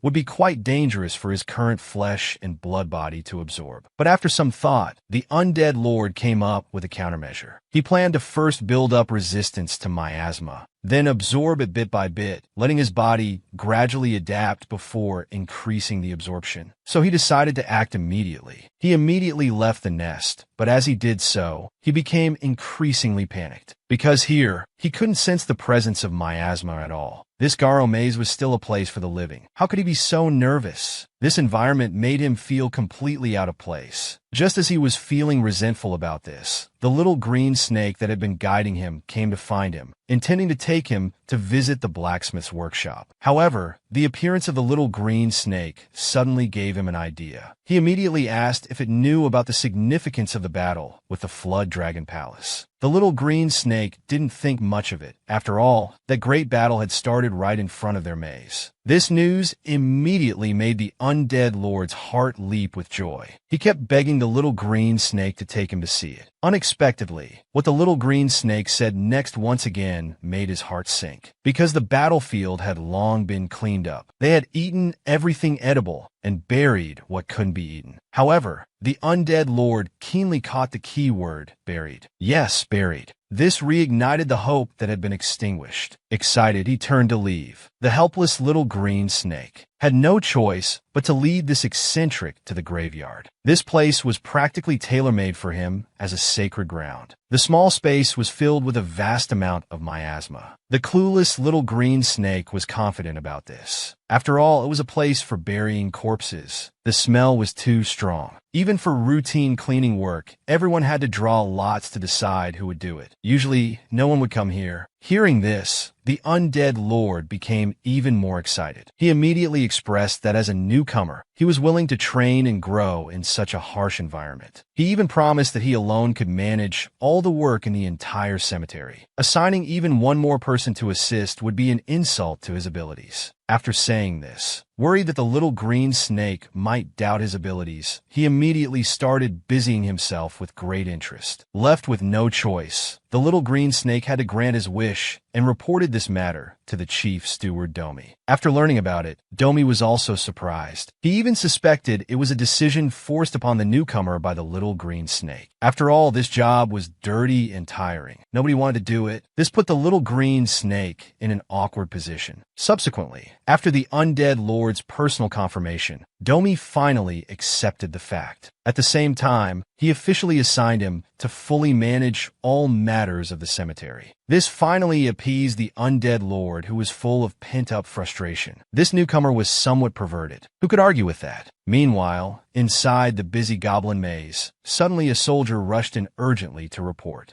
They had discovered a Garo army approaching rapidly. Based on their itinerary, they would probably arrive in about 2 days. They have finally come. In that case, we should also prepare to welcome them. Can you believe this medieval castle, equipped for both offense and defense, was built by a group of little green monsters? At this moment, Jin Jinyu and his group had already been invited into the maze. After being seated as guests, Jin Jinyu was surprised to discover that the ruler of this goblin maze was actually a dwarf. To this, Mark, the lord of the goblin maze, openly admitted his identity. This then brought the focus back to Jin Jinyu. You're human. Aren't you also ruling over the Garo maze? Since a dwarf was in charge, Jin Jinyu understood how this group of goblins had developed to their current scale. After all, he had grown up on the 12th underground level and had seen many Abyss Lord's mazes. But what shocked him the most was still this goblin maze. The entire maze was built along a mountain. There was only one narrow passage to enter the maze, with deep ravines on both sides of the path. But if you thought this was the entire maze, you'd be wrong. This was just a city wall. After passing through this wall, there was still more to see. This tall arrow tower and the connected castles would be difficult for even siege-level dragons to breach. After Jean Genu's commercial flattery, the atmosphere of the meeting became much more relaxed. Knight Yusei had already started gnawing on a chicken leg. However, as the host, Knight Mark didn't get carried away by this flood of compliments. Instead, he took over to paint a picture of their misery. As you can see, due to the goblin's rather small stature, even when dealing with ordinary beasts, it's hard for us to have the upper hand. So the purpose of building this fortress is more for self-preservation. Moreover, this area is poor in resources with very few ways to obtain food. As a result, we spend most of our time holed up in the castle, researching and manufacturing various weapons. We trade with black market groups to exchange for food and other necessities. Aren't they just a bunch of shut-in tech geeks who never go out? At the same time, Jean Genu understood why other forces looked down on the goblin maze. They even mocked them as nothing more than house cats hiding at home. But how could they imagine that the goblin maze, which usually doesn't fight or compete and just guards its corner, might actually be a fierce tiger with retracted fangs? In fact, Jean Genu had the same thought before coming here. But now he had to abandon the idea of annexing the goblin maze. In a moment of realization, he also became aware of this issue. The goblin maze must also know the general purpose of his visit. Yet, they still so openly invited him into the maze. Does this mean that the goblins have some kind of trump card to deal with him? Thinking of this, he stopped beating around the bush and got straight to the point, also wanting to probe the other party's trump card. Unexpectedly, the response from Mark, the goblin lord, surprised him quite a bit. Although your excellency's Garo maze is powerful, considering the current situation on the 9th floor, I presume what you need most now are friendly partners. Of course, most importantly, we can provide your excellency with a lot of useful technical support. Well, this rhetoric clearly shows they want to contribute ideas but not manpower. Jean Genu's face immediately darkened. You should know why I'm here. You should also understand that to survive long, besides being ugly, you must also know when to bow your head. Sensing the threat in Jean Genu's words, Mark's heart trembled. After pondering for a moment, he surprisingly begged Jean Genu for more time. Seeing Mark's loss of composure, Jean Genu didn't mind continuing to listen to his nonsense. In fact, Mark was truly in a difficult situation. Due to their remote location, ways to obtain food were very limited. This forced them to rely on black market groups for survival. Fortunately, they had a low-grade gemstone vein beneath their maze, which barely maintained the maze's daily operations. But if he became your excellency's contract knight, he would have to offer up part of the gemstones they relied on for survival. Without this portion of gemstones, the goblin maze might collapse on its own, without anyone even attacking it. Hearing this, Jean Genu immediately realized something was wrong and hurriedly called for a stop. He had never said he wanted Mark to become his subordinate knight, like you say. Moreover, not just anyone could become his knight, let alone someone he had just met. This time it was Mark's turn to be stunned. If not to recruit subordinates, then what was he here for? After all, the difference in status and power between the two mazes was so great. Seeing this, Jean Genu revealed the true purpose of his visit, to form an alliance. Mark clearly hadn't expected it to be an alliance. But upon reflection, Mark didn't think this would be a simple formal alliance. There must be some harsh conditions. However, Jean Genu did this only to express gratitude. In fact, when Jean Genu first became a noble, various factions on the 9th floor sent congratulatory gifts. But those factions were just using gifts as a pretext to plant spies in the Garo maze, aiming to monitor its every move. Only the Goblin maze came to sincerely congratulate. Not only did they send precious velvet gems, easing the Garo maze's post-war difficulties, but they also provided maps of the 9th floor and other useful information. With this help, the Garo maze eventually defeated the undead maze. So, the two mazes had actually been allies for a long time. These heartfelt words immediately moved Mark and his companions, leaving them stunned on the spot. It took Mark a while to react. He let out a hearty laugh, then waved his hand, asking his two subordinate heroes to bring up the gifts. What kind of gifts would require two heroes to handle? It was a finely crafted set of armor and a broad-backed longsword, clearly extraordinary items at first glance. No wonder Jin Jinyu was so moved. Your Excellency, as I know you break your sword every time you fight,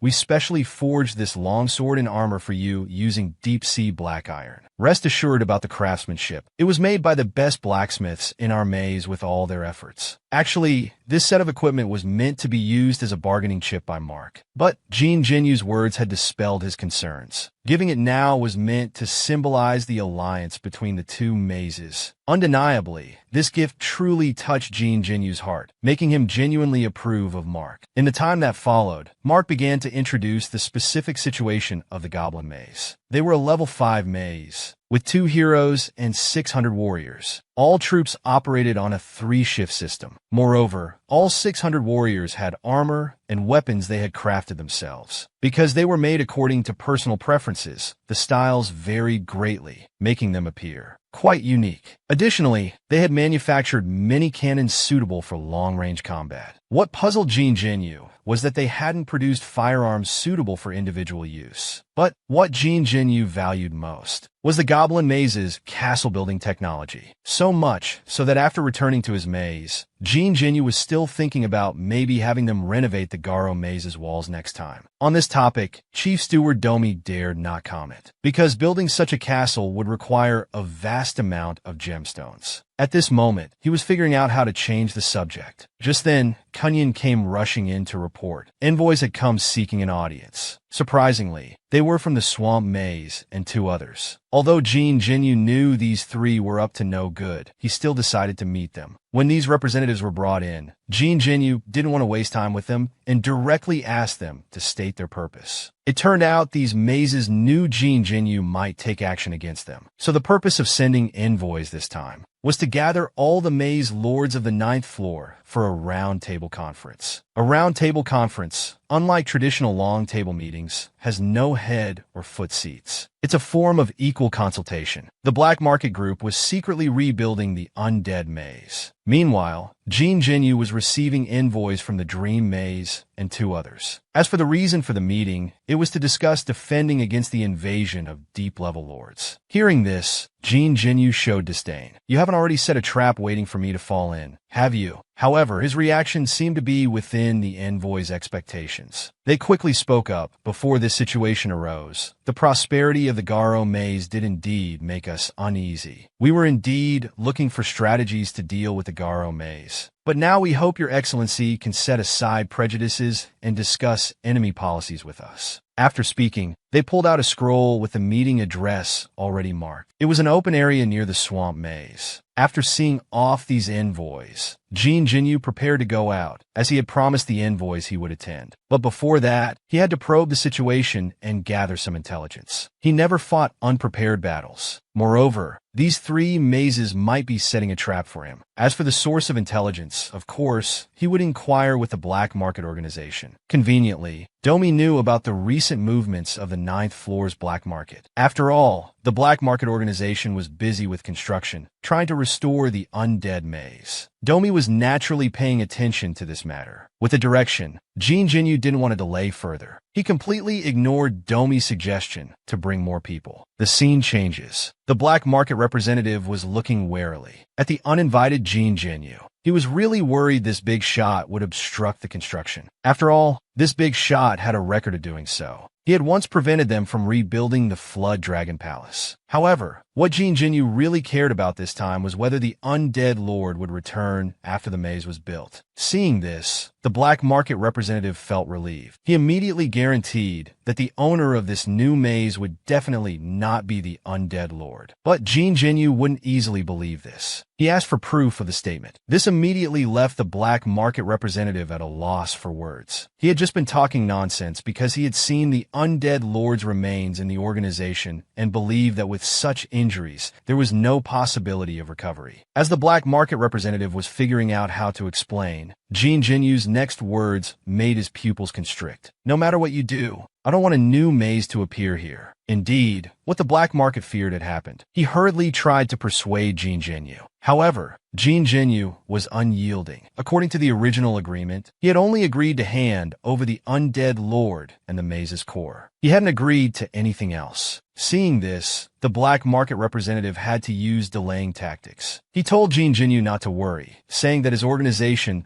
was rebuilding the undead maze, only to maintain the ecological balance of the ninth floor. And at present, it was just basic repairs. They wouldn't be building a maze here in the short term. As Your Excellency has observed, this construction is mainly for repair. This nearly shattered maze core. The black market organization had gone to great lengths for this and consumed a lot of resources. Now is the critical stage of core repair. It must not be moved carelessly. Unexpectedly, before the black market representative finished speaking, Jean Jinyu appeared before him, holding the core. Jean Jinyu looked very innocent. As for the black market representative's face, it instantly turned like this. The next second, a piercing wail echoed across this undead wasteland. In contrast, the instigator looked indifferent, telling the black market representative not to panic. Couldn't they just rebuild one and be done with it? But his words made things worse. As soon as he said this, the black market representative immediately cried out. If it were that simple, the black market wouldn't be in such disarray. However, Jean Jinyu had already thought of a solution for him. Jean Jinyu had once promised to help the Tusk Boar tribe move to the ninth floor. At that time, a space would be freed up on the 8th floor. These words immediately gave the black market representative a glimmer of hope. But the next second, his face darkened again. The maze core was destroyed. An empty maze would be useless. This time, it was Jean Jinyu's turn to be confused. Were maze cores really that rare? Even the black market organization that operated throughout the underground world didn't have one. Nonsense, actually. The seeds of maze cores are only nurtured in abandoned mazes. Once nurtured, the maze core would first hide in places like altars, then seek out a suitable owner. As the black market representative was still rambling, he suddenly glimpsed Jean Jinyu tightly gripping a maze core, staring at him with innocent big eyes. His heart immediately cried out in surprise. "Isn't this thing supposed to be very rare?" he said while looking at the black market representative playfully, as if looking at a lamb waiting to be slaughtered. The black market representative was also cunning. He immediately understood and cozied up with a coquettish face. "With this maze seed, I guarantee that the boar tribe from the 8th floor can successfully move to the 9th floor." Unexpectedly, as soon as he finished speaking, Jean Jinyu immediately turned to leave. "Go to hell. After you die, I'll negotiate with your successor." The black market representative also immediately realized that he had no bargaining power. His life was in the hands of this bastard. As he was pondering, Jean Jinyu actually summoned a parasite to swallow the maze core. At this moment, the black market representative didn't dare to play any more tricks. He hurriedly admitted defeat. Actually, Jean Jinyu was just scaring him, messing with his mind. Only in this way could he easily control the negotiations. Seeing that the matter was ripe, he finally spoke out his conditions. First, he confirmed with the black market representative whether the news about the 10th floor nobles invading the 9th floor was true. He also revealed the situation of those 3 mazes inviting him to a roundtable conference because of this matter. However, after hearing this question, the black market representative looked skeptical, because according to his knowledge, the nobles of the 10th floor had long lost their fighting spirit and had shifted their focus to boring comparisons of wealth and showing off. If that's the case, those 3 were really lying. That being so, why did those 3 set up such an obvious trap? To this, the black market representative gave a strange view. That is, they might be under external pressure. This immediately piqued Jean Jinyu's interest. According to the black market representative, most of the nobles on the 10th floor have close connections with a great noble from a deeper level. Speaking of this great noble, the black market representative's heart was pounding. He led Jean Jinyu to a corner before whispering, "That great noble is the Earl of the Parthenon Temple on the 11th floor." This name, Jean Jinyu had heard this name for the first time. But what did this matter have to do with this Earl? Seeing Jean Jinyu still clueless, the black market representative could only scratch his head and continue to reveal information. "You might not know him, but you definitely know his archenemy, Earl Tuali." Hearing this from the black market representative, Jean Jinyu immediately thought of the Iron Giant, Earl Tuali. Moreover, he had another identity. That is, the former master of the vampire Angela. But he became even more confused. What kind of relationship did these nobles have with the 9th floor? The man acted erratically, not following common sense at all. He actually wanted to use the maze core in his hand to probe information about 3 opponents from the black market representative. Yet he inadvertently uncovered a shocking secret. Continuing from the previous episode, what kind of relationship did the 10th floor nobles have with the 9th floor? Why did they all want to invade the 9th floor? It seemed that there was also a subtle push from 2 Abyss Earls behind this. Just as Jean Genu was puzzled, he caught sight of the black market representative hesitating to speak. He immediately couldn't help but scold. "If you have something to say, spit it out. Don't make me dismantle your maze right now." Frightened, the black market representative hurriedly spoke. "Actually, the story about your excellency and the gala maze has been widely circulated in the underground world. After all, it's inconceivable that an unknown rookie could defeat the Flood Spirit King, who had dominated the area,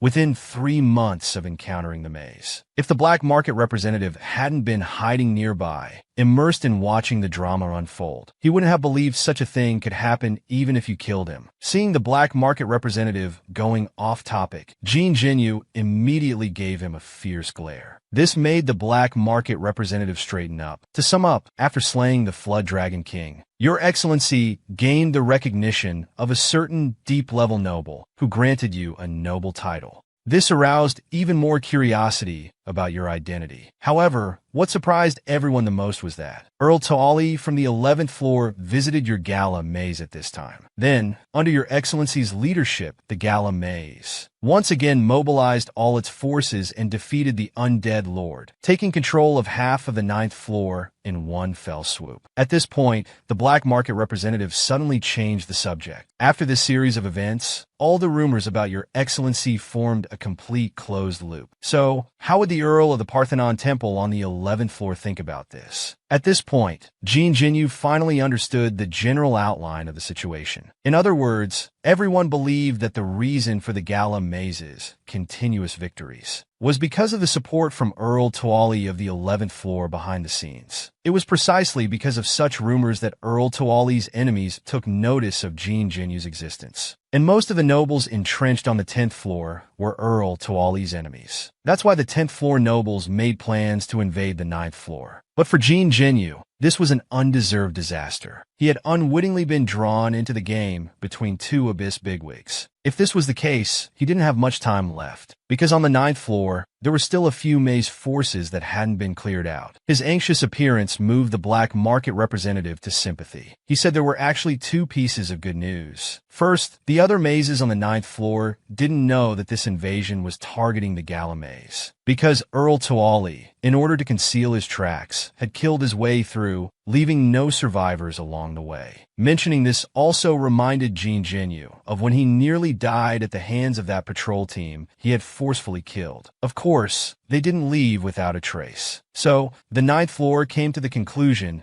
that Abyss nobles were preparing to invade the 9th floor. The other good news was that Earl Toali, after learning of Jean Genu's victory over the Undead Lord, decided to officially sponsor the gala maze. The reason the black market representative knew this news was because the organization had been commissioned by Earl Toali to transport a batch of supplies to the 9th floor. Hearing this, Jean Genu didn't feel happy at all. Toali's actions were merely to confirm other speculations, and the main purpose was to forcibly bind himself to Jean Genu. At this point, Jean Genu sighed deeply. These troubles coming one after another really didn't give the gala maze a chance to catch its breath and recover. Meanwhile, the black market representative had said everything he knew, but relying on just this to exchange for the maze core was clearly far from enough. This made the black market representative panic. If he couldn't complete the task assigned by the organization, his life would surely be forfeit. Seeing this, Jean Genu didn't mind continuing to exploit him. Now they were in the same boat. Then Jean Genu made another request. He wanted to be arranged to blend into the merchant caravan,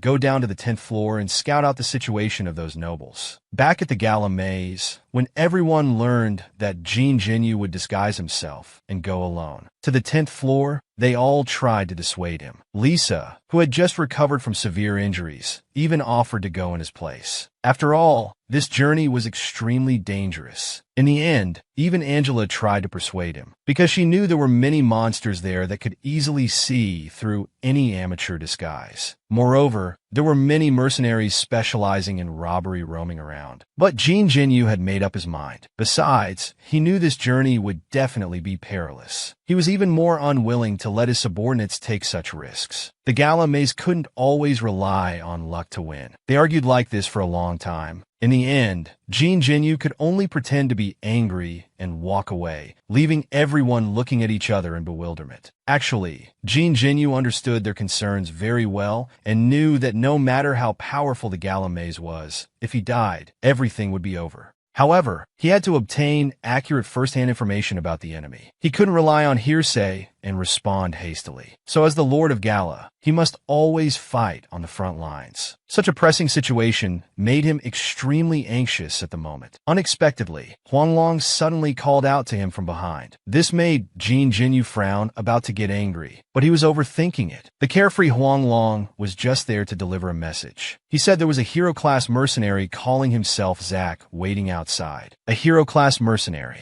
This piqued Jean Jinyu's interest. On the other side, in the square in front of the gala maze, Kunyan was leading a team surrounding a tall figure. It was he who had knocked on the door asking to see Jean Jinyu. But this guy seemed to have quite a temper. He was pointing at Kunyan, who was blocking his way, and shouting loudly. But no matter how much he shouted, Kunyan still firmly blocked his way, not budging an inch. But his mouth wasn't idle either. He said, "You say you're a knight, but where's your mount?" When Kunyan asked this, Zack's expression immediately changed. Then he looked embarrassed. He stammered, unable to speak for a long time. Just then, Jean Jinyu also arrived at the square. Zack immediately looked delighted. An unexpected scene occurred. This guy actually proposed a duel with Jean Jinyu. If he lost, he would submit to Jean Jinyu and become his sword. Taking advantage of this interval, Jean Jinyu switched to calculation mode and started scanning Zack. In an instant, he had a comparison of Zack. This guy's strength was indeed at the hero level, but not much stronger than Kunyan. Although it was a time of need for manpower, he certainly wouldn't recruit anyone randomly before clarifying their background. However, from this guy's tall figure and the armor he wore, he already had a vague guess in his mind. So he spoke directly, asking, "How did you, a soldier of Earl Taali, think of coming here to seek amusement?" Unexpectedly, as soon as he finished speaking, Zack removed the armor covering his face, revealing his angry and distorted expression. He shouted loudly, "Don't mention that name in front of me. I wish I could tear him to pieces." Who would have thought that this uncle with a grief-stricken face, his actual true identity, was the infamous Headless Knight? Seeing Zack's angry reaction, which didn't seem to be fake, Jean Jinyu decided to follow this lead and explore the reason behind it. As he had guessed earlier, before coming here, Zack was indeed one of the Iron Knights under Earl Taali. And according to Zack, he left voluntarily because he hated Earl Taali. It seemed there was more to this story, but then again,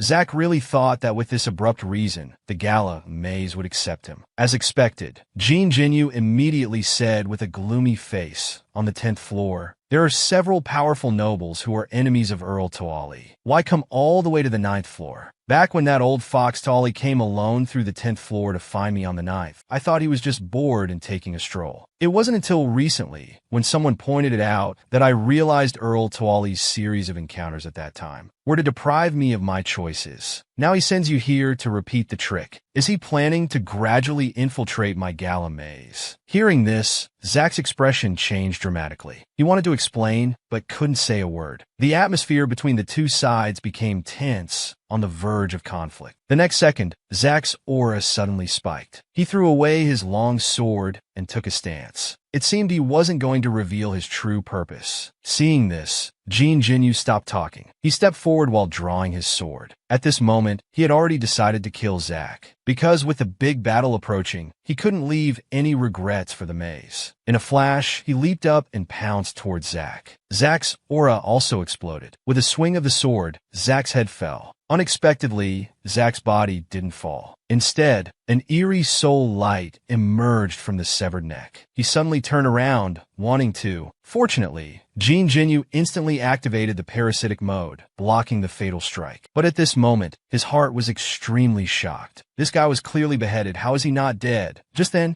Zack's voice came to his ears, as expected of the rumored undefeated princess. Also, can you ask those mice watching the show to put my head back on? I have to say, this scene is indescribably bizarre. However, what's more interesting is that this guy was desperately stretching out his tongue, trying to inch towards his body. Unexpectedly, the next second he felt dizzy. Angela, with a face full of blood, picked up the head with both hands. She even kneaded it a few times with some familiarity. This familiar behavior made Jin Jinyu a bit confused. And indeed it was so. Both of them had stayed under Earl Zack before. Angela also briefly explained Zack's background. He was actually a high-level undead, known to people as the Headless Knight. Jin Jinyu knew little about Headless Knights. They always rode undead horses, wandering through various layers of the underground world. But they were different from undead like Lich Lords. Lich Lords were created from floating souls, while Headless Knights inherited their bodies and souls after death. Angela's explanation left Jin Jinyu somewhat confused. He couldn't help but ask if a soldier dies in battle and immediately transforms,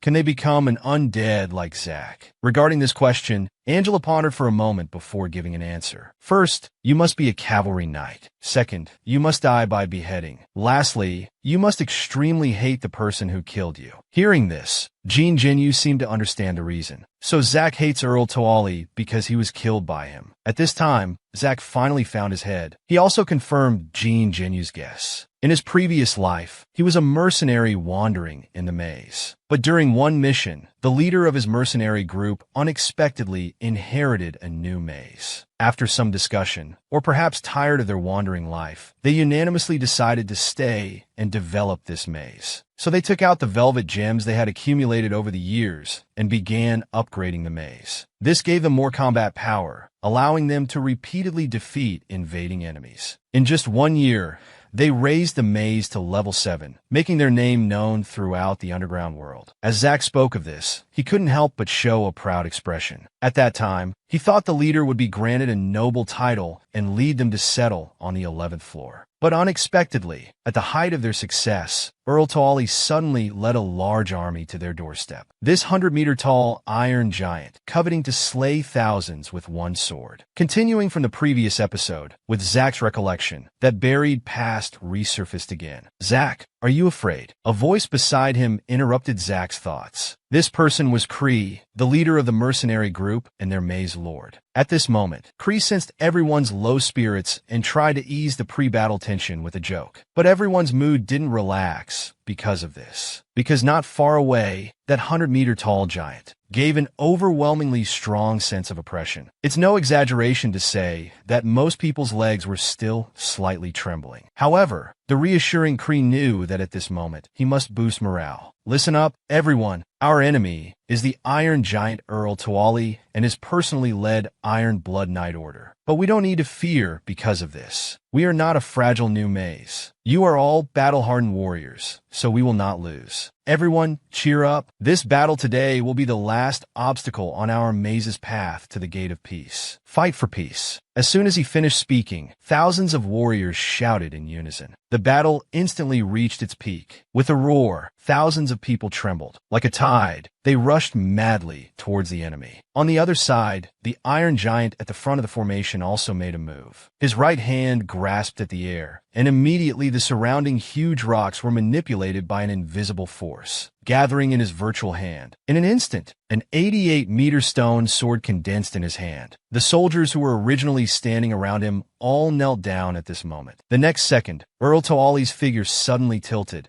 and the giant sword in his hand was swung accordingly. A terrifying sword light, like divine punishment, instantly swept across the entire battlefield. At this moment, no words could describe the shock in Zack's heart. He only felt countless comrades like weeds, vanishing into dust before his eyes. Just as he was about to be annihilated by this force, Kree suddenly appeared in front of him, holding 2 silent ones he had saved. Zack, quickly lie down and play dead. I can't hold on much longer. I'm sorry I couldn't take care of everyone. As soon as he finished speaking, Kree gathered his last bit of energy to wait for the whole world. However, with just one attack, Kree's body shattered and dispersed in the air. Along with it, their once cherished beautiful vision also dissipated. After an unknown amount of time, Zack suddenly woke up. He found himself covered in wounds, with his thigh crushed by debris. Suddenly, as if remembering something, he looked around frantically. When he found that his two companions were still alive, his anxious heart finally eased a little. But clearly, his companions' injuries were not optimistic. Realizing this, Zack could only struggle to use his hands to crawl towards them inch by inch. He didn't want to see any more comrades die before him. Meanwhile, Heya,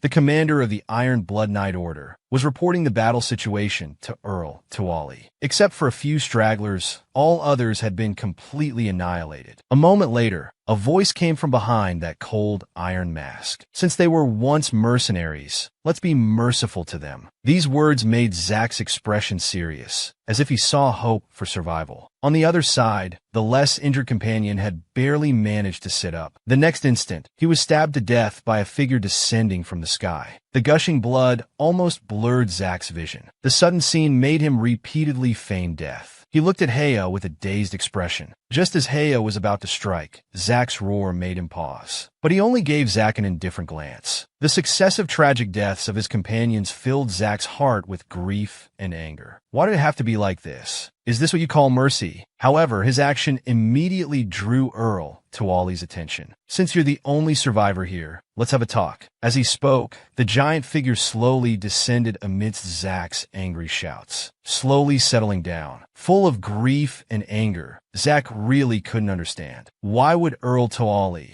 with such formidable strength, destroy their small, weak maze? There was no grudge between them, and their maze didn't have any enviable wealth or resources. I just wanted to show respect, Earl Tuali said. This irrelevant answer suddenly left Zack speechless. But after hesitating for a moment, he still roared out his final question: why did you launch this massacre? Originally, I had some expectations for your so-called invincible maze. But now I see you're just a bunch of rabble, amounting to nothing. You dare to bare your fangs at everyone without knowing your own strength. Since you were sincerely seeking death, this outcome is the supreme mercy I bestow upon you. I allow you to thank me for my mercy. The knight's grief and resentment before death transformed him into a headless knight feeding on hatred. In this underground world where the strong prey on the weak, weakness is a sin. So even if annihilated, one should be grateful. Hearing Earl Tuali's absurd and hypocritical words, it seemed reasonable at first, but on second thought, the scene of his companions' tragic deaths turned into a surge of grief and anger, shattering Zack's rationality. Since you want gratitude, I'll grant it to you. Saying this, his palms suddenly exerted force. His fingers immediately sank deep into the stone. Unexpectedly, as Earl Tuali's fingers moved slightly, a sudden whooshing sound rang out. How boring. Another brute who can't even control his emotions. Heya beside him was already accustomed to such scenes. But after just a few steps, a terrifying aura suddenly burst out behind Heya. It seemed to be nurturing something within. In your eyes, we are just a group of weak puppets, but we share joys and sorrows, striving to survive in this perilous underground world. It was your appearance that ruined everything. Anatoro, my hatred for you will be eternal. Suddenly, Earl Tuali raised both hands, and several huge rocks immediately flew over, firmly suspending Zack in the air. In desperation, Zack bit down on his long sword, then removed his head and threw it with all his might. This seemed to be a new skill unlocked after becoming a headless knight. Indeed, this move with low damage but high insult put Earl Tuali into a momentary daze, until the head flew right in front of his eyes. Only then did he manipulate the huge force to block the head. Looking at these two stones before him, Earl Tuali was also thoughtful. In all the great battles he had participated in, such a situation had never occurred before. He didn't expect Zack to harbor such great resentment towards him, to become an undead feeding on hatred after death. But then he thought it wasn't worth fearing, because most undead transformed by hatred ultimately fail to realize their wish for revenge. Instead,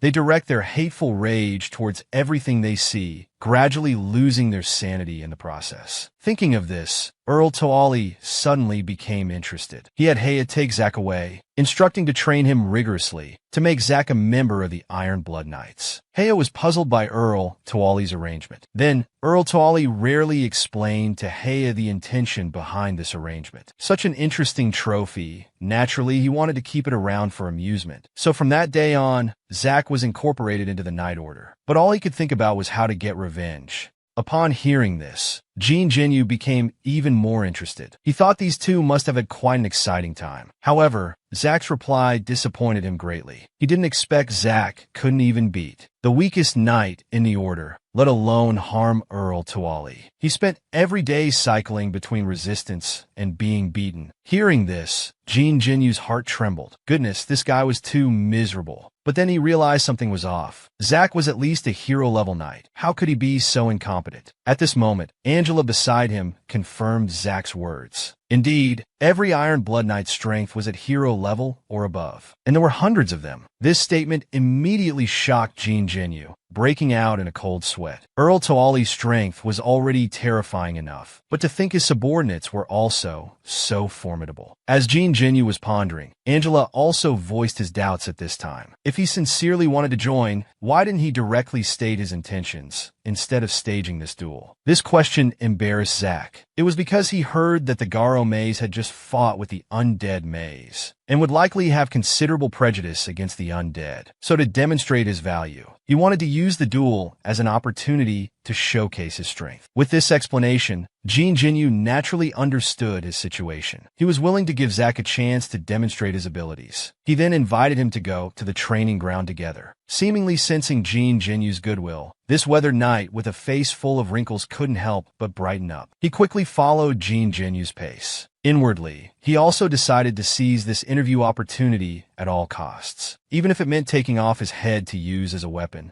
Originally infamous as the Headless Knight, he insisted on dismounting to compete with others. The result was a peaceful end. Out of sympathy for Zack, Jin Jinyu gave Zack this chance to demonstrate his abilities. As soon as they entered the arena, Zack eagerly showed off his skills. The aura around him suddenly surged, but he found that Jin Jinyu hadn't even drawn his sword. It seemed he intended to fight barehanded. Feeling insulted, Zack's fighting spirit suddenly surged. However, Jin Jinyu was indeed going easy on him. After all, earlier Zack couldn't even withstand one of his strikes. Of course, he hadn't been careless either, already switching to parasitic mode, attaching shoulder blades to his arms. With Zack's loud shout, however, after a few breaths, the familiar scene appeared again. Regarding this result, Zack still stubbornly insisted, stating that as a knight without his mount, it meant he couldn't fully demonstrate his combat prowess. Hearing this, Jin Jinyu was skeptical. He wondered why Earl Toali didn't think of providing Zack with a mount when he first recruited him as a knight. Actually, this wasn't Earl Toali's fault. It was because of the special attributes of undead knights. They simply couldn't use living creatures as mounts. If they were to ride, it could only be on undead beasts. This was quite problematic. In the underground world, two-legged undead were easy to find, but four-legged ones had never been seen before. As they were discussing this, the undead lord, who had been eavesdropping, was full of contempt for them, because in his view, creating an undead horse was as simple as breathing. At this point, Angela suggested contacting the Black Market Organization. If they could keep the undead lord alive, they could force him to create an undead mount through threats. Upon hearing this, the undead lord was furious. He'd rather die than do it for them. Unexpectedly, Jin Jinyu, who also heard this, immediately rejected the proposal. In his view, even if the undead lord was alive, his method of creating chimeras was extremely crude. It was merely a simple assembly of corpse parts. Moreover, the chimeras created had no self-awareness. Such a creature couldn't cooperate effectively with a knight in battle. But he couldn't deny the undead lord's intelligence. He could only say that this guy was indeed clever but lacked talent. However, these words infuriated the undead lord, stirring up his competitive spirit. He secretly vowed to prove himself, to slap Jin Jinyu in the face. The scene changes. The undead lord's passing figure happened to catch the attention of several small Garo snakes. Their casual chat naturally turned to him. "Do you know this newcomer?" He's quite strange. He actually volunteered to clean up the cemetery. Little did they know, their discussion was overheard by little Garo Robin, who had just entered the dining hall. When he learned that the newcomer had been assigned to clean the cemetery, he immediately scolded these little snakes without asking for the reason. In Bing Chi's mind, he had already concluded that this was a case of seniors mistreating a newcomer. These Garo snakes were quite wronged. Who told them to be seniors in the maze? But then again, the saint's heart is truly sickening. Without waiting for any explanation, Bing Chi had already turned to head to the cemetery to rescue the person, leaving behind these depressed little snakes. On the way, Bing Chi kept recalling how those guys were all eager and attentive when he was first summoned. He didn't expect they would mistreat newcomers behind his back. Suddenly, he realized that he, as everyone's favorite, might be the root of all conflicts. This train of thought was somewhat moldy, but his pace quickened. But when Bing Chi arrived at the entrance, the clean and grand gate was hard to believe. No wonder he hadn't smelled that nauseating odor on the way. He felt another wave of anxiety. Making a newcomer work in such a confined space, could they have already passed out inside? He hurriedly pushed the door open, but what greeted his eyes were rows of neatly arranged graves. It was no longer as disgusting and smelly as before.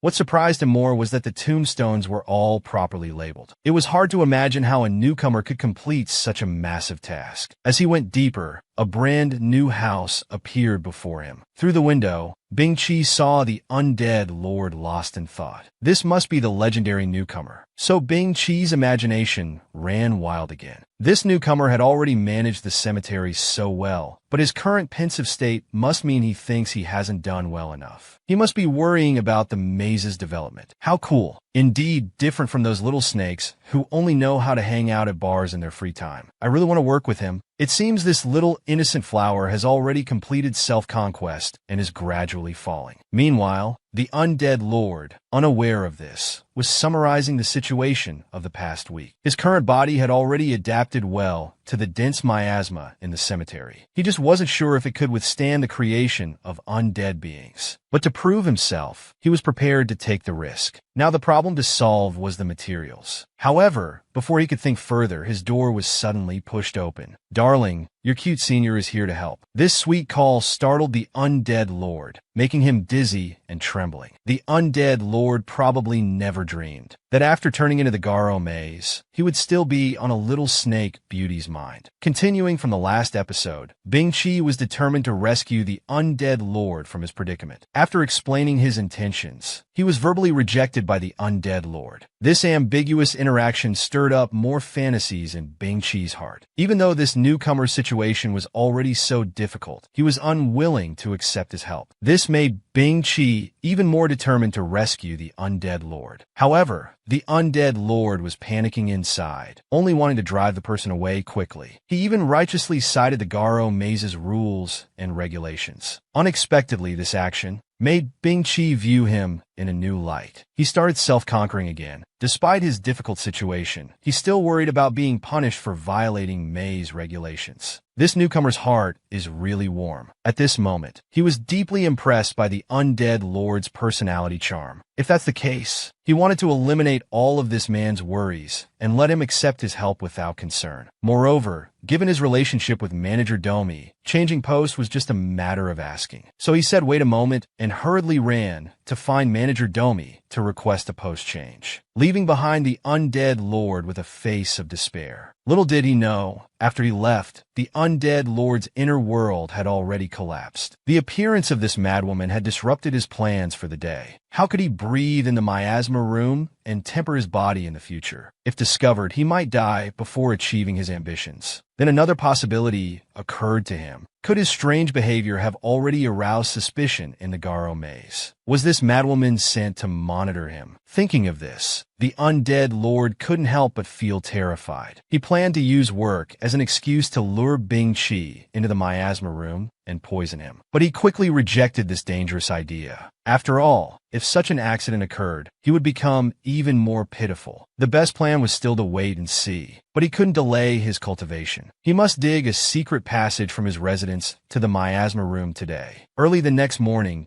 Bing Chi indeed came with a necklace, announcing that from today he would work in the cemetery and even eat and live together. His shy glance happened to meet the undead lord's lifeless eyes, making him even more embarrassed. Although the atmosphere was a bit ambiguous, Bing Chi still conveyed the message from Manager Domi. One of the points mentioned, after meals, there would be a 1-hour period of private time that couldn't be disturbed. However, this rule had different interpretations in their minds. The romantically inclined Bing Chi thought this hour would be their time for moonlit romance, while the undead lord believed that Bing Chi, as his monitor, would use this time to secretly investigate his background. In a moment, the undead lord had already formed a plan. He decided to assign Bing Chi the most difficult and laborious tasks, hoping to discourage him from further involvement. If this madwoman could die from overwork, that would be even better. Soon, the undead lord led Bing Chi to a pile of garbage and corpse remains several people high. Such a large workload truly frightened Bing Chi. The undead lord was satisfied seeing his shocked expression. Then he calmly said, "This is just the kitchen waste from the maze's breakfast. What we need to do is first sort out all the useful parts, then bury the useless parts. The important thing is we must finish before lunch. Otherwise, when the kitchen waste from lunch arrives, I'm afraid there won't even be a place to stand here." Bing Chi, who was initially shocked, suddenly burst into tears. He couldn't imagine how a newcomer could complete such a complex task alone. He immediately channeled his grief and indignation into motivation. So the two of them immediately started the cleaning operation, working hard for 2 hours. Of course, most of the time,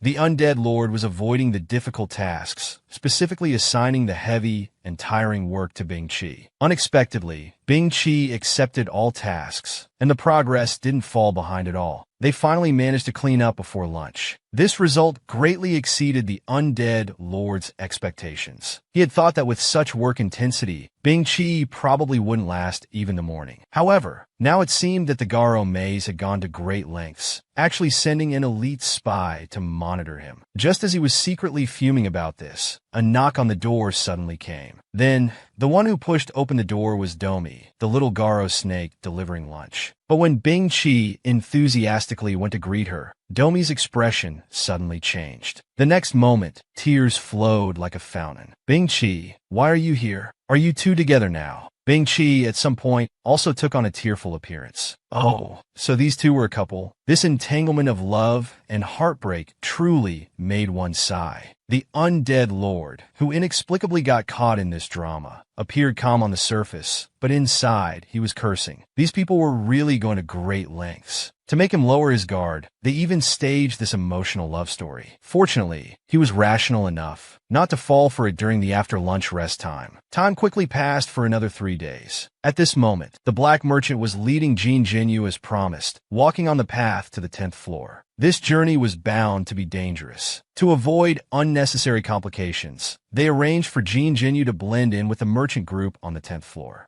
So, the black merchant had already informed the person in charge of the 10th floor black merchants in advance. As they were talking, they had already arrived at the agreed location. While Jean Jinyu was still unclear about the situation, the 10th floor black merchant had already come to greet them. She raised her hand and passed a booklet to him for signing. But what was this about signing? Sign what? At this moment, the embarrassed black merchant finally spoke up. "I've heard that she likes to chase stars. She seems to have admired you for a long time. Why don't you do her the honor of signing?" Jean Jinyu's journey on the 10th floor didn't seem to be going smoothly. Jean Jinyu never thought that he would have fans in the black merchant group and even be asked for an autograph. He originally didn't want to bother, but the girl's eyes were both innocent and expectant. So his heart softened and he signed his name. Looking at the ecstatic fangirl, Jean Jinyu couldn't help but ask the black merchant curiously, "I thought the black merchant organization was full of little ghosts like you. Now it seems there are quite a few high-level demons among them." Hearing this, the black merchant's expression became melancholic. In fact, in recent years, the Ghost Clan has just taken over the business of various levels of the underground abyss. It seemed there was more to this story, but before the black merchant could explain further, Aaron, the 10th floor black merchant, cut in because all our merchants died in the deep underground. So we had no choice but to hire their Ghost Clan. As long as they don't lose the organization's goods, it doesn't matter how many of these lowly species die.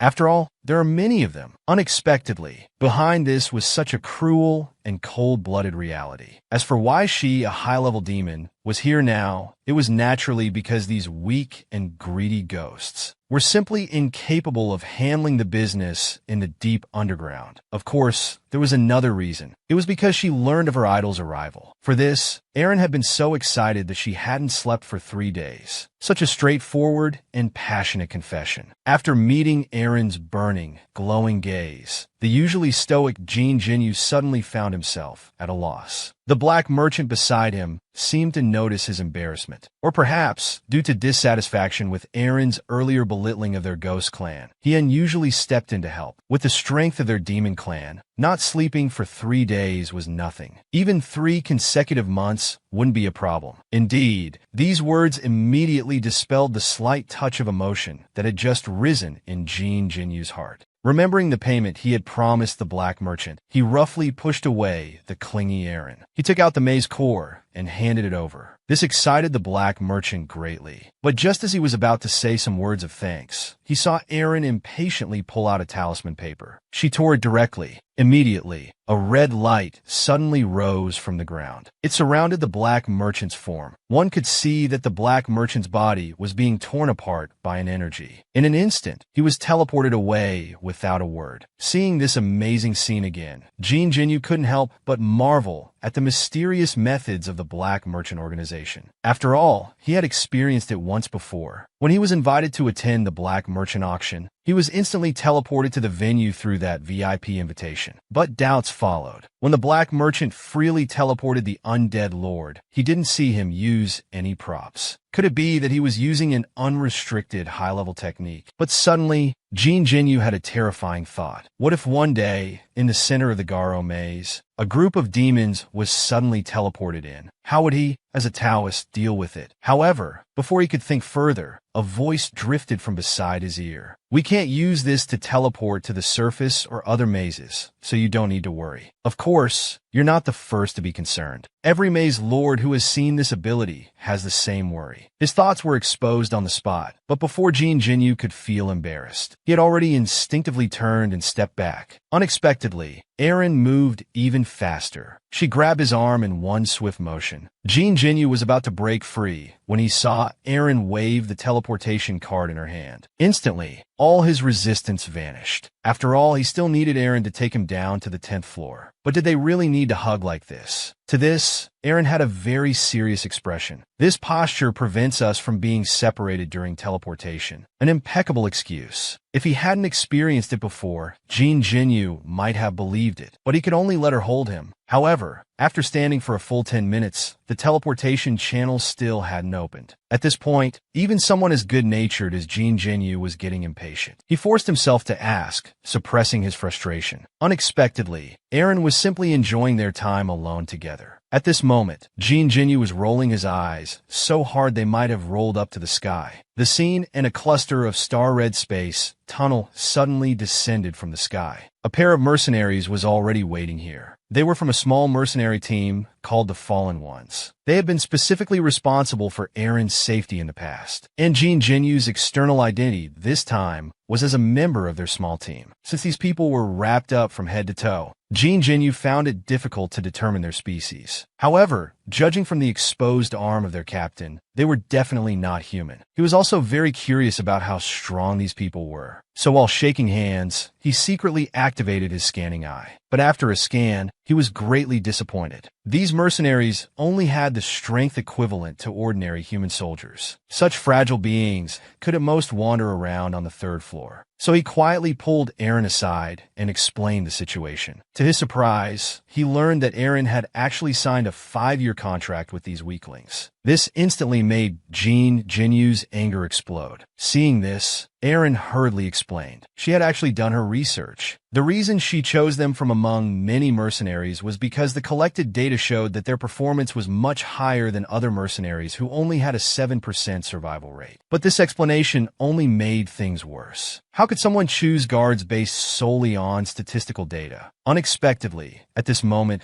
the ground suddenly began to shake violently. Turning around, they saw the mercenary captain had already leapt to a high point to scout. It was a group of giant underground worms. They were rapidly approaching them. It must have been the commotion from the teleportation that woke the worms. Subsequently, the mercenary captain efficiently began assigning battle preparations. However, the arrangement for Jin Jinyu was actually to stay put and not interfere. One would think Jin Jinyu would be annoyed at being so underestimated, but surprisingly, it suited him just fine. It was a perfect opportunity to test the strength of these mercenaries. However, in Jin Jinyu's eyes, the fate of these mercenaries was already sealed. In the end, he and Eren would have to step in. Just as he was secretly gloating, he saw the mercenary captain slightly turn his head and glance at him. You rely too much on parasites. Sometimes what you see isn't the whole truth. Jin Jinyu was greatly shocked. At the same time, several underground worms had burst out of the ground. The mercenary team was already in battle formation. In the next instant, except for the healer, everyone else had flashed forward to engage the enemy. Surprisingly, it was the healer, who was supposed to be support, who made the first move. With a wave of the staff, the largest underground worm was pinned in midair. The pink-haired mercenary seized the opportunity, immediately forming hand seals while her eyes flashed with a rosy light. She suddenly exhaled a huge pink bubble. In the blink of an eye, it enveloped the largest underground worm. A worm suddenly darted out from the side, lunging at the pink-haired mercenary. Fortunately, the big guy stepped in to save the situation. Meanwhile, Jin Jinyu had been quietly observing everyone's expressions. In terms of combat skills, they weren't much different from human soldiers, but their teamwork was impeccable, allowing them to take down 2 underground worms in just 1 second. As he pondered, Eren beside him explained the reason why this mercenary team was called the Fallen Ones. They had participated in several major battles between the underground world and humans. Although they gained their freedom after the war, they gave up life on the surface, willingly staying in this underground abyss. These 5 strangely dressed mercenaries could wipe out a large group of underground monsters in just a few minutes. The reason they possess such terrifying power all stem from their tragic backgrounds. Their parents were all human captives taken by monsters, so they were all born in the underground maze. These babies grew up drinking monster milk from a young age, so they awakened extraordinary powers from childhood. In the recent battle, the mercenary's hat brim was flipped up. With this and Eren's explanation, Jin Jinyu had already guessed the origin of these 5 mercenaries. Like him, they were all human children born in the underground maze. But there were differences among these children. Those born in deeper levels often received stronger blessings and protection. Their power also grew rapidly with age, to the point where even the nobles of the deep maze were defeated. Eventually, those maze nobles established organizations in even deeper levels specifically for cultivating humans. This reminded Jin Jinyu of the maze noble known as the Abyssal Tentacle Mother. After all, that's where he was born and raised. At this point, Eren turned her head to glance at Jin Jinyu, then continued. As more and more maze babies were studied, the deep nobles were surprised to discover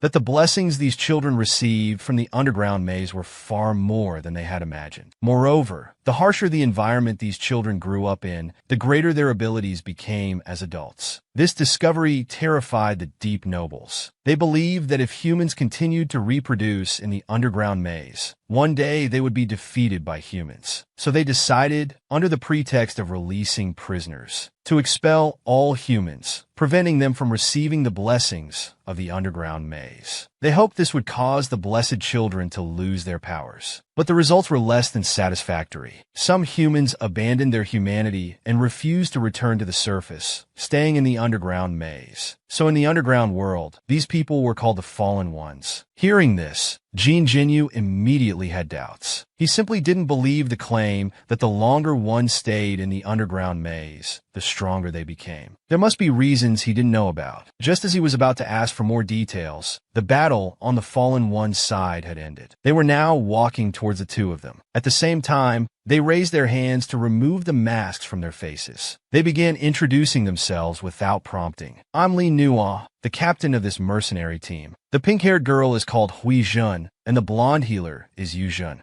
Then there's Zhong Yuan, responsible for damage output, and Xiao Xiang, in charge of reconnaissance. Then, abruptly changing the subject, we've just proven our abilities. I trust you have no more doubts now. At these words, even the thick-skinned Jin Jinyu felt a bit embarrassed, so he didn't continue on that topic. He was now more interested in why Li Nuo had given up returning to the human world on the surface. Though surprised by this, Li Nuo still explained the reason. After that great battle between the two sides, thousands of human captives were released from the maze dungeons. But on the journey back to the surface, countless monsters would still emerge to hunt them. They were just children then, and with their small frames, they managed to escape the monsters' hunting time and again. Seeing this repeatedly, he gradually came to believe it was all just a deception. They risked their lives, but was it all for this hopeless journey home? But why did all those adults rush forward without hesitation? Was the scenery on the surface really as the adults described? During the day, you could see endless blue skies and white clouds, and at night, the sky would turn into a vast expanse of stars. If such scenery really existed, was it worth risking their vibrant lives for? In the end, they gave up. In fact, you could say they had given up before they even started. The reason was simple. They no longer dreamed of any paradise. They had always lived in darkness. They denied the existence of the surface. So they returned to their original maze, begging the maze lord to take them in. This action made the maze lord misunderstand it as loyalty and reliability, removing their captive status. They were exceptionally recruited as soldiers. But later, their maze was destroyed in a great battle between mazes. Those who escaped by luck began their nomadic mercenary life. Jin Jinyu was the first human they had seen since their release. Just as he finished speaking, Jin Jinyu gestured that he came from even deeper, the 12th layer. He too was young then, but he had managed to escape from hell by all means. Of course, talking about this now was meaningless. However, if Li Nuo and the others were willing, he could show them the true scenery of the surface. As soon as he finished speaking, Li Nuo and the others couldn't hide their shock, especially the three girls who started chattering and asking questions. All sorts of things they had heard about the surface when they were young. Only Li Nuo remained silent, looking down. Seeing this, Jin Jinyu said no more. In an instant, the space behind him shattered like a memory, opening the portal he had set up on the surface. In a daze, Li Nuo and the others felt their eyes brighten. The next second, the scene before their eyes made them catch their breath, their pupils constricting. They weren't fallen ones. They were just children who had lost their way home. The man's biggest trump card was these insects. And today, he actually met humans who were also parasitized by insects. After learning about the experiences of the Fallen One mercenaries, Jin Jinyu enthusiastically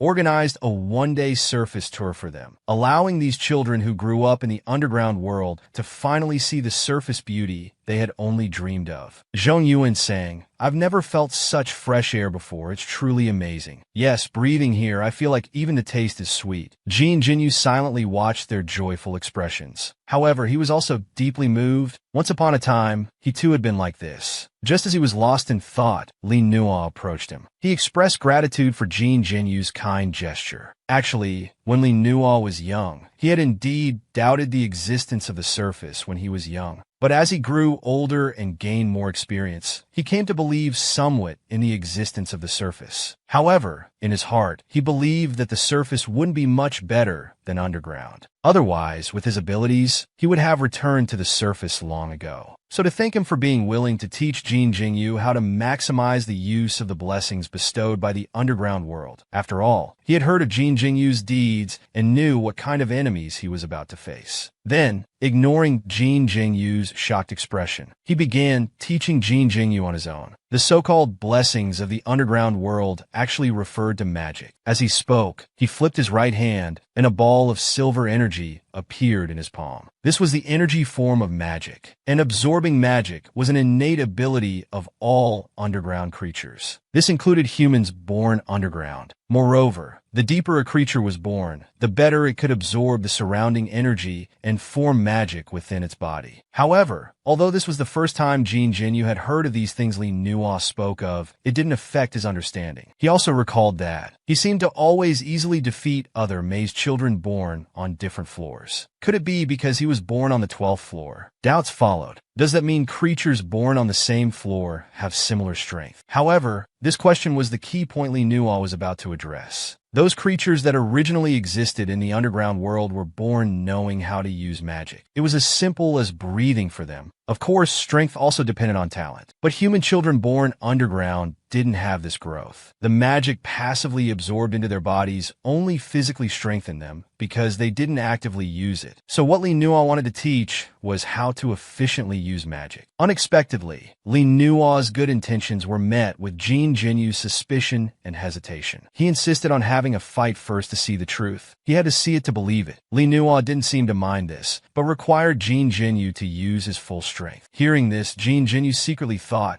when I go all out, you, 10 layers below, will probably be subdued. Although he thought this, as his mind moved, he only mobilized a small part of the magic in his body. Seeing this, Li Nuo knew what he was thinking, so he deliberately showed a knowing expression. The magic state you're presenting now looks like a leak to me. You can't concentrate the magic in your body at all, and most of the magic released outside your body dissipates into the surroundings. Only the small remaining part is strengthening your body. As he spoke, Li Nuo didn't mobilize the magic in his own body, but just flashed by, as if he didn't even bother to use his internal magic when fighting Jin Jinyu. The next second, terrifying magic erupted around Jin Jinyu. This scene made Li Nuo's fighting spirit boil, but he still felt it wasn't enough. So he continued to provoke with a look of disdain. Instantly, the calm-faced Jin Jinyu suddenly swung his blade and lunged. Li Nuo, instead of retreating, counterattacked. As he took a step, he met the slashing blade with his flesh and blood. Suddenly, Jin Jinyu felt a huge force that made his body fly out uncontrollably. As he crashed to the ground, Li Nuo asked, "Do you understand now? A body merely strengthened by magic doesn't greatly affect the battle outcome." As he spoke, Jin Jinyu's figure appeared again. The techniques he used were still being commented on by Li Nuo, who kept talking. Try to concentrate the magic in your body. This way, you'll not only gain more power, endurance, and agility, but your thinking will also improve. It will allow you to quickly analyze your opponent's moves. Of course, if your comprehension is high enough, you can even infuse magic into your weapon. Like this. With just an old iron pickaxe, I can parry your abyssal black iron cannon. These words hit Jin Jinyu's heart like a heavy hammer. But as he was stunned, he was kicked and sent flying. At this moment, he was incredibly shocked, because in past battles, even when he was careless, he could at least hit his enemies. But now he couldn't even touch Li Nuo's clothes, and Li Nuo hadn't moved a step from beginning to end. He had even been using only his right hand to confront him the whole time. However, he still wasn't convinced because he had an ace up his sleeve. He suddenly activated the parasite mode and started to give up. This made the originally calm Li Nuo change his expression. Suddenly, without warning, his body underwent a strange transformation in an instant. The next second, his outstretched hand turned into thick tentacles, attacking Jin Jinyu from all directions.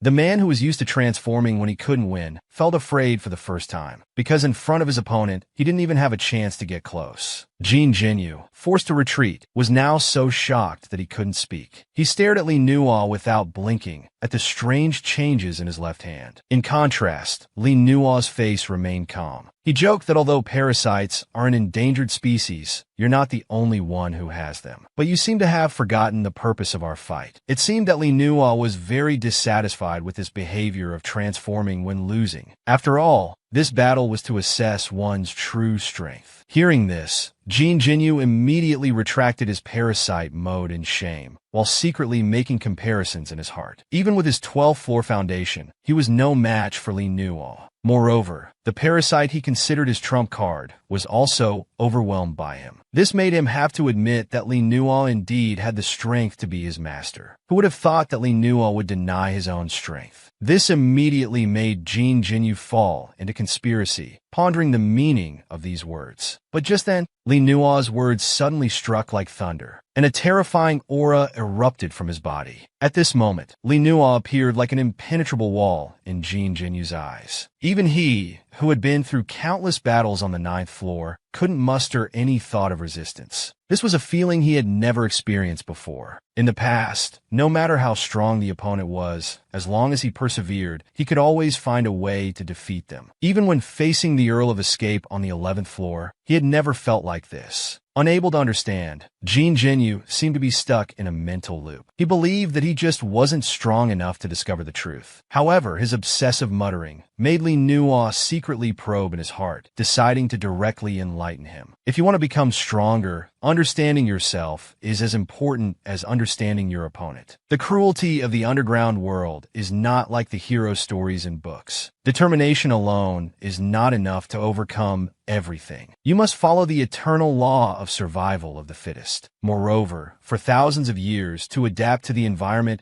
our bodies have been constantly adjusting and evolving. Even in extreme environments, our digestive system can digest stones that we eat. Hearing this, Jean Jinyu also thought of his superhuman physique. He immediately had an answer in his heart. All these changes should be brought about by the blessings of the underground world. It allowed these suffering children born underground to evolve, becoming a species superior to humans. At this moment, Jean Jinyu was deeply impressed by Li Nuo. He immediately sheathed his weapon, walked up to Li Nuo, and sincerely requested Li Nuo to accept him as a disciple. He now urgently wanted to become stronger, because there were too many things he needed to protect. Unexpectedly, his sudden action. Brother, you're not planning something, are you? I was already planning to teach you anyway. The scene changes. At this point, the one-day surface tour had ended. Jean Jinyu eagerly found Eileen and proposed a plan for time to train. Eileen was very cooperative and agreed to extend the time by 1 week. In fact, he was eager to spend a few more days with his idol. Without delay, they immediately began their training plan. But before that, Jean Jinyu's physique needed to be modified first, to allow the magic power inside his body to complete a self-circulation in the meridians. So Jean Jinyu began to take off his shirt as instructed. At this moment, Eileen, the private doctor, was naturally the busiest. Jean Jinyu had no choice but to pretend not to see this. But he was also puzzled about the reason for removing his clothes. However, Li Nuo didn't directly answer this question. Instead, he asked him, why do all the monsters in the underground world have a velvet gem inside them? Although Jean Jinyu had never thought about this question before, based on the conversation, he guessed it must be related to magic. Indeed, as he expected, the velvet gem hidden inside the monsters is simply a magic power storage device. And the stronger the monster, the higher the quality of the velvet gem. Unexpectedly, at this moment, a strange question popped up in Jean Jinyu's mind. Could it be that your body also has such a velvet gem? To his surprise, Li Nuo's reply once again refreshed his understanding. We both have a worm crawling inside us, so why would we mind having a few more stones? You'll have one sooner or later anyway. Jeez. Although what Li Nuo said made sense, it still sounded creepy. But there was no turning back now, so Jean Jinyu had to reluctantly accept it. However, just before the treatment was about to begin, she still worriedly instructed to be gentle. If it really doesn't work out, at least leave the body intact. Although it was a joke to ease the tense atmosphere, what she didn't know was the reason for having Yujin comb through her meridians was because Yujin's ability could not only heal people, but also manipulate the magic power accumulated in the target's body. As they spoke, Yujin had already activated her skill. A scene like a vast starry sky almost shocked Yujin out of her mind. She could hardly believe that Jean Jinyu's body could accumulate such a vast amount of magic power. At this moment, Li Nuo outside also noticed the abnormality of the two. He immediately softly told Jean Jinyu to concentrate first, gathering the magic power from various parts of his body to one place. Then follow Yujin's guidance carefully to clear the meridians throughout his body. Especially when the magic power passes through the heart, he must be extremely careful. After saying this, he still wasn't at ease and gestured to Huijin. Then Huijin suddenly formed hand seals. In an instant, a silent bubble enveloped the three of them, isolating all sounds from the outside world. Unaware of this, Jean Jinyu was enduring the pain brought by the magic power rushing through him. But he also felt a surging energy flowing inside his body. However, Jean Jinyu found this feeling strangely familiar. After completing the guidance work, Yujin still maintained a shocked expression. This made Li Nuo's heart tighten, and he hurriedly asked, Captain, this guy is simply a freak. His magic meridians were already open when I took over, and the meridians were very wide. What's more outrageous is that under his heart, there were already signs of velvet gem condensation. The man had been arranged from childhood to grow up in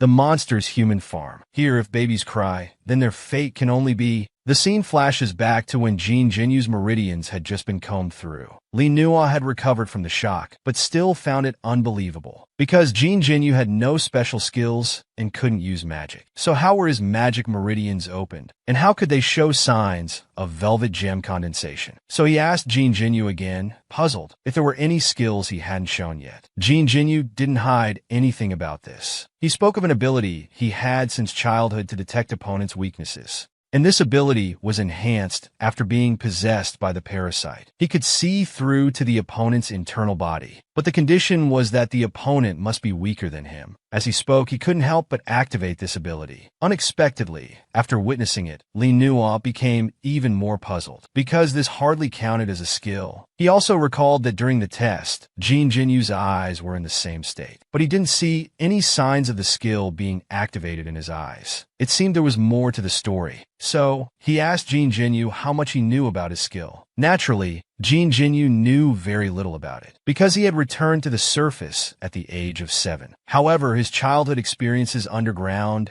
and some encounters after growing up made him aware that some children born in the maze had special abilities. However, such children were rare. So Jin Jinyu always thought it was a natural talent that others were born with. When he expressed this view again, Li Nuo immediately corrected him. The creation of skills depends on environmental influences. It's a form released by underground creatures through magic. So those who frequently perform reconnaissance missions are likely to awaken detection skills, while those deployed to the front lines for combat generally awaken defensive skills. And those accustomed to lurking in the shadows for ambushes would awaken sword-controlling skills. But the conditions for awakening skills are also very strict, because it usually only happens when you're on the brink of death. Hearing this, Jin Jinyu also became puzzled. Does awakening a skill also mean being able to use the magic within the body? But he had never heard of anyone suddenly becoming stronger after acquiring a skill. To this, Li Nuo's view was that most people only remember the feeling of first activating their skill. They don't actually understand the source of this energy. Therefore, they don't know how to use the magic within their bodies to enhance themselves. But regardless, when these people use their skills, they're indeed using magic. Of course, as time passes, the skills also become more proficient. The internal magic circulation will also be completed unconsciously, and velvet gems will form. However, this depends on individual comprehension and talent. As for Jin Jinyu's ability to detect weaknesses, Li Nuo also found it perplexing. He could only attribute it to innate talent, because as just mentioned, skills are consciously used. Magic, so the eyes cannot remain active throughout the entire battle. This explanation made Jin Jinyu a bit depressed. Doesn't this mean that the skill of detecting weaknesses doesn't help with his magic operation? However, Li Nuo told him not to worry. After all, Yujin had already combed through his entire body's meridians. Now Yujin just needs to guide the circulation of magic in his body. Unexpectedly, Yujin timidly interrupted his words. "Captain, I'm sorry, but I really can't do this." This statement stunned Li Nuo. Not understanding, he gestured for Yujin to continue.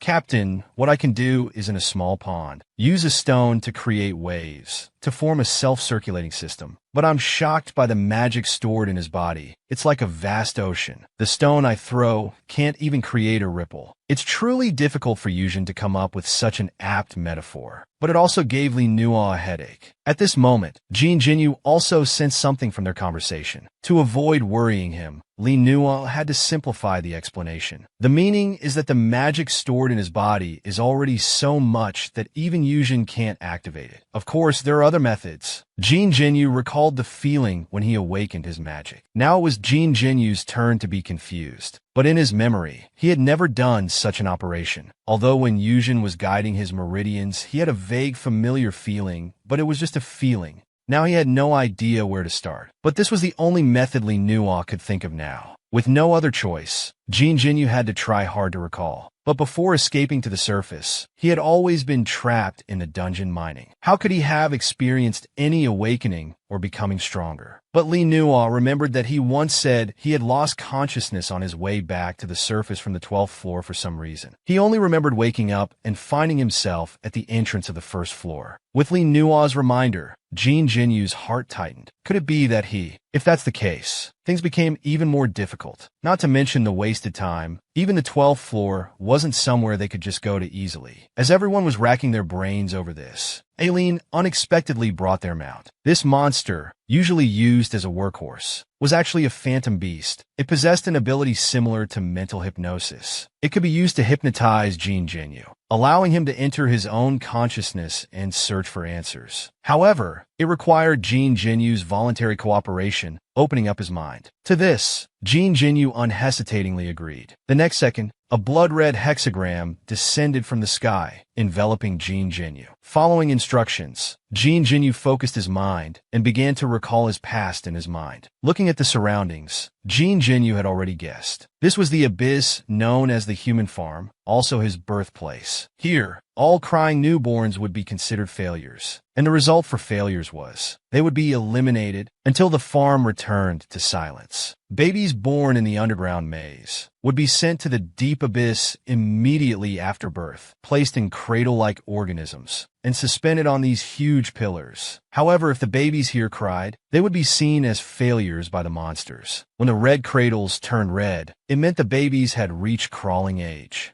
At this time, the huge pillars would descend to another level, and the children would fall to the ground like rotten fruit. Of course, the ground was already covered with soft padding. On this level, monsters would mimic human voices, making various sounds to attract the children's attention. Children would instinctively crawl towards them, and in this process, touch the tools scattered around. As time passed, children would learn simple language in this environment. As for food, meat and milk would be periodically transmitted from the pillars. When children could stand on two legs and lift tools, they would be sent to an even lower level. Perhaps by this time, the children had already begun to understand how to enhance their physique through magic. They probably didn't know this situation. Otherwise, a novice who had just learned to walk could only move an iron pestle weighing a dozen kilograms. It seemed the first level was where children were initially screened. The second level was where children learned language and basic knowledge. And the third level was where they truly applied what they learned. It was also the final preparation before shipping. The last level was the dwelling of the Abyss Tentacle Mother. She was the manager of this human farm. Children would be classified here. High-quality children would be sent to high-ranking nobles like marquises and dukes. Low-quality children would be sent to the mazes of lower-ranking nobles. As for even worse children, they could only become food for monsters. However, in such an environment, perhaps being eaten was also a form of liberation. This level also had some children who hadn't been sent out. In the corner, that guy had probably been digging for decades. But Jin Jinyu seemed to quite enjoy this digging work back then. After aimlessly swinging the shovel for a few months, he gradually discovered that he could always find the weak points of entire rock blocks, then easily knock them down. Perhaps this talent for finding weaknesses was awakened here. Because of this, he was quickly noticed by the Abyss livestock, evaluated as high quality, and sent to the 12th floor, the Spider Duke's maze. The scene changed. Old Gene, what's the use of recording these events every day? Don't tell me you think you can still leave this damned place alive. The old G, who was captured earlier, was a reporter.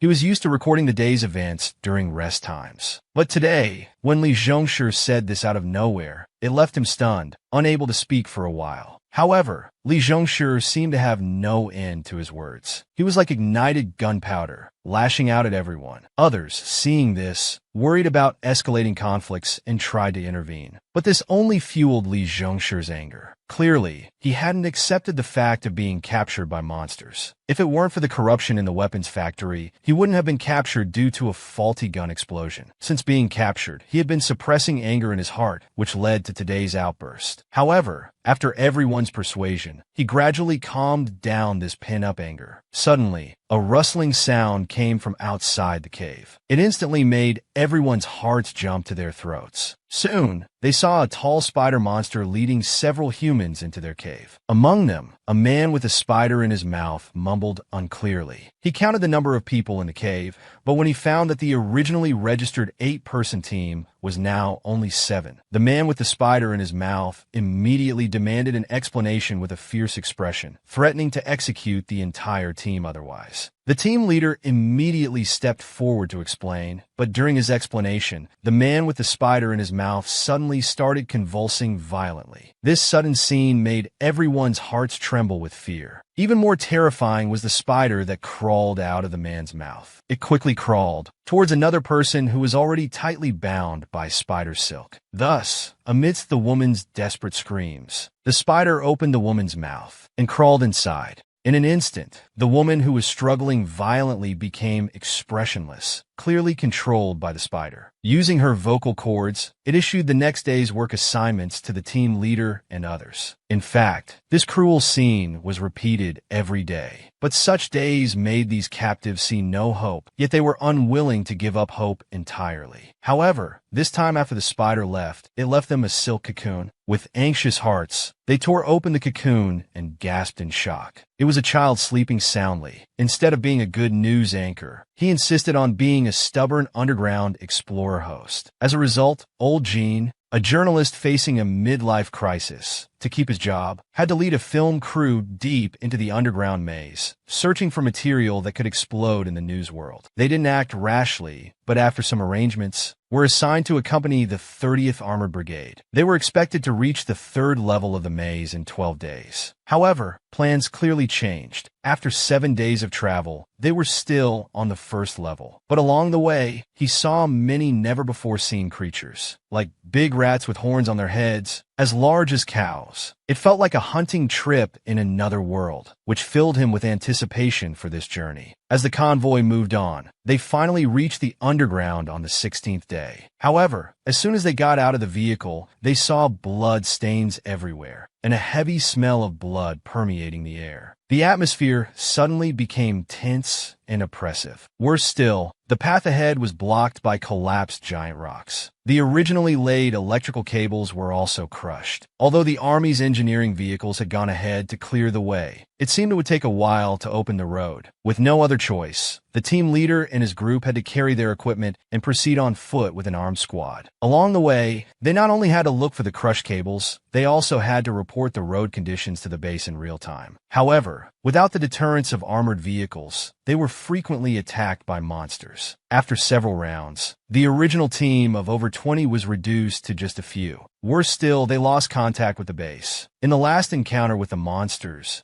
only the manager and Sergeant Lee managed to escape. However, when they finally made it back to the 3rd level base in a sorry state, they realized that the loss of contact wasn't their fault. The base had been destroyed by moisture long before they tried to make contact. Instantly, feelings of helplessness and fear washed over them. But heaven always provides a way out. After half a day of observation, they discovered a building in the base that seemed less damaged. They also figured out the distribution of monsters in the base and quietly slipped into this building. They managed to scavenge some medicine and food. However, Sergeant Lee's emotions remained unsettled. He almost attracted the monsters lurking outside. To avoid accidents, the two had no choice but to hide in the ventilation ceiling. They only came down when they needed to use the bathroom. Several days passed peacefully like this. But one day, a monster suddenly burst into the room opposite them, scaring them so much they didn't dare to breathe. Fortunately, the monster didn't discover them. After thinking about it, they realized the monster was probably attracted by their excrement. But bad luck seemed to stick to them. That night, more monsters crawled in. The two,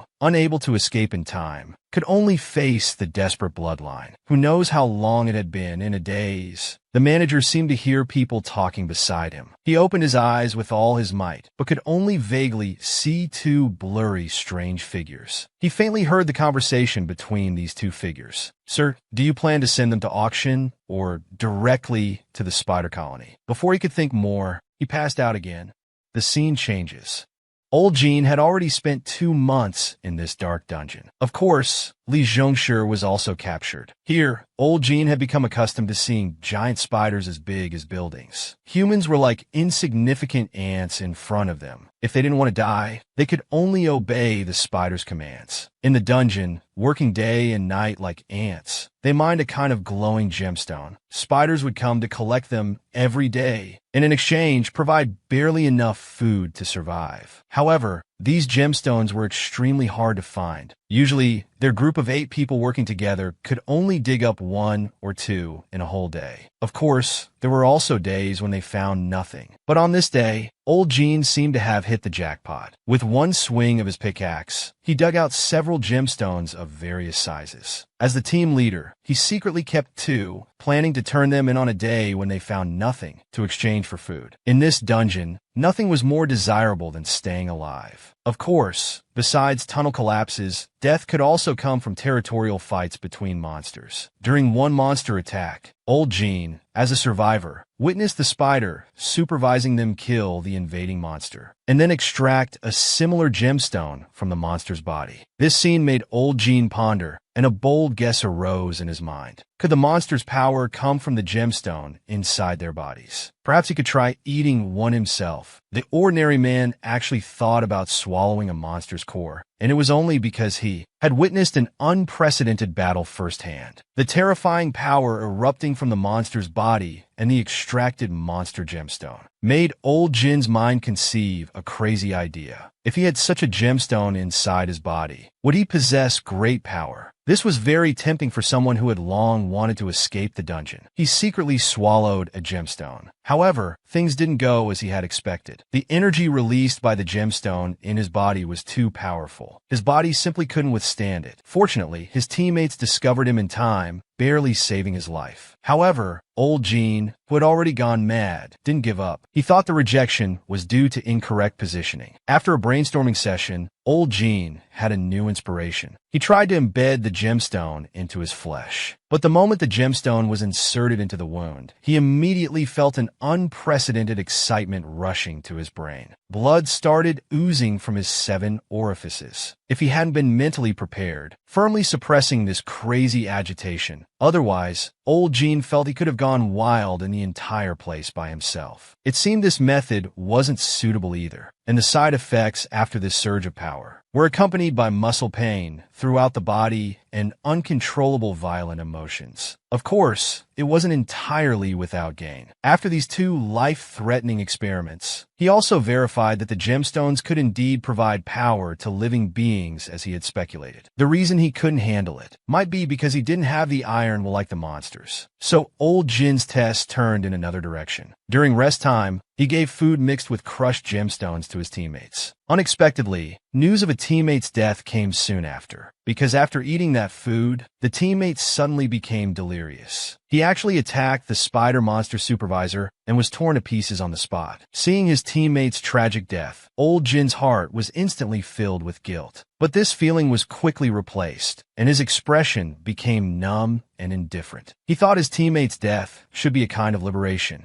It was the most comfortable way to escape this horrifying dungeon. He believed this wrongfully dead teammate should even thank him for his help. Clearly, old Jin's mindset had become twisted and insane. Soon, 2 days later, a new teammate was added to the group. The next day, old Jin predictably used the same trick again. But this time, old Jin adjusted the dosage. The situation from last time didn't occur. The new teammate only experienced severe pain all over his body after the drug's effect wore off. Seeing this, old Jin became bolder. On the second day, he directly gave the new teammate twice the dose. As expected, the new teammate suffered bleeding from 7 orifices and eventually died. Before old Jin could regret the failed experiment, a new person was added to the team the next day. This time, the civilian soldier, with his strong physique, managed to survive old Jin's 2 rounds of testing. But when the dose was increased to 3 times, the soldier, like previous test subjects, became unable to control his emotions and swung a pickaxe at the spider. However, the consecutive abnormal deaths of several teammates made Old Gene realize that some teammates had noticed his strange behavior recently. He had no choice but to pause the testing. However, based on his current test results, about 2.5 times the dose might be the threshold for maintaining sanity while enhancing strength and muscle development, and it seemed to trigger a superhuman state similar to Captain America. But due to increased blood pressure, it was accompanied by bleeding from 7 orifices and emotional instability. 2 more days passed in the blink of an eye.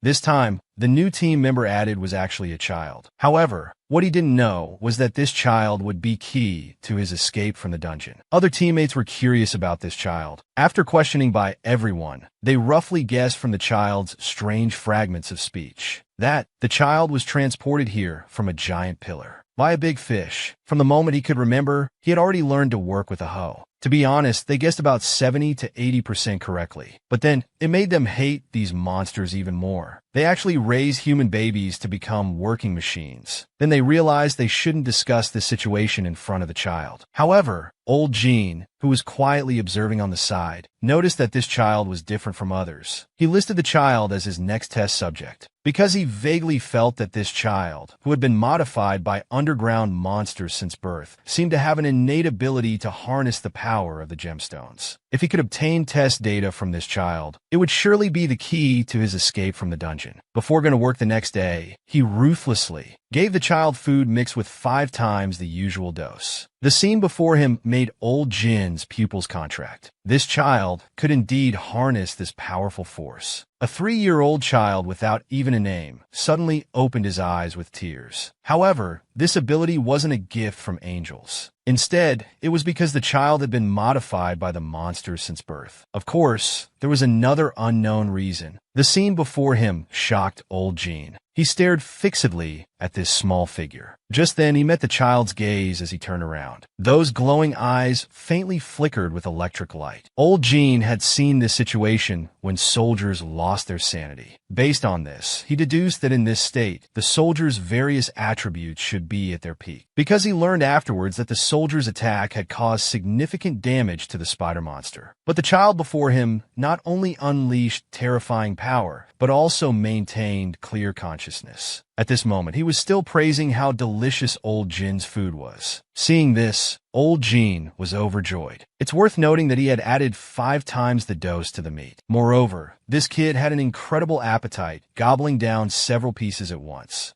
Calculating carefully, it was about 30 times the dose, equivalent to half a velvet gemstone. This kid was simply a monster, a new species evolved from humans. Such a commotion naturally attracted the attention of teammates in the tunnel. As soon as they arrived, they noticed the child's abnormality. After all, a pair of glowing eyes was indeed conspicuous in the dark tunnel. Old Gene hurriedly tried to laugh it off, not wanting his actions to be exposed. But things didn't go as he wished. As soon as the purple-haired Dongjun arrived, he immediately picked up a piece of meat from the ground and gave Old Gene a questioning look. In fact, he had noticed Old Jin's recent unusual behavior. But before Old Gene could continue to deceive, the child beside him hurriedly exclaimed. This was the energy meat Captain Gene specially prepared for him. He looked as if he was afraid someone might snatch it away. However, Dongjun seemed to know something. Without a word, he directly handed the meat over, asking Old Gene to eat it in front of everyone. This action immediately made Old Jin's expression turn serious. He then quickly switched to a joking face, intending to continue lying to cover it up. Unexpectedly, Dongjun didn't intend to let it go. He called out the names of the 3 teammates who had died earlier. These deaths all occurred after Old Jin's epileptic episode. He originally thought it was a contagious disease that had developed in the dungeon. But strangely, some people would suddenly go mad and die mysteriously the day after eating the meat. Or they would inexplicably attack the spider monster and get killed, even if they survived the second day. Old Gene would always use the excuse of helping them recover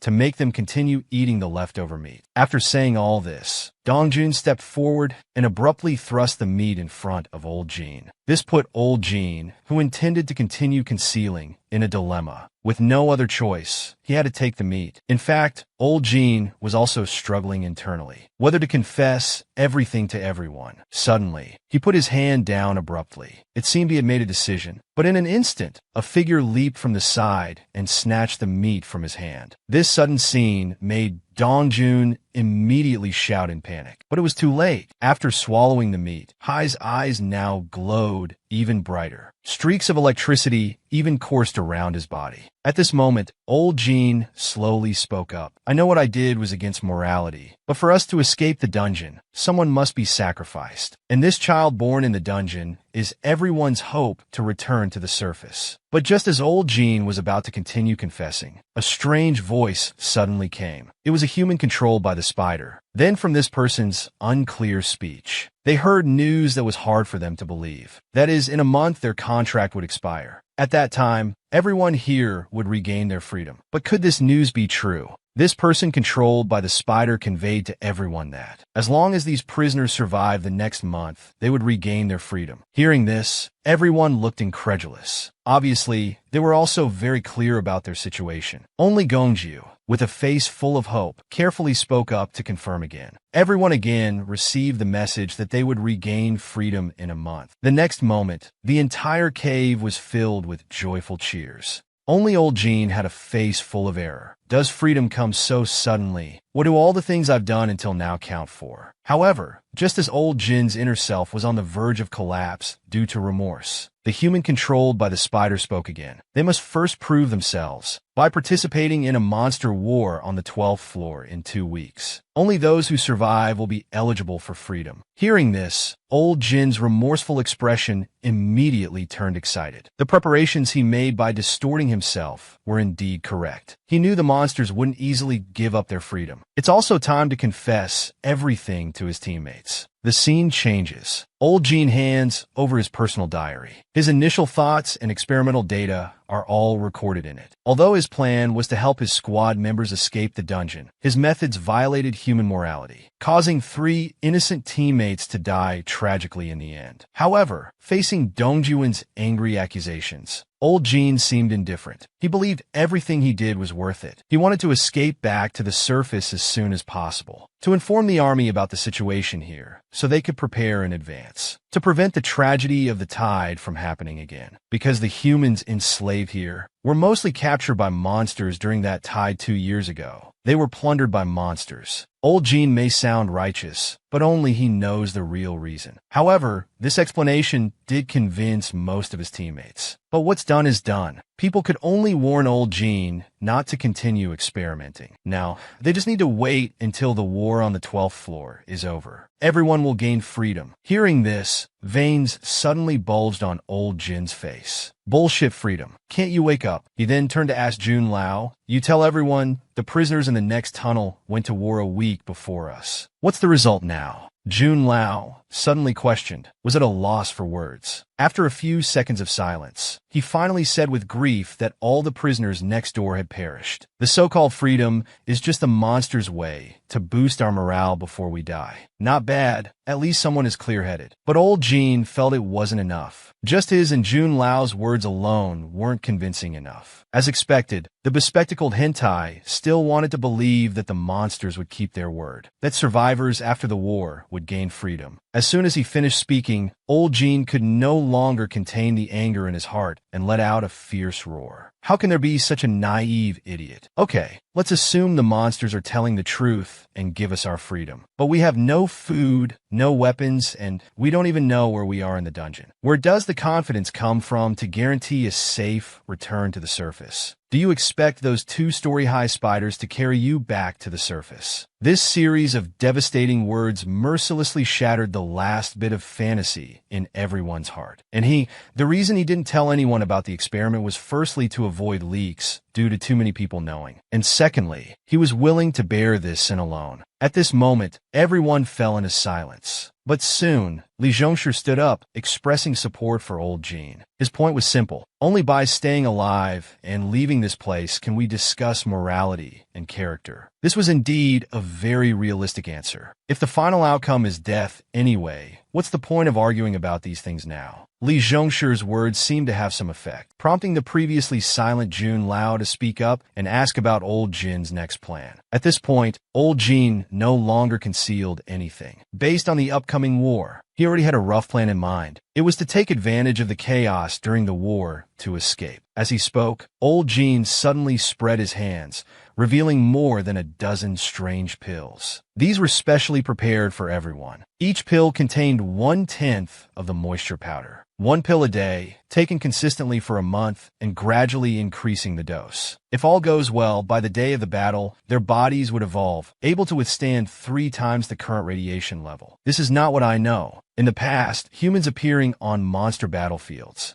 were just cannon fodder wantonly consumed by monsters. Time goes back to a week before the war. During this time, the few people in the cell did nothing else but dig an escape tunnel according to old Jin's plan. This was also thanks to the pills invented by old Jin, which made their progress in digging the tunnel very fast. But this endless escape tunnel, could it really be considered an escape route? This question had always been a concern when they initially planned. The original plan was to first escape into the tunnel to hide, then continue escaping after the war. Of course, they could also hide in the tunnel and continue digging, leaving everything to fate. But the development of things is often full of surprises. Or perhaps hope is really around the corner. Today, while old Jin and Li Zhongshu were digging the tunnel, they accidentally dug into another tunnel. After exploration by the two, they found that at the end of this new tunnel was an unoccupied maze. So old Jin boldly guessed that this should be an abandoned maze or one in a downgraded dormant period. Its appearance added some confidence to everyone about this escape, because when the time comes, even if their escape is discovered by the spider overseers, they can use the method of blocking the tunnel to shake off the pursuing spiders. Then a new problem arose. Although they could shake off the pursuit, the maze wasn't easy to navigate either. It's very likely that before finding the exit of the maze, they would starve to death from getting lost. So stockpiling food became the top priority now. So old Jin decided to keep only 8 gems in the coming days, and exchange all the rest with the spider overseers for food. However, this decision raised doubts from Jun Lao. Since they had that maze to hide temporarily, why not escape early after exchanging for food? Old Jin had indeed considered this question. But if 8 people escape together, the target is too big and easy to be discovered. Although they had medicine to help, it's impossible to take down small spiders with 1 punch each. Once spotted, the hope of escape would become very slim. So the safest way was still to escape during the chaos of war. Just as he answered Jun Lao's doubts, Li Zhongshu raised another question. If they were going to escape anyway, why not exchange all the gems for life-saving food? Why keep 8 gems? Unexpectedly, old Jin's reply would pain him. These 8 gems were actually suicide pills for everyone. In fact, old Jin didn't believe that all of them could escape completely. As for whether to use them at the last moment, it was up to each individual. After all, their bodies could now withstand 4 times the dose of gem powder. Estimated that after swallowing a whole gem, they should be able to hold on for a few seconds. By the way, 1 gem could make 100 pills. Everyone gasped upon hearing this. Old Jin didn't want to continue this depressing topic either. He then shifted the topic to battlefield coping strategies. After all, there would be thousands of prisoners and monsters at that time. They would need to travel 200 meters on the battlefield before reaching the tunnel they had secretly dug. At that time, everyone would be given a pill with 5 times the dose. With the effect of the medicine, he believed everyone could jump about 3 meters. Oh,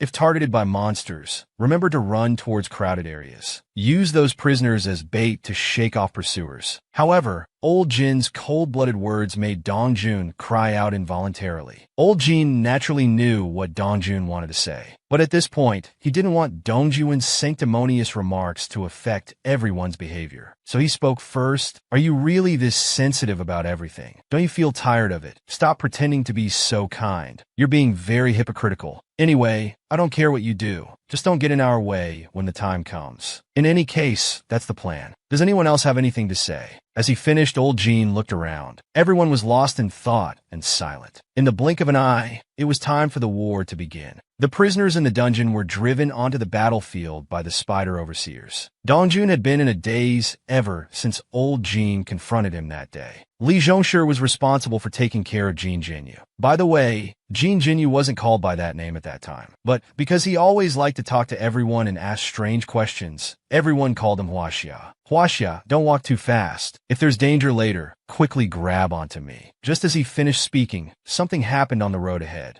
As the dust settled, what appeared before their eyes was a group of human prisoners. Unexpectedly, the next second, terrifying monsters emerged from the shadows. Obviously, that group of humans was like them, all cannon fodder driven here by monsters. It seemed they were facing opponents. Without time to think, Li Zhongshu quickly threw the pill into his mouth, grabbed Huaxiao with the other hand, and shouted for Dongjun to run. The hell spiders and face monsters had already engaged in battle. As for the human prisoners, in this monster battle, they were just expendables for both sides of monsters. One wrong step could lead to irreversible consequences. Dongjun was very unlucky here, hit by a giant rock and knocked aside. When he finally regained consciousness from the chaos, just as he was about to take the pill, he found that his legs were gone. But before he could lament, a hell giant corpse crashed down on him. The massive impact instantly sent his entire body flying. The pill in his hand also flew out. At this moment, all his hope was gone. Instantly, his past flashed before his eyes like a lantern show. He grew up under the care of his parents since childhood. His parents taught him from a young age to be kind to others in order to receive more kindness in return. He had always adhered to this philosophy in treating everyone around him. Even when captured and brought to the underground maze, he remained consistent. As a result, he earned countless praises from everyone. But old Jin's merciless mockery that day made him feel endlessly humiliated. These days, he had been constantly questioning himself. Was he really just pretending to be kind, as old Jin had said? If not, why didn't he refute it at that time? Is human nature only revealed when facing death? If kind people only live for others, then he should indeed have given up this so-called kindness earlier. But the inconspicuous pill contained amazing power. Even if given to an 80-year-old man, he would instantly turn into a powerful warrior. At this moment, the fierce battle between the monsters intensified. The entire battlefield instantly fell into tension. Fortunately, Li Zhongshu quickly carried Huaxia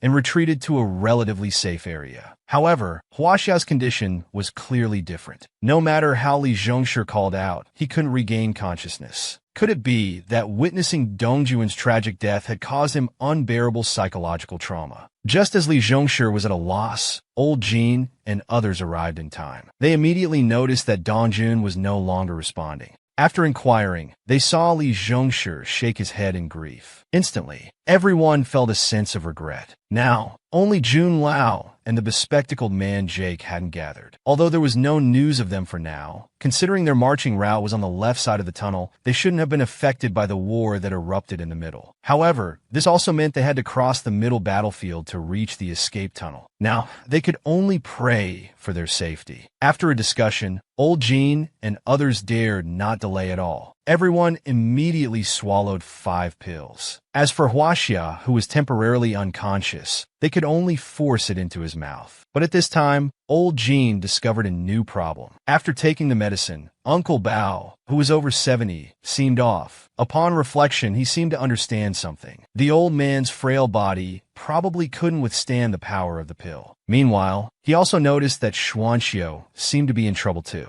Due to his excessive obesity, he had to breathe several times with each step appearing extremely difficult. Traveling with these two would undoubtedly slow down the entire team. Thinking of this, old Jin's expression became solemn. He stood up and instructed, in a moment, the 3 of us will be responsible for traversing the middle, distracting the spider monsters. Uncle Bao and Xuanxiu, you two go along the right tunnel. Wen Yin and Li Zhongshu immediately felt it was inappropriate. At this time, shouldn't they stick together? But before he could finish speaking, old Jin interrupted him. Unexpectedly, Uncle Bao agreed readily. I'm old. I indeed can't keep up with your speed. It's fine with Xuanxiu accompanying me. Seeing this, Li Zhongshu became anxious because he knew what this decision meant. But just as he was about to object, he was forcefully held back by old Jin. Calm down and listen to me. Trust me, I promise I can get you out of the dungeon. Don't forget you have a seriously ill mother at home. These words immediately left Li Zhongshi stunned and speechless. Old Jin seized the opportunity to signal everyone to move immediately. The next second, several people leapt up. Old Jin led the way in front, with Huaxia and Li Zhongshi following. They focused solely on the journey ahead, disregarding the deaths of other human prisoners. Along the way, Old Jin dodged left and right, running into the smoke and dust. Using the cover of the smoke, he recklessly traversed through the monster battlefield. However, this move failed to divert the spider monster's attention. Perhaps because of this, Uncle Bao and Xuanxiu, who were walking along the edge, encountered a large group of spider monsters blocking their way. At this moment, even the slow-witted Xuanxiu understood. They had been abandoned by that bastard Old Jin. He also wondered why Uncle Bao had agreed to Old Jin's arrangement at the time. In fact, Uncle Bao had long seen through Old Jin's calculations, but he also knew his own physical condition. He couldn't become a burden to the young people for the sake of survival. That's why he chose to accept this arrangement, silently bearing the fate of being abandoned. Xuanxiu, thank you for escorting me all this way. Let's part ways here. I'll escort you for the rest of the journey. The next second, a withered large hand solemnly landed on Xuanxiu's shoulder. Before he could react, his body was lifted by an enormous force. Oh no. Go, Xuanxiu. I'll do my best to ensure you leave here alive. After saying this, he began to attract the spider monster's attention. Moreover, he scattered them in disarray. Such a commotion naturally caught the attention of Old Jin and the others. When they saw it was Uncle Bao, they were terrified. Old Jin immediately realized that Uncle Bao must have swallowed the suicide pill, sacrificing his life to give everyone a chance to escape. But how could Uncle Bao be so powerful? Previous test subjects couldn't cause substantial damage to the spiders, yet Uncle Bao was slaughtering them in the spider swarm. At this moment, Uncle Bao had charged to the front of the hell spider. With a crisp, bone-cracking sound, Uncle Bao's entire arm instantly twisted and deformed. This scene immediately made Old Jin realize that Uncle Bao couldn't hold on much longer. They must escape in the chaos. Otherwise, they would all be in danger. While he was contemplating, Huaxia, who was previously confused, suddenly started muttering. "Friend Uncle Bao, he's a friend. He promised to make bread for me." This made Li Zhongshi stunned. Just as he was about to spit blood, Huaxia had already turned into a lightning bolt and rushed out. The 300-pound fat man was lifted and thrown like a small chick by the old man. As soon as Xuanxiu landed, he was immediately surrounded by spider monsters.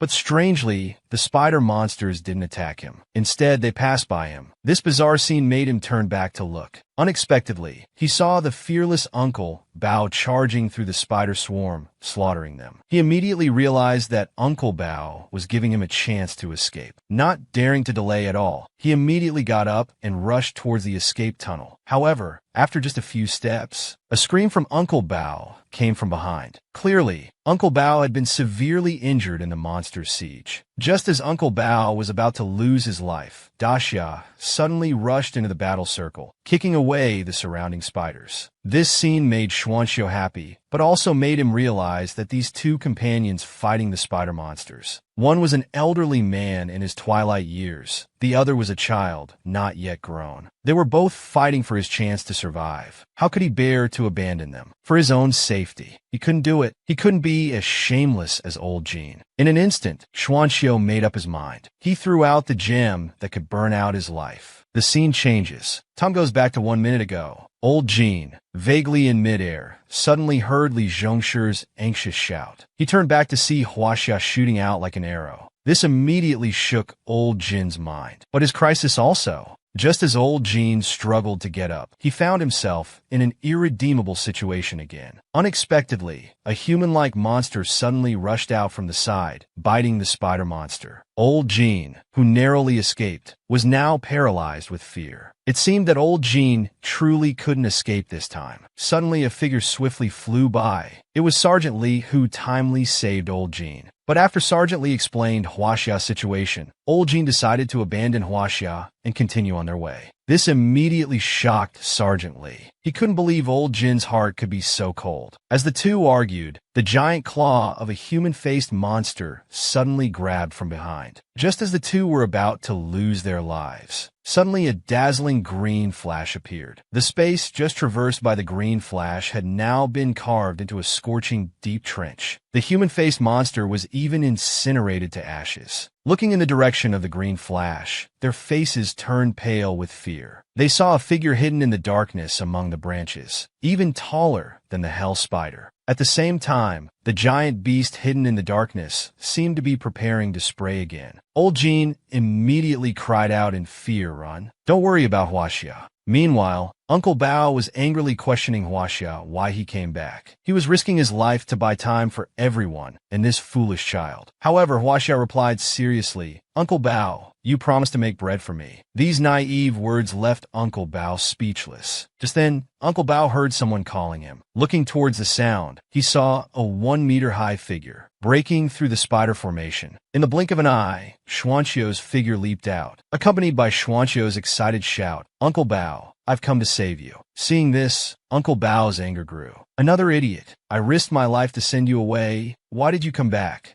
Uncle Bao was truly touched at this moment. Looking at these two companions, his heart was filled with helplessness. Xuanqiu knew he was in the wrong, but he really couldn't bring himself to leave. With shame, he admitted that he had swallowed the suicide pill and felt that his current state was very good. He suggested that Uncle Bao join him in breaking through the encirclement. However, Uncle Bao ignored his suggestion. Instead, he asked Huaxia if he still had the suicide pill. The confused Huaxia fumbled for his pill, only to have Uncle Bao snatch it and throw it far away. This unusual action puzzled Xuanqiu greatly. "Uncle Bao, why did you do that? You're really infuriating. The power of the gem is not something we can control. Look at your legs now. We're both crippled now. The reason you don't feel pain now is because the gem's power hasn't dissipated yet. The power in my body is gradually disappearing. If it weren't for Huaxia's arrival, I would have passed out from pain long ago. Quickly, let's work together now to get Huaxia safely away." Just as he finished speaking, Uncle Bao's expression suddenly changed. He suddenly used all his strength to push Xuanqiu and Huaxia away. "Run quickly. You must get Huaxia to safety." With this green flash, Uncle Bao's figure was engulfed in it, disappearing in an instant. The man's awakening. The man sacrificed his life to create an opportunity for his companions to escape. Just now, Uncle Bao died tragically in the green flash to save them both. The scene before her eyes tore at Xuanqiu's heart, but she didn't know how to explain all this to Huaxia, fearing that Huaxia's fragile mind would be traumatized again. In a moment of quick thinking, she had to lie that Uncle Bao had already gone 10 miles away with the green flash. As she spoke, suddenly a spider pounced from the side. Indeed, this distraction gave Huaxia an outlet for his anger. His little fists rained down like raindrops. It was these spiders that made him lose the chance to taste Uncle Bao's cooking. Seeing this, Xuanqiu's heart eased a little. Now they must find a way to escape quickly. The pain in her legs was getting worse. She could no longer protect Huaxia. But this child was still young and immature. Even if she threw him away from danger, he would definitely run back recklessly. Just as Xuanqiu was at a loss, she caught sight of Old Jean and Jackie rushing towards them in the distance. She immediately made a decision. She suddenly put her hands on Huaxia's shoulders, instructing, "Go with Old Jean and the others first. I'll be right behind you." Jackie immediately picked up Huaxia. Old Jean caught Huaxia. Old Jean immediately leapt up with all his strength. Then he looked up at Xuanqiu. But Xuanqiu's gesture and the changes in her legs made Old Jean understand her meaning. He could only nod regretfully, then immediately turned and leapt away. However, their movement had already attracted the spider's attention. They turned to chase after them. But how could Xuanqiu let them succeed? She was prepared to use her life to cover their escape. With a roar, instantly, Xuanqiu's entire body was enveloped by a muddy substance. The power of the gem was fully activated at this moment. Meanwhile, Old Jean and Sergeant Lee had escaped into the tunnel. Fortunately, their hidden food was still there. However, parts of the tunnel had collapsed, but they could still barely crawl through. Now they planned to hide first and wait to see if there was any news of other companions. Now that they were safe, Old Jean couldn't help but regret his decision to abandon Huaxia. After all, everyone had witnessed Huaxia's abilities. Losing such a high-level fighter, the journey ahead would likely be difficult. But it was too late now. He could only hope that Huaxia would return safely. Lost in thought, Old Jean suddenly felt a gust of wind from behind. Ah! It was a spider's head.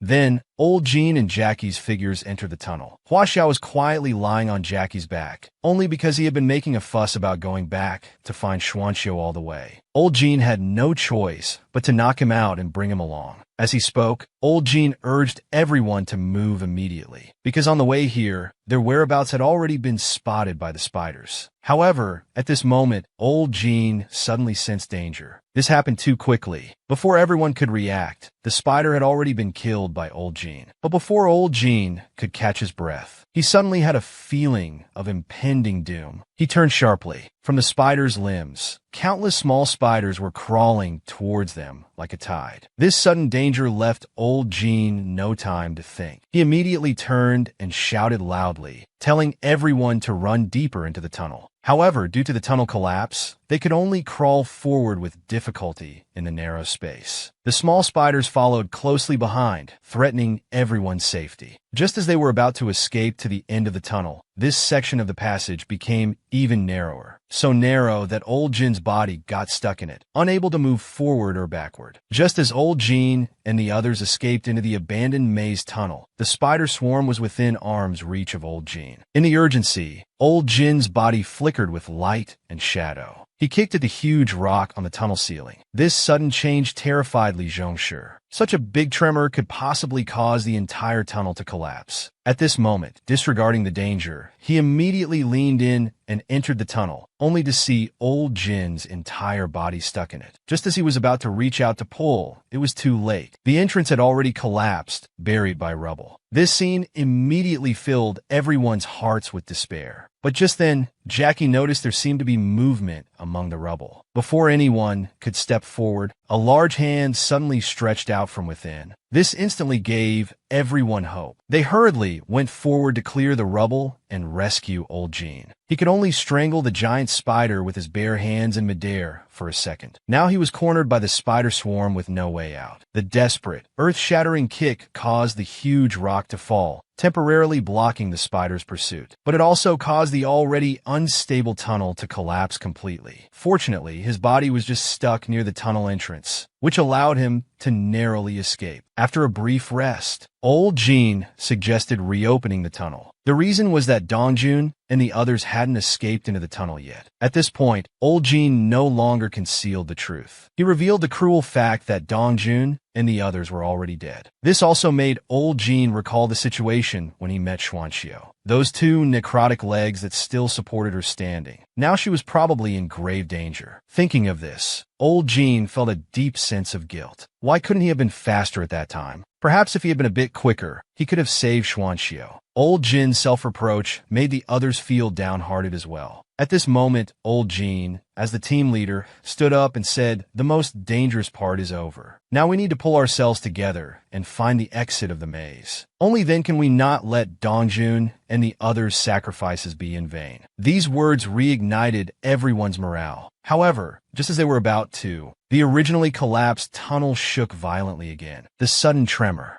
made everyone tense up instantly. "Everyone run. The spiders are coming." As soon as the words were spoken, the tunnel entrance was overturned by a huge force. This scene instantly made Old Jean visualize his elite team being saved in time by the human face monster. Could it be such a coincidence? Suddenly, a familiar profile caught his eye. This made Old Jin's pupils constrict. It was actually Dongjun. Could it be that both times he was rescued, it was Dongjun helping in secret? Just as Old Jean was lost in thought, his companions' calls behind him immediately brought him back to reality. Without hesitation, he turned and chased after Old Jean. Old Jean then recounted what had just happened to everyone, but they all looked skeptical. They believed it must have been an illusion caused by his fright. After all, Old Jean had just told them the fact that Dongjun had died tragically. This made Old Jean so anxious that he turned to confront them. However, the blood-splattered human-faced monster was now lying in a pool of blood. No wonder no one believed his words,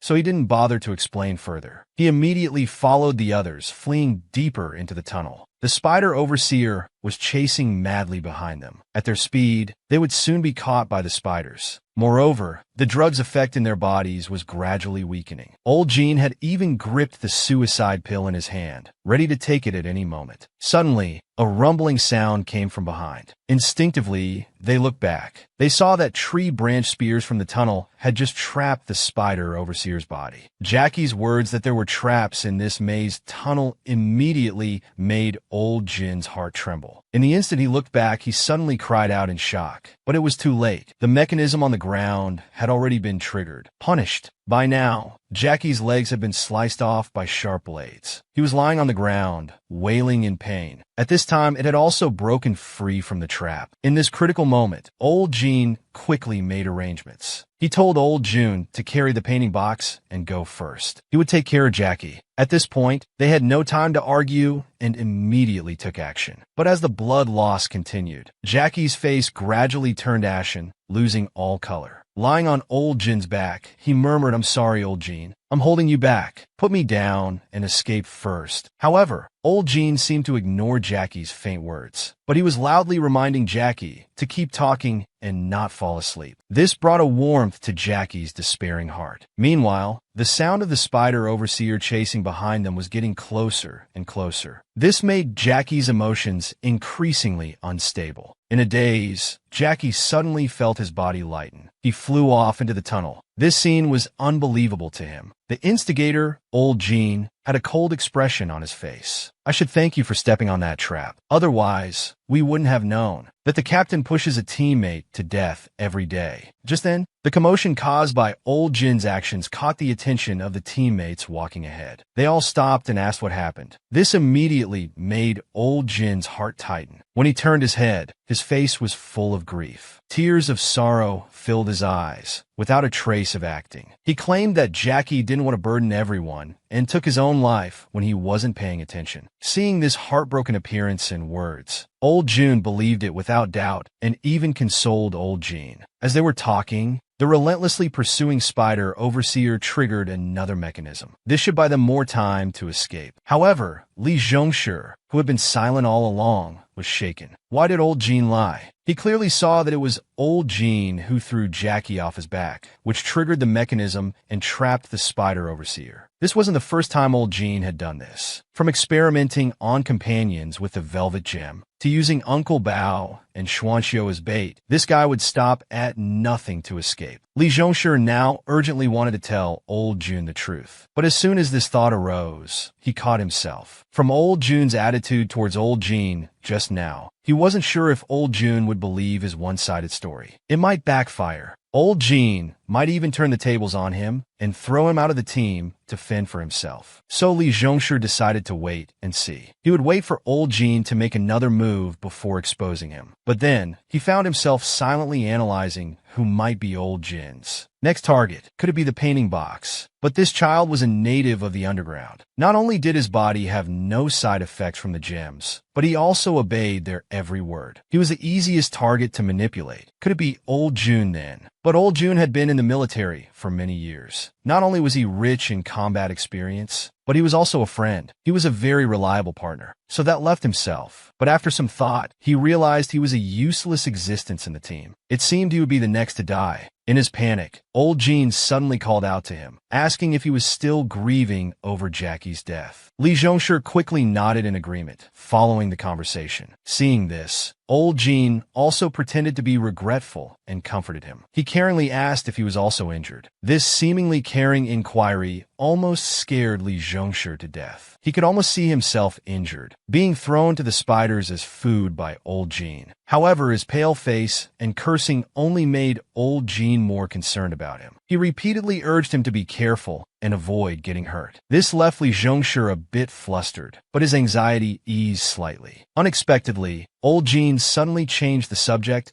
and asked him to hand over the food backpack. Instinctively, Li Zhongshi was about to pass the backpack over. But in an instant, he seemed to realize something and alertly held the food backpack tightly to his chest. He emphasized that the food would definitely be safe in his hands. Seeing this, old Jean had no choice but to give up. This finally allowed Li Zhongshi to completely relax. Now the food backpack was his lifeline. Once handed over, old Jin's next target would be him. Soon, they finally escaped to the end of the tunnel. But here there were two paths, one left and one right. Old June immediately made quick assignments. He and Li Zhongshi would explore the left and right tunnels respectively. Old Jean would stay behind to guard the painting box. But as the anxious Li Zhongshi was about to set off, old Jean again suggested he leave the food backpack behind. This undoubtedly triggered Li Zhongshi's nerves again. How could he not understand the situation now? he decided not to hide anymore. He laid his cards on the table. As a professional journalist, he naturally possessed certain professional qualities. In just a few words, he clearly explained the deaths of Uncle Bao Xuanxiu, Jackie, and others, stating that he had nothing to do with them. Li Zhongshi, being in a state of high tension, naturally couldn't detect the flaws in the story. He even found it quite reasonable. Seeing Li Zhongshi's expression soften, old Jin continued to drop bombshells. He especially emphasized that, if it weren't for Li Zhongshi's help, he would have died on the second underground level. Therefore, he would never abandon his lifesaver. Under this sincere speech, he successfully made Li Zhongshi accept his character, recalling when everyone was in despair. It was indeed only old Jin who was planning the escape. He even implemented it alone in secret. All of old Jin's previous actions were for everyone to finally escape the dungeon. Of course, there were unexpected situations along the way, and everyone had made sacrifices. It couldn't all be blamed on old Jin. After this outpouring, Li Zhongshi went through some self-reflection. At this moment, he felt extremely guilty, believing that old Jin had shouldered everything alone while he had misunderstood him. He shoved the food backpack in old Jin's arms, then resolutely walked towards the right tunnel. Watching his retreating figure, old Jin's previously sincere expression suddenly turned, but before he could think further, he suddenly turned around. The captain would drive one team member to the edge every day. Who would be the next victim? At this moment, Li Zhongshi, full of guilt, hadn't run more than a few steps when he heard a noise from behind. But the scene before him terrified him. Still, he didn't forget to shout a warning. Unexpectedly, the next second he saw old Jin raising his hand to press a mechanism on the wall. That resolute expression, yet seemed to contain extreme reluctance. And Li Zhongshi's heart, at that moment, sank completely into an icy abyss. He knew he was ultimately abandoned. Watching old Jin's figure disappear into the darkness, Li Zhongshi's heart was filled with endless anger and fire. Just as he was about to fall into despair, the Spider Overseer's chilling gaze locked onto him. A thrilling life-and-death chase thus began. Li Zhongshi, enduring excruciating pain all over his body, struggled to the corner. But the light of hope always went out at the turn. Ahead was actually a dead end. In desperation, he took out that suicide pill. This was already his last resort. If he swallowed it, he could hold on a bit longer. But his heart was filled with resentment, because the longer he delayed, the more that bastard old Jin would benefit. So now he'd rather choose to die earlier. Suddenly, a dark shadow attacked from behind like a ghost. Those hands, like iron pincers, tightly gripped the spider's giant mouth. It was the human-faced demon. Then it reached out to grab the limb, yanked hard, and its right hand swiftly reached into the giant mouth. But when the dust settled, the human-faced demon made a playful remark. "I haven't been gone long. How did you end up like this?" This familiar voice immediately made the dying Li Zhongshi look up involuntarily. It was actually Dong Jun. Unexpectedly, Dong Jun, who was thought to be dead, now appeared before him in this form. After expressing his heartfelt gratitude to Dong Jun, he began to list old Jin's crimes and narrate his own regrets. In fact, on his way following them, Dong Jun had already seen the tragic deaths of his companions. It turned out they were all old Jin's handiwork. As they spoke, Li Zhongshi suddenly handed over the gem. Meeting Dong Jun's surprised gaze, he said directly, the reason he didn't take the gem was to not give old Jin more time to escape. His only dying wish now was to prevent old Jin from leaving the dungeon alive. But Dong Jun looked at him with a bloodthirsty expression. "I think you've misunderstood something." Just as he finished speaking, Li Zhongshi suddenly coughed up a mouthful of blood. He truly regretted now. He should have trusted Dong Jun from the beginning and opposed old Jin's escape plan together. But thoughts of his seriously ill mother made him take a desperate gamble. Looking at the gem forcefully handed to him, Dong Jun hesitated to speak, because at this moment, Li Zhongshi had already stopped breathing with regret. At this moment, Dong Jun's heart was filled with mixed emotions. In fact, his mindset had already changed. It was because of old Jin's words that awakened him, realizing that his entire life before was a lie, living in a cage woven by others, being someone who lived only for others' happiness, while ignoring his own feelings. He also hated those who took his kindness for granted. Now that he had a chance to be reborn, In this life, he decided to live only for himself and to collect all the debts those people owed him. The dying youth unexpectedly underwent a horrifying mutation in the dungeon. Just as Dong Jun was waiting for death to come, from the corpse of the monster beside him, a strange figure slowly wriggled out. In the instant it approached Dong Jun, it suddenly opened its tentacles, tightly wrapping around the dying Dong Jun. Immediately after, Dong Jun's consciousness was dragged into endless darkness. Lowly human, I can sense your desire to live. Accept me, I will grant you a chance to be reborn. However, this incredible scene, in Dong Jun's eyes, was just a dying hallucination. He had no strength to respond, but his silence made the giant eye noticeably anxious. If it didn't find a host to parasitize soon, it would fall into hibernation. So the giant decided to up the ante, promising to give Dong Jun great power and even grant him the ability to devour and evolve. The giant eye's continuous persuasion made Dong Jun realize this wasn't a hallucination. At the same time, he wondered why such a powerful creature would choose him, a dying person. Dong Jun finally responded. The giant eye also said that without a host to parasitize, it would enter a period of hibernation. As long as Dong Jun accepted the parasitism, he could immediately inherit the power of the human-faced demon and evolve into a more powerful being. Hearing this, Dong Jun was shocked internally, but he didn't respond immediately. As he pondered, a mocking smile appeared at the corner of his mouth. If what this creature said was true, then how could the human-faced demon it had parasitized be so easily killed by the spider? Seeing its abilities questioned, it hurriedly explained. The human-faced demon was inherently a low-intelligence creature. Although it had made many efforts during parasitism, that human-faced demon never could grasp things. Not only did it ignore its advice, but it also refused to use any of its special abilities. If it hadn't been for lack of choice back then, it wouldn't have chosen such a host. After saying this, it adopted a condescending attitude, urging Dong Jun to make a choice quickly. Unexpectedly, the smile on Dong Jun's face became increasingly manic. From their conversation, he had figured out one thing. They were both like drowning people about to die. Only by mutually benefiting could they continue to survive. Since he had seen through this relationship, he wanted to choose to be the commanding master, never to be manipulated by anyone again. From this moment on, it was no longer the giant eye choosing, but Dong Jun willing to give it a chance. The giant eye struck a deal. The scene changes. Dong Jun, sword in hand, immediately blocked Old Jin and Jun Lao's escape route. His appearance both surprised and delighted Old Jin. After all, he had just been saved by Dong Jun not long ago, and still felt grateful to Dong Jun. But now, he was more curious about the changes that had occurred in Dong Jun. However, before he could open his mouth to ask, a sharp gust of wind grazed his face. He was immediately frightened to his core, instantly realizing that Dong Jun had come with ill intentions. In contrast, Dong Jun looked bewildered. He hadn't expected his aim to be so poor. Then he realized that he hadn't fully mastered this body yet. The giant eye also reminded him at this time, it would be best to go back and devour the spider and human corpses first. Wait until the body was fully integrated before seeking revenge. Dong Jun, full of hatred, didn't care. If he was going to devour and evolve, then Old Jin must be his first meal. Saying this, he stepped towards the two. Seeing this, Jun Lao, who had just reacted, immediately shouted, "You cowardly monster! Get out of Dong Jun's body immediately." Unexpectedly, the word monster triggered Dong Jun. I was once the most compassionate among you.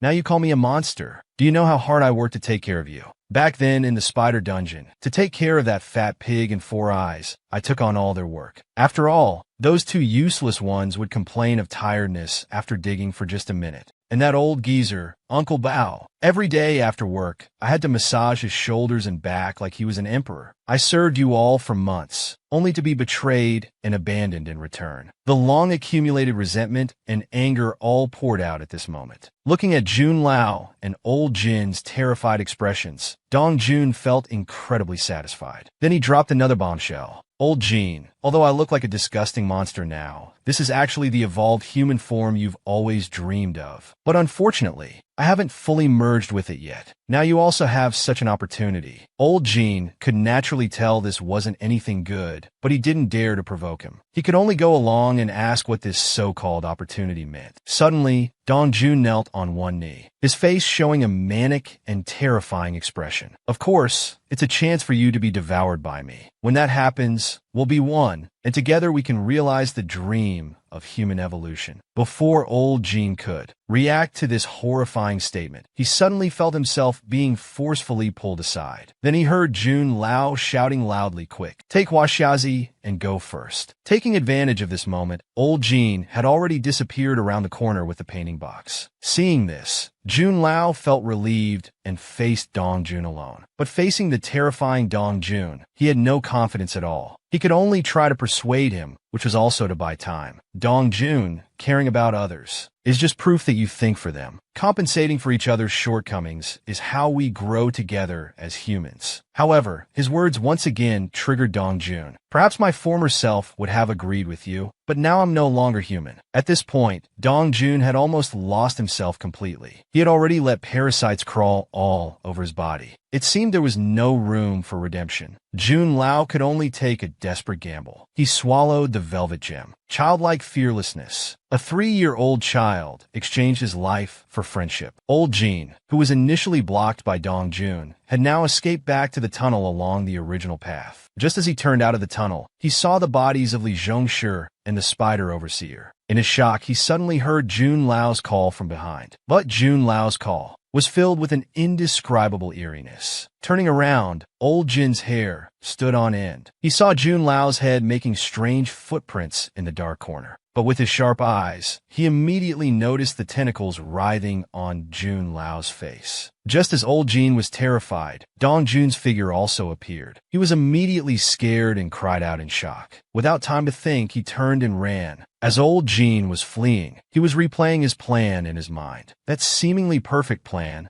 Why did it end up like this? He had imagined letting the righteous Dongjun die in despair first, then eliminating the unstable factors during the escape one by one, and finally stimulating the strongest teammate to fight the monster, while he himself, as the chosen one, would ultimately escape successfully. Everything should have developed according to this cliché plot, but now things had gone awry. He decided to stop running, neatly leaned the painting box against the wall, and resolutely swallowed the suicide pill. He planned to face the challenge head-on. As the drug took effect, his body instantly became. He consciously directed most of the power to his legs first. Then he distributed the remaining power throughout his body to protect his muscles. Suddenly, old Jin's figure leaped up. Thud! At the same time, he was overjoyed. He could control the gem's power so quickly. However, reality hit him just as fast. Getting up from the rubble, he instinctively began to utilize the gem's energy to heal. But Dongjun wouldn't give him a chance to catch his breath. He raised his foot and began a frenzied assault. Immediately, old Jin's cries of pain echoed through the tunnel. Suddenly, a trembling voice. The power of this sudden attack startled Dongjun, making him hesitate to act rashly. Seeing Huaxiazi appear, old Jin immediately seized the opportunity. He persuaded Huaxiazi to swallow the gem first to enhance his strength. After all, Huaxiazi was now his only trump card. But Huaxiazi's gem had long been tricked away and discarded by Uncle Bao. Learning this, old Jin felt like he wanted to die on the spot. Without the gem's enhancement, Huaxiazi had absolutely no chance of winning. So his original plan was now completely unfeasible. Old Jin quickly adjusted his strategy. He blamed all the deaths on Dongjun, successfully killing Huaxiazi. He grabbed Huaxiazi's flying tube, taking the opportunity to approach old Jin. Dongjun didn't believe they would die so easily.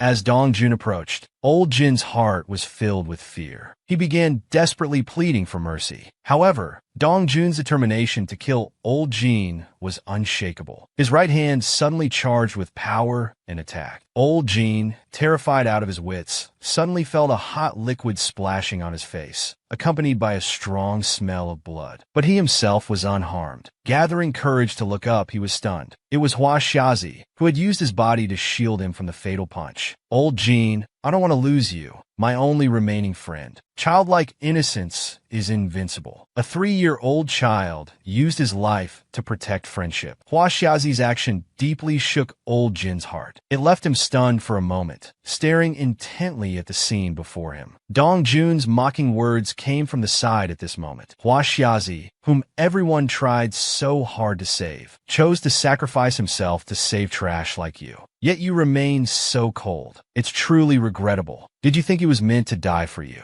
These words pierced old Jin's heart like steel needles. However, old Jin remained silent. He just held Hua Xiazi tightly, that small, thin body, as if afraid Hua Xiazi would disappear. This made Dong Jun feel bored. Mr. Protagonist, your passivity is not right. Shouldn't you struggle pitifully to the end? The plot still needs you, the protagonist, to move forward. It seemed these words had an effect. A glint of determination flashed in his eyes. He turned towards the gem that had slipped out of the backpack. You want to see a protagonist? Then let me show you who the real protagonist is. Old Jin actually placed this high-level gem on Hua Xiazi's wound. The scene changes, switching to the 10th floor of the maze. Jin Jinyu's sudden eye-opening made Eileen's heart skip a beat. A feeling of unease instantly spread through her heart. The next moment, a red light began to flash on Jin Jinyu's chest. And with the red light as the center, small veins spread out, rapidly extending to all parts of his body. Eileen immediately realized something was terribly wrong and hurriedly called for everyone to evacuate quickly. Jin Jinyu's magical power eruption was like a violent storm, almost blowing everyone away. This scene terrified Eileen. She was very worried that this terrifying power might tear Jin Jinyu's body to pieces at any moment. But on second thought, he calmed down again. This might be Jin Jinyu's own circulation of magical power throughout his body. After all, Yojin had said after her examination that the magical power accumulated in Jin Jinyu's body was as vast as the sea, and his magical pathways were already open. What he lacked was just the force to drive the magical power into the pathways. Jin Jinyu must have found the method from his childhood memories. Unexpectedly, at this moment, a cry of pain, Jin Jinyu suddenly let out a heart-wrenching wail. Almost at the same time, Eileen keenly noticed something unusual about the phantom beast beside her. This immediately shocked her. Not good, this is memory backlash. But in this situation, Eileen hadn't died. It immediately made her panic and at a loss. She didn't even notice the magical wind that erupted again. Suddenly, Zhong Yuan flashed over, controlling the speed. Huijin acted wisely. She casually cast a pink bubble to protect the phantom beast, then immediately called for Eileen to quickly move away, because the commotion here was too big. A large group of underground worms were being attracted. Hearing this, Eileen's pupils contracted. It was truly one misfortune after another. She instinctively looked towards Jin Jinyu. Fortunately, Jin Jinyu, suspended in the air, had calmed down by now. It seemed that his memory recovery was successful. But suddenly, she noticed something unusual about Jin Jinyu's eyes. Was this a sign of some awakened ability? But she immediately dismissed this guess, because this emotionless appearance looked more like being brainwashed by an external force. More precisely, his thoughts seemed to be controlled. The scene shifts back to the memory. At this moment, old Jin and Hua Xiazi were enveloped by an energy. Hua Xiazi, you must hold on. Immediately focus your mind. Feel the power of the gem. Control it to help you escape the dungeon maze. Destroy all obstacles in your way. Please promise me, after escaping back to the surface, you must forget all the bad things in the dungeon and live a happy life. Dong Jun had been silently watching from the side. He didn't dare to act rashly, because he had a vague feeling that the terrifying energy contained in this red light shield before him far exceeded his imagination. The giant rock inside him also warned him at this moment to stay away to avoid being affected by the uncontrolled energy of the gem. Although hungry monsters occasionally absorb gems to sustain life, it also takes several days of slow absorption. But that foolish human actually stuffed a high-level gem directly into the child's wound. If nothing goes wrong, that child will soon be torn to pieces by the violent energy. Just as he finished speaking, a miraculous scene occurred. The wounds on Hua Xiazi's body were healing at an astonishing speed. Impossible. This is not something a human can do. This completely overturned the giant rock's understanding. At the same time, he also noticed something unusual in old Jin's pupils. Realizing that old Jin was trying to control Hua Xiazi's thoughts, helping Hua Xiazi awaken his magical power, he immediately shouted, "Quickly kill that human."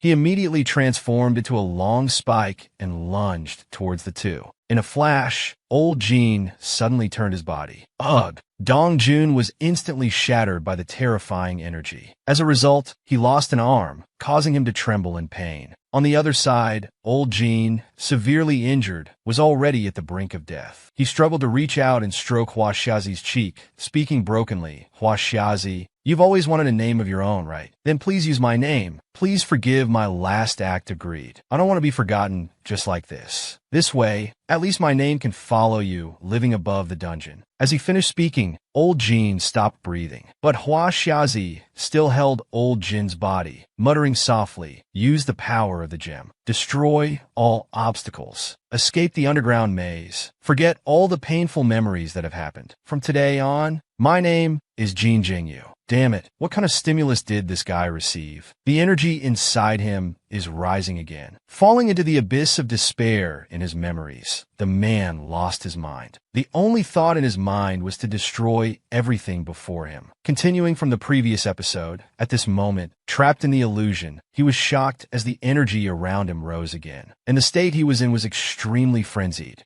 On the other side, the one who had been watching from the sidelines was also frightened by this magnificent magical storm, his mind in turmoil. It was as if he was facing a primordial beast. He couldn't even muster the will to resist. At the same time, Eileen's heart suddenly became increasingly uneasy. She hurriedly reminded everyone to prepare their defenses immediately. Hearing this, Zhongyuan couldn't help but feel surprised. Seeing this, Eileen turned around and gave her a look as if she was looking at an idiot. But just as she turned, a figure had already flashed in front of the mirror. Eileen's senses immediately told her something was wrong. In an instant, blood rushed to her throat. The sudden movement made Zhongyuan instinctively turn to look. But in that moment, her hair stood on end. She immediately turned back to her Bijideo summoned beast, which also suddenly smiled calmly at this. The bones broke with a crack. The entire head was directly suspended behind the body. But Jin Jinyu's killing spree continued. His body was covered in bright red and purple, like a bloodthirsty demon from hell. These consecutive nights finally made Huijin unable to hold back a scream. However, it was cut short the next second. She looked down in disbelief. An arm had already frozen through her body, as a cold light was withdrawn from her eyes. Everyone slowly came to their senses from the pain before death. The scene just now was actually a skill activated by Li Nuo. He projected what was about to happen into their consciousness. Li Nuo's move made Eileen extremely grateful. Although she had heard of this skill before, this was the first time she had witnessed it. She couldn't help but wonder how he did it. But just as she was about to ask, she saw Li Nuo's pained expression. She immediately abandoned the idea. Presumably, activating this skill must have cost Li Nuo a great deal. Besides, now was not the time for gossip. Indeed, Jin Jinyu was as evil as predicted. It was actually Xiaoxiang who activated the restraining skill. But the difference in strength was too great. Xiaoxiang probably couldn't hold on for long. They had to come up with a solution quickly. But among them, only Li had the strength to contend. However, Li Nuo was still in a weakened state due to his skill's cooldown. Even Li Nuo himself didn't expect that because of Eileen and Jin Jinyu's presence, using his peaking skill would consume so much energy. At this point, he could use it at most one more time, but the price might be permanent blindness. Feeling depressed, he urgently wanted an explanation from Eileen. But Eileen was also clueless. As everyone could see, the plan had actually worked. Not only had Jin Junyu awakened from his sealed memories, but his senses could also be set to the maximum. Now, he was fully experiencing and familiarizing himself with his awakened pathways. But what no one expected was that Jin Jinyu's childhood awakening was actually under brainwashing commands and the stimulation of a high-level gem, which accidentally awakened him, rather than his own personal will. Jin Jinyu's figure was slowly standing up from the magical cage. Obviously, it was almost impossible to suppress him anymore. But facing the current situation, Eileen seemed to have a plan, because she knew the 3 brainwashing commands implanted by old Jean originally were first to absorb the power of the gem, then escape from the underground world, and eliminate all obstacles in the process of escaping. So as long as Jin Jinyu was sent back to the surface, everything would be resolved. Hearing this, Lin Nua's eyelids twitched. In Jin Jinyu's current state, who could send him up from the 10th underground floor? As they spoke, Eileen wrapped the tentacles of the phantom beast around her hand. Then she turned and said to Lin Nua, "I need you to buy me some time." And Lily, who had been struggling to maintain the magical cage, let out an anxious cry, indicating that her magic was about to run out. Jin Jinyu could break out of the cage at any moment. In a flash, Eileen immediately pressed down with her virtual hand. A blood-colored hexagram rune suddenly appeared, once again sending Jin Jinyu up. Then Li Nua stepped into the rune circle. At the same time, he spoke to attract Jin Jinyu's attention. "I didn't expect that after just half a day, we would fight again. Now, let me see how much stronger you've become." Falling into the abyss of despair in his memories, the man lost his mind. The only thought in his mind was to destroy everything before him. Continuing from the previous episode, indeed, Lin Nua's words successfully attracted Jin Jinyu's attention, apparently viewing him as an obstacle preventing his return to the surface. His footsteps were as fast as a ghost. In an instant, the 2 men's fists had already crossed and clashed. However, after a round of intense physical combat, Li Nua was secretly alarmed. Although he had been dominating Jin Jinyu was just like a wild beast, relying purely on instinct, yet unable to cause substantial damage to him. Instead, it increasingly provoked Jin Jinyu's ferocity, fighting more fiercely and seemingly slowly regaining his combat awareness. This change in momentum made Li Nua's mind and spirit tremble, losing his composure. He was caught off guard by Jin Jinyu, who landed a punch on his abdomen. "Damn it, this guy actually used a feint to force me to expose a weakness." Li Nua was thoroughly angered by this. He frantically mobilized the parasite's domain. Organic. The scene shifts. Returning to Jin Jinyu again, Dongjun was terrified inside. The transformation before his eyes was terrifyingly strong. The horrifying energy contained in the high-level gem not only failed to tear him apart, but was slowly being absorbed into his body. The parasitic shadow in Dongjun's body urged Dongjun to merge with him quickly. In an instant, sharp, razor-like tentacles shot towards the transformed box. The plague's other hand immediately. "Enough, box. Please kill me." It seemed that Dongjun's plea had an effect on the box. The box's consciousness slowly regained cognition. Then he bent down with a delighted expression and said, "Great. Dongjun, you're still alive. Hang in there. I'll save you right away." "No, what's going on? Big brother, are you here to joke around?" Not understanding human language, the dying instructions suddenly exploded in his mind. "Kill him. Kill him. Kill him." "No. No. I can't kill Dongjun, he's my friend. I can't.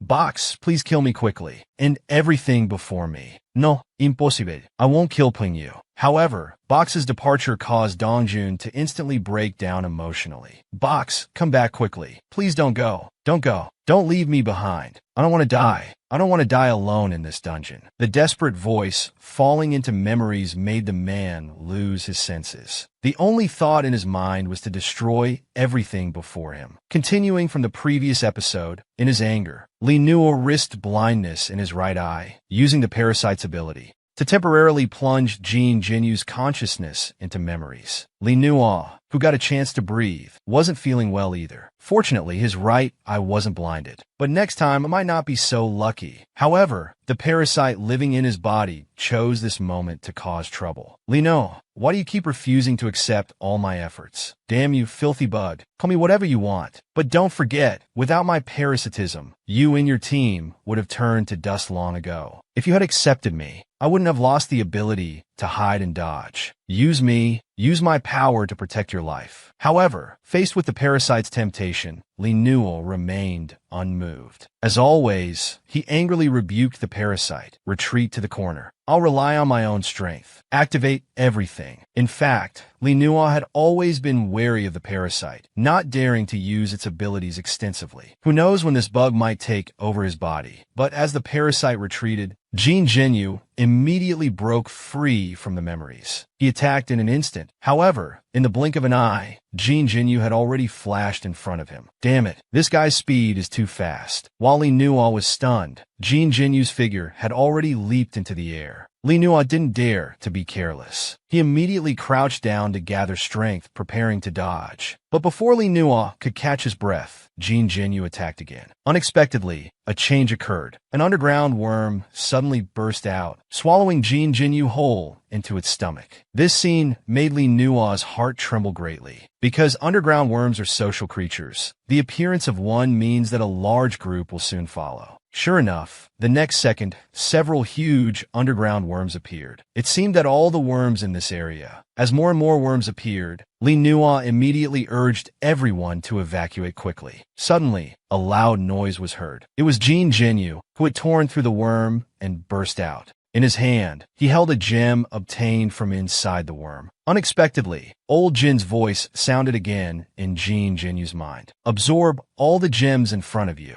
Seeing this, Li Nuo's heart suddenly trembled. Damn, this guy just forcibly absorbed the gem like that. At the same time, Jin Jinyu's commotion immediately attracted several underground worms to surround and attack him. This made Li Nuo secretly relieved. He hoped these worms could buy them more time. Dividing into two, Jin Jinyu was seen flashing to the ground. A red light suddenly appeared in his left eye, scanning the surroundings. In an instant, the gems contained within the worms appeared in his sight. Then, taking advantage of the moment the worms lunged, Jin Jinyu immediately gathered strength in both feet. His figure was like a bolt of lightning. He charged into the worms. With overwhelming force, he slaughtered the worms. Afterwards, he entered and stuffed several gem coins into his chest. This scene directly stunned Li Nuo. He couldn't help but ask Eileen. After all, even the native monsters of the underground, maze couldn't withstand such powerful energy and the damage it caused to the body. Eileen wasn't very clear about this either, but she expressed her thoughts. From a biological perspective, Jin Jinyu didn't have any exceptional physique, so the pain his body endured from absorbing the gem's energy. He was experiencing the same, or even several times more painful than normal absorption, because during the absorption process, the enormous energy would tear his body apart. The reason he could still be alive was probably due to a subconscious reflex, operating an infinite loop, a mechanism to repair his body. If this repair process were interrupted, Jin Jinyu would instantly turn to dust.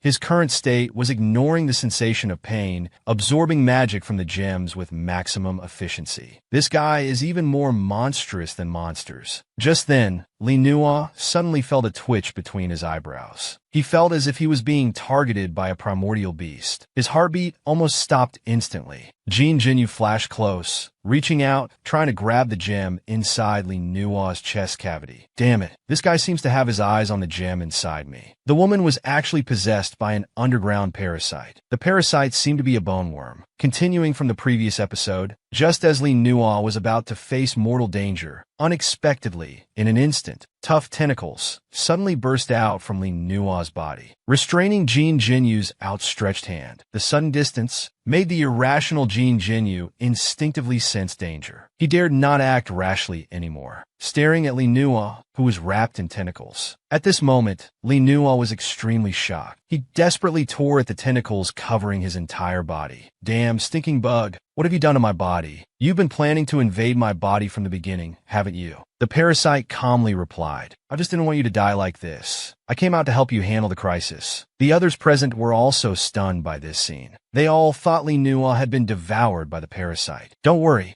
I'm just borrowing Li Nuo's body temporarily, and the energy I've stored can only maintain this state for 10 minutes. Then it looked at Eileen and said, "Don't think you can restrain this human anymore. Let me kill him. Only then can we resolve the current crisis." Hearing this, Eileen's expression immediately turned serious. She sternly warned that the parasite must not harm Jean Jinyu's life. Otherwise, they would face endless pursuit from the black market group. Faced with Eileen's deadly warning, the parasite only shuddered slightly before agreeing. As a compromise, it planned to first cut off Jean Jinyu's limbs. After all, it was very clear about the terrifying power behind the black market group. Having made up its mind, it wasted no more words and flew off, ignoring Eileen's dissuasion. At the same time, Jean Jinyu was also poised and ready. The moment Li Nuo approached, he swung his fist to meet him. It could severely injure Jean Jinyu, one side retorted. But they found that Jean Jinyu's body seemed unharmed. This immediately made him feel humiliated. He transformed his tentacles into sharp spikes, frantically stabbing at Jean Jinyu's joints all over his body, determined to shred his bones and flesh in an instant. In his secret realm, it seemed to have some effect, but the red mass of flesh before him seemed to be slowly emitting a heart-pounding aura. A sense of crisis immediately surged in his heart. His body unconsciously flew back several meters. Staring straight at this familiar-looking mass of flesh, he fell into his own thoughts. There's actually still a parasitic prototype. Then they began to fight like mortal enemies. Weren't you parasitic prototypes supposed to be extinct? How is this possible? You vile source of all evil bugs. Quickly return to where you belong. The bystanders who had been watching also looked at each other in confusion. But from the looks of it, it seemed to be a grudge between parasites. You traitor. As the scattered host of the king, I advise you to return to your original form immediately and complete your mission. I will never go back. It cost me half my life to become independent. Moreover, the order of the fallen kingdom has collapsed. The king has also fallen. The originally set mission is now invalid. Failed. Seeing my host, how dare you deny the failure of the mission? Prépare-toi, traitor. I will capture you and melt you back into your original form. The parasite has absorbed some fiber fragments. Beginning fiber analysis. Once the analysis is complete, the parasite will have the ability to fiberize. As the prototype falls, the parasites inside are like lambs waiting for slaughter, completely defenseless. But how could he worry about dying like this? Helpless, he could only return to his host, Li Nuo. Li Nuo, quickly kill this human. A demon king is gestating inside him. Once the time is ripe, the demon king will reappear in the underground world. Quickly kill him. Destroy this vessel nurturing the demon king. The awakened Li Nuo. A mocking smile actually appeared at the corner of his mouth. So what if that's true? In comparison, I'd rather believe that this guy can bring light to those of us who have always lived in darkness. Bring us light. This time, Jean Jingyu, consider this repaying the favor for that one-day surface tour you gave us back then. Let me dispel your darkness. Hualo Li Nuo Jean, once again activating his right eye. Your past is all misfortune. But this time, as the skill activates, blood starts to seep from Li Nuo's eyes continuously. The two parasites fight each other. In the end, it evolves into redemption between hosts. Your past is all monkeys. Suddenly, Jean Jinyu, awakening from his dream, felt dizzy, vaguely feeling like he had a very long dream. But now he couldn't recall any fragments of it. At this moment, Li Nuo's words came from beside him. Only then did he realize he had been unconscious for 2 days. But just as he was about to ask for details, suddenly, a nauseating wind swept through his entire body. But this state of his seemed to be within Li Nuo's expectations. After all, who wouldn't experience muscle soreness after a big battle? Just endure it, kid. You don't need to worry about anything else. We're hiding in this cave. We're safe for now. As for Eileen, the others went out to find food and should be back soon. Eileen and the others went out to find food and should be back soon. Li Nuo's words made Jean Jinyu slightly stunned. When did he have a big battle with someone? He had no recollection at all. Shortly after, Jean Jinyu followed Li Nuo out of the cave. However, the scene that greeted his eyes immediately made his pupils dilate in shock. He couldn't believe all this was caused by him. He couldn't help but turn back to look at Li Nuo, as if Li Nuo had played a huge joke on him. Unexpectedly, Li Nuo didn't say anything. He just silently took off his mask, revealing a pair of pale, hollow eyes. Don't doubt it.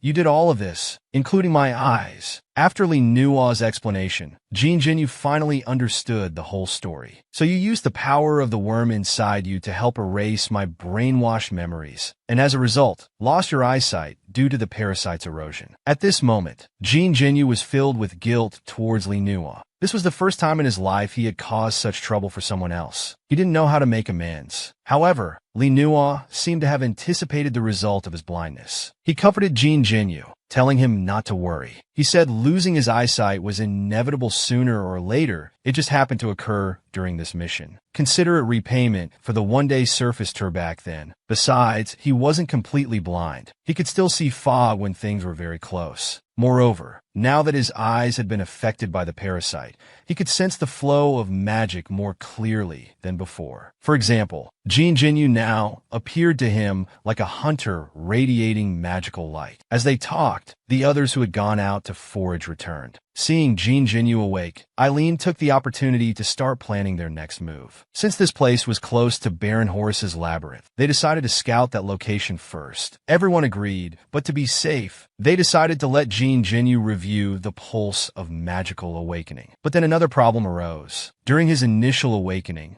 Jin Jinyu had gone mad and lost his reason. Now that Li Nua had erased his brainwashing, that period of memory, it seemed like everything he had done before became meaningless, and Li Nua had lost his eyesight for nothing. However, Li Nua didn't see it that way. He proposed another method they could try. He asked Xiaoxiang to bring a low-grade gem, indicating Jin Jinyu should swallow it directly. His body would naturally absorb the energy within the gem. This suggestion immediately left Jin Jinyu dumbfounded. Swallowing a gem whole, is this something a human should do? This request completely baffled Jin Jinyu. But it's understandable. With his current amnesia, he naturally didn't know that 2 days ago, he had stuffed several medium-grade gems into his chest. Not to mention that in his childhood, old Jin had made him swallow high-grade gems. But seeing Li Nua's solemn expression and hollow eyes, after a brief moment of hesitation, he made his decision. He swallowed the gem in one gulp. At this moment, Li Nua also had his doubts. It's just a low-grade gem. This guy shouldn't cause another magical storm, right? As he pondered, suddenly a trembling sound spread throughout Jin Jinyu's body. The intense pain immediately made him suffer terribly. Seeing this, Li Nua immediately told him to focus his mind, ignore the body's pain, and just concentrate on controlling the energy emitted by the gem. Because Li Nua's eyes could clearly see, the energy bursting from the gem inside Jin Jinyu's body was spreading and wandering everywhere like a devastating force, destroying every cell and organ in its path. However, the intense pain seemed to have eroded Jin Jinyu's position. He couldn't focus his mind at all, losing the ability to control the magical power. This also caused the infinite loop in his subconscious. The function to repair his body couldn't be activated. The current situation could only be solved by himself. Even the parasite inside him couldn't help. Worse still, if the energy remained uncontrolled, Jin Jinyu might explode to death within minutes. At this critical moment, Li Nua couldn't help but shout loudly again, trying to awaken Jin Jinyu, who was still immersed in pain. Imagine,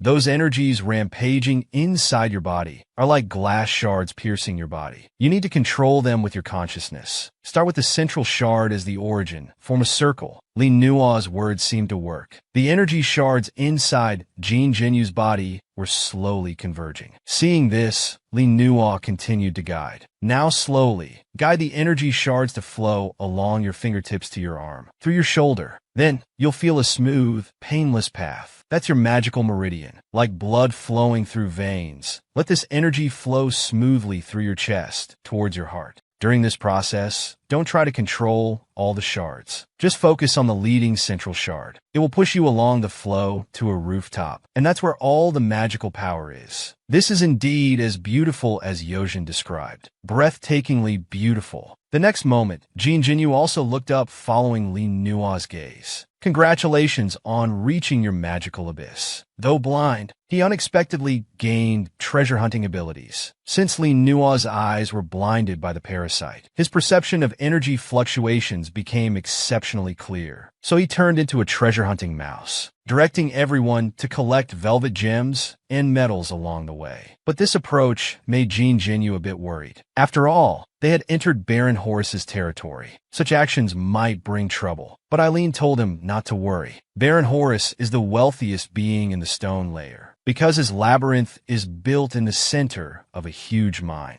The mining area is rich in velvet gems, dense silver, diamond sand, and so on. So he wouldn't care about these trivial amounts. He's so rich it's enviable. But this made Jean Genu frown even more. Eileen saw this and immediately understood his concern, because such a wealthy labyrinth master must have a well-equipped army under his command. But Eileen told him not to worry. This made Jean Genu confused. After all, there might be a big battle between the 9th and 10th floors. But when he was about to ask Eileen for clarification, she played coy, saying he would know the reason when they meet Baron Horace. She then asked Li Nuo to disguise Jean Genu, preferably to prevent Baron Horace from noticing a human mixed in the caravan. Wearing this monster skin will effectively shield human aura. Shortly after, they entered Baron Horace's labyrinth. The labyrinth was heavily guarded, with well-equipped soldiers standing all around. However, these soldiers gave an indescribably strange feeling, like black smoke wearing armor. Moreover, Jean Genu noticed that the soldiers' equipment was made of extremely expensive, dense silver. He couldn't help but quietly ask Eileen, who again told him not to worry. These soldiers are just decorations with no combat ability, unable to even perform simple sword movements. Hearing this, Jean Genu became even more confused. Since he entered Baron Horace's territory, he had been full of doubts. Everything seemed strange. As he pondered, Eileen's words came again. Because once the physical form of these soldiers dissipates, they immediately die. So even wearing dense silver armor is useless. It's purely for show. Such an answer was simply baffling. So there's almost no security measures here. It's all useless decoration. However, are there no real guards in this vast labyrinth? With this doubt, Jean Genu carefully made his way. The surrounding activity, to be honest, he did discover something that seemed legitimate. He quickly asked Eileen about it. However, Eileen said that these were not Baron Horace's soldiers, but belonged to the Count of the Parthenon Temple on the 11th floor. The Count of the Parthenon Temple would send a priest to every labyrinth that submitted to him. Although they were the lowest-ranking priests, they were quite powerful compared to low-level combat units. Their purpose, of course, was to monitor the subordinate labyrinths. At this point, the group finally arrived at the entrance of the Great Hall. However, before entering, Li Nuo cautioned that no matter what happened, they must not conflict with Baron Horace. Jean Genu naturally understood Li Nuo's concern. After all, he still couldn't control the magical power within him at will. But since this was someone else's territory, Jean Genu knew to be cautious. As the door opened, billowing black smoke immediately poured out. Upon entering the hall, they saw a human-shaped figure. Black smoke sat high on a jeweled throne. This must be Baron Horace, known as Charcoal. Jean Genu quietly observed this man, who was adorned with exaggerated gold ornaments, while listening to Eileen's business exchange with him. When he heard that Eileen had brought some rare gold ornaments specifically for him, Baron Horace immediately showed delight and asked Eileen to quickly show them. However, Eileen, well-versed in business, knew the bait had been taken and didn't immediately produce the gold ornaments. Instead, she began boasting, claiming these ornaments were once owned by surface royalty. Their craftsmanship and quality were impeccable. Then, to obtain them, how meticulously the black market group had planned, and how they suffered losses. After a fanciful embellishment and build-up, Baron Horace's appetite was thoroughly whetted. Only then did she reveal the goods she had brought. As the gold ornaments appeared, Jean Genu quickly noticed something amiss. These gold ornaments were not only tacky in style, but also of extremely poor quality. Some even included plastic items. Could Eileen have lost her mind? How dare she try to fool a labyrinth master with this trash? However, what surprised Jean Genu even more was that Baron Horace was overjoyed, repeatedly praising them. As expected of top-tier luxury items owned by surface royalty, we can't let other nobles get such precious and exquisite ornaments. Hurry and sell them to me. I can't wait to wear them. Eileen, who had been building up to this moment, quoted an exorbitant price of 10 high-grade gems. Then, feigning sadness, she said, "Originally, we planned to offer them to you, our old customer, for 8 high-grade gems. But we suffered heavy losses during the acquisition process." Before Eileen could continue her act, Baron Horace interrupted her. With a wave of his hand, he raised the purchase price to 18 high-grade gems. Hearing this, Eileen was immediately elated. Jean Genu, who had been observing, was dumbfounded. These two were indeed masters of business negotiation, playing their parts perfectly. This completely overturned his perception of Abyss nobles. It was so disappointing. How did such an idiot obtain the title of Baron? Suddenly, Jean Genu had a thought. Why not kill him now and save future trouble? When you encounter someone stupid and rich, don't you instinctively reach for your weapon? Strike swiftly. This was Jean Genu's current mindset. His movement was immediately noticed by Li Nua, who broke out in a cold sweat. He knew this guy was trouble. However, Jean Genu had already gripped his sword hilt, ready to strike at any moment. At such close range, he was confident he could kill Horace with one strike. Once the Baron was dead, the guards in the store would be no threat. Then they could seize all the resources in the Labyrinth core. But just as Jean Genu was about to draw his sword, suddenly, he felt a pressure from behind, sending a chill down his spine. He immediately realized it was Li Nua's warning to him. However, this interruption made Jean Genu ponder the series of consequences if this were to actually happen. He would become the enemy of the entire black market group. After all, his current temporary identity was a member of the black market team. Once this matter spread, it would make the entire underground question the neutrality of the black market group. At that time, for the sake of their interests, the black market group would certainly prove their stance immediately. They would not only send troops to eliminate the Gala Labyrinth, but also spread all information about the Gala Labyrinth, rallying hostile forces in the cave to jointly attack the Gala Labyrinth. In this case, even the few 9th-level labyrinths that had previously allied with him would tear up the alliance agreement and leave. As Jean Genu was hesitating, he suddenly heard the conversation between Eileen and Baron Horace. Baron Horace asked, "Do you know about the newly risen Gala Labyrinth on the 9th floor? I heard its power is remarkable and not to be underestimated. Its princess has even caught the eye of a great Abyss noble and was granted the title of Baron. You both hold the title of Baron. Do you feel threatened by it?" This immediately drew a mocking sneer from Baron Horace. In his view, Jean Genu was just a small fry promoted by Count Tori. After all, a great noble like Count Tori would not value an insignificant small labyrinth. So, although he had heard some rumors about the Gala Labyrinth, he never took them seriously. He didn't believe the rise of the Gala Labyrinth would pose any threat to him. And Jean Genu was just an ant that could be crushed at will. Their conversation made Li Nua tremble with fear, frequently glancing at Jean Genu. He was truly afraid that Jean Genu might lose control and attack, because this guy's hand had been gripping his sword the whole time. In contrast, Jean Genu actually calmed down after hearing this, since Baron Horace considered him harmless. Even if war broke out in the future, he certainly wouldn't invest much effort in it. Then he would have an opportunity to exploit. Of course, more importantly, if he acted now to kill him, it would be nothing short of a huge gamble. Whether he won or lost, the price would be too high. Thinking this, he slowly sheathed his sword. Soon, this pleasant transaction between host and guest quietly ended in such a harmonious atmosphere. In a cave on the 10th underground floor, taking advantage of the other's rest, Li Nua brought up the topic of today's events again. "Luckily you didn't act today, otherwise none of us would have been able to leave. Although Baron Horace looks like an idiot, he controls the richest mine on the 10th floor. He naturally possesses extraordinary power. As long as the darkness around him isn't dispelled, I'm afraid no one except Count Tori could kill him." These words immediately made Jean Genu's heart tremble. He looked at Li Nua with disbelief. Sensing Jean Genu's gaze, Li Nua just nodded slightly. He continued, "Suppose you attack him. It might look like his body is split in two, but by the time you realize it's just an illusion, you'll already be trapped in eternal darkness and eventually become part of the darkness." However, Li Nua's vivid description gave Jean Genu a sudden inspiration. If he really had to fight Baron Horus, wouldn't he need to prepare a flashlight first? Worried about insufficient firepower, he even considered whether to wear a hood. The scene changes. Back at the Gala Labyrinth, Domi and Angela spent their days thinking about how to make little Yinshi look pretty. Kunyan,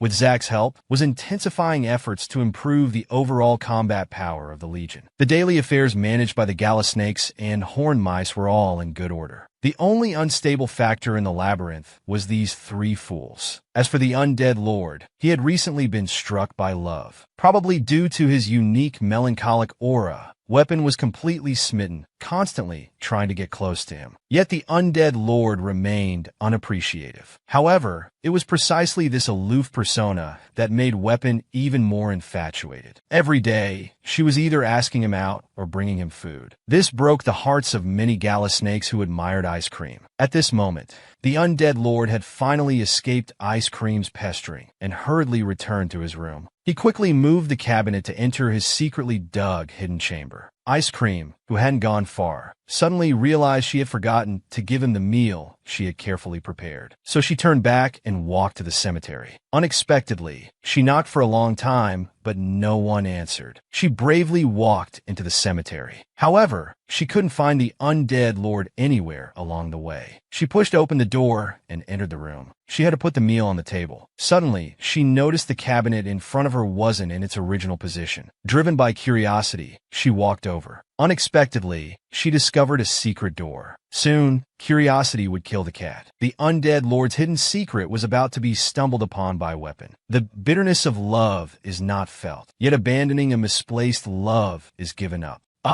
Continuing from the previous episode, the undead lord looked at his new body, feeling deeply emotional. Although this chimera body compared to his original body was indeed inferior, only able to hold 60% of his magical power, it was the best that could be made under current conditions. The missing parts could only be slowly sought after the soul and body merged. The urgent task at hand was to obtain more miasma, to complete the fusion of soul and body. Because the recent refining had consumed almost all of the previously accumulated miasma. But thinking of this, the undead lord couldn't help but feel dejected. Once he turned back into an undead, he would not only lose his sense of taste and smell again, but also lose these drinking buddies. Of course, there was also Weapon, his close friend. Thinking about becoming lonely again, his heart was full of reluctance. In his melancholy, he suddenly became alert and turned around abruptly. He saw Weapon standing at the entrance of the secret room. Meeting Weapon's shocked eyes, a feeling of dread ran through his body like an electric current. Damn it, his secret was finally discovered. In an instant, evil thoughts arose, his mind filled with the consequences of the secret being leaked. The secret must not be leaked. He must kill her. In a moment, the intent to kill arose. His whole body erupted with miasma, rushing towards Weapon. In the next second, the unprepared Weapon was enveloped by the miasma. She trembled. The dense miasma frantically corroded Ice Cream's body, causing her to wail in pain. The instigator, the undead lord, looked on coldly, showing no mercy. All the undead lord could think of now was to end this quickly. After all, the little remaining miasma was only enough to kill one person. As he pondered, he increased the output of miasma. Instantly, bone-chilling pain swept through Weapon's entire body. But seeing Weapon's pained expression, the undead lord's heart suddenly ached. In that moment, a surge of hesitation and reluctance flooded his heart. Did he really want to kill Weapon? During their recent interactions, he could sense Weapon's unique feelings for him. However, in an instant, this thought was forcibly suppressed. Damn it, why am I hesitating? Women will only slow me down. I can't waste any more time or precious miasma. So the undead lord's expression became fierce again. But he couldn't bring himself to increase the miasma in his hands even a bit. His heart was still painfully conflicted. Why did it have to be Weapon? If it were any other gala snake, he would have killed them without hesitation. In his anguish, he couldn't help but shout, "Why did you come back to find me? Hurry up and admit it. You were sent by the Gala Labyrinth to spy on me, weren't you?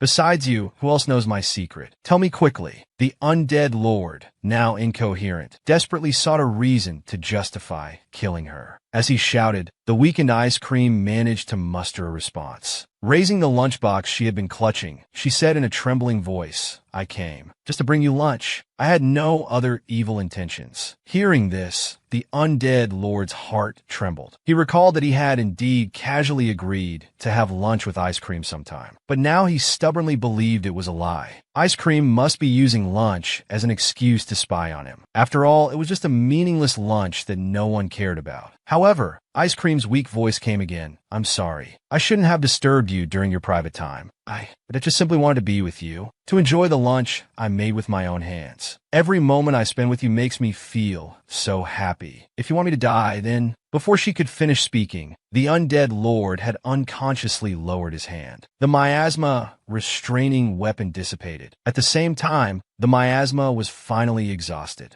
The undead lord's hands were also corroded by the miasma, becoming a bloody mess. Also, due to the massive mental energy consumption, his consciousness was gradually sinking into a coma. After an unknown amount of time, when the undead lord opened his eyes again, he found himself lying in bed. Looking around, he guessed this was the treatment room of the Gala Labyrinth. He could faintly hear voices talking outside the curtain. It was the priest and Domi asking Weapon about what had happened. But what came from Weapon's mouth was a different version. She said they were working in 2 different areas of the cemetery. Somehow, the miasma in Weapon's area suddenly erupted, and to save Weapon, the undead lord sacrificed his hands. The undead lord, eavesdropping from the sickbed, let out a big sigh of relief. However, his movement immediately caught the priest's attention, who pulled back the curtain and entered. The undead lord, who had intended to continue pretending to be unconscious, had to reluctantly sit up. To survive, he had to keep up the act. He put on a pained expression in front of everyone, causing Ice Cream to become very worried. Then, feigning confusion, he asked everyone what happened. Only then did he learn from the priest's mouth. Due to the sudden eruption of miasma in the cemetery, both of them had suffered injuries to varying degrees. Ice Cream had carried him, unconscious, all the way to the treatment room. It's worth noting that at that time, half of Ice Cream's skin had been burned, and the cemetery was quite far from the treatment room. The undead lord just stared at Weapon, not knowing what to think. Fortunately, the injuries caused by the miasma corrosion to both of them had been brought under control. They just needed to rest in the treatment room for a month to fully recover. At this point, Domi also said to let them rest assured, as the cemetery work would be reassigned to other Gala snakes. This alarmed the undead lord. His secret couldn't be discovered by others. He hurriedly declined Domi's goodwill, stating that minor injuries wouldn't keep him from work, and he must persist in his frontline duty. Seeing this, Weapon naturally followed suit, as always. Watching the two leave, the priest said to Domi that little one managing the cemetery is quite extraordinary. Not everyone can rescue Weapon from a room full of miasma and only injure their hands. It's quite unusual. Hearing this, Domi seemed to realize that things weren't as simple as they appeared. But the priest's next words shocked him even more. From that little one's injuries, I can deduce he used magic, and it's likely to be undead magic, because he didn't use mana to power his magic, but miasma, which only the undead use. A Gala flower immersed in love, tortured and wounded all over by a scumbag.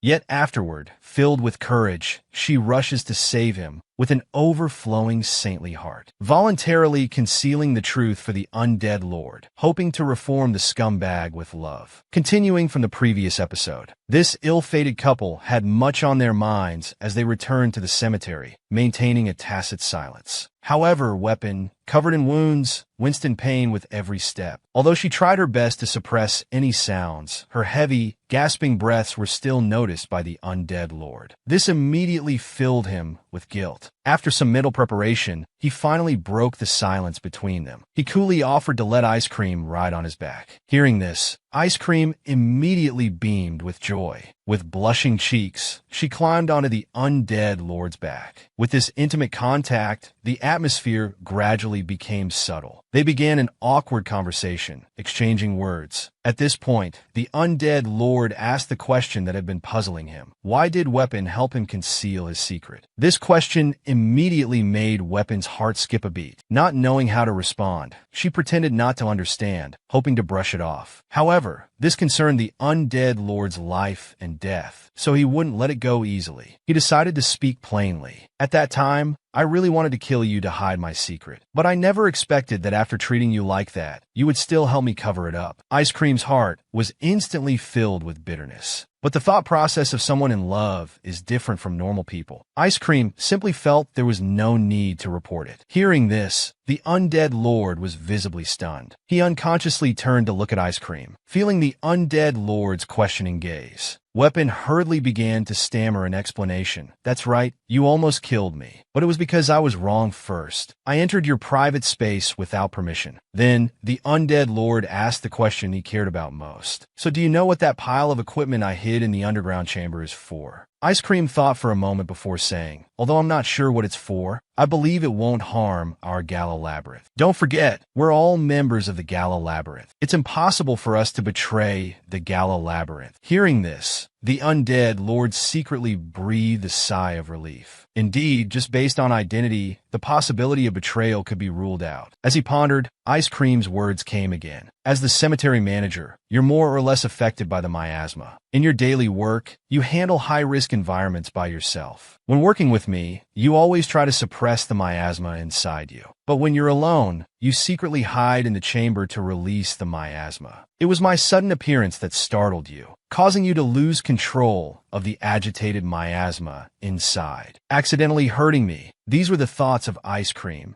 deeply in love, forcefully making excuses for the undead lord. The undead lord became flustered. He quickly seized the opportunity to agree. That's exactly what happened. Ice Cream, you're such a little genius. Praised, Ice Cream blushed and continued, you're not bad either. You even know how to use special energy like miasma. The undead knight Zack is making an undead mount. As Weapon said this, she suddenly paused, realizing something was off. But are you sure you want to make a human-shaped mount for Knight Zack? This will surely anger the princess. After all, she's human. You're going to. Before Weapon could finish, the panicked undead lord quickly interrupted, claiming it was just a practice model. He really wanted to pry open this tweezers to see just how big her imagination was to think like that, to divert Ice Cream's attention and prevent her from further wild speculations. At the same time, the undead lord clearly realized that the previous incident would more or less plant seeds of doubt in Ice Cream's mind. So to completely dispel Ice Cream's suspicions, he made a bold decision. He invited Ice Cream to participate in the creation of the undead mount. But the condition was to keep this secret, not to reveal a single word to anyone. Naturally, Ice Cream was overjoyed. She kept nodding. Her mind was filled with images of being alone with her lover. The scene returns to the underground level, where they are discussing the magic power within Jean Genu's body. According to Li Nuo's deduction, the magic power in Jean Genu's body is as vast as clouds and seas. Such an enormous amount of magic power, probably not much less than that of the Abyss Earl. Hearing Li Nuo's evaluation, Jean Genu was also amazed. Does this mean he's now stronger than Earl Tully? Unexpectedly, Li Nuo poured a bucket of cold water on him, because Jean Genu's current physique can't fully utilize this vast magic power. He then instructed Jean Genu to immediately follow his guidance, using magic power to strengthen his own physique. Soon, a faint blue aura of magic surged around Jean Genu's body. At this point, Li Nuo pointed to the huge rock behind him, telling Jean Genu to attack with full force. Hua Luo saw Jean Genu take a deep breath, immediately gathering power in his fist. 2 loud bangs. This was a bit embarrassing. The promised powerful punch somehow directed the magic power to his legs. Just as Jean Genu was feeling awkward about this, Li Nuo's guidance came again. There's no need to deliberately control the magic power. You can understand it as a passive form, like water naturally flowing from high to low. Treating it as a part of your body to control is the key you need to grasp. Jean Genu seemed to half understand. Looking at these 2 foolish guys, he felt indignant. Wait until I learn it, I'll show off to you.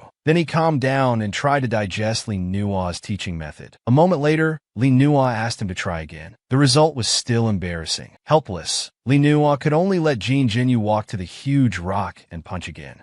However, although this punch had a good effect, it wasn't much different from usual. This made Jean Genu feel depressed. Where did it go wrong? At this moment, Li Nuo suddenly gathered power beside him, throwing a punch at the huge rock. The next second, the several-meter-tall rock was shattered. The scene before them left them shocked and speechless, exclaiming it was impossible. After all, Li Nuo's magic power was much less than his, yet he could unleash such terrifying power. Seeing this, Li Nuo calmly said, "The difference between us is that I can use magic power more effectively. Even though you have vast magic power like the sea, you're only using a small part of it. The second step is to carefully widen the magic pathways in your body. Imagine it as a huge, constantly flowing waterfall to maximize the use of your vast internal magic power. At that time, you'll be qualified to stand on equal footing with the Abyss nobles." He also reminded him not to be impatient or rush. This is a process that needs time to slowly settle. Unexpectedly, these words seemed to enlighten Jin Jinyu. So he once again focused his mind and gathered power in his fist. As his mind and intent aligned, the vast magic power surged and gathered like a tsunami. The man's casual punch created a 100-meter-long, 8-lane road. This instantly shocked the onlookers, leaving them speechless. Only Li Nuo had a gloomy expression on his face, because he didn't believe that Jin Jinyu could achieve such a level of magic power control just based on his few instructions. Li Nuo turned around, quickly walked to Jin Jinyu's front, and grabbed Jin Jinyu's hand. As he expected, Jin Jinyu's method of using magic power had a major flaw. However, he secretly breathed a sigh of relief. This kid almost lost an arm due to his recklessness. He then hurriedly called Yu Zhen over to heal the wound. But seeing Yu Zhen carefully healing the wound, Jin Jinyu also remembered that wound regeneration seemed to be another way of using magic power. He immediately wanted to try it himself. But as soon as he proposed this idea, Li Nuo poured cold water on him. "You can't even precisely control magic power for attacks now,